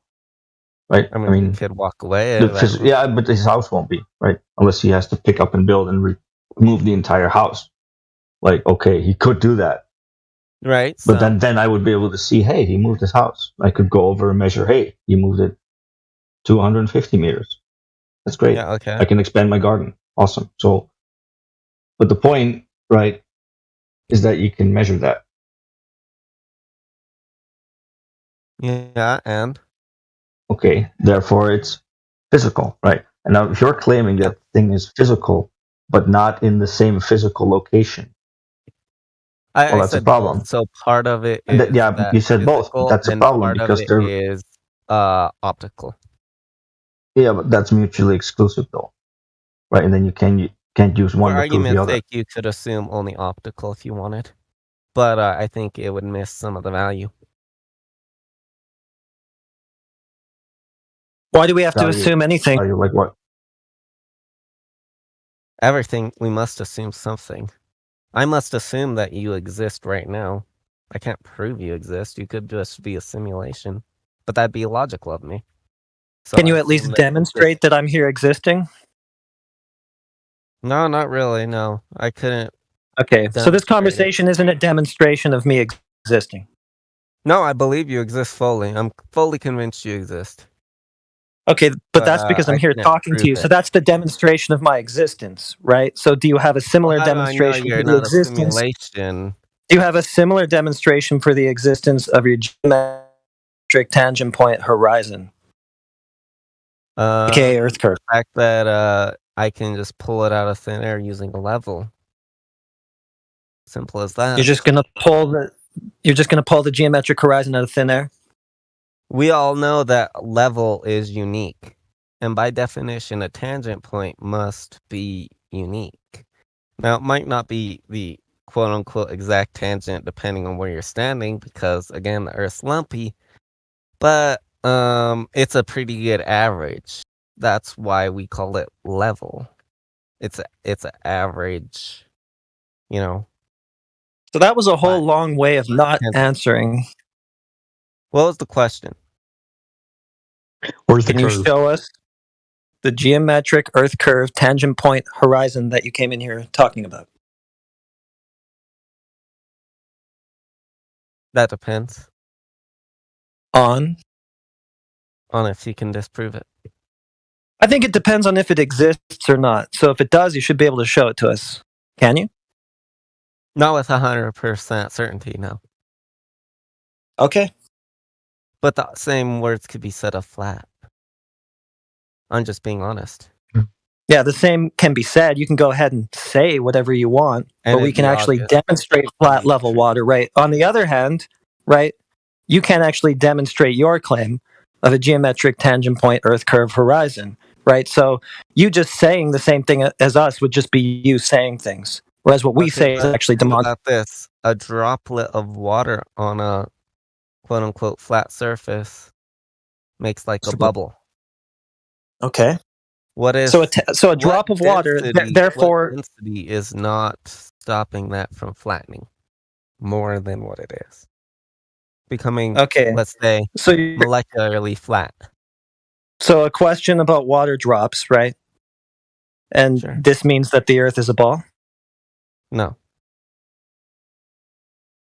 Yeah, I didn't see the logic stream there either. So can you try again? The point is, what we consider level, we all agree that what is level is perfectly tangent to what we're standing on. We all agree to that. Whether you're flat or globe, both sides can agree. And Is that a say, tangent line yes, that intersects a curve at one point? Sure. Sure. Okay, it is. Can you show the curve that it intersects? At multiple points because of the lumpiness, but Oh, okay, as but an just start with average even one. Just start with even one because you haven't even got that far yet. Sure. Of course it does.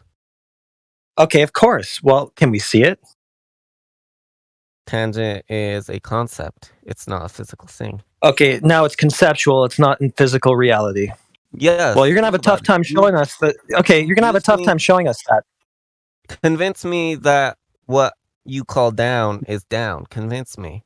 Why isn't it up? Why isn't it right? No, I'm not here to convince you. I'm here to see the geometric tangent point Earth curve horizon that you said that you have. That don't make no sense. What is the question? I'm just here to see the geometric horizon that you claimed. Not here Yeah, to where convince is you, that? just here for that. I don't believe in a geometric horizon.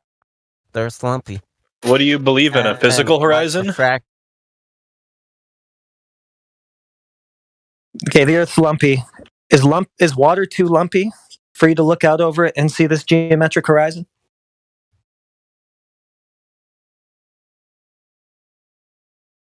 Am I still here? Can you hear me? Okay. It just went silent. I don't know what Nice happened. deflection. I think Yeah, it cut sure. for a Okay. second. Okay, fine. Fair enough. Whatever. Is water too lumpy for you to look out over it and see this geometric horizon? No, but then you have the issue of refraction. Okay, so something is there being refracted. How do you know that? Can you show us that something in the first place?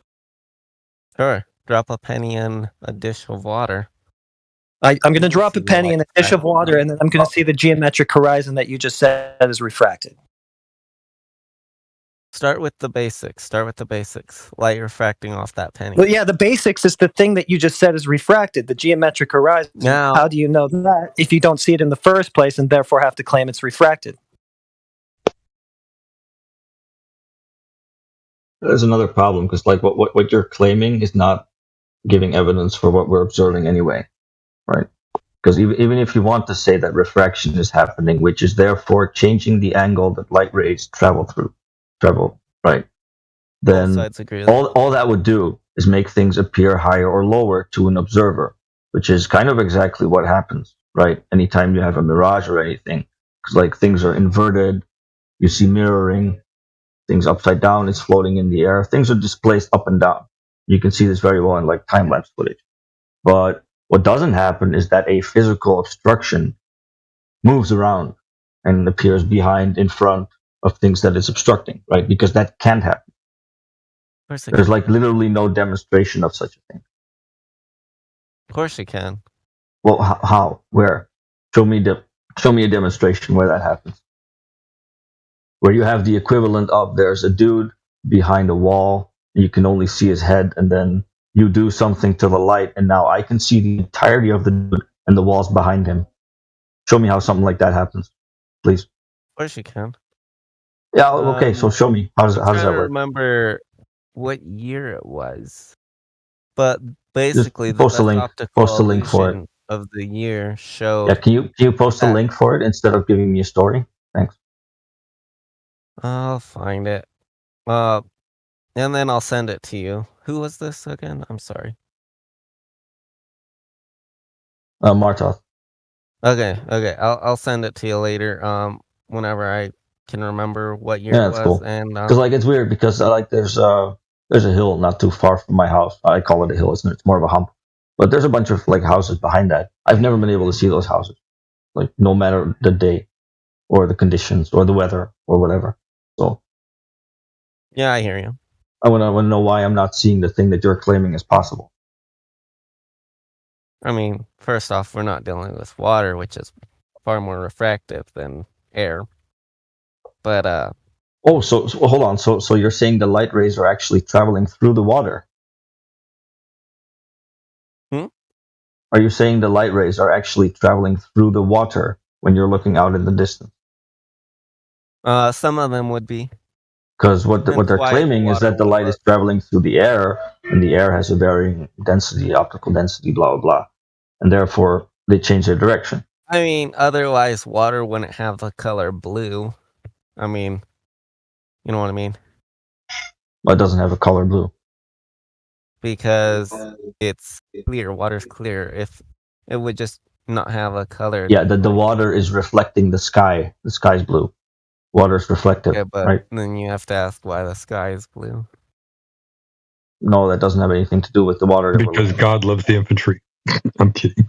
That is completely irrelevant to what we're talking about with the water and light rays.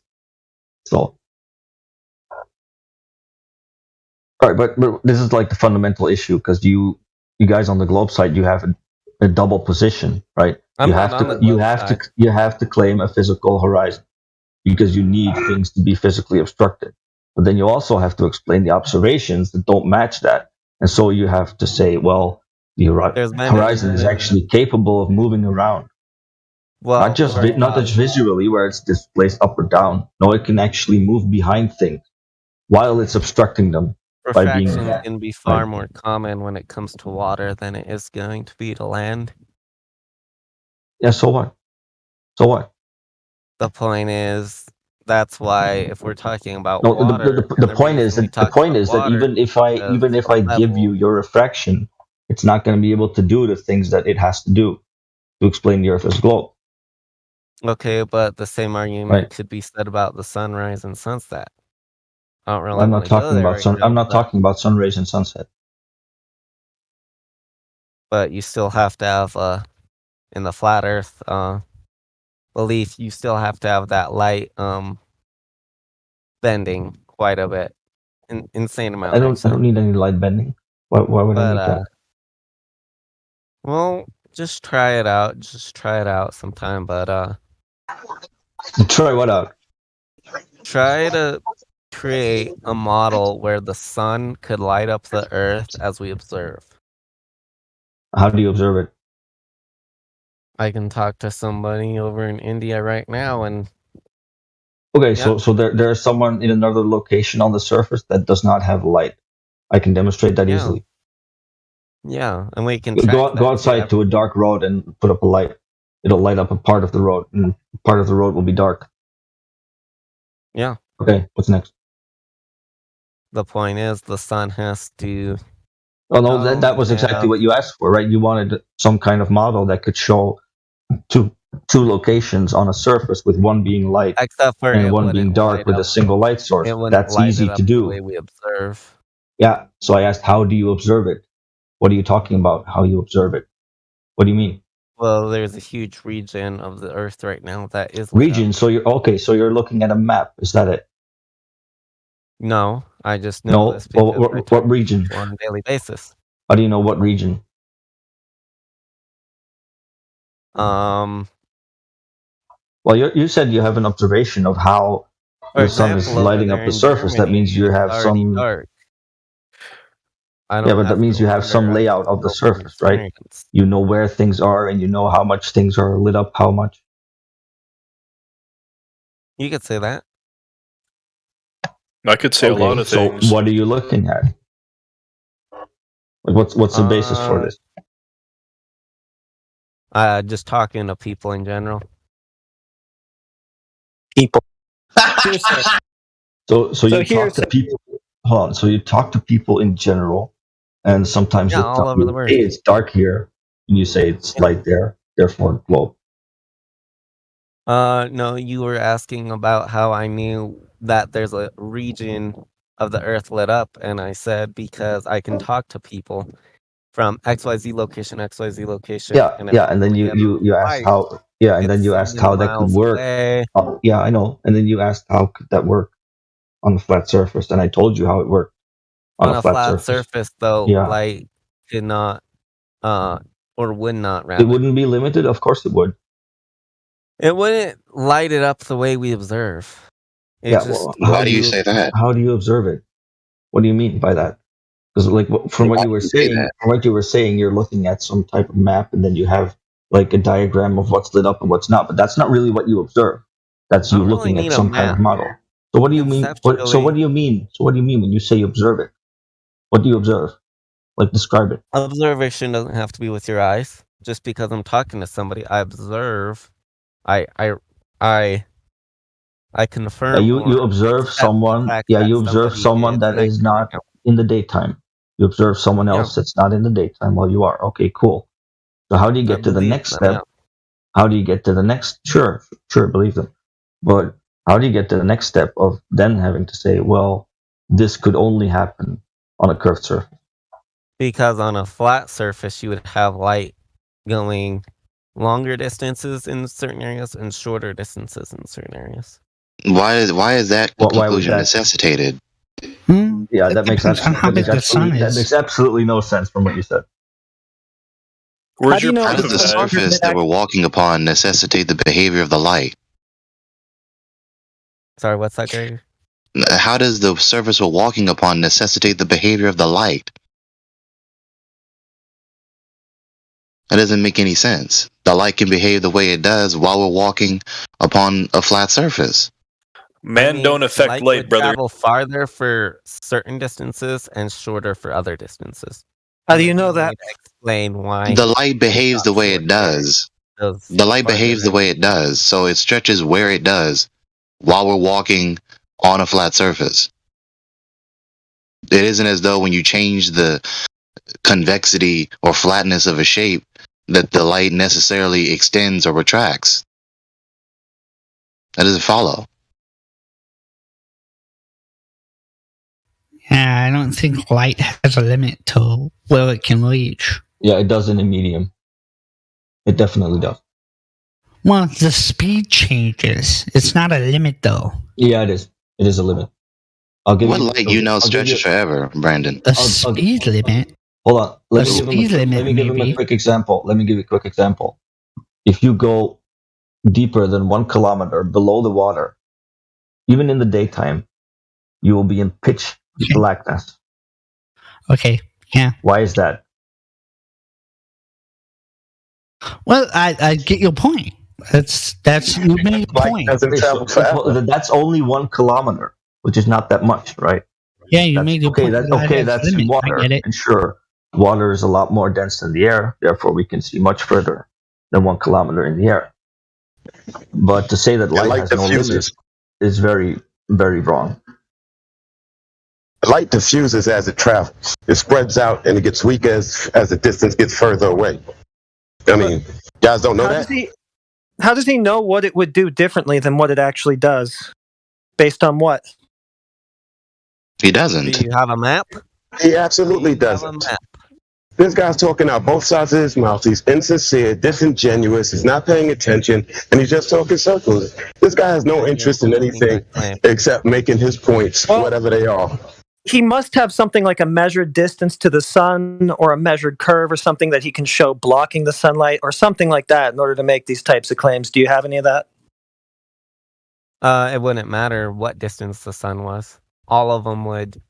Yeah, it would. The same problem. Oh, so if it's 10 feet above me, if it's 10 feet above the Earth, it's going to light up the whole Earth. Yeah, it makes no difference what distance it is. It would still be.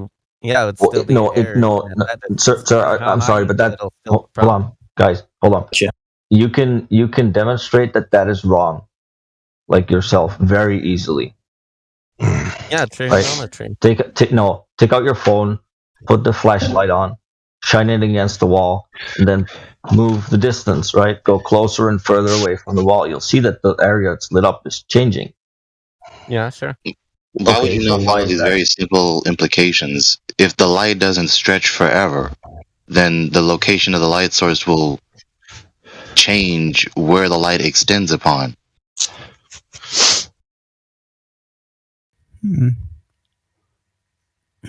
If that were true, couldn't you prove the distance to the sun, which we know is improvable? Wait, say that again? Greg, right now. No, you can't. That's a false You equivalence. can map it out with people where the light was No, reaching. no. That's a false equivalence because what you're now doing is you're assuming that the range of hold on. No, because you're assuming that the range that the light of the sun is able to travel is equal to the distance. That doesn't have to be the case. Right, for that. I didn't hear his question. I didn't hear his question. Have light traveling less far. Hang on, Vigilance. Say that question again. The question because I didn't hear it. If you could map out with people in a lifetime where the light was reaching, where it was ending, encapsulating the entire area that was lit up, for example, you could then determine the distance to the light source, aka sun, because of that area. That doesn't follow? How does that follow whatsoever? Of course it follows. No, it doesn't. So you know how far the light stretches over the surface of the earth, and you know where they are. How does that inform you the distance to the sun? Hey Gregory, just so you know, we've been imagining this whole time. Like his whole entire argument was like, we have to imagine Earth being a globe first. No, that's not empirical. with a giant sun. I don't believe in a giant sun. All through imagination, by the way. But the point, because your premises don't necessitate your conclusion again. So you know how far the light stretches upon the flat surface, and you know where the people are in various areas as the light source moves around the flat surface. How does that inform you the distance to the sun? Because if the sun were further, it would expand farther, and if it were closer, it'd expand less. No, that's non sequitur. Of course, if the further away the light source is, the less light shines on the object, whatever it is, including the flat surface of the earth. But you're trying to get to the conclusion that this will inform you the distance to the sun. Of course it would. So how? It would stretch out farther if you went farther with the sun, and if the sun was. That's not informing you of the distance to the sun. It's just informing you that there will be less light the further away the light source is. And mathematically, you could make a claim that you could determine this distance. Of course, we can fix our mouths to say anything. That doesn't get you to your conclusion. And that's the problem, Greg. If it were flat. All right, stop talking for a second, kid. Chill. And we know the Bible says that we can't measure the distance. Yo, you're repeating yourselves. So somebody else needs to step in and carry it to a different path. So, for example, if you knew how far light traveled, right, and there was nothing else of a factor, and you said light travels a maximum of 130 kilometers, right? So if you saw the light, you know you're at least within that, but the problem is you don't know any of those factors. So no, the answer is you cannot determine, because there's too many ifs that you don't know. Well, that's so now that I said that, you could progress. What? It's what?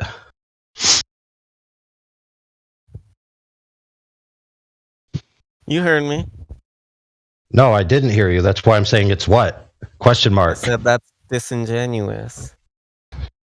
How is you not fulfilling the premises that lead to a necessary conclusion and me pointing it out? How is that disingenuous? If it's disingenuous, then it's disingenuous of you. We all agree shadows have very clear defined. What? Clear defined. This cannot actually make sense to you.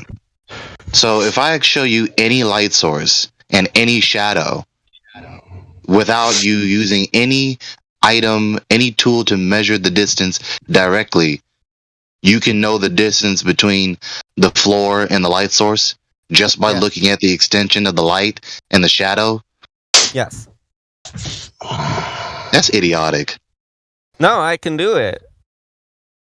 Send Prove it to me right now. Highly idiotic. Measure the distance and give me the other distance, and I will tell you the distance. Okay, that's an instance where I've given you a calculated, quantified distance, not just eyeballing the don't extension give me of the light. Distance source. Give me the distance that the light is spanning, and I will give You're you. talking about giving quantified distances. Listening to yourself. You're being annoying now. Look, he's fair. If you're operating in ideal geometry, his point would carry. But obviously, the world isn't ideal geometry. So if you have a fixed point in free space on a graph, and you call that the emanation point of the light, and then you draw out the angles of the light, right? And you say these angles and these lines that come from these angles must only exceed into the distance 120 kilometers. I now have a shadow. I have angles. I can chart those angles back, precluding any interference, right? And you have this ideal. Then you could say where that thing is in that ideal. However, that's not analogous to reality. It's not.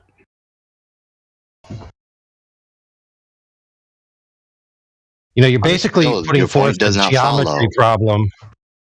Yeah, you're constructing it as if it's a geometry problem on a math test rather than reality.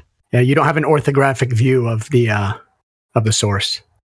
On top of all that, compounding this to make it even worse, when we're talking about terrestrial, you don't know the landmass orientation, landmass sizes. You don't know distances from the people that are doing this test.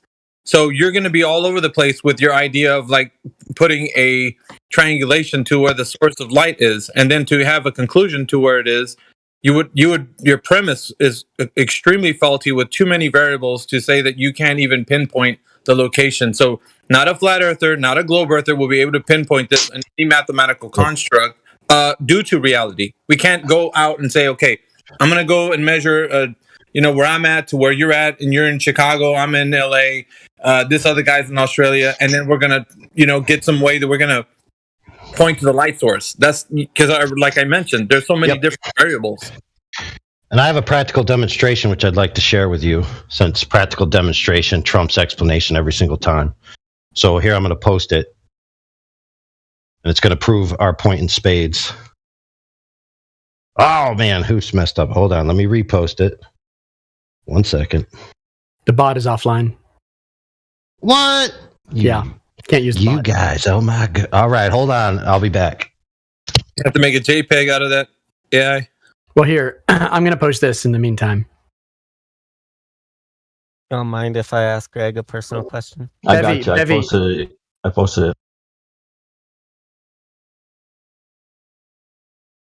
Bevy. Si, senor. Yeah, you see the image of the sticks? Oh, sorry. I don't think I'm on the right channel. My bad. Live stream voice text. Okay, I see it. So each of those sticks is 1, 2, 3, 4, 5, 6, 7 inches apart. They're 3 inches tall. And in both images, the shadow rests exactly at 1 inch. How far away is the light source? You didn't give me the distance of the other. They're side. 7 inches apart, and the shadow is 1 inch. How far away is the light source? Shadow for the second one. Give me the shadow of the second one. There's no shadow on the first one. Give me the distance to the light. Each line is 1 inch. Is what he's saying. Do you want me to? Each hash mark is 1 inch. Shadow is 0 in the second one because I can see a small. Yes, Are you not listening? There is no shadow on the first one. The second one has a 1 inch shadow. There are 7 inches between the two sticks. The sticks are 3 inches tall. You see those dashes, right? Those are 1 inch marks. Yeah, fair point, but we don't need two people to explain the same thing in a repetition. It's redundant. You see it, Bevy? Yeah, I see it. Let me do All right, math. tell me how far away the light is. And I'm going to assume, even though there's a teeny tiny bit of edge on the other one, also the distance I give you will be relative to the first one without any shadow. Is that fine? relative to the first one. It's affecting both of them. The first one.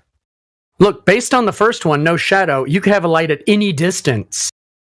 Okay, but what I mean is the shortest distance, i.e. the distance to the face they're standing It could be an inch away. It could be 10 feet away. You can't tell that by the position of the shadow on the first one. Because it's at zero. I get what he means. I get what he means.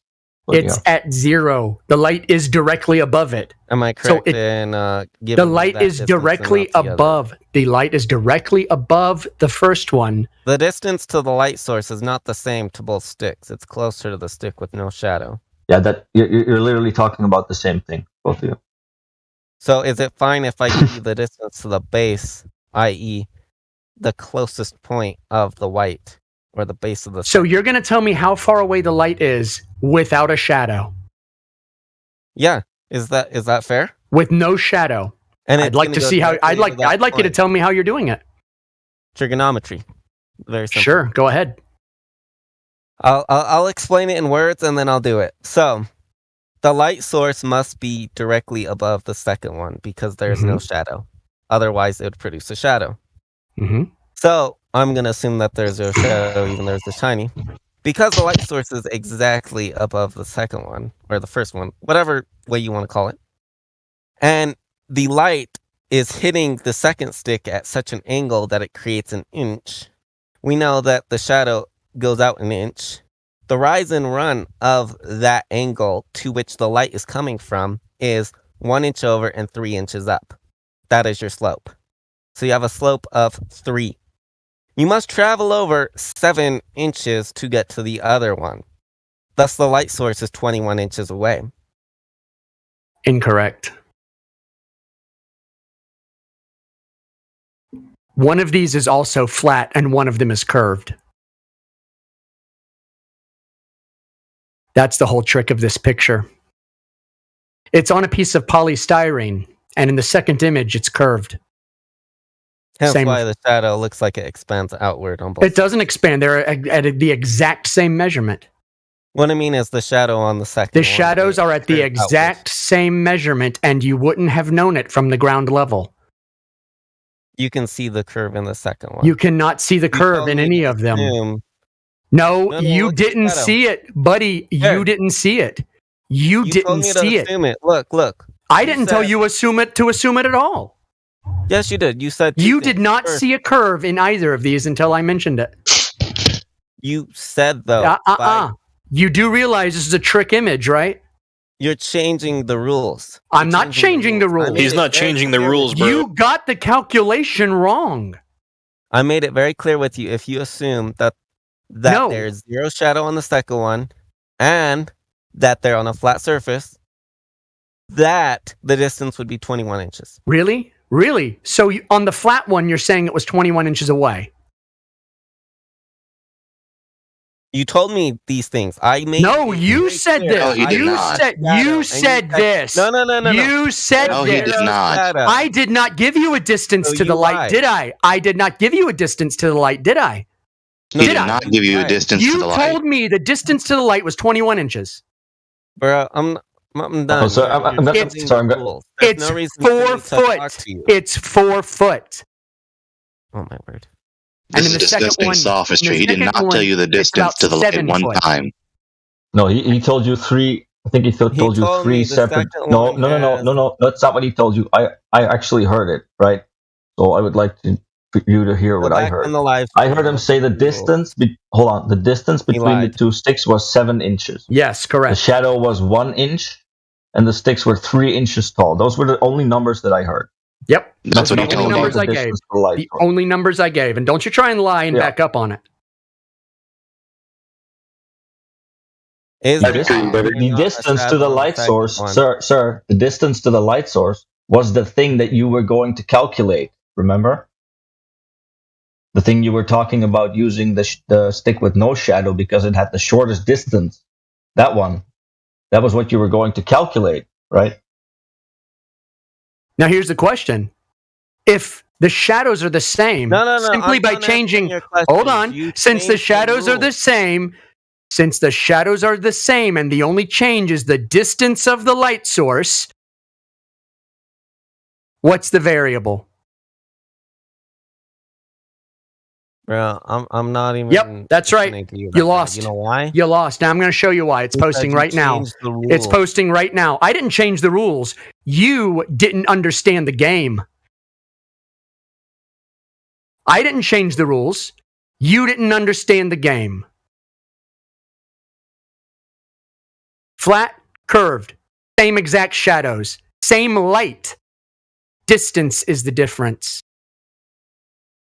You cannot accomplish what you are presuming that one can accomplish on a graph in an orthographic view.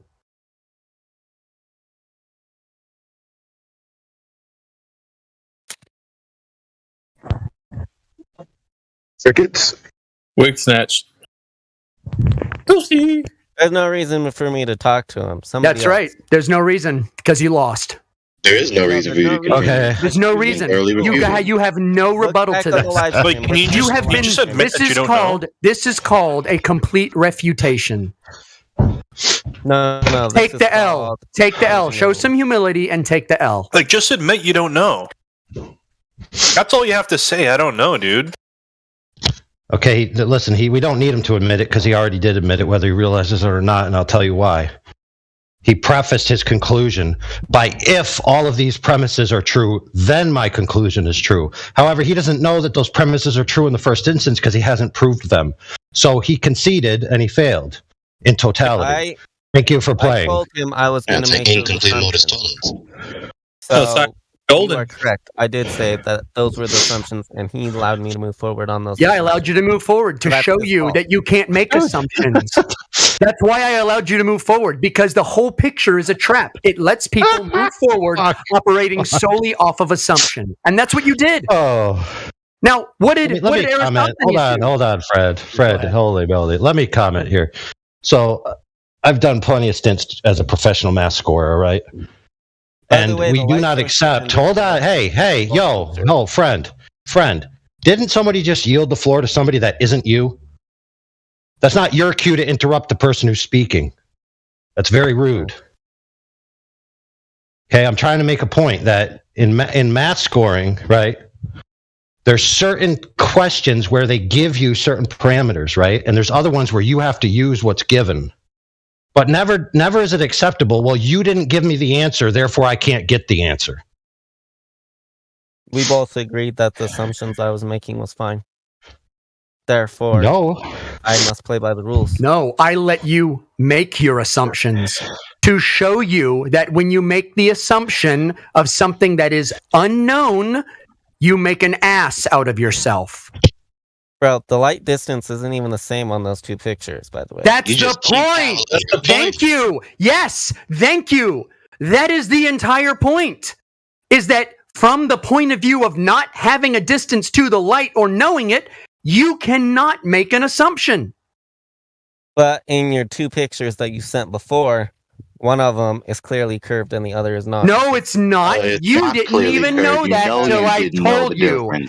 Till I told you, my man. Do not lie. Just bold-faced lying now. You know full and well you didn't know the difference. Look at the picture. Look at Don't the picture. make this any more embarrassing. Don't make this any more embarrassing for yourself. You are arguing like a narcissist. Take the L. Stop. Take You know the full L. and well you did not know the difference in the first place. Stop it. I told him I could see a shadow, and he No, said, you didn't "Zero know shadow." the And I difference said, No, between the convexity or flatness of Gregory, the floor. he just changed what he said. He said, I told him I could see the you shadow. just Nuh-uh. changed it. That's not what you just claimed. You said you Well, could see I'm not curvature. talking You didn't to see you. You have to curvature. look back. You didn't see You have to curvature look until back I told at you the about live it. stream, and You I didn't see clearly said curvature I see until the I shadow. told you about it. We were only talking about shadows. That's it. Hold on. Let's give him a chance. All right. Friend, I'm not talking to him. you have a device. You can clearly go back to the live stream yourself. Use YouTube's clip function, and we will play the clip that you claim exonerates you over the airways. How about that? Fair? I don't even know where this live stream is, if I'm being honest. Okay, fair point.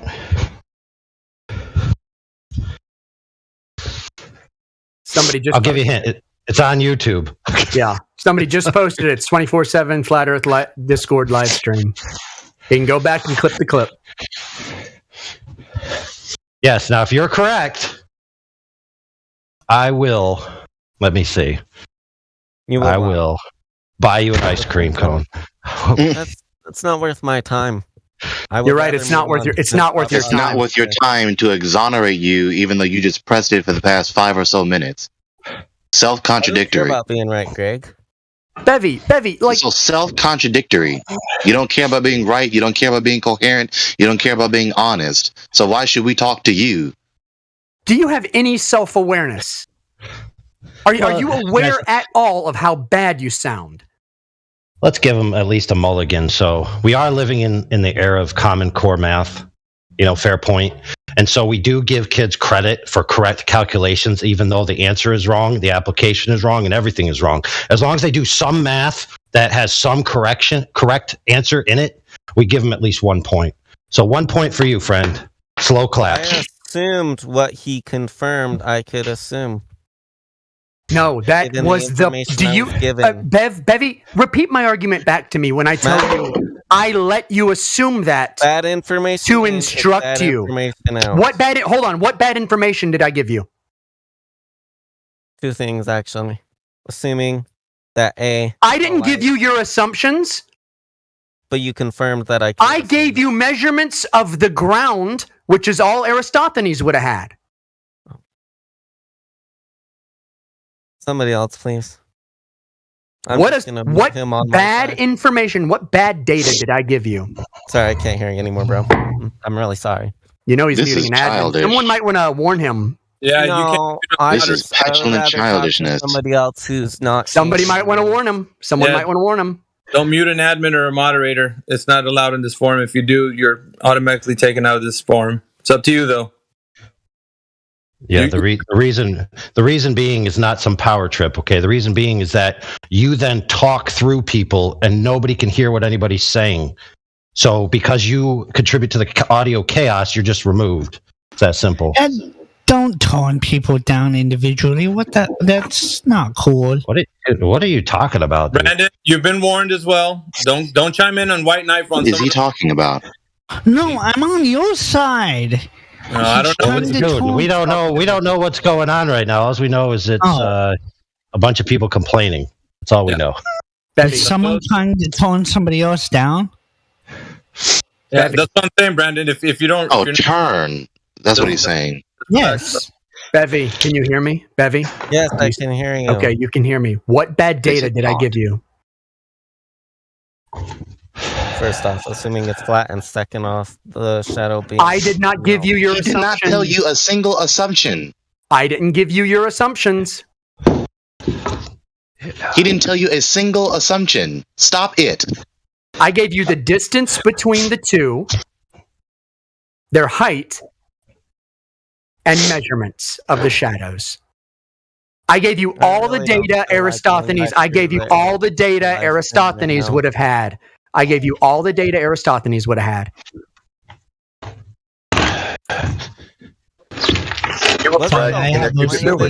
If you did not brag that you could do this, nobody would have given you that information if you didn't boast and brag about how you can tell how far the light source is away just by measuring the shadows and the light. You said that. That's why you received the test that you failed on.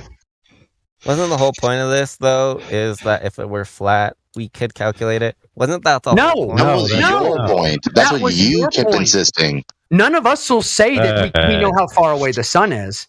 All right, let's progress, fellas. So let's go to the second demonstration. So I want you to watch that thing I just posted in the live stream voice text while our friends don't move it off the screen by posting a bunch of nonsense. So what we have there is a singular light source. We have a flat surface that represents a geographical territory. And then we have a media in between the two, and then a differential media in between that media and the light source. Now, if you notice the light source hitting the second media, that it has a different apparent circle of where the light's coming from. Not only that, but the path of the light changes depending on the location of the light. It's not a direct triangular, trigonometric relationship. So if this was the case and you were living on the Earth in this view here, you would never be able to tell me where the source of the light is. Not in a billion years, unless you traveled throughout the entire expanse and knew the entire media from point A to point B. Right. So would you claim that you could figure out distances in this world that's in my little graphic? Only From the if I surface of the knew Earth. the distance to the outside, like you have there, but in general, no. Correct. Right. So you need some ifs to be qualified first. Of course, you need it. Right. Everything must be based on assumptions. Right. So when you go out into the world and you just see shadows and then you measure the shadows and then you try to tell me where the sun is, right? All those ifs aren't met. You don't know those answers. Exactly. We couldn't prove that either way. Great. So you just conceded our point. Thank you for playing. I've said it the entire time. We can't prove anything. We must assume something initially. No, you should Yes, assume but nothing. simultaneously, you said I could tell you where this light source is. Still again, he's just pretending like he didn't get refuted. Hold on, because we're letting the conclusion get overrun. Right. You simultaneously are saying that we can't know these things, when not 5 minutes ago you said I can find out where that is based on trigonometry. So which is it? You have to drop one. They both can't be true simultaneously. Because in a flat sense, we knew that the light source was on a flat, or that the sticks were on a flat surface, and the light source was above them. But that's assuming that all that information is true. Huh? Right. So you have unproved premises. You have unproved premises. So you concede. Premises are always unproved. They're only No, they're not. That's not true. They're only It's not true at all. convincing to That's not true at reason all. out. That's not true. Maybe in pseudoscience. Well, say that is the case, Bevy. Let's say that is the case. Then you can't know what you claimed you could know. You just undermined your own. You just made your position impossible to know. Yes, congratulations. Your view is incoherent.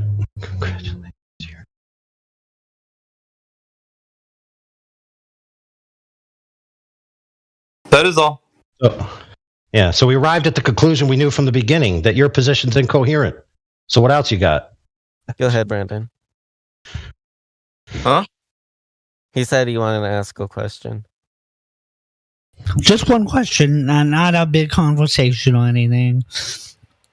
Is this what you think the sun is doing on the flat Earth? Is what? This graphic? The GIF, yeah. Dude, this graphic just proves that unless you know all the parameters, you can't make conclusions from the surface. Okay, Yeah. do you think it represents what's happening? Not a clue. Oh. Okay. All it means is when light travels through a medium, it changes direction. It's plausible. Yeah, it does. Yeah, now notice how many things this answers. This answers apparent movement. This answers why a single light source can't illuminate the entire surface of the Earth, why you can't triangulate the sun, et cetera, et cetera. This is just a plausible demonstration of points, right? Which were adequately demonstrated to our other friend, Mr. Incoherent Pants. Yeah, because one thing they like to claim is that this is the only thing that can happen on a globe. And he's demonstrating right there that it's not the only thing. It still wouldn't light up the same though. But see, that's your perception on what you think could not be. But you wouldn't be able to come to a conclusion, just as you didn't do so with the distance to the light source. In the previous example, when you were given, and then you conceded saying, well, we can't know the distance. And then you had this half-hearted attempt at trying to figure out a calculation. Can you see the contradiction in what's happening here? On the one hand, you want to be sure that you know. Based on assumptions. Huh? You what? Sorry, I did make a calculation based on assumptions. Well, that's the issue. And even On then, your assumptions that no one gave you. And you were wrong. Yeah, but and the point is, the entire globe is calculations based on assumptions. The entire thing, right? You have the circumference and radius from Eratosthenes based on assumptions that the Earth is a sphere and the sun rays are parallel. You have distance to the sun from Christian Huygens. Oh, that's assuming It is an a priori paradigm. It is an a priori paradigm. No. Yes, it's an a priori mathematical paradigm superimposed onto the empirical data and also contrary to it. That's what we're elucidating right here for you, so that you can examine it yourself, on your own time. But it's definitely a challenge for your mind. And so on that, you understand how when we reach the conclusion that you can't know, and you actually agreed with us by saying, I'm just using assumptions. How can I know? That's the same thing we're saying. But you said very the different. whole of science. You assume something, No, and then you that's see if not it the whole of works. No, you don't. That is for not the whole of reasonable doubt. That isn't the whole of science. I think that's the idea that you have of the whole of science. That's not. Let's say that is the whole of science. Let's go with that. Let's say that is the whole of science. Then science in entirety and at its heart is useless and cannot gain you knowledge. It can't So thank you for undermining the entirety of science. It can't gain you knowledge. Yes, it can. only convince Yes, you it of can. something. No, it can. You gain knowledge. In a Psi repeatable means way. psi means to know. Science is literally the pursuit of knowledge. Like, do you realize what you just did? Like, you just whistle past every rebuttal given to you. That is not humbleness. You have the nerve to have in your PFP Yeshua saves. Dude, you just undermined the entirety of knowledge if what you say is true. If science is based on presumptions, if the heart of science is just presumption, then its most fundamental premises upon which every other paradigm and every other theory and every other method of inquiry is executed is unfounded adequately. Well, not No. true if, hold on though, friend, we got to be fair. That's not true if subjective idealism is true. If subjective idealism is true, then incoherent logic strings can be true simultaneously.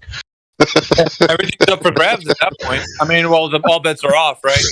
You can just make things up and then, have a couple of other talking heads agree with you and thus say it the scientism, By the way, who created the experimental sciences? Who created that?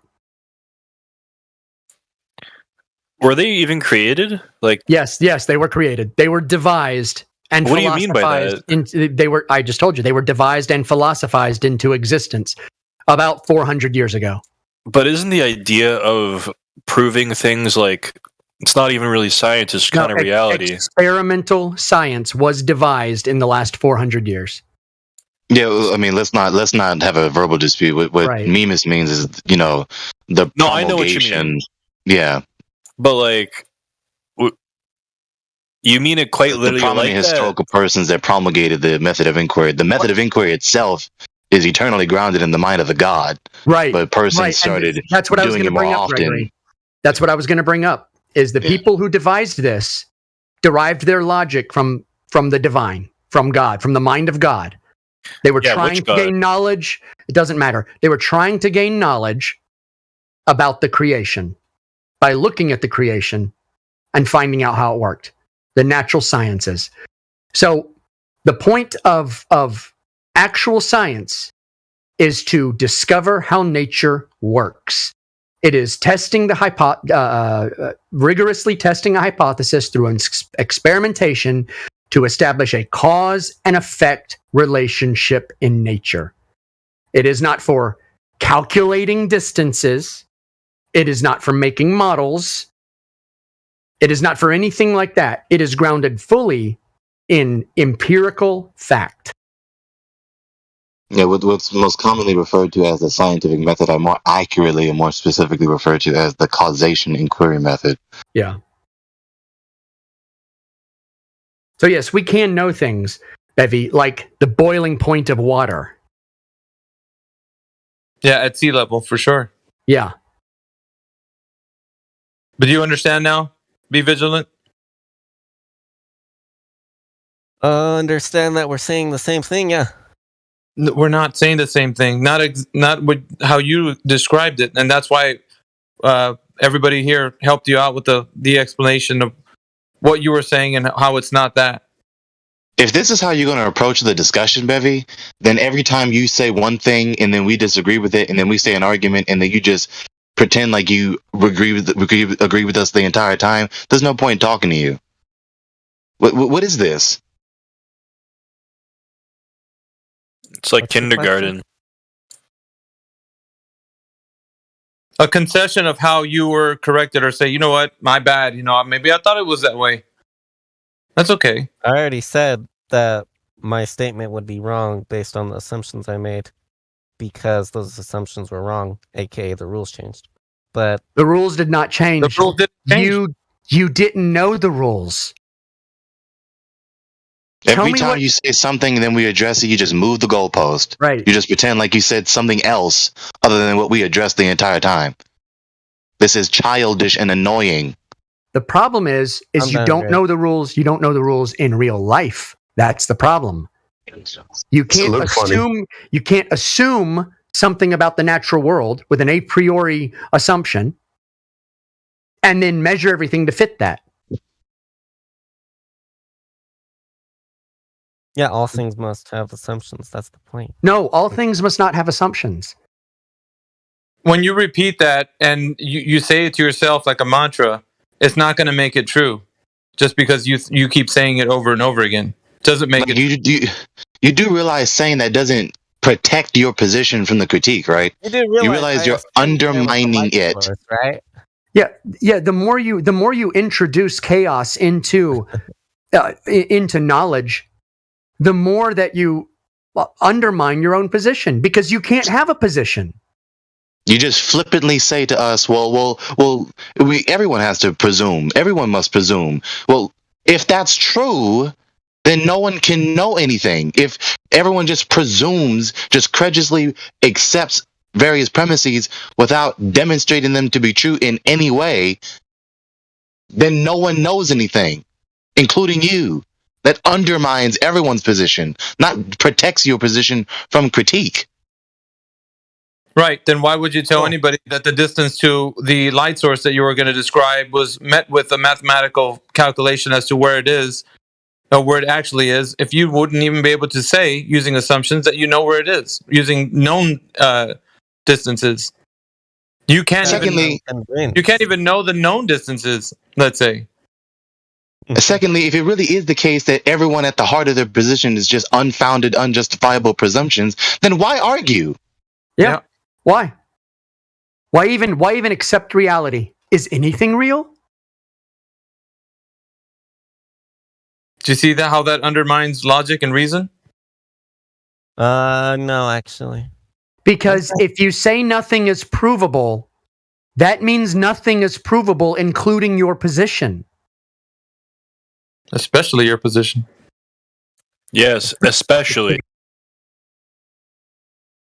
Yeah, the guy who doesn't know what reality is and admits it is going to come here and tell us what reality is. Logic doesn't follow bias, just so you know. Why do you have Yeshua says in your profile pic and you just undermine all knowledge? If Yeshua saves, you understand? If the Bible is true, he says, whoever follows me, whoever follows truth, listens to my voice. Yeah. But you just said that the heart of everyone's position is just unjustifiable presumption. But what in the world? What does the Bible say about the presumptuous?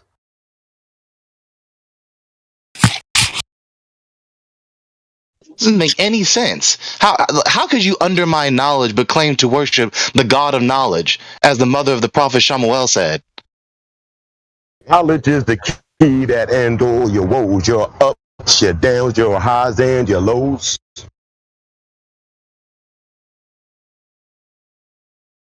Be vigilant. I don't see why you just don't take the L, man. Like, just be humble about it.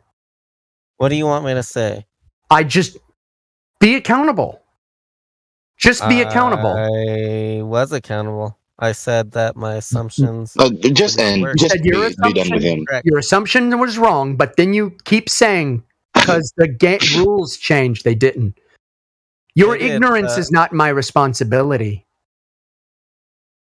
It's like that, and that's the way it is. And by the way, what a scientist I will does do is something. I'm gonna say I took the L. Does that help you? Does that make you feel like you've accomplished something? I'm not trying to accomplish anything except Well, maybe then help you reach a little bit of humility, because then maybe it'll spark something in you. Because I'll tell you this right now, when scientists, real scientists by the way, natural philosophers go out and try and figure things out, they don't approach it with assumptions. They approach it wholly from a place of, I don't know what's going on. First, let me look at everything. But when you approach everything with an assumption, with this a priori philosophy through which this lens that you're looking at everything through, you're never going to figure anything out. Because on some level, you've decided, well, you already know enough to make assumptions. Well, what if none of that is real knowledge?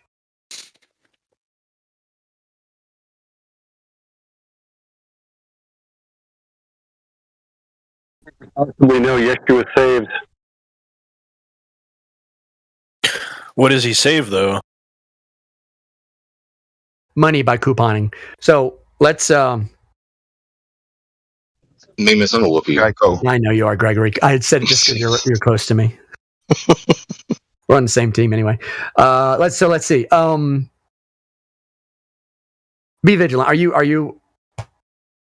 Did you want to continue, or do you want to? What do you want to do? Do you want to present something else? Because I think this part of the topic is exhausted. But if you want to move on to something else, we can. Do. No, you. I mean, we don't have any claims. What? There's a lot of people here. Yeah. So far as well, here's the thing. So far as the geometric shape of the Earth is concerned, it's not founded in any empirical information that you've given thus far. So there isn't anything you can provide as of yet that has proved the information to be true in your paradigm, in which you think that the Earth is a globe, but it's geostationary. So if you think you got something else that you want to talk about, and that's what Mimus was offering the floor for, go ahead and present it. Because other than that, you're standing on a claim that's just a belief. To you. I was hoping Yeshua could save me, because I'd like to come back to the globe if he could prove it. A globe? What's that, Max? What is a globe? Yeshua's claim. It's the first thing you see in kindergarten when you walk in the room. I didn't go to. And we're having a conversation earlier about models, and there isn't a model for the globe. Contrary to like maybe how the colloquial word is being used, but there isn't any model that they have, because once you start pointing to one, you're like, how did they reach this understanding? And there's like these different models, like the Clark model, the ellipsoid and the bezel. Those you can actually look into, but they're mathematical constructs, and they're not to deal with reality, as in somebody went out into the field and then dictated what they saw into a conception. That wasn't done. Yeah, they're not plausible representations of the empirical data as it is. It's just It's just a physical representation of a mathematical construct, contrary to the empirical data. And then you have the supermodels. So you have to go to Vogue. That would be the reference guide for the supermodel. I was going to say the only acceptable model is 1982 Cindy Crawford. But we can move from that. Kind of like Giselle Bundchen still.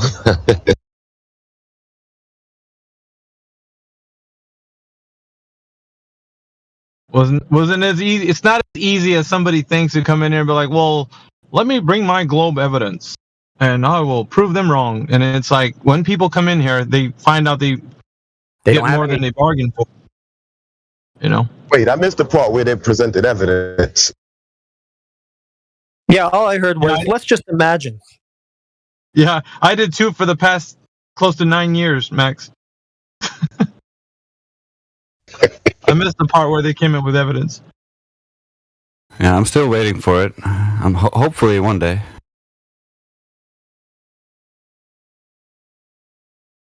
I can be swayed. Let's go. Did it ever get on here? What? What'd you say? Did he want to debate with it? Hang on, Sheepdog. He was saying something, and I was trying to. What'd you say? Vigilant. I said, does Witsit, Gets It ever come on here? Yeah. Yeah, every now and again he'll come on here. Yep. Why, do you want to try debating him? That's too big of a bone for you to chew on, man. You. But can we get QE to argue this guy? No. QE's not even a bone. That's like a cement block in the shape of a bone. That's not going to be good. That's going to be good. That's going to be bad for everyone. Y'all got to understand, we like to stretch things out here. Yeah, we got 24 hours to fill. Every day, brother, 24. Yeah, we do have the stamina, the endurance. I mean, all the people in here, we're all on different, time references. So we're gonna all pop in here at different times. So the moment you think you got somebody to talk to, then next, somebody else comes in like Drace, and pretty cool. We are like a unit that's a living organism, bro. Miguel, you're hella dumb. Kimbo, Jedi. Hello. That's hilarious. Oh. Never seen that before. I want to be VIP also. Yeah. I'm Miguel, man. I want to be famous. But why you didn't ask for me? Dude, how everybody says. Everybody can't understand you, Sasha. Everybody's like, what did you say? And you get frustrated. You're like, ugh. Well, like we understand Sasha because he's been in there for a while, so we get his heavy accent. But people that you speak to are like, huh? Yeah, it's like when the first time you hear a heavy accent, you're like, what words are you using? No, we don't want the KJV. No, I'm joking. Miggy, watch that one. The guy was yesterday saying, I posted. It's the rhetoric without the predicate.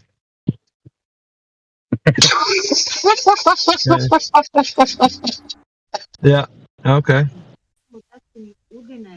I'm sorry. I'm a nerd, so I understood that. And we got our thesaurus out, Gregory, when you're in here. Don't worry, man. The rhetoric I'm looking up. What did you just say? Man, you're making me work harder being in here as a flat earther than anybody else, man. I have to start looking words up with you.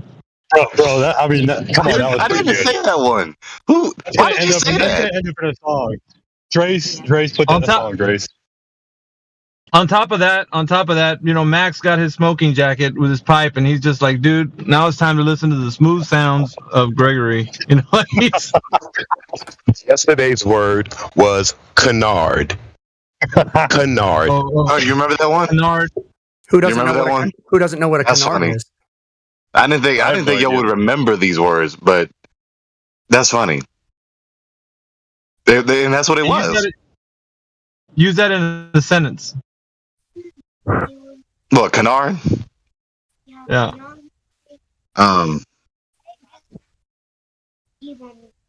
Now, I've used it in the sentence. I guess got to be in the moment, don't I? Yeah, canard. That's French. That's French for duck, isn't it? Canard. No, yeah, there's a canard that's a bird, but Is a canard it? is like The heliocentric model is a canard. You damn duck. Yeah, canard is like I guess like a rumor or gossip or like unfounded truth or unfounded words. Like it's bullshit, is what it is. Yeah, where I'm from in London, canard means if something's really difficult, it's kinard. Kinard.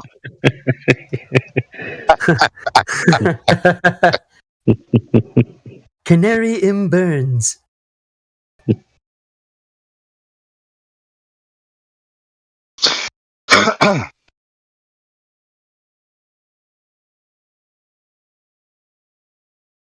I'm still repeating who said that? Who said rhetoric without the predicate? I don't know, but I like that. Who said that? Oh my god! Why did you say that? Because I understand everything that Sasha says, but it's like the the glue of the sentence is never there. It's just the meat, and that's all you fucking get. You're just like, if you listen to Sasha for more than 2 minutes, you're like, yeah, it fucking makes sense, dude. But you got to get through that 2 minutes. Yeah, like, you know, where is that missing link? I'm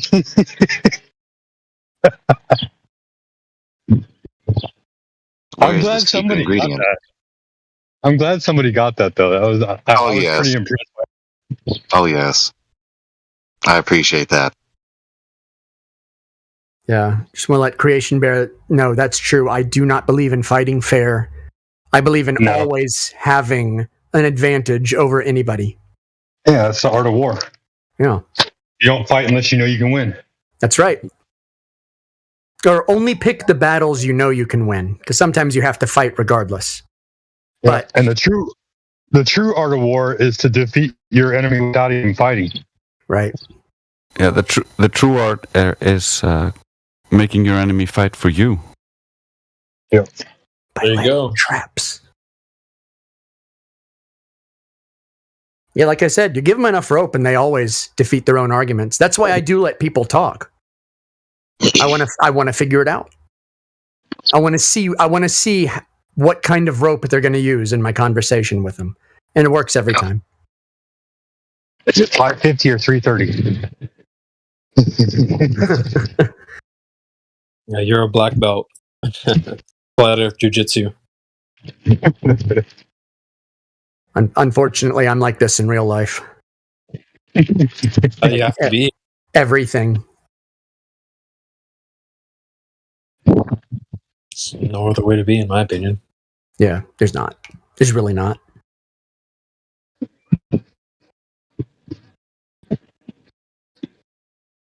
guys been talking to Be Vigilant? Be Vigilant. Yeah, you can go back and listen to it. It's a pretty good talk. We were chatting earlier in the lobby. Okay. It's definitely one of those highlight reels that we need to get. I mean, Mayhem, you were here, so you know, find me where I said what I said. What portion of what you said? What the hell? When I was talking to Bevy. Oh yeah. It's quite a, what is it, like an hour or so, maybe an hour and a half. I don't want to say it's that long. I like all of it. The portion where you were in, yeah, I'd have to look through it. Yeah. But I don't know. Vigilant wasn't. He's okay, but he's like, as far as like, I want to hear the challenge happen, like with the guy. He doesn't stick to the globe cosmology. He's more of just making up his own cosmology kind of guy. If he stuck to the globe, I would say it's on now. You know what I mean? But since he's like, he doesn't adhere to anything the globe is saying, except for that the Earth is a globe with an uncertain size. That's different, you know, because he's just he doesn't stick to radius, diameter, circumference. We talked to him the other day, so I want it to be where the guy's actually saying the Earth is a globe of a certain size of dimensions, and then, you know. Yeah, not this flimsy, transparent, translucent. Oh, okay, a little BYOB action, a little bring your own cosmology up in here. Yeah. So it's BYOC. Let me go back to the now store and get mine real quick. Hold on.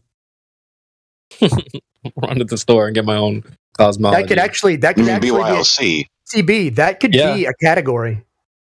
Yeah, that could be. One of the things that was asked to him is the horizon physical, and he was like, "It's physical and optical." Oh, really? Cake and eat it too, kind of guy. That's nice. Yeah, there's your BYOC right there. No, it's true and false. It's everything and everything. It's everything and nothing all at once. I love that little image because the little guy is just bigger than the oil rig. Mm-hmm. It's wrong too, because we're seeing behind the rig, not in front of it.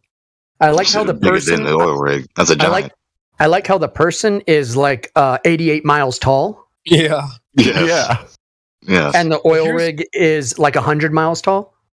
Not even one of the earliest generations of the Nephilim giants can see this. For real. So what's this versus this? That's the calculator, the Earth curve calculator versus this cartoon.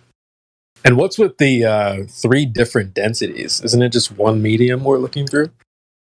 Yes, but they layer those on there because the cattle, when the cattle look at it, they see solid barriers, and they literally think that it is just static air in layers. Yeah, they think it's homogeneous and isotropic when that's not how the air is. Because air doesn't flow, freely, like Yahusha said. Right, the air blows where it goes, and you don't know where it does. No, the air doesn't do that. No, the air moves in army militaristic lockstep with the Earth as it spins and flies through the cosmic vacuum. Well, yeah, conservation of momentum, duh.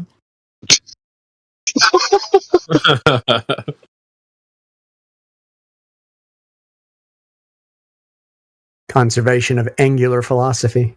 But I love how it says object in question here, clearly obscured here. Oh, little language, little bad grammar there, but clearly obscured. Kind of a oxymoron, don't you think? You see what Quetzalcoatl that it's not clear. Bro, what's wrong with these people? Like, isn't that the ground? Isn't that the water that we're seeing? Like, you are seeing that. It's like they're just trying to make it make sense. They're doing mental gymnastics, trying to make the black swan make sense. And I just love how they turn around and go, well, did you consider refraction? Yeah, you idiots. So it's not visibly blocked by the thing they say is in front of it because they have an MS Paint drawing that shows it being blocked? In the wrong spot. The curvy atmospheric refraction wording kind of makes me think he's taking the piss out of it, so. Maybe. It is the last straw that they have to grab, so they desperately cling to it. It's from that video. What is the best response that has been given when the rebuttal is given to them that the appeal to refraction is inadequate because it's begging the question? What has been the best comeback to that? Show me the thing that you say is refracted. Yeah, there you go. The refracted goblins argument. Yeah, you can't refract a ghost. How do you know it's there being refracted if you can't show it in the first place and therefore have to claim it's refracted? Yeah. So what has been their best response to that? No. Well, generally, it's I don't understand logic. Begging the question, I don't understand how that could apply. And then you have to explain all that, and then they just go, "What about this?" And so they have none. So stop appealing to it. I don't understand. Stop appealing to it. What they usually do, in my experience, is just try to get right off the topic. They want to stop talking about it as soon as the conversation's at that point. They don't understand their audience. They think we're lower. Stop acting like a canard. Stop giving me canards in response to this sound rebuttal. There's your sentence. There you go. No. Brother, it looks like you got yourself into another canard. Stop giving me only predicate and give me some rhetoric. Bars. Don't give me the predicate, but only give me rhetoric without the Here, predicate. guys. The French used globe mass to make a gun. You're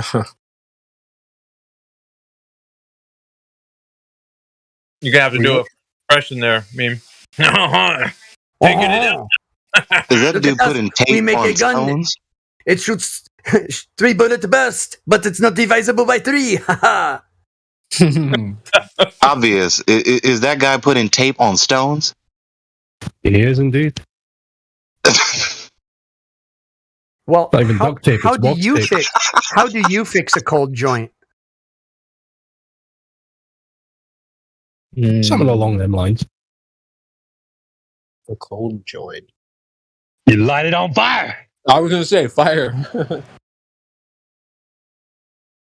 The feeling in here is like, and I'm gonna tell Gregory, it's like this the scriptural reference to Elijah. Maybe your God's on the toilet. Maybe he's on a long journey. Taking a dump. Perhaps he's sleeping.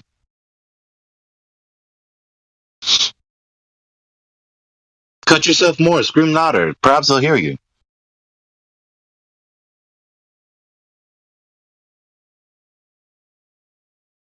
There is no rescuing them when they come in here, man. It's just like the truth is like it's self-evident. So I mean, we could say it, or they can go out and see for themselves. Either way, they're gonna find out that it's not what they're thinking it is. It's pretty simple. Man, some of them come in pretty staunch too, don't they? I was listening in yesterday for a brief moment, Miggy, and man, I just got to give my flowers. Just you have such a way with people. Guy was super staunch. He was like, "No, it's Globe." I can't remember his name, but he sounded young and very confident. And you're like, "Okay, well, let's go through the 3 points." And That was Froggy yesterday. I loved it. Yeah, no, it was just classic, man. It was just, Yeah, you just want to. I always use this phrase. You want to ruffle his hair up, and get out of you little scamp. You know, like you just believe it's a globe. It's okay. Yeah, you're like, oh, okay, yeah, it's okay. You can believe that. So let's take a look, Dude. And the spiral that came afterwards, it was incredibly like everybody, Max and everybody else was in here. Mm-hmm. He was just, no, it's a glove, and he was just going all over the place with this belief. Yeah, he sounded spring loaded, like he was wired up. No, it's good. Yeah. Which demonstrates that people will deceive themselves yet again, and including that they will put up this pretense of just such cocksure, smug self-assurance, so as to protect themselves from again the sting of refutation. Yeah. I think the one thing I'm starting to notice more and more is just they really underestimate their audience. They don't know who they're speaking to. You know, I've even seen them write in the chat the last couple of days, like, it's like talking to like first graders. When it's almost like the opposite. It's really like the opposite. I took some notes the other day, and here it is. I was going to say, like, to them, why do you want to teach others when you're the one who needs to learn? It's like, I mean, that is the perpetual and immutable disadvantage of exalting yourself. Those who exalt themselves will be humbled. Those who humble themselves will be exalted.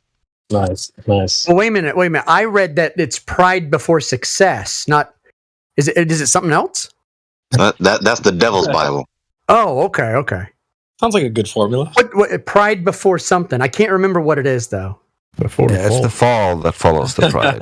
Why I like it when it blazing says and plummeting down to the depths of the cosmos. I like it when the translation says crash.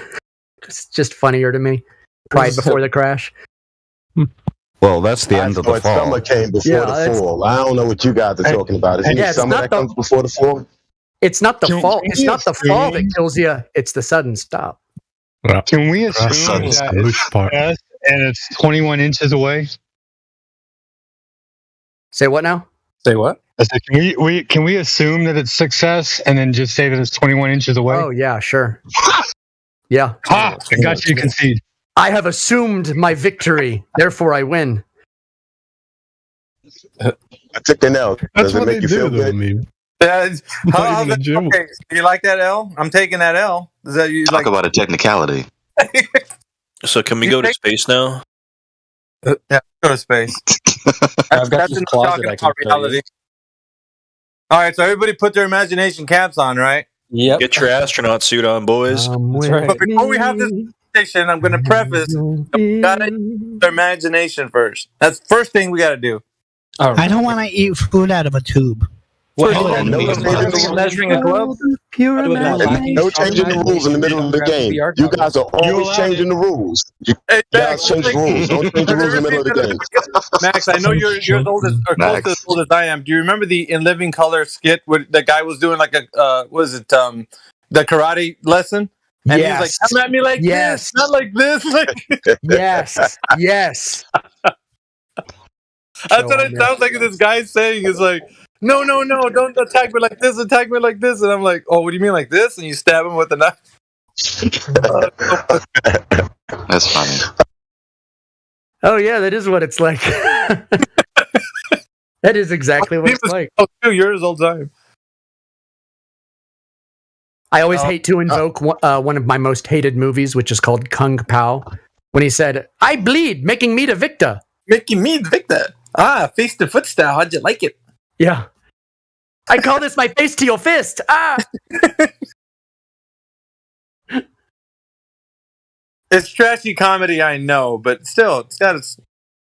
It has funny parts, but to me, that and Austin Powers ruined a generation of humor because there's like 35-year-old millennials who are writing for a bunch of stuff now, and they don't know how to think outside of like that context. I think that's their nostalgia. Yeah, there's no more good old slapstick anymore. Yeah. No more nice beaver. Thanks, I just had it stuffed. You're not that slapstick. Remember the lady in that movie? Like, don't you know that the city's being overrun by baboons? And he's like, isn't that the fault of the voters? Yeah. That's the zoo got loose, and she's like, because of you, the city's overrun by baboons. Well, isn't that the fault of the voters?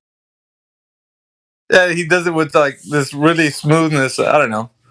He plays it straight. He always plays it straight. Yeah, I get where you're coming from. I like Kung Pao because I used to watch all the old Kung Fu movies. So when he cut that one up so horribly and made it so retarded, I thought it was hilarious. Oh no, I absolutely loved it, but I only ever watched it twice, and I'm never gonna watch it again, just in case I watch it again and realize, okay, you were 18 when you saw this, and your sense of humor has drastically changed. Right? And so for me, it's like, I have I guess I have a two-sided, I have what you would call a double-headed eagle view of it. I have a contradictory view of it. Double-headed eagle. Oh, I get you. My humor has totally changed over the years. I loved it when I was really young, so I totally get where you're coming from. Yeah.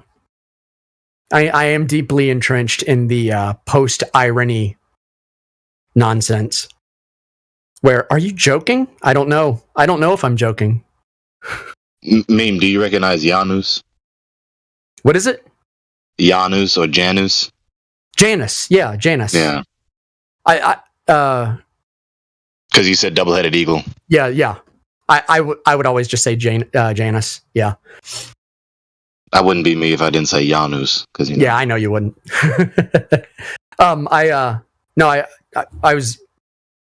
I've been into a lot of different historical things throughout my life, so I have all these little weird references.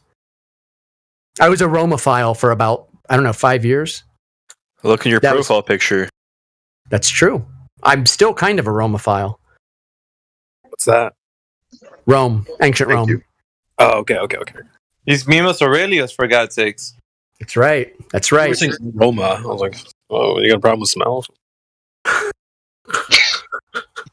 Like aroma.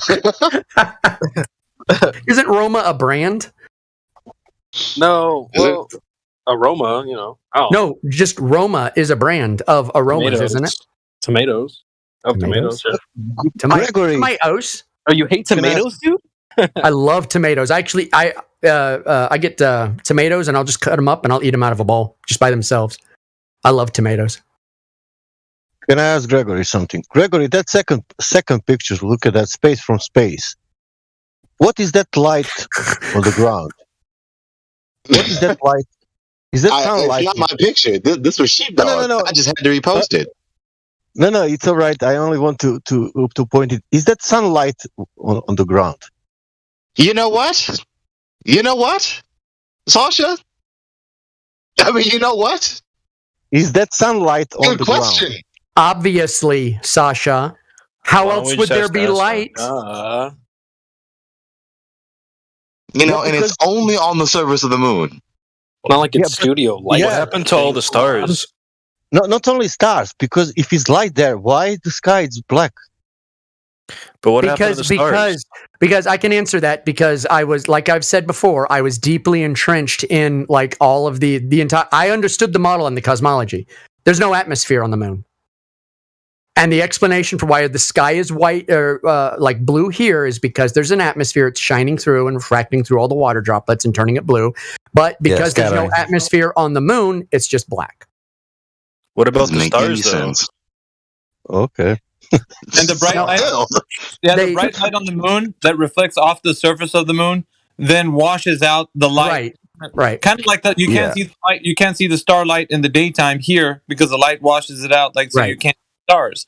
So And it's kind of like when you're in a city and you look up at the sky at night, because there's so many street lights, you don't barely see any stars. But when you travel outside the city, you certainly see a lot of stars. Right, and that's exactly how NASA. Are you guys really being serious? See the stars. Yes, I'm 100% serious. And pretty much all the time you can see the stars. It's not which a is black cool thing. void. I mean, it's black, but there's all kinds of little polka dots. Right. And that is literally NASA from the literally experiments that I've seen, right, where they up balloons. When you do get up to a certain point, you don't see any stars any longer for some strange reason or another. From the experiments that I've seen. Well, that's the thing is this is why I tell people don't argue with Globers about their model.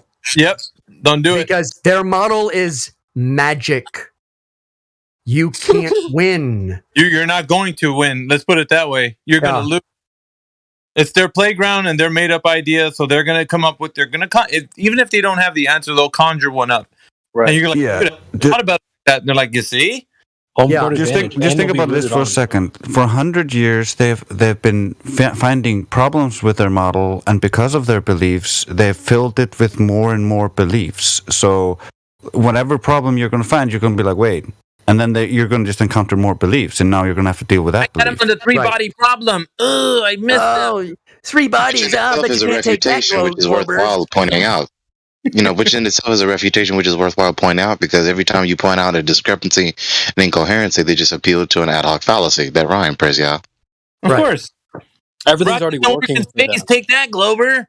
Yeah. they have the George Lucas view of how the universe works, and that if you show it working, that's all the explanation you need. Oh, hell yeah. Because it was one of the most brilliant things George Lucas ever said. He didn't do anything really brilliant after Star Wars, but he said, it doesn't matter how any of this stuff works. If the people see it on screen and they see it looks like a machine, and it's got age, and it's shooting lasers, they'll suspend their disbelief and enjoy the movie. It's 100% true. And if you're a good filmmaker, that's what you do. You don't explain anything. You just show it being used. No, Chris Jedi is a real Jedi. I'm not accepting any other answers. He's a philosophical. Wait, did you heard George really say that? Yeah. Because like I said, I've read everything that you could imagine when it comes to science fiction, and fiction too. He said that in an interview in the 80s. Well, what it was, okay, so here's how it was. It was one of the guys, before it was Industrial Light and Magic, it was what George Lucas explained to him when they were making the models for Star Wars. And he said that in an interview behind the scenes of one of the Star Wars movies. So it is a second-hand quote from someone who directly heard it from George Lucas. Yeah. Show everything working, and we don't have to worry about it. We don't have to explain anything. But that's what people will suspend their disbelief. That's what you get with the Glober, the flat earther that comes in here brand new to the topic. No, I got this 1 point. I know I'm gonna win. I just need that 1 point to be put across to them. Let me just say this one thing, and it's like, go ahead, dude. Let them know. Well, rockets don't work in space, and they're like, well, yeah, because we got oxygen in the fuel mixture. Oh man, yeah. You're not gonna win, dudes. If you go point for point, these guys have stuff, and they're just gonna make up other stuff. So they have an excuse for everything. They are like a cheating spouse. They got an excuse for absolutely everything you could possibly imagine. Well, That's why it's everything's called the already weeds. working for them. Sorry, Jace, my bad. It's all good. I just want to say that's why it's called the weeds. We go into the weeds with them when we go into this. Yes, absolutely. This GIF that Sasha posted is apropos for what y'all talking about. But yeah, in their minds, everything's already working. If something was wrong, someone would have spoken out by now. Yeah, one of the experts were chimed up. Yep. So That's the thing. Go to like, well, which gravity are you talking about, man? Newtonian or Einsteinian? Well, like, the one that causes the pen to fall onto the ground. You know, there's gravity. You know, the undefined, unspecified one. That one. Yeah. That's Therefore, why. exposing your ignorance. Yep. Well, that's the reason why it's like you hear me not give them no quarter, right? Like, no, I'm not going to give you the globe. No, I'm not. You're going to have to provide evidence for everything. It's like, oh man, and then the Glober is like, let's just have a conversation. Okay, I'll give you the globe. Let's talk about gravity. It's like, Let's just have a conversation. Does that not sound like the Areopagites in Act 17? Yes, it does. Einstein didn't replace Newtonian; it just improved upon it. Right. Let's just fill the air with our bad breath and pontification. well, yeah. I mean, that's the point. It's when you come at them with this idea of a point for point discussion. I guarantee you, it's going to be the greatest circle jerk of your life. It'll be entertaining. Everybody's going to love to hear it, and you might get some people swayed on your side. They might get some people swayed on their side, but there will be no victor on either side because it's just going to be a circle jerk. That's it. This is going to be the greatest story on earth. Yeah. Now, if you have enough experience, you can go in. If you know their model well enough, right? You can kind of go into their territory and do what I do and lay traps. But you got to know it. You got to know it better than they do. I was just about to say that. You have to know their premises and then, be logically sound. Yeah, and your plane is going to land in Dallas, not Boston. Right. Yeah, I was telling Sheepdog that this morning. I was like, the problem with actually knowing everything they know is that their rhetoric actually changes. So that the next moment you find out they're talking about like the extension of the atmosphere and the air, whatever, it's like next thing you know, it's extending past the moon. And who knows? It's probably past or tomorrow. Like some new scientist is going to be like, well, I was pondering this idea and I found out that the moons of Europa, they're going to say something about the atmosphere extending past that. And then you're like, well, okay, I was saying this yesterday. Now I got to change my argument. And so if you just stick to the truth, you don't have to do it. But that's why people the likes of Bevy are so annoying because every time you give a refutation to what they say some other premise that they didn't say in the first instance and pretend that is what they said. They pull another card from another piece of the castle to hold that up, that collapsing piece. They just buy a whole new deck. Yeah. And start a whole new game in the middle of the previous game. We'll just add new cards to build the house. Oh, yeah. So, but like, take that for example. Like how you'll see this article. It has a headline: "The Earth's atmosphere extends out past the moon." Well, if you actually open that up and read it, it's not true. It doesn't. They talk about the absolute vacuum versus the vacuum, right? That's what they say extends the place devoid of all matter as opposed to the place devoid of all matter. Right. It's complete doublespeak. So every time I hear a flat earther talk about, well, they've changed this. No, they didn't. You think they changed the moon it. Isn't in our atmosphere. Right. The moon is not in our atmosphere. The moon is not in our atmosphere, even though they say that the moon is in the atmosphere. They say it in the headline, and then when you read it, there's no atmosphere around the moon. What they're talking about is they're talking about a differential of decimal points in a vacuum is what they're talking about, extending to the moon or around the moon, and then after that there's nothingness. How does this work? Explain. For them, it goes from we have atmosphere, then there's vacuum, and there's more vacuum.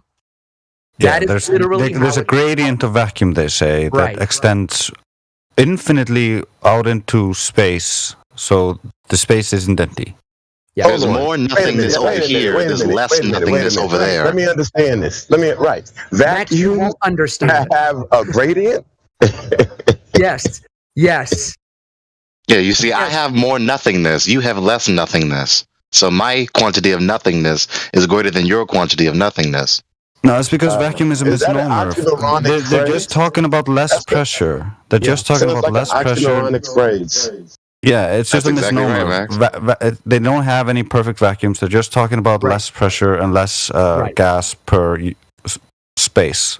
So instead of 14, a point 0 with 14 zeros 1, it's now zero, but it's 18 zeros and a 1, right? That's it. That's the. It's like it's just a claim. All it is we need to publish something. Let's publish this. That's all it is. How did you get the gas pressure of the entire universe? See, that's I would love to know how you did that. How did you measure? How did you measure the amount of vacuum if it's 17 to the second 2 or whatever the hell it is, or whatever whatever they put? Even greater than that, because like the whole universe with all the galaxies, right? And it's also ever expanding. So it's everything's flying around in just space. Somehow space is expanding. So but it has an edge. The gas is pressing against the extremities of the universe somehow. How did they quantify that? I would love to know. On the edge of the universe, does the vacuum escape reality? Well, I would love to know. The edge of the universe or multiverse is infinite. So they can't be infinite. How do we know anything when it's accelerating faster than the speed of light? We can't even fucking find the light. See, really, at the edge of the universe, it's still at 0 hour because time hasn't passed because it's moving faster than the speed of light. Right, reality. Sunday. Yeah, reality happens whenever the universe gradually expands into that area where there was no galaxy or universe. Then once it expands into that, then it becomes reality. But previous to that, there wasn't any. It's like a blank sheet of paper until people start writing on it. So then it becomes something, but it's nothing now. Isn't that weird? It is complete magic. It is complete magic fantasism. That is why I cringe when people try and argue about their model. Because I mean, you're gonna argue about Lord of the Rings? Yeah, exactly. Was Shelob a shapeshifter? Man, it's not real. Lord of the Rings is coherent. That's the thing. Lord of the Rings is far more coherent. It's far more coherent. It's less contradictory as well. Yes.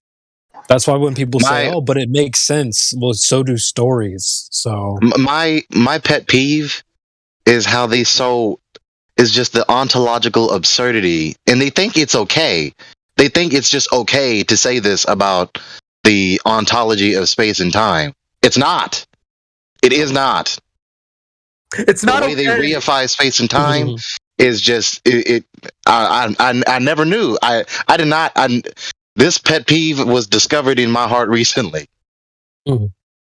I didn't know. I hated this doctrine so much. I think I was there.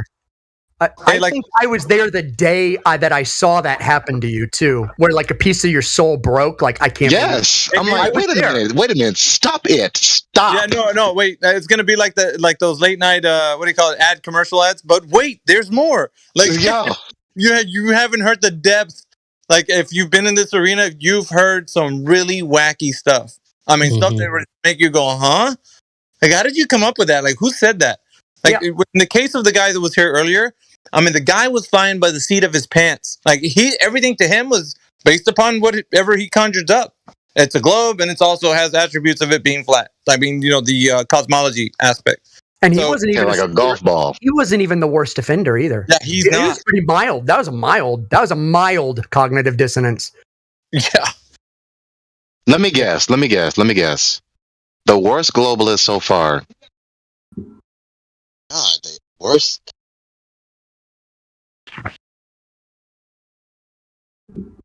I think we short-circuited Gregory. Yep.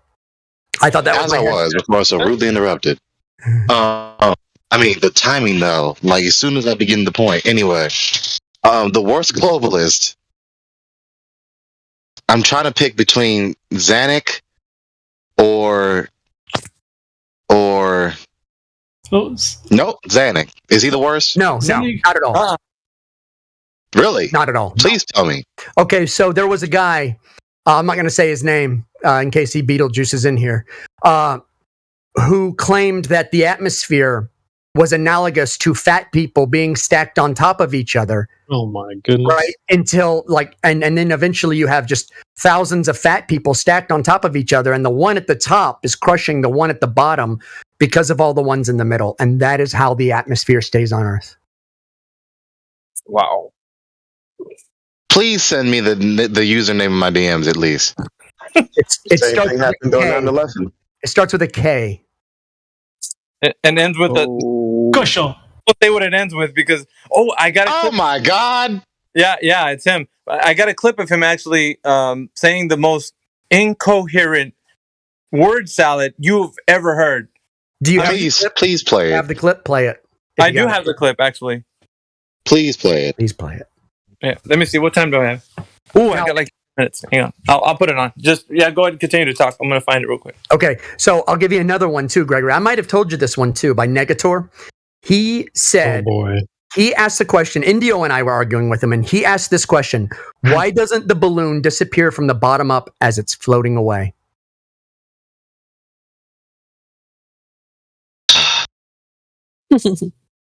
Stumped.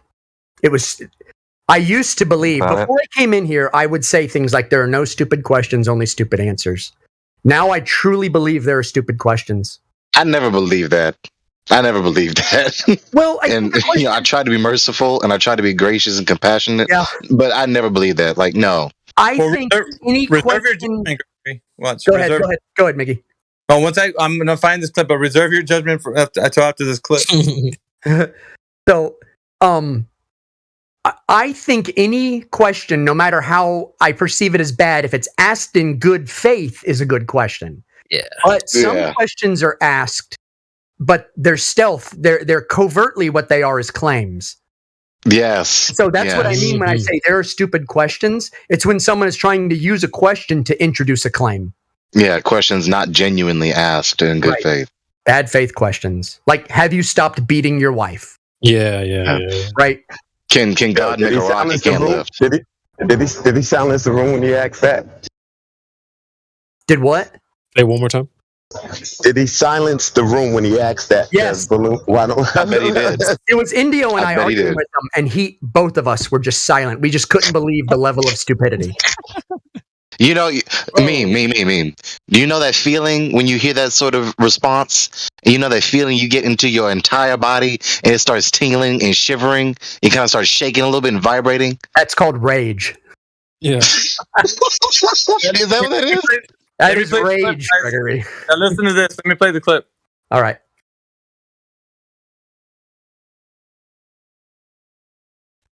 Yeah, it's upsetting to see that.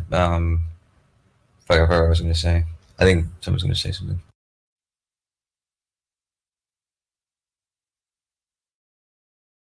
Oh yeah, right. I was just going to say that. I remember I looked into this. I don't know, 2 years ago, or whatever. Because everyone always.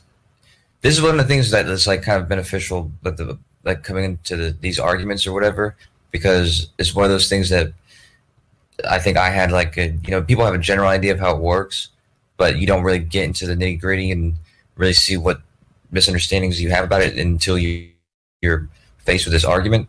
But I remember when I was looking into it, almost every explanation that I saw was people started out saying that most people have a misconception about this. Even some explanations are wrong. And I was like, what? And then, and it's not intuitive at all. Like, it's not something that you would just guess is happening. So, but yeah, totally, it completely makes sense. You just have to kind of know how all the things are working.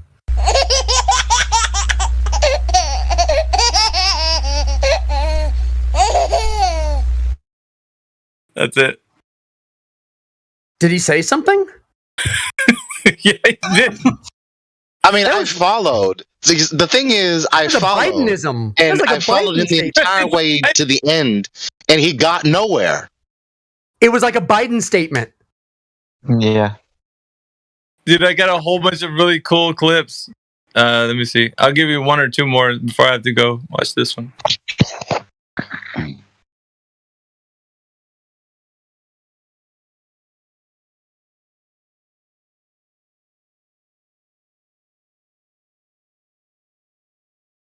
Only when there's gravity. Sorry, only when there's gravity? So you're just going to beg the question of this non-force? Sorry, why on earth would you beg the question of this, gravity, when, number one, mass does not attract mass? That is 106 years out of date. And the current rhetoric of gravity, Einsteinian bending pseudo-force space, isn't a force. If I put an aircraft in a ballistic trajectory... Who gives a shit? We're talking about gas. I'm still yet to get an answer where you get the pressure. You said gas will press on me. I'm on the ground. Gas pressure. Where'd you get the gas pressure from? Gravity. No, gravity's not a force. Gravity is things going down. Gas does not do that. It's about the 8th time I've told you. Gas does do that. Oh, gas go down, go boom, boom. Like bouncy balls. So which gas is produced in the sky? Which gas is produced in the sky? Yeah, to go down. I have no idea how... None of them, you fucking clown. Say that again, I didn't hear you. None of them are produced in the sky and coming down like fucking rain. Gas isn't produced in the sky. It's produced at ground level and makes its way up. Up, not down. It's coming out of the fucking ground and going up. It's not coming down like rain. It's not produced in the fucking clouds. Gas is going up from ground level, not down. Understand that it's coming out of the ground and going in all directions away from the ground where it was produced. Agreed. Right, so it isn't going down then, you fucking idiot. We haven't got pools of helium. We have pools of helium at the... No, we fucking don't! Oh my god. Yes, we do. Oh, really? Where do we find these pools, puddles of helium? Show me a picture of one. Spread evenly over the... Well, it's invisible, so it's a bit hard to take... Sorry, invisible pools of helium? We have pools of helium. Are you high right now? Well, it's invisible.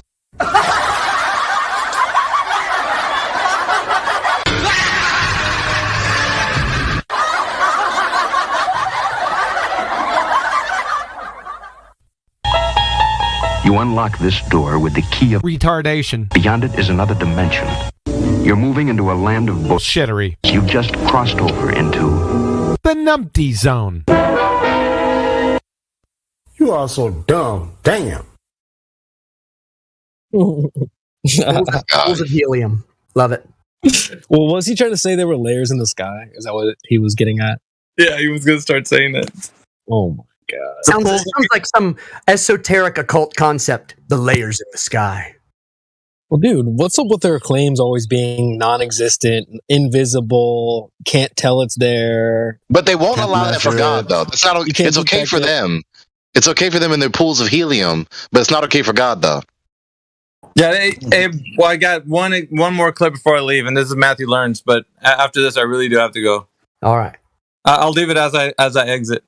Here you go. All right. The idea of celestial navigation on a globe, which I understand you disagree with, doesn't use right triangles. What the hell did you just say? The idea of celestial navigation on a globe, which I understand you disagree with, doesn't use right triangles.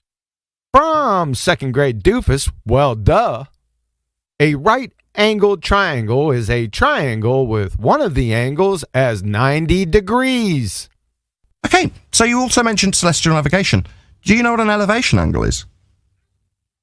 Yeah, it's how high above 90 degrees a star appears, like the angular elevation.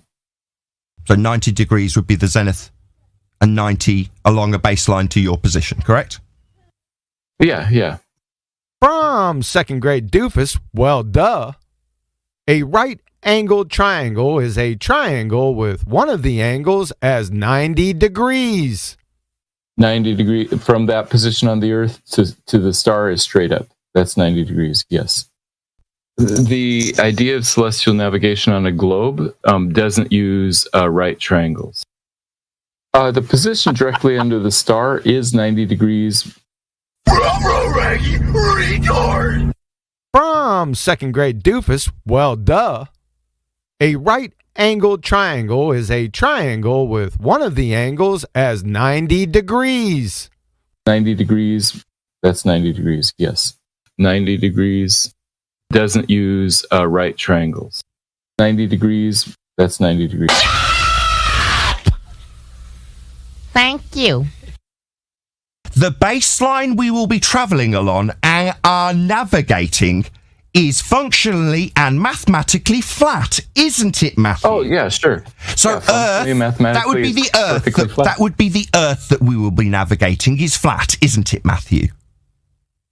Yeah, we're navigating on the Earth, and functionally it's flat, and we navigate along a flat map, of course. Welcome to Flat Earth, Matthew. That's correct. From a university-grade mathematician, for all of you ladies and gentlemen, that will be trimmed out and posted everywhere. That's a university-grade mathematician telling you, the audience, that Earth is functionally measured and navigated flat. Welcome to Flat Earth. Of course, that's why all maps are flat.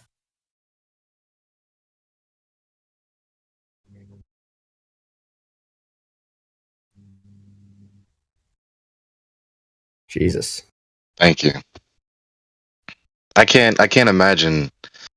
I don't know what it's like to be caught in such a. What is the word? What is the word? Bernard. Yeah.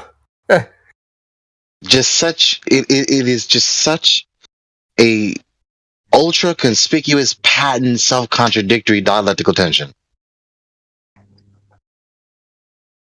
I said all that deliberately. I don't know what it's like to be caught in that. There's a term we like. It's called pill pull. It's a conundrum wrapped around a puzzle, trapped inside an enigma. I mean, it's like it's instances like this where people try to be gracious sometimes and rationalize. Well, perhaps he forgot what he just said 5 seconds ago. Well, perhaps he thought he said something else because he can't really believe saying what he's saying. He can't remember everything he said and believe everything that he said, and the two premises at least be so patently contrary to one another.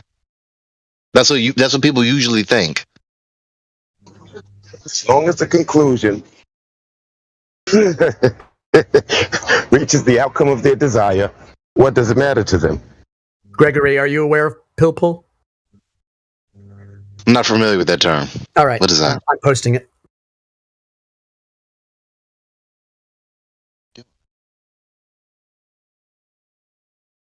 Oh my God! Yes. Okay. Yeah. Okay. Okay. Right. Yeah. Wow.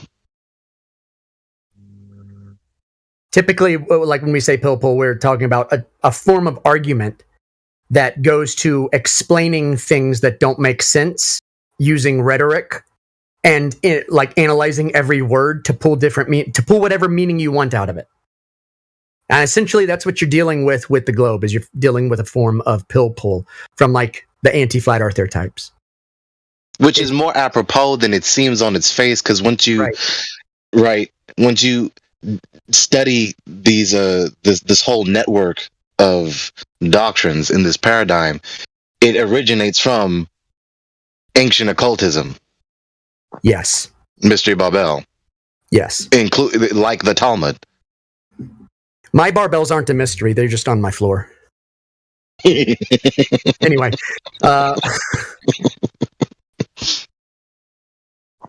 but yeah, it's like the kind of person, like everything is an argument, right? And I've dealt with these a lot, right? Like especially in the early days, like I didn't know how to describe any of this, until I was elucidated on the concepts of like lawyering and looking so deeply at the legalese of something that you can extract different meanings from it.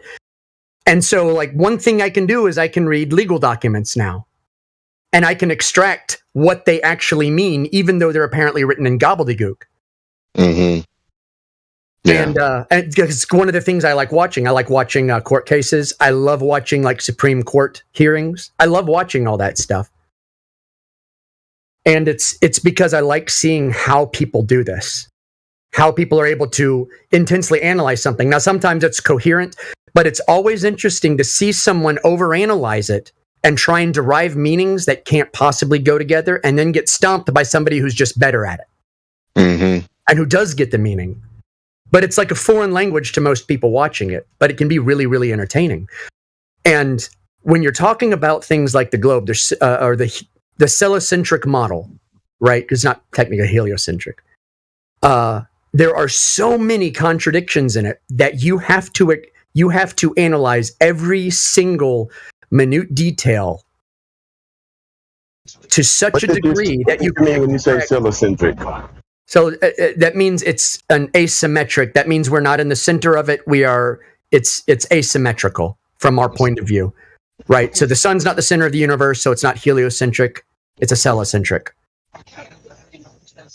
So anyway, if you're ever going into battle with them and you think you're going to go onto their turf or into their forest to hunt them, you're not. Not unless you really, really, really know it. Yeah. Because if you don't know it, then you're just going to get bamboozled and confused and lost. Yeah. But if you understand, if you can actually make sense out of what is said and then identify the fallacy and then identify the falsehood, then you're equipped. Right. And as usual, I like to, I guess this is going to be an allegory. Imagine like how ancient people would have gone to hunt a big giant, like short-faced bear or whatever it was. They would not, if they had to go and take care of it, they would go into its territory. But they knew how to hunt it because one, they knew its territory. They went when it was hibernating, and they didn't go in with spears to kill it. While it was hibernating, they would dig a trap outside, and then they would goad it to coming out and falling in the trap. Yeah. So that's how you hunt when you're going against them. Yes, you can go into their field if you know it well enough, but it should only be to lay traps.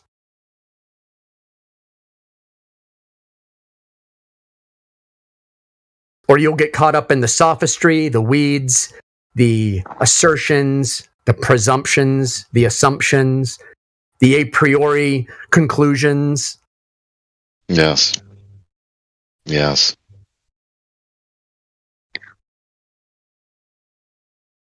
It's funny because when you understand the history of philosophy, in addition to this, when you have a familiarity with the history of philosophy, you become familiar with the ancient pre-Socratic school of thought of sophism.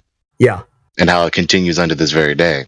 Right. And which is why we have the terms sophism and sophistry and sophist. Right. And relating to conversation and debate, I would call pill pull sophistry. I would just put it under sophistry. It's a type of a sophistic interpretation of text. Yeah. Right.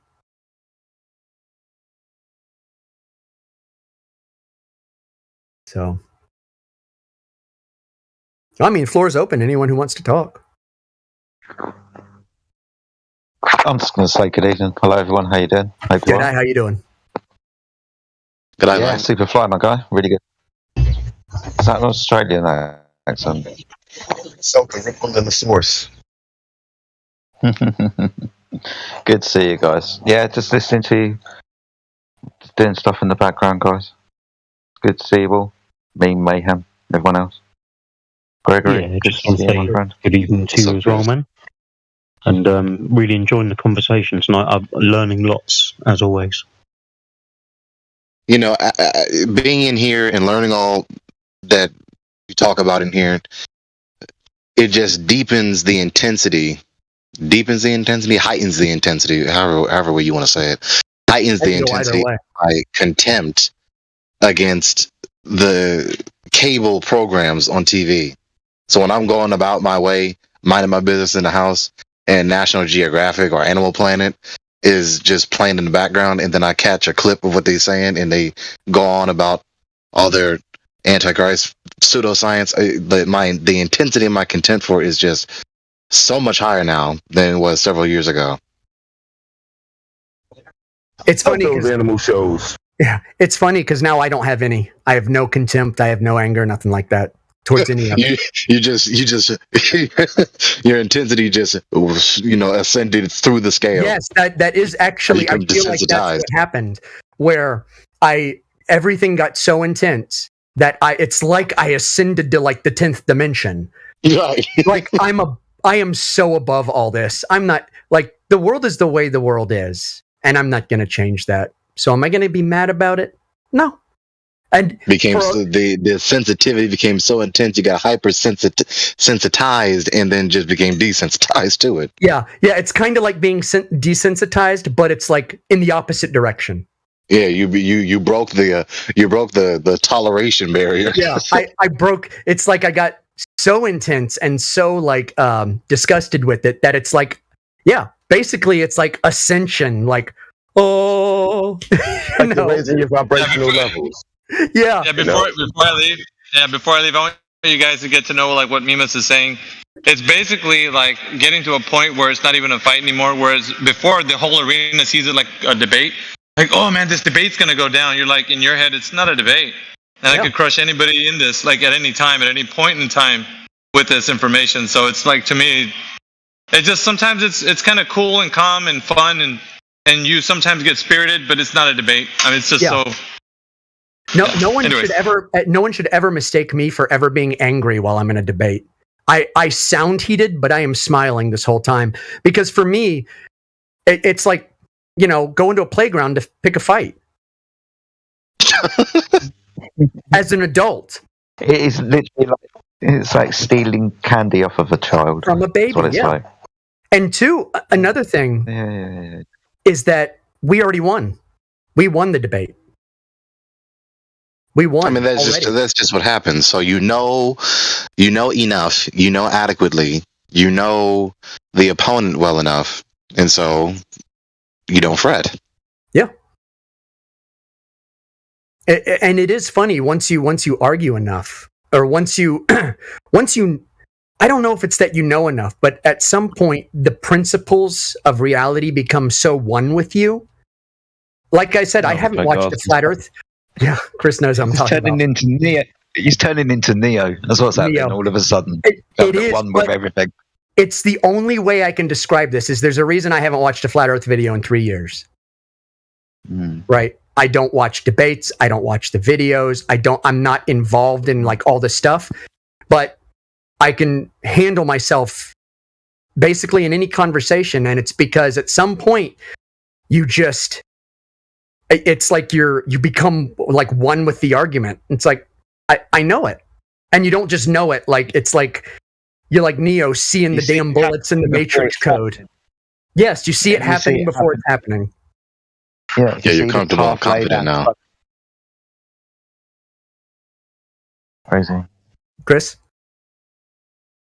No, it's crazy. Yeah. The way you see the argument happening before it's happening. They telegraph that big main throw, and basically you're just standing there. You've got all the fucking time in the world to think about which way you could possibly, maneuver this situation. In this time, I've thought about 4 ways to talk about this. I think it was maybe Miggy earlier as well, elucidating to the point that there is no debate. Right? It's an easy conversation. We don't need to be arguing the toss over whether you need a straight line to measure an angle, or whether gas is going to fuck off when you stop containing the gas that you contained. They're not hard questions. I just gotta say that really helped me, Meme, because I can see where they're going with it right at the start, but I get kind of impatient, so I just tell them or explain to them like, oh yeah, we understand what you're talking about. When I should really just be giving them the time to shoot themselves in the leg while I construct my arguments. That is the trick. That is exactly the trick, Trace. That's my approach. That's so Meme and I are similar with that. Yeah, it's true. Where when I engage the opponent about whatever, and I'm trying to be critically considerate and self-scrutinizing, because you don't want to just be, I don't want to be guilty of the very same thing I have contempt for. The same smug, bigoted, arrogance and hubris. So while being critically considerate, self-scrutinizing, I just listen to what they said.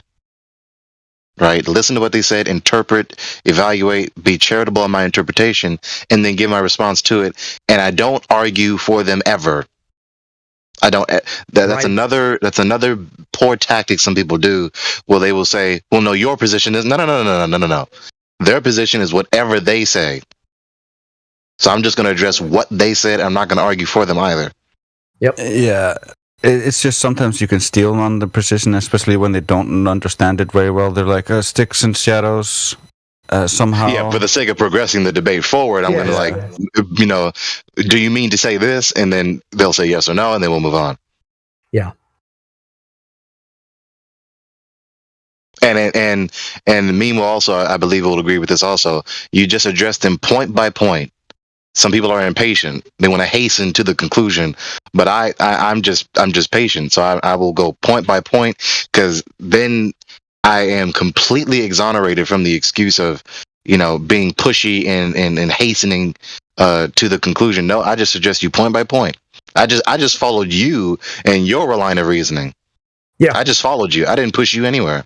Yeah, it's almost like it's the Socratic method, but it's like it becomes a way of thinking and a way of analyzing people, and it wires your mind to think like that. In what's going on here? What are the underlying factors? What can I learn from this? What can this person tell me? How can I get them to tell me their position? What questions do I need to ask? And it just starts to come so natural. And I found that in real life, if you're like that, dishonest people will not be around you. Yeah. You just addressed what they say point by point. Be patient, be charitable, be self-scrutinizing, critically considerate. And there you go. And go in with absolutely no ego, because one of my goals is to help. Like, I'm not trying to help the person, obviously, but I find it functionally advantageous. Beneficial, advantageous for them to question their ego at some point. Like, am I arguing this in good faith, or am I mad? So sometimes I'm trying to get them to that spot. And that's not as hard as people, like with a normie, that's not hard to do. You can generally get a normie to admit that their emotions are involved and that they're not arguing in good faith. Now, an anti-flat earther, forget about it. They're 100% ego. Extremely stubborn and obstinate. Right.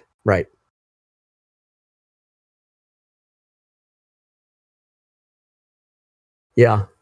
Yeah, the debate was over when I ran away from it. That's what we just went through, wasn't it? Mr. Vigilant?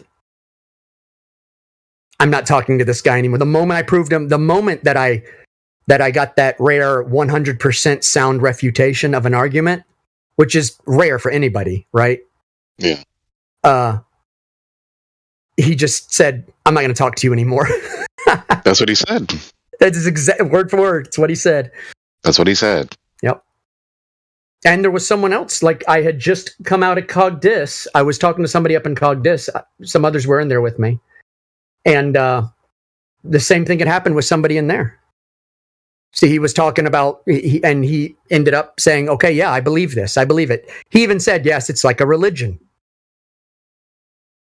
He even admitted, yeah, my beliefs are like a religion about the globe and heliocentrism.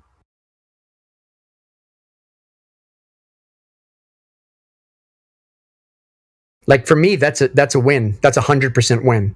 Yeah. The moment someone accepts this reality that they're presented with as being beliefs, that's basically them on the path. It is indicative of a person's state of heart, where they will effectively, at least once or more, concede to the refutation that defeats their position, while still simultaneously disagreeing with the opponent, and still maintaining in their heart their position is still sound. That's because they only internalize the good and can't internalize the negative. They externalize the negative. I didn't get defeated. I got tricked or something like that. Thank you. Like what Baby did multiple times. Like he didn't just do it once. He did it multiple times, where he's conceding, but with this tone of disagreement. Right. You know, petulantly, contemptuously, in tone of voice, conceding, but still obviously has not really conceded. Conceding, right. Not really conceding. Right. That's really indicative that you're not really being critically considerate and self-scrutinizing. You're just protecting your pride. It's one of the iniquities that a lot of people have. All of us have it to some degree. Is that we internalize all the good things about us and then externalize all the bad. Everything bad about us is because of other people. Everything good about us is about us. And a lot of people do that. I think that's probably just endemic to the human nature, right? You have to unlearn that. And that's what it's like arguing. Go ahead. Sorry. No, I just said I was agreeing with you. Maybe I shouldn't. I'm sorry. Oh, no, it's fine. No, I mean, I shouldn't interrupt you to agree with you. No, I had a breath pause there, so like that was the time to jump in because I can ramble.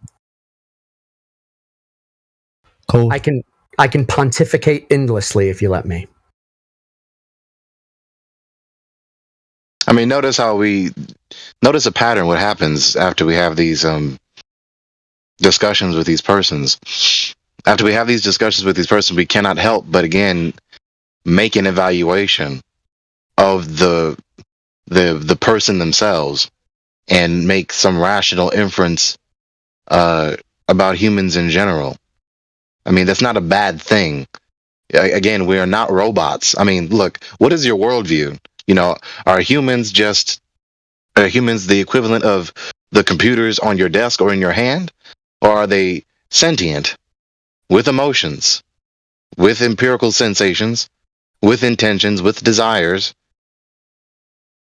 You see, with other kinds of qualitative attributes, which are either good or bad. Yeah. Among other dichotomies. Yeah. So, there's a reason why, at least I, fix my mouth to talk about these things. Because, I mean, if we're going to be honest, I want to be honest. No one is in here just purely for the curiosity of answering this non-qualitative, amoral question of the cosmos. No, people are in here because they are at the least curious and value the truth. It's not just this non-qualitative, amoral curiosity. No, they value the truth and curiosity. At most, they are indignant against they are indignant and abhor the confusion and the deception, and want to do the investigation into the truth. Yeah, I would say that some people are awake, but they have to go through some form of humiliation to become aware. And maybe they're going out to look for a fight. Go ahead, Jedi. That ego needs. I was going to say, what do you mean? That ego needs denting in some way, so they have some kind of psychological punch to deal with that they have to take account for. Yeah, I get that. Sorry for butting in as well. We've got a couple of people that I don't recognise in the server. So one of those people is called Cal. Doesn't have any roles. Should we do a seance, guys, and see if we can start communicating with those on the other side? Yeah, why not? Okay. So, Cal, give me 2 seconds. Probably going to be longer than that. It's just an expression, so don't hold me literally. I'm going to give you control of your microphone. Feel free to unmute yourself and introduce yourself and ask the question, what has brought you to the server today? So when you finally come up, Cal, you should have control of your microphone just about now. So welcome to the server, Cal. What brings you here today? It's a flat Earth server, so I can hope that there's maybe 1 or 2 reasons that you're here. Oh yeah, you're putting me on the spot. Yeah, I just joined the server because I was interested in the topic. I'm just here to listen and learn, and I've joined a few other servers too. I came into it listening to Flat Earth Dave, and from there, here I am. Awesome stuff. So you've joined a couple of communities and so on. That's great. Would you say that you believe the Earth is a spinning ball, or that you are more leaning towards the flat side? Where do you stand? Well, I didn't know much knowledge about any of the two sides. But when I found out that the Earth was moving the way the globers say it does, spinning around like 3 different directions, moving in 3 different directions at thousands of miles per hour, I found that a little crazy. Yeah, I can understand that when you start thinking about the claims that they make about the Earth spinning. Yeah, They are kind of crazy. It's not what we experience, right? We don't experience curvature either, do we? That doesn't seem to be the case when we look outside. Yeah, now that I look back, I've been on plenty of planes, and I don't know. Earth looks flat. I get you. So I definitely don't want to put you on the spot, my friend, but you said that you do want to listen. Have you got a question that maybe that you need answering and you want Flat Earth's opinion about? Because I guarantee you this, mate, you say one thing and we could talk for 20 minutes. So you don't necessarily have to be that involved in the conversation if you don't want to be pressed. But yeah, if you've got any questions, mate, I'm sure we'd be happy to answer from a few perspectives as well if you wanted.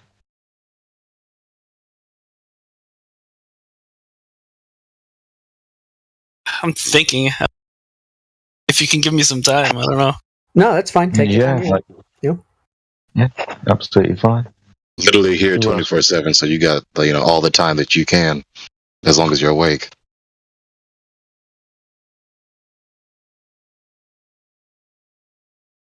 I did notice a couple of people earlier as well that didn't have any roles. Give me a second, I'll scroll through, see if I can find anybody else. Give Cole the time to think about that question. That's cool.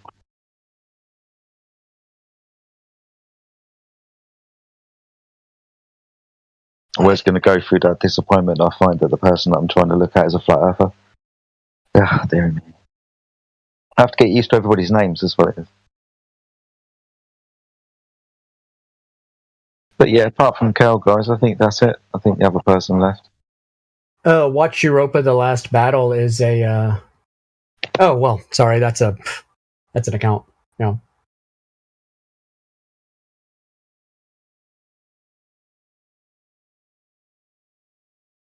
I like what you said earlier as well, about setting traps.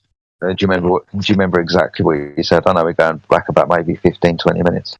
But the thing that you like to do, because you know their model it's so well inside and out, I've noticed, and I do enjoy you setting your traps, trying to hold everybody else back and getting frustrated when people try and jump in with their 1 point or 2 You noticed that? But yeah. Yeah. Oh, yeah. Absolutely, mate. I get it myself. Yeah. I need room to swing my sword once the trap is sprung. So sometimes a friend loses an arm or a hand. Of course. Just collateral damage, mate. You'll be fine. Yeah. Just a scratch. You'll be okay. Tis but a flesh wound. I think we've talked about this point before, but when I looked in the live stream voice text and I see this little GIF from Blue Jumper with Dr. Tyson, it just provoked me to say in my mind just now, imagine how extremely difficult and reluctant they are to subject themselves to the scrutiny like what we do in here.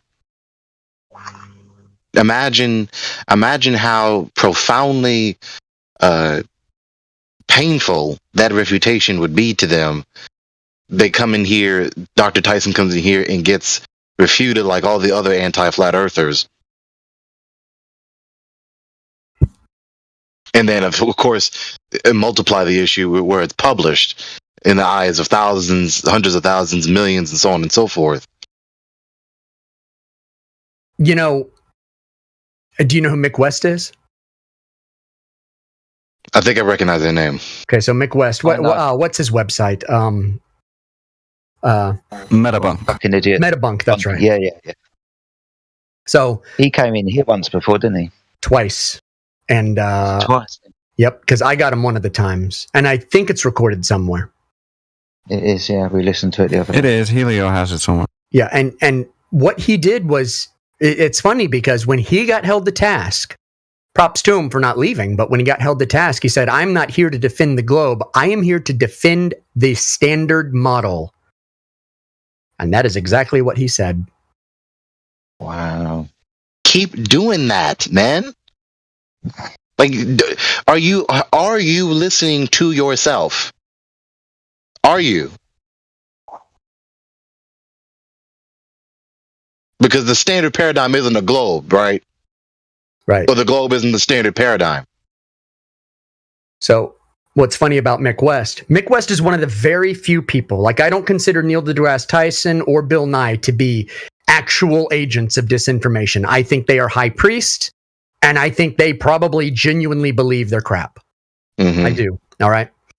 Mick West, I view as a likely actual disinformation agent. Made the only one that I can point to and say, yeah, I would say he is. Because this man, his dad, what as he described him, was a card-carrying member of the Flat Earth Society. Which is funny, because he was on Joe Rogan and said that. And he said, because somebody's got to tell the other side. But his dad was in it as a joke, he said. And so... I mean, I know what you just said about being a card-carrying member of the Flat Earth Society, but isn't Mark Sargent one of those as well? Yeah. Like, to me, that's not a problem. To me, that's not an issue. It's that when Mick West presented it, he presented it in such a way that his father was doing it out of sarcasm. Okay. Right. And so that's where Mick West comes from. Right. Being deliberately and self-consciously ingenuine. Right. Deliberately, he may be one of the few people who I would say he knows it's flat, and he is a deliberate liar. One of the few people that I will say I believe that about him.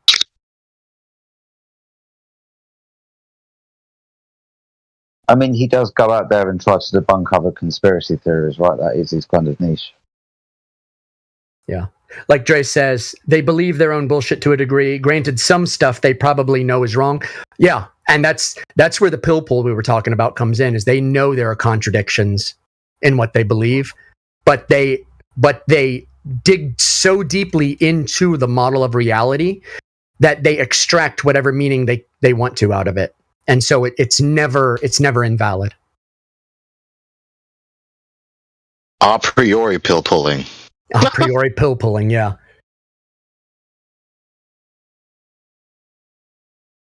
I've got a question I want to ask Flat Earthers, because I know you guys have a healthy respect for the truth, and you don't get that a lot with regular people you meet on the street. I recently had something in my own life that was a bit of a red pill. I took a DNA test, and it turned out my biological father wasn't my mom's husband. It was an anonymous donor, a med student who anonymously donated his sperm at Kansas University back in 1981. Wow. And the average reaction from the average Joe any normie, I guess we would call them, that I talk to is, because I'm 40 now, so I found this out recently, like within the last few years. The average reaction is just that, like, oh, well, your father's your father, your parents love you, and they just did this to, they didn't want you to be hurt, or they wanted to protect your feelings or whatever, so that's why they never told you, or that's why they lied to you. I'm just curious, what would a flat earther say to a situation like that? Like, because you guys have a really healthy respect for truth and honesty, and you guys are very wary of deception. So I'm just curious from a couple of you, just give me your take if you were in my shoes. Say nobody's perfect. So the way I would articulate that is, as with everything else, because it happens very frequently, is that people are not consistent in their interpretation and evaluation. They'll be sound on subject A and B, but unsound on subject C and D. So it's better to be consistent no matter what the subject is. And so, as with everything else, what I'm trying to be consistent with is being critically considerate, self-scrutinizing, charitable in my interpretation, and considering the entirety of the situation, considering the whole entirety of the matter. And, of course, according to the law of God. So I would hear the entirety of whatever my guardians have to say. I would hear the entirety of whatever my parent, who spawned me, would have to say if I had the opportunity. I would probably make some inferences without making any solidified conclusions.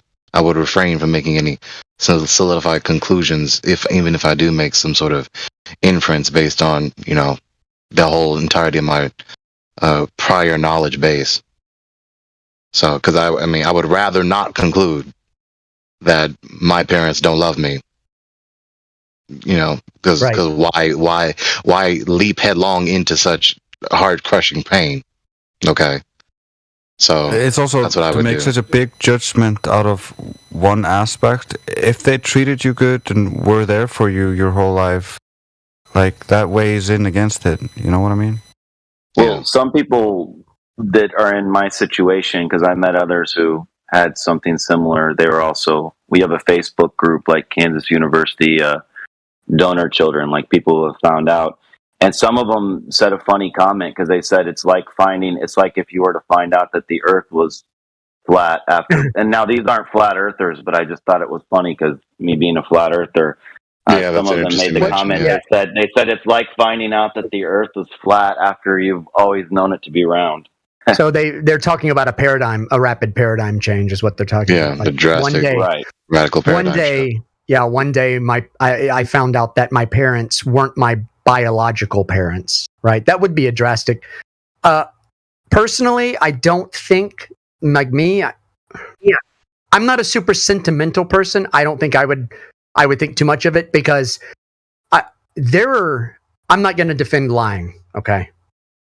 But I have never told a girl, yes, you look fat in that. Right? Yeah, you've put on some weight, beta. And that's probably wrong of me, right? And it's probably wrong of me to shield somebody from the truth, but human nature, sometimes we want to shield people from the truth, and we have the best intentions for it. Because there is a difference. There's a subtle distinction. There's a subtle distinction between hastily telling displeasant truths without discretion versus just hiding the truth just by the sheer fact that it may be unpleasant, but hiding the truth is unjustifiable and detrimental.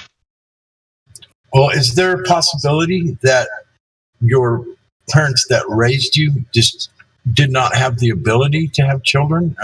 Was there a problem? Well, yeah, that's what it is in these cases. Like my father, the man who I always believed was my biological father until a few years ago when I took there was the 23andMe and Ancestry.com. I took that spit test with both of them. And anyway, that guy was sterile, like in a lot of these cases. But of course, my mother could conceive, but she's married to a guy who's sterile. So they go to the doctor for a solution. And this is, of course, in the year 1981.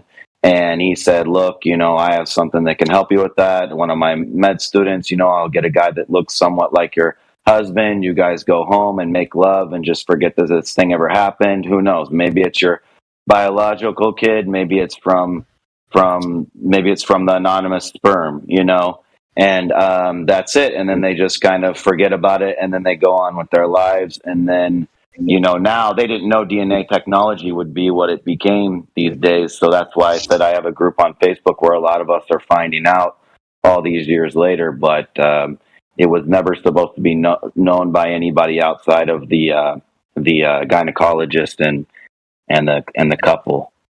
Well, is there any way that you can see that as sort of a blessing for the fact that you actually got to be born and have a loving family and whatnot, when it would have been impossible otherwise? Do you not find any positives in it? Or it seems like to me you do. You don't seem like you're,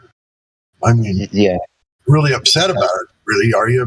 I'm just trying to see how you feel about the fact he wasn't really going that direction. He was just asking, how would you flat earthers evaluate this? Right. Okay. Especially in the irony, like he just said, where he saw some other comments saying it's like, coming to flat Earth after, being raised with the globe your whole life. Exactly. I got an answer to his question. If you want, what would be a flat earther's point of view, leaving all of the emotional stuff aside, which we can do because you seem quite happy. If we're going to be talking about technology that enables women to become pregnant without a natural father, it was interesting to me when you started to point out that this was normal, this was okay. When the doctor was explaining it to your parents, it's not a problem. It's making it more and more accessible. I think if you want a deeper truth aspect to this, then maybe the usage of this type of technology and it being used as a stepping stone to more maybe devious types of technology when we're talking about biological reproduction, cloning, for example, and how easy it is to grow babies in test tubes and how nefarious it can be when you start walking down that path. I mean, if you want a flat earther's truth point of view, then apart from the emotional stuff, the subject itself, this type of impregnation, look for where it comes from and why we do it and where it could lead. On the truther's point of view, that's where I'd start. And to add to that, it's not necessarily the technology itself, but the technology itself plus the average kind of personnel that are most prominent in being responsible in contriving these ideas and manufacturing these things and promulgating them and advertising them. Rarely are they coming from a truly loving position, but they truly love their neighbor as themselves. It's always this perverted, antichrist, kind of ridiculous, asinine, dystopian position. But of course, it's disguised, it's disguised as being from a benevolent intention. There's a very apropos passage from Ecclesiasticus, not Ecclesiastes, but Ecclesiasticus, where the passage is, as a pole is wedged between two stones, so is dishonesty wedged between selling and buying. Yeah, I saw it as like a red pill sort of situation, like a real life red pill, being presented. Because my brother, it turned out that he was the same. He was the same case. He was born 2 years before me. And so when I presented the information that I found out to him that, hey, look, our father's not our father. You had a donor and I had a donor. I want you to test to find out if we have the same donor, if we have different donors. His response was actually the complete opposite. And he's not a flat earther.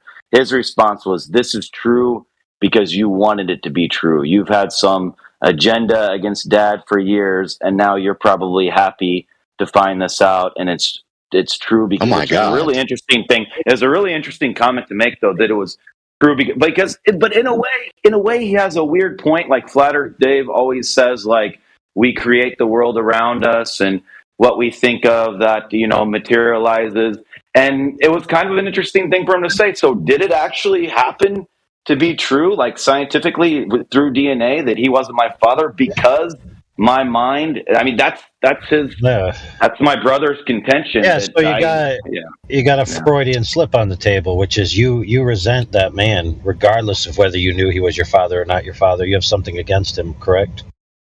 That was my brother's take, but I wouldn't outright deny that. No, but this now gives a logical reason why I might have had, aside from anything else that might have happened. I mean, we had issues, of course, but aside from any of that, just taking the matter at hand, this does show a logical reason why I would have felt something wasn't right between my father and I. Well, since you entered into this epistemological subject, then, go ahead, AI. What? Go ahead. And do what? About this epistemological subject, since he brought it up. I don't know. I missed it. He's asserting that there's some plausibility to his brother saying that him intending this to be the case, therefore manifested it to really be objectively the case. Oh, yeah, but you can't have retroactive causality. The sperm either came from someone that wasn't your father or someone that was your father. But your decision in the present didn't change the fact that Jerry Johnson jerked off in a cup and they shoved up your mom. Well, of course, in actuality, that's you're obviously like scientifically correct, but I just thought it was an interesting comment by my brother to say that it was true because you wanted it to be true. It was in the same vein that Flat Earth Dave says, whatever. Well, yes and no. Think like, about for example, like it's an for example, if you experiment. didn't have that preoccupation, you would have been fine just never learning about your genetics. You would have just been like, I'm just going to accept things the way they are. I don't need to know anything more. See, but deep down, you wish things were better for you, right? Because now you have validation, right? What if my real bio dad is such a better person? I would have had such a better life. It's just pie in the sky wishful thinking. But right? it ended up being true. It was validated. It wasn't a pie in the sky because it actually ended up being true, and it wasn't like something I was inventing in my mind because it ended up being true. Irrelevant. He raised you regardless.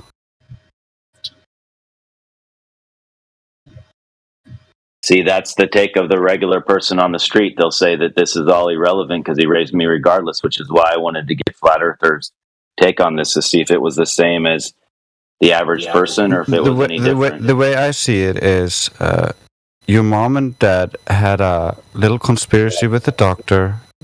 When you heard about this conspiracy, you brought it to your brother. He reacted like a normal Glober. That's all. Right.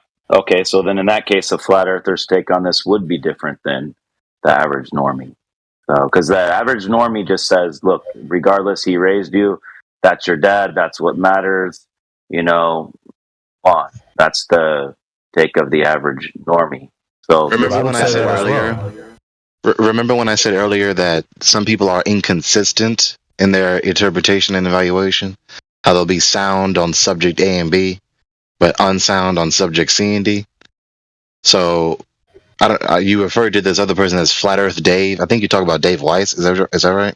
Yeah, Dave Weiss. Yeah. Yeah. So when Dave Weiss says that, you know, just to be familiar with terms, that's an epistemological idea. That's a theory of knowledge.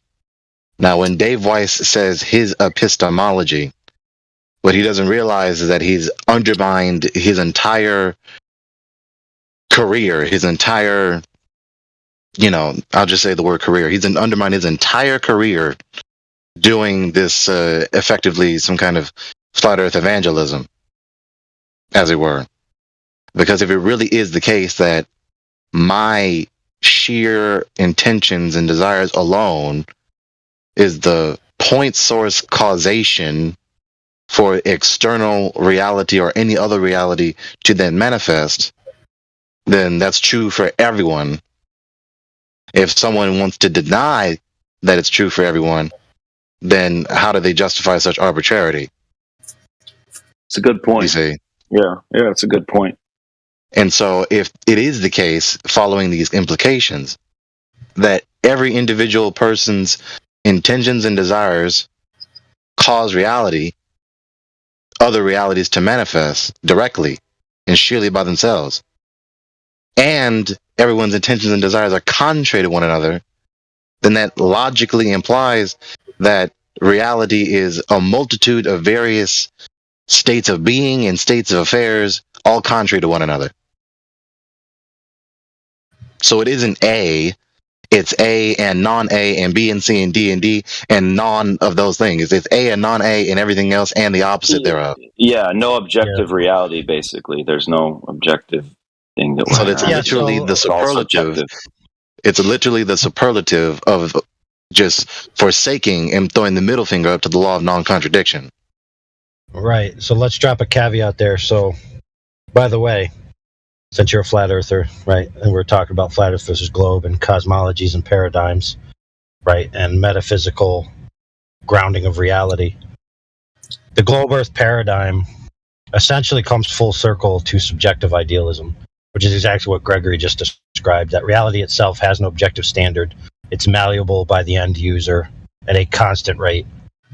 And that it will be the new synthesis religion that is used to pull the wool over the masses. And I'm going to tell you right now that many flat earthers are going to fall for it. Many flat earthers already believe it, and they are pushing it, that this is the nature of reality, that there is no objective grounding, that there is no single creator that's external, right? From which everything's subordinate, whether you want to call it a force or an agent, it is irrelevant. What I'm talking about is external, objective creator, and the creation is subject to it, rather than the creation being self-created by the subject itself, which is what the concept of manifesting reality by your will is.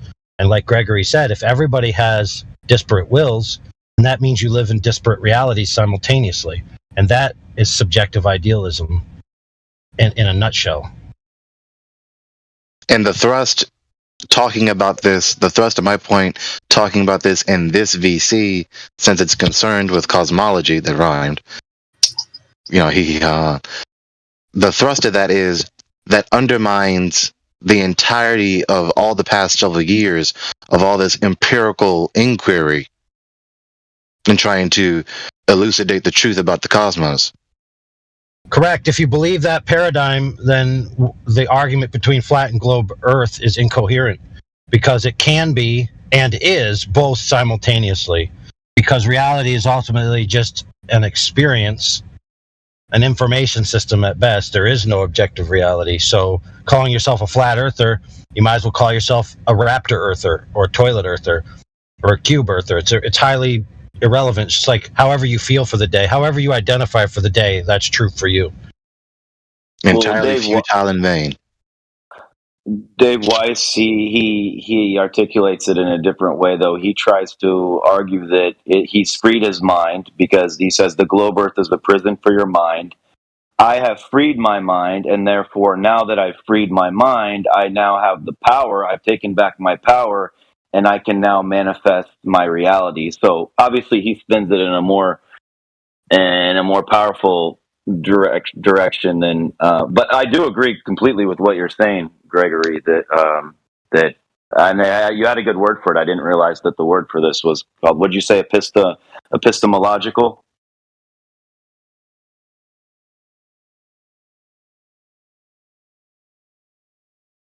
Anyway, so think about it this way: I freed my mind from the globe, and now that I'm free from an idea, I'm free to make my own reality, or manifest my own reality, or manifest my own truth. Right, which that's kind of contradictory. Exactly. You see the contradiction inherent in the assertion, don't you? It's obvious. Yeah. But that's fair. And listen, most people's worldviews, people in general, are incoherent.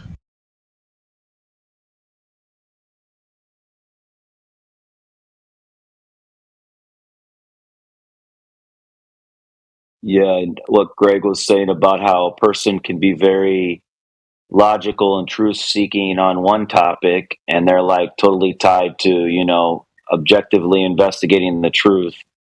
And then on another topic, it's like not at all have the same respect for the truth. Like, well, that's different. I mean, we saw that with the thing that happened in 2020 that we can't say, but anyway, not with flat earthers, but I'm just saying like people that we might have thought were like 1960s peace-loving revolutionaries or whatever, like a guy like who's that guy that writes all the stuff about Palestine and Israel and communism and stuff. His name escapes me, but anyway, a lot of these 1960s guys who were supposedly so much for the truth and peace and all that, like as soon as the thing happened in 2020, they were all like, yeah, let's make an authoritarian state. Everybody better go along with it. Screw everybody's freedom. So like people didn't have the same. They don't follow the same line of thinking. Like it just depends on the issue. They take a different approach. It's not always truth seeking.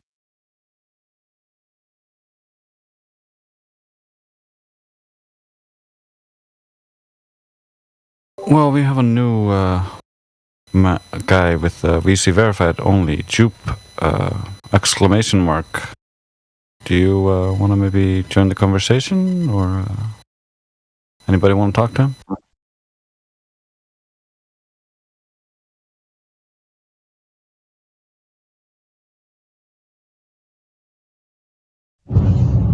Well, is he there? That's the question. Is he? I mean, are you there? If he's there.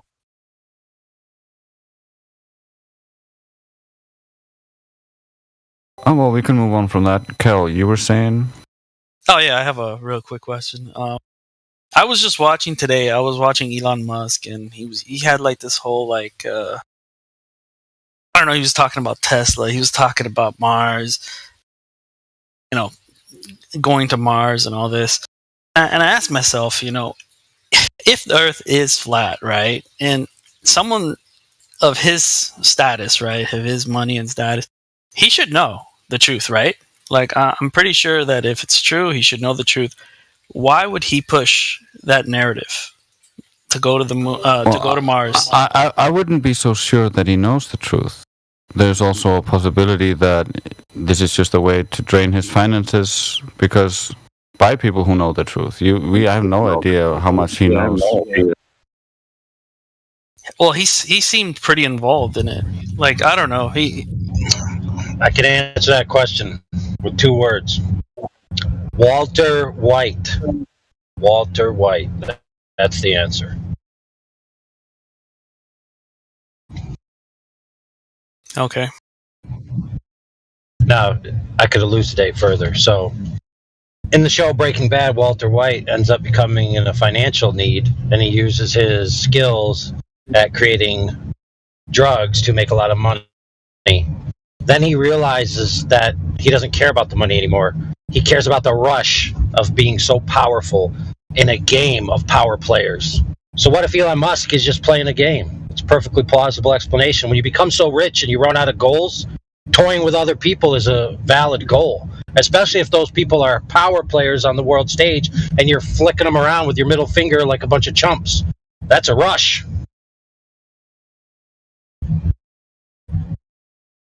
So what if he's trolling them just for kicks? That's a perfectly rational explanation of human behavior, of what humans do with money and power. So that's my submission for consideration. Yeah, I think that's plausible. I would just like to reiterate mine, or the chance that he is simply just looking at monitors like everyone else and seeing information being fed to him by other people. It's not like he's going anywhere.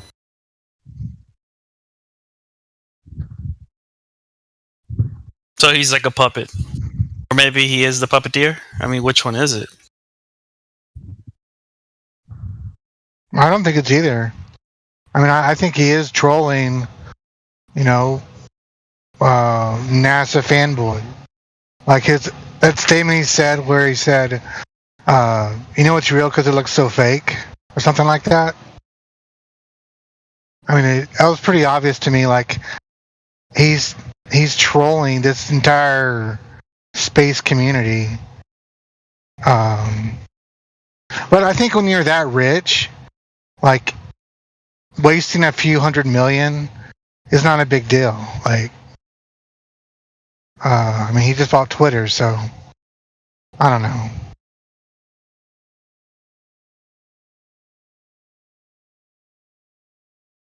Yeah, I would rather ascribe people ignorance and stupidity than maliciousness generally as a first guess. Well, he had a pretty decent stance in comparison to most people when the thing happened in 2020, when that whole thing was going on. So that kind of made me want to have some sympathy for the guy. And then I became a flat earther, and then I see that he's, doing SpaceX or whatever. So that makes me want to say, oh, well, this guy's, some kind of fraudster or something. So I'm conflicted on it. I'm just going to say that I'm conflicted. It's hard to say. If I had to pick one side or the other, I'd say he's just in a room and he's looking at stuff on a screen like everybody else is looking at stuff on a screen. So maybe he doesn't even know that the Earth is flat.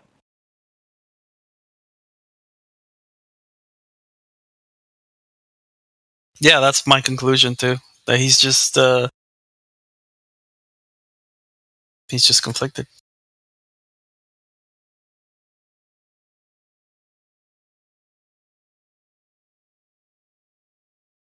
By the way, that guy's name I was trying to think of is Noam Chomsky. So you have like a lot of these 1960s revolutionary guys that are still alive, like Noam Chomsky, and you know that you think have this great respect for the truth, even if it weighs against them. Like he was a Jewish guy that was writing like pro-Palestinian stuff for years. So you think like, okay, well this guy's just tied to whatever he thinks is right. But then when the thing came in 2020, then he's just like all for authoritarian government, which was what he had written against his whole career. So we saw that a lot. So I'm just getting back to like what Gregory was saying earlier, that you know, it's like somehow some people, they have like a really really big they're really tied to the truth when it comes to one subject, and then when another subject or situation comes up, like their respect for the truth, it matters, it means nothing to them on another subject. You can't. But I will say I'm happy to see that flat earthers, you know, they do seem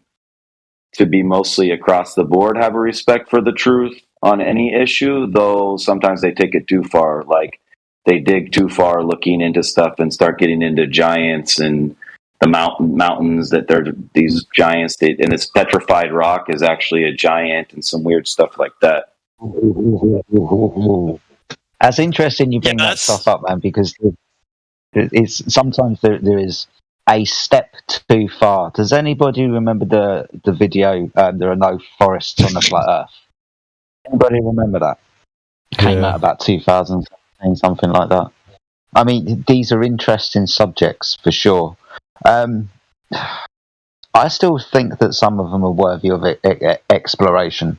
I don't think that you can, because something sounds fantastical, that you should say that it's not worth looking into, because people are saying the mountains are giants, and I've seen some crazy kind of claims on YouTube with people, you know, saying that they found a giant animal, a dragon, for example, that could be, when you look at it, hundreds of miles in length. Talking about trees that could be hundreds of miles in height, and giants, humanoid type giants that could be anywhere up to and including these fantastical heights. But should we just dismiss them because they sound fantastical?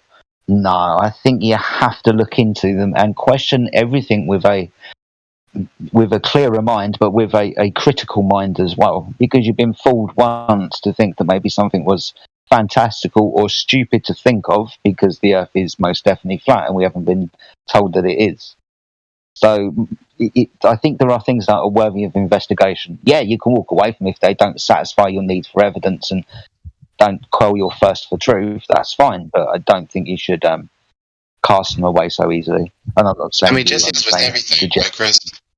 Just as with everything, that's why I keep saying be critically considerate, right? Not just take some things for granted or just as a foregone conclusion that goes without saying. I mean, for instance, the very devices that we're communicating through, just go back 200 years or 300 years, if I were to articulate to them just 300 years ago, the devices that we're communicating through, they would sound like just complete fiction. That is not even possible. No. So, it would sound like witchcraft, wouldn't it? You say this is witchcraft. You know, you know, whatever you don't know, people need to just appreciate this. Everything that you do know, like the whole universe you see around you, right? If you had never conceived the idea, right, and if you had never experienced it, just the very description of it would sound fantastical and implausible to you. When you look around you, this is just, it's not even like a solidified thought that people have self-consciously in their mind. It's just an evident pattern in the average human line of thinking, where you look at everything around you and you just take it for granted. Oh, yeah, of course this. Well, wait a minute, hang on. Why is this just taken for granted? Like, as though this is just, of course this would happen. What do you mean, of course this would happen? What do you mean, of course the water is wet? What do you mean, of course the ground is solid? What do you mean, of course the air is breathable? What do you mean, of course there's light?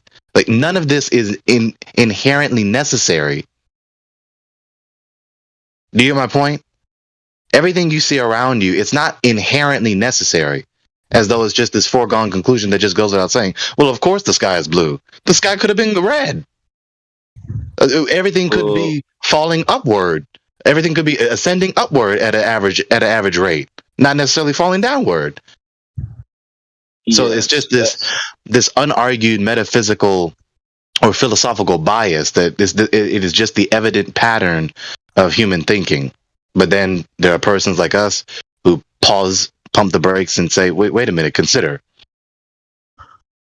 So Eric Dubé was talking about that in his latest video, and Eric Dubé was saying, like, we live in this current paradigm where, you know, I get, what do you say? I get hungry and I have to eat like either animal, you know, meat to survive, or I have to even eat a plant that's living. You know, I want to live in a paradigm where I don't have to eat to live. You know, why do I have to live in this paradigm? And by me being open to that other paradigm where I don't have to eat to live, maybe that's what qualifies you to enter in to a new paradigm. And I didn't really go for that, man, because I see that as like you want all the good without the bad, like a utopia. But I think if we had all the good without the bad, then we would just create a new definition for bad. Like something evil would be something lesser.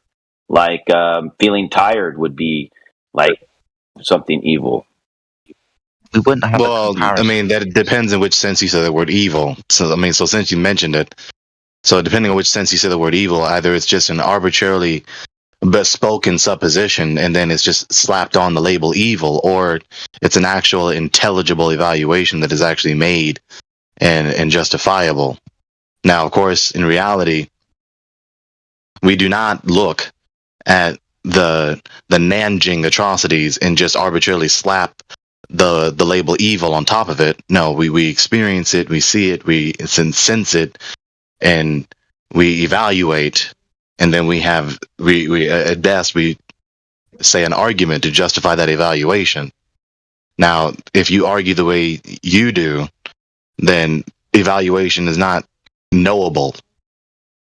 It's just a label that is just nominalism. It's just a label that is slapped onto the empirical data, but it doesn't really have any qualitative.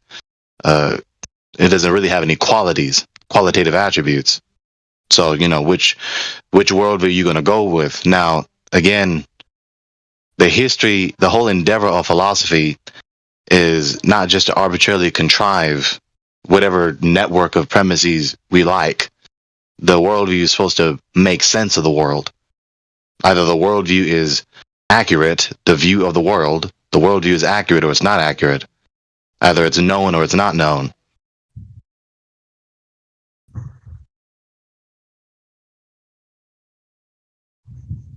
So, but I was speaking more from like a yin yang perspective. That like why we have this word evil is because we have a conception of what's good. So how extreme evil can be, I think, can only be known by how extreme forms of happiness or joy or good we can also see in the world.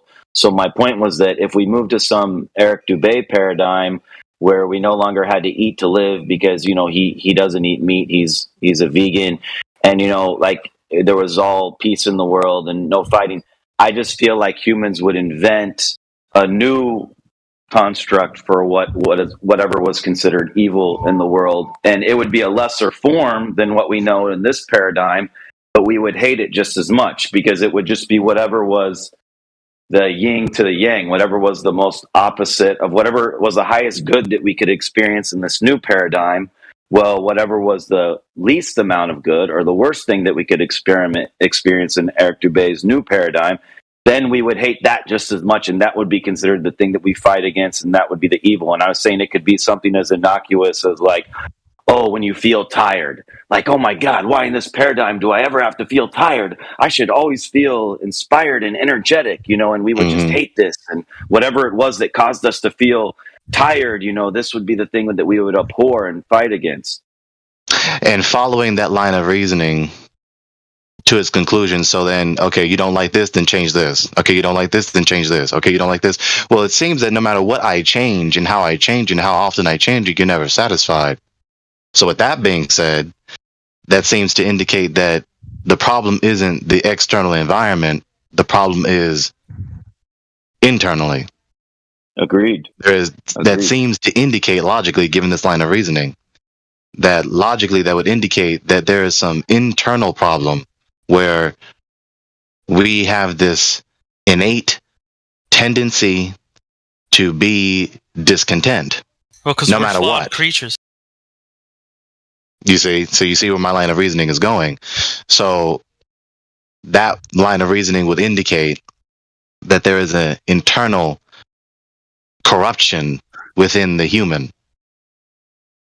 And so what that provokes naturally following questions. Well, what caused the corruption? And what is the solution thereof?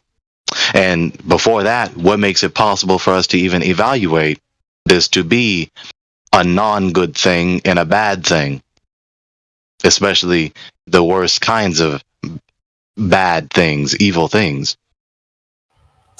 I think I'm sorry, I'm going to pause a couple of times. I think the nature of being human is flawed. As for what causes it, I'm not sure. And so since I think it's because we know that I think it's because we know about our mortality, right? I think that's the main reason. That's why we're different from animals, because, well, obviously because of our intelligence, but animals don't know about their mortality. I mean, they kind of do, but they kind of don't the way we do. We underestimate the intelligence of other animals, though. Just the sheer fact itself of being aware that we are mortal doesn't necessarily manifest the consequence that we have this internal corruption to do what is bad, what is evil, because we can know that we're mortal and only do good. And so just the sheer fact of knowing that our mortality doesn't necessitate the consequence that we would have this internal tendency to do what is bad.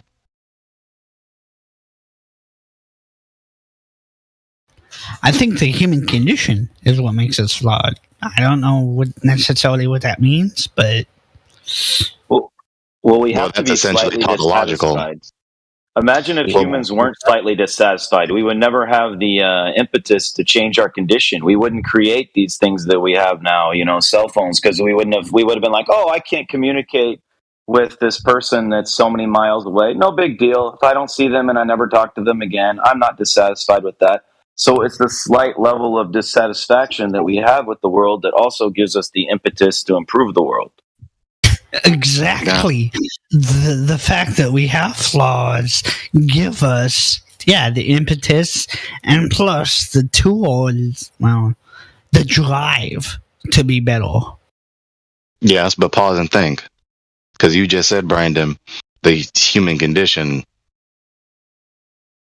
makes us flawed. Well, when you say that supposition, that's tautological. Because it's the very human condition that's in question. Yeah, but it does, and it also gives us the drive, in my opinion, to do better. So we strive to do better. But again, remember the questions that I said earlier. The questions I said earlier was, so since we recognize this, since we detect this to be the case, that provokes naturally following questions. What caused it to be the case? And what is the solution?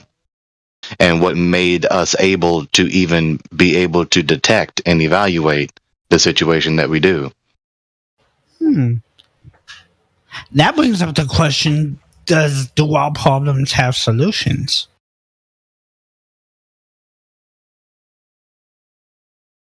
Well, either they do or they don't.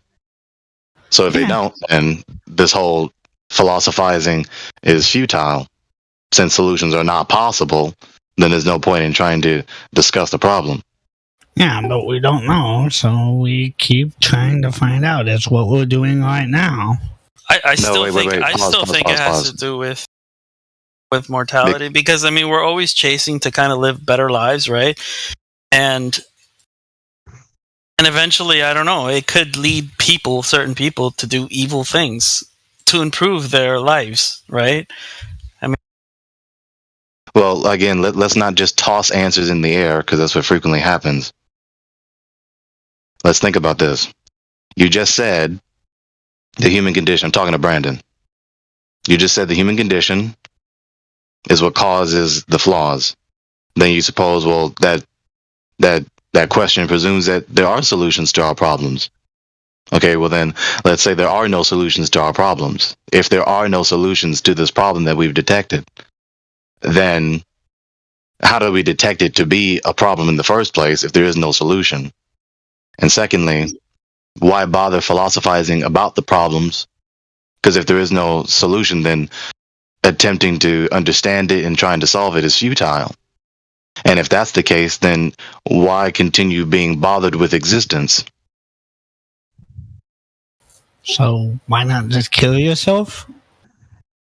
Some people, and many people, sadly and horrifically, follow these lines of thought to their logical implications, and they choose that. Yeah. Now, are we going to say that this is good and just accept that? Or are we going to say that this is bad and this is not the solution? I say the latter. So you're implying that there is a solution? I would believe that there is a solution. I don't prefer the conclusion that there is no solution to the problems. And then, like I just said, how do we detect a problem to be a problem if there is no such thing as a solution? Yeah, I'm sorry, but that itself is a problem. I don't know. It's weird. So then that would mean you're kind of following the Eric Dubé line then, that you're saying that we could jump paradigms and that we could enter, there is a solution, and we could enter into a better paradigm than the paradigm that we're currently living in, where we have to eat to live and we have to eat dead flesh of dead animals and living plants to live. Well, when you say paradigm, I'm interpreting the word paradigm to refer to the worldview, not the world itself. The worldview is the perception of the objective state of affairs, the world. So I'm not saying that we can just live in any world that we please. I'm saying that we can believe any worldview that we please. But then the question is, which worldview is perceiving the world as it is?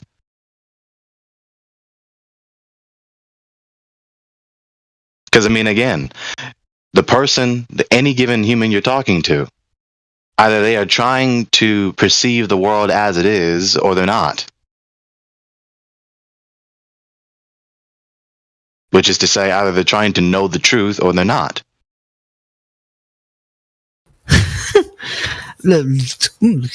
Off topic, someone tagged me and said the Torah is the solution. The what?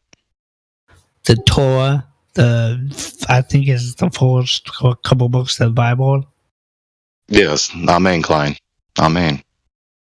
Then someone says nay, and so the argument continues.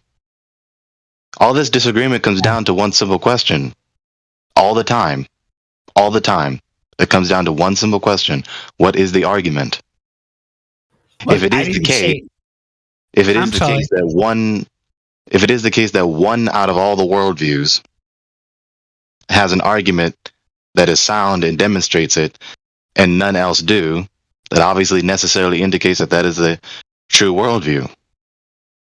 Especially when at least one out of all the worldviews says that it is the only true worldview, which is contrary to all other worldviews that contradict it.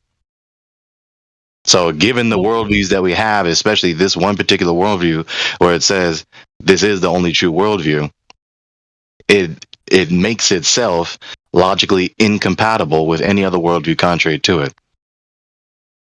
So the investigation is necessitated given these worldviews. Well, for me to avoid the whole ending my life thing, I'm gonna say that I am still looking for an answer, so that I don't go into that nihilistic depression state. You know?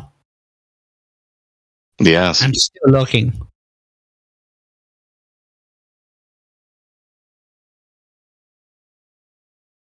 And just to really articulate how this ties in, the reason it ties in, I mean, I really don't think I should have to articulate this so, meticulously, but we should have enough sense to infer this on ourselves. But nevertheless, the reason this ties in is because with this cosmological controversy, people are having radical paradigm shifts in their worldview. Cosmology is the theory of the entire macroscopic structure of the entire reality that you exist in all your life and cannot not be in. So, of course, when your worldview, when your view of the cosmos is so radically undermined, and then you switch to a radically different cosmology, it's going to have a profound impact on your worldview. Yeah, I think the whole world is confused right now.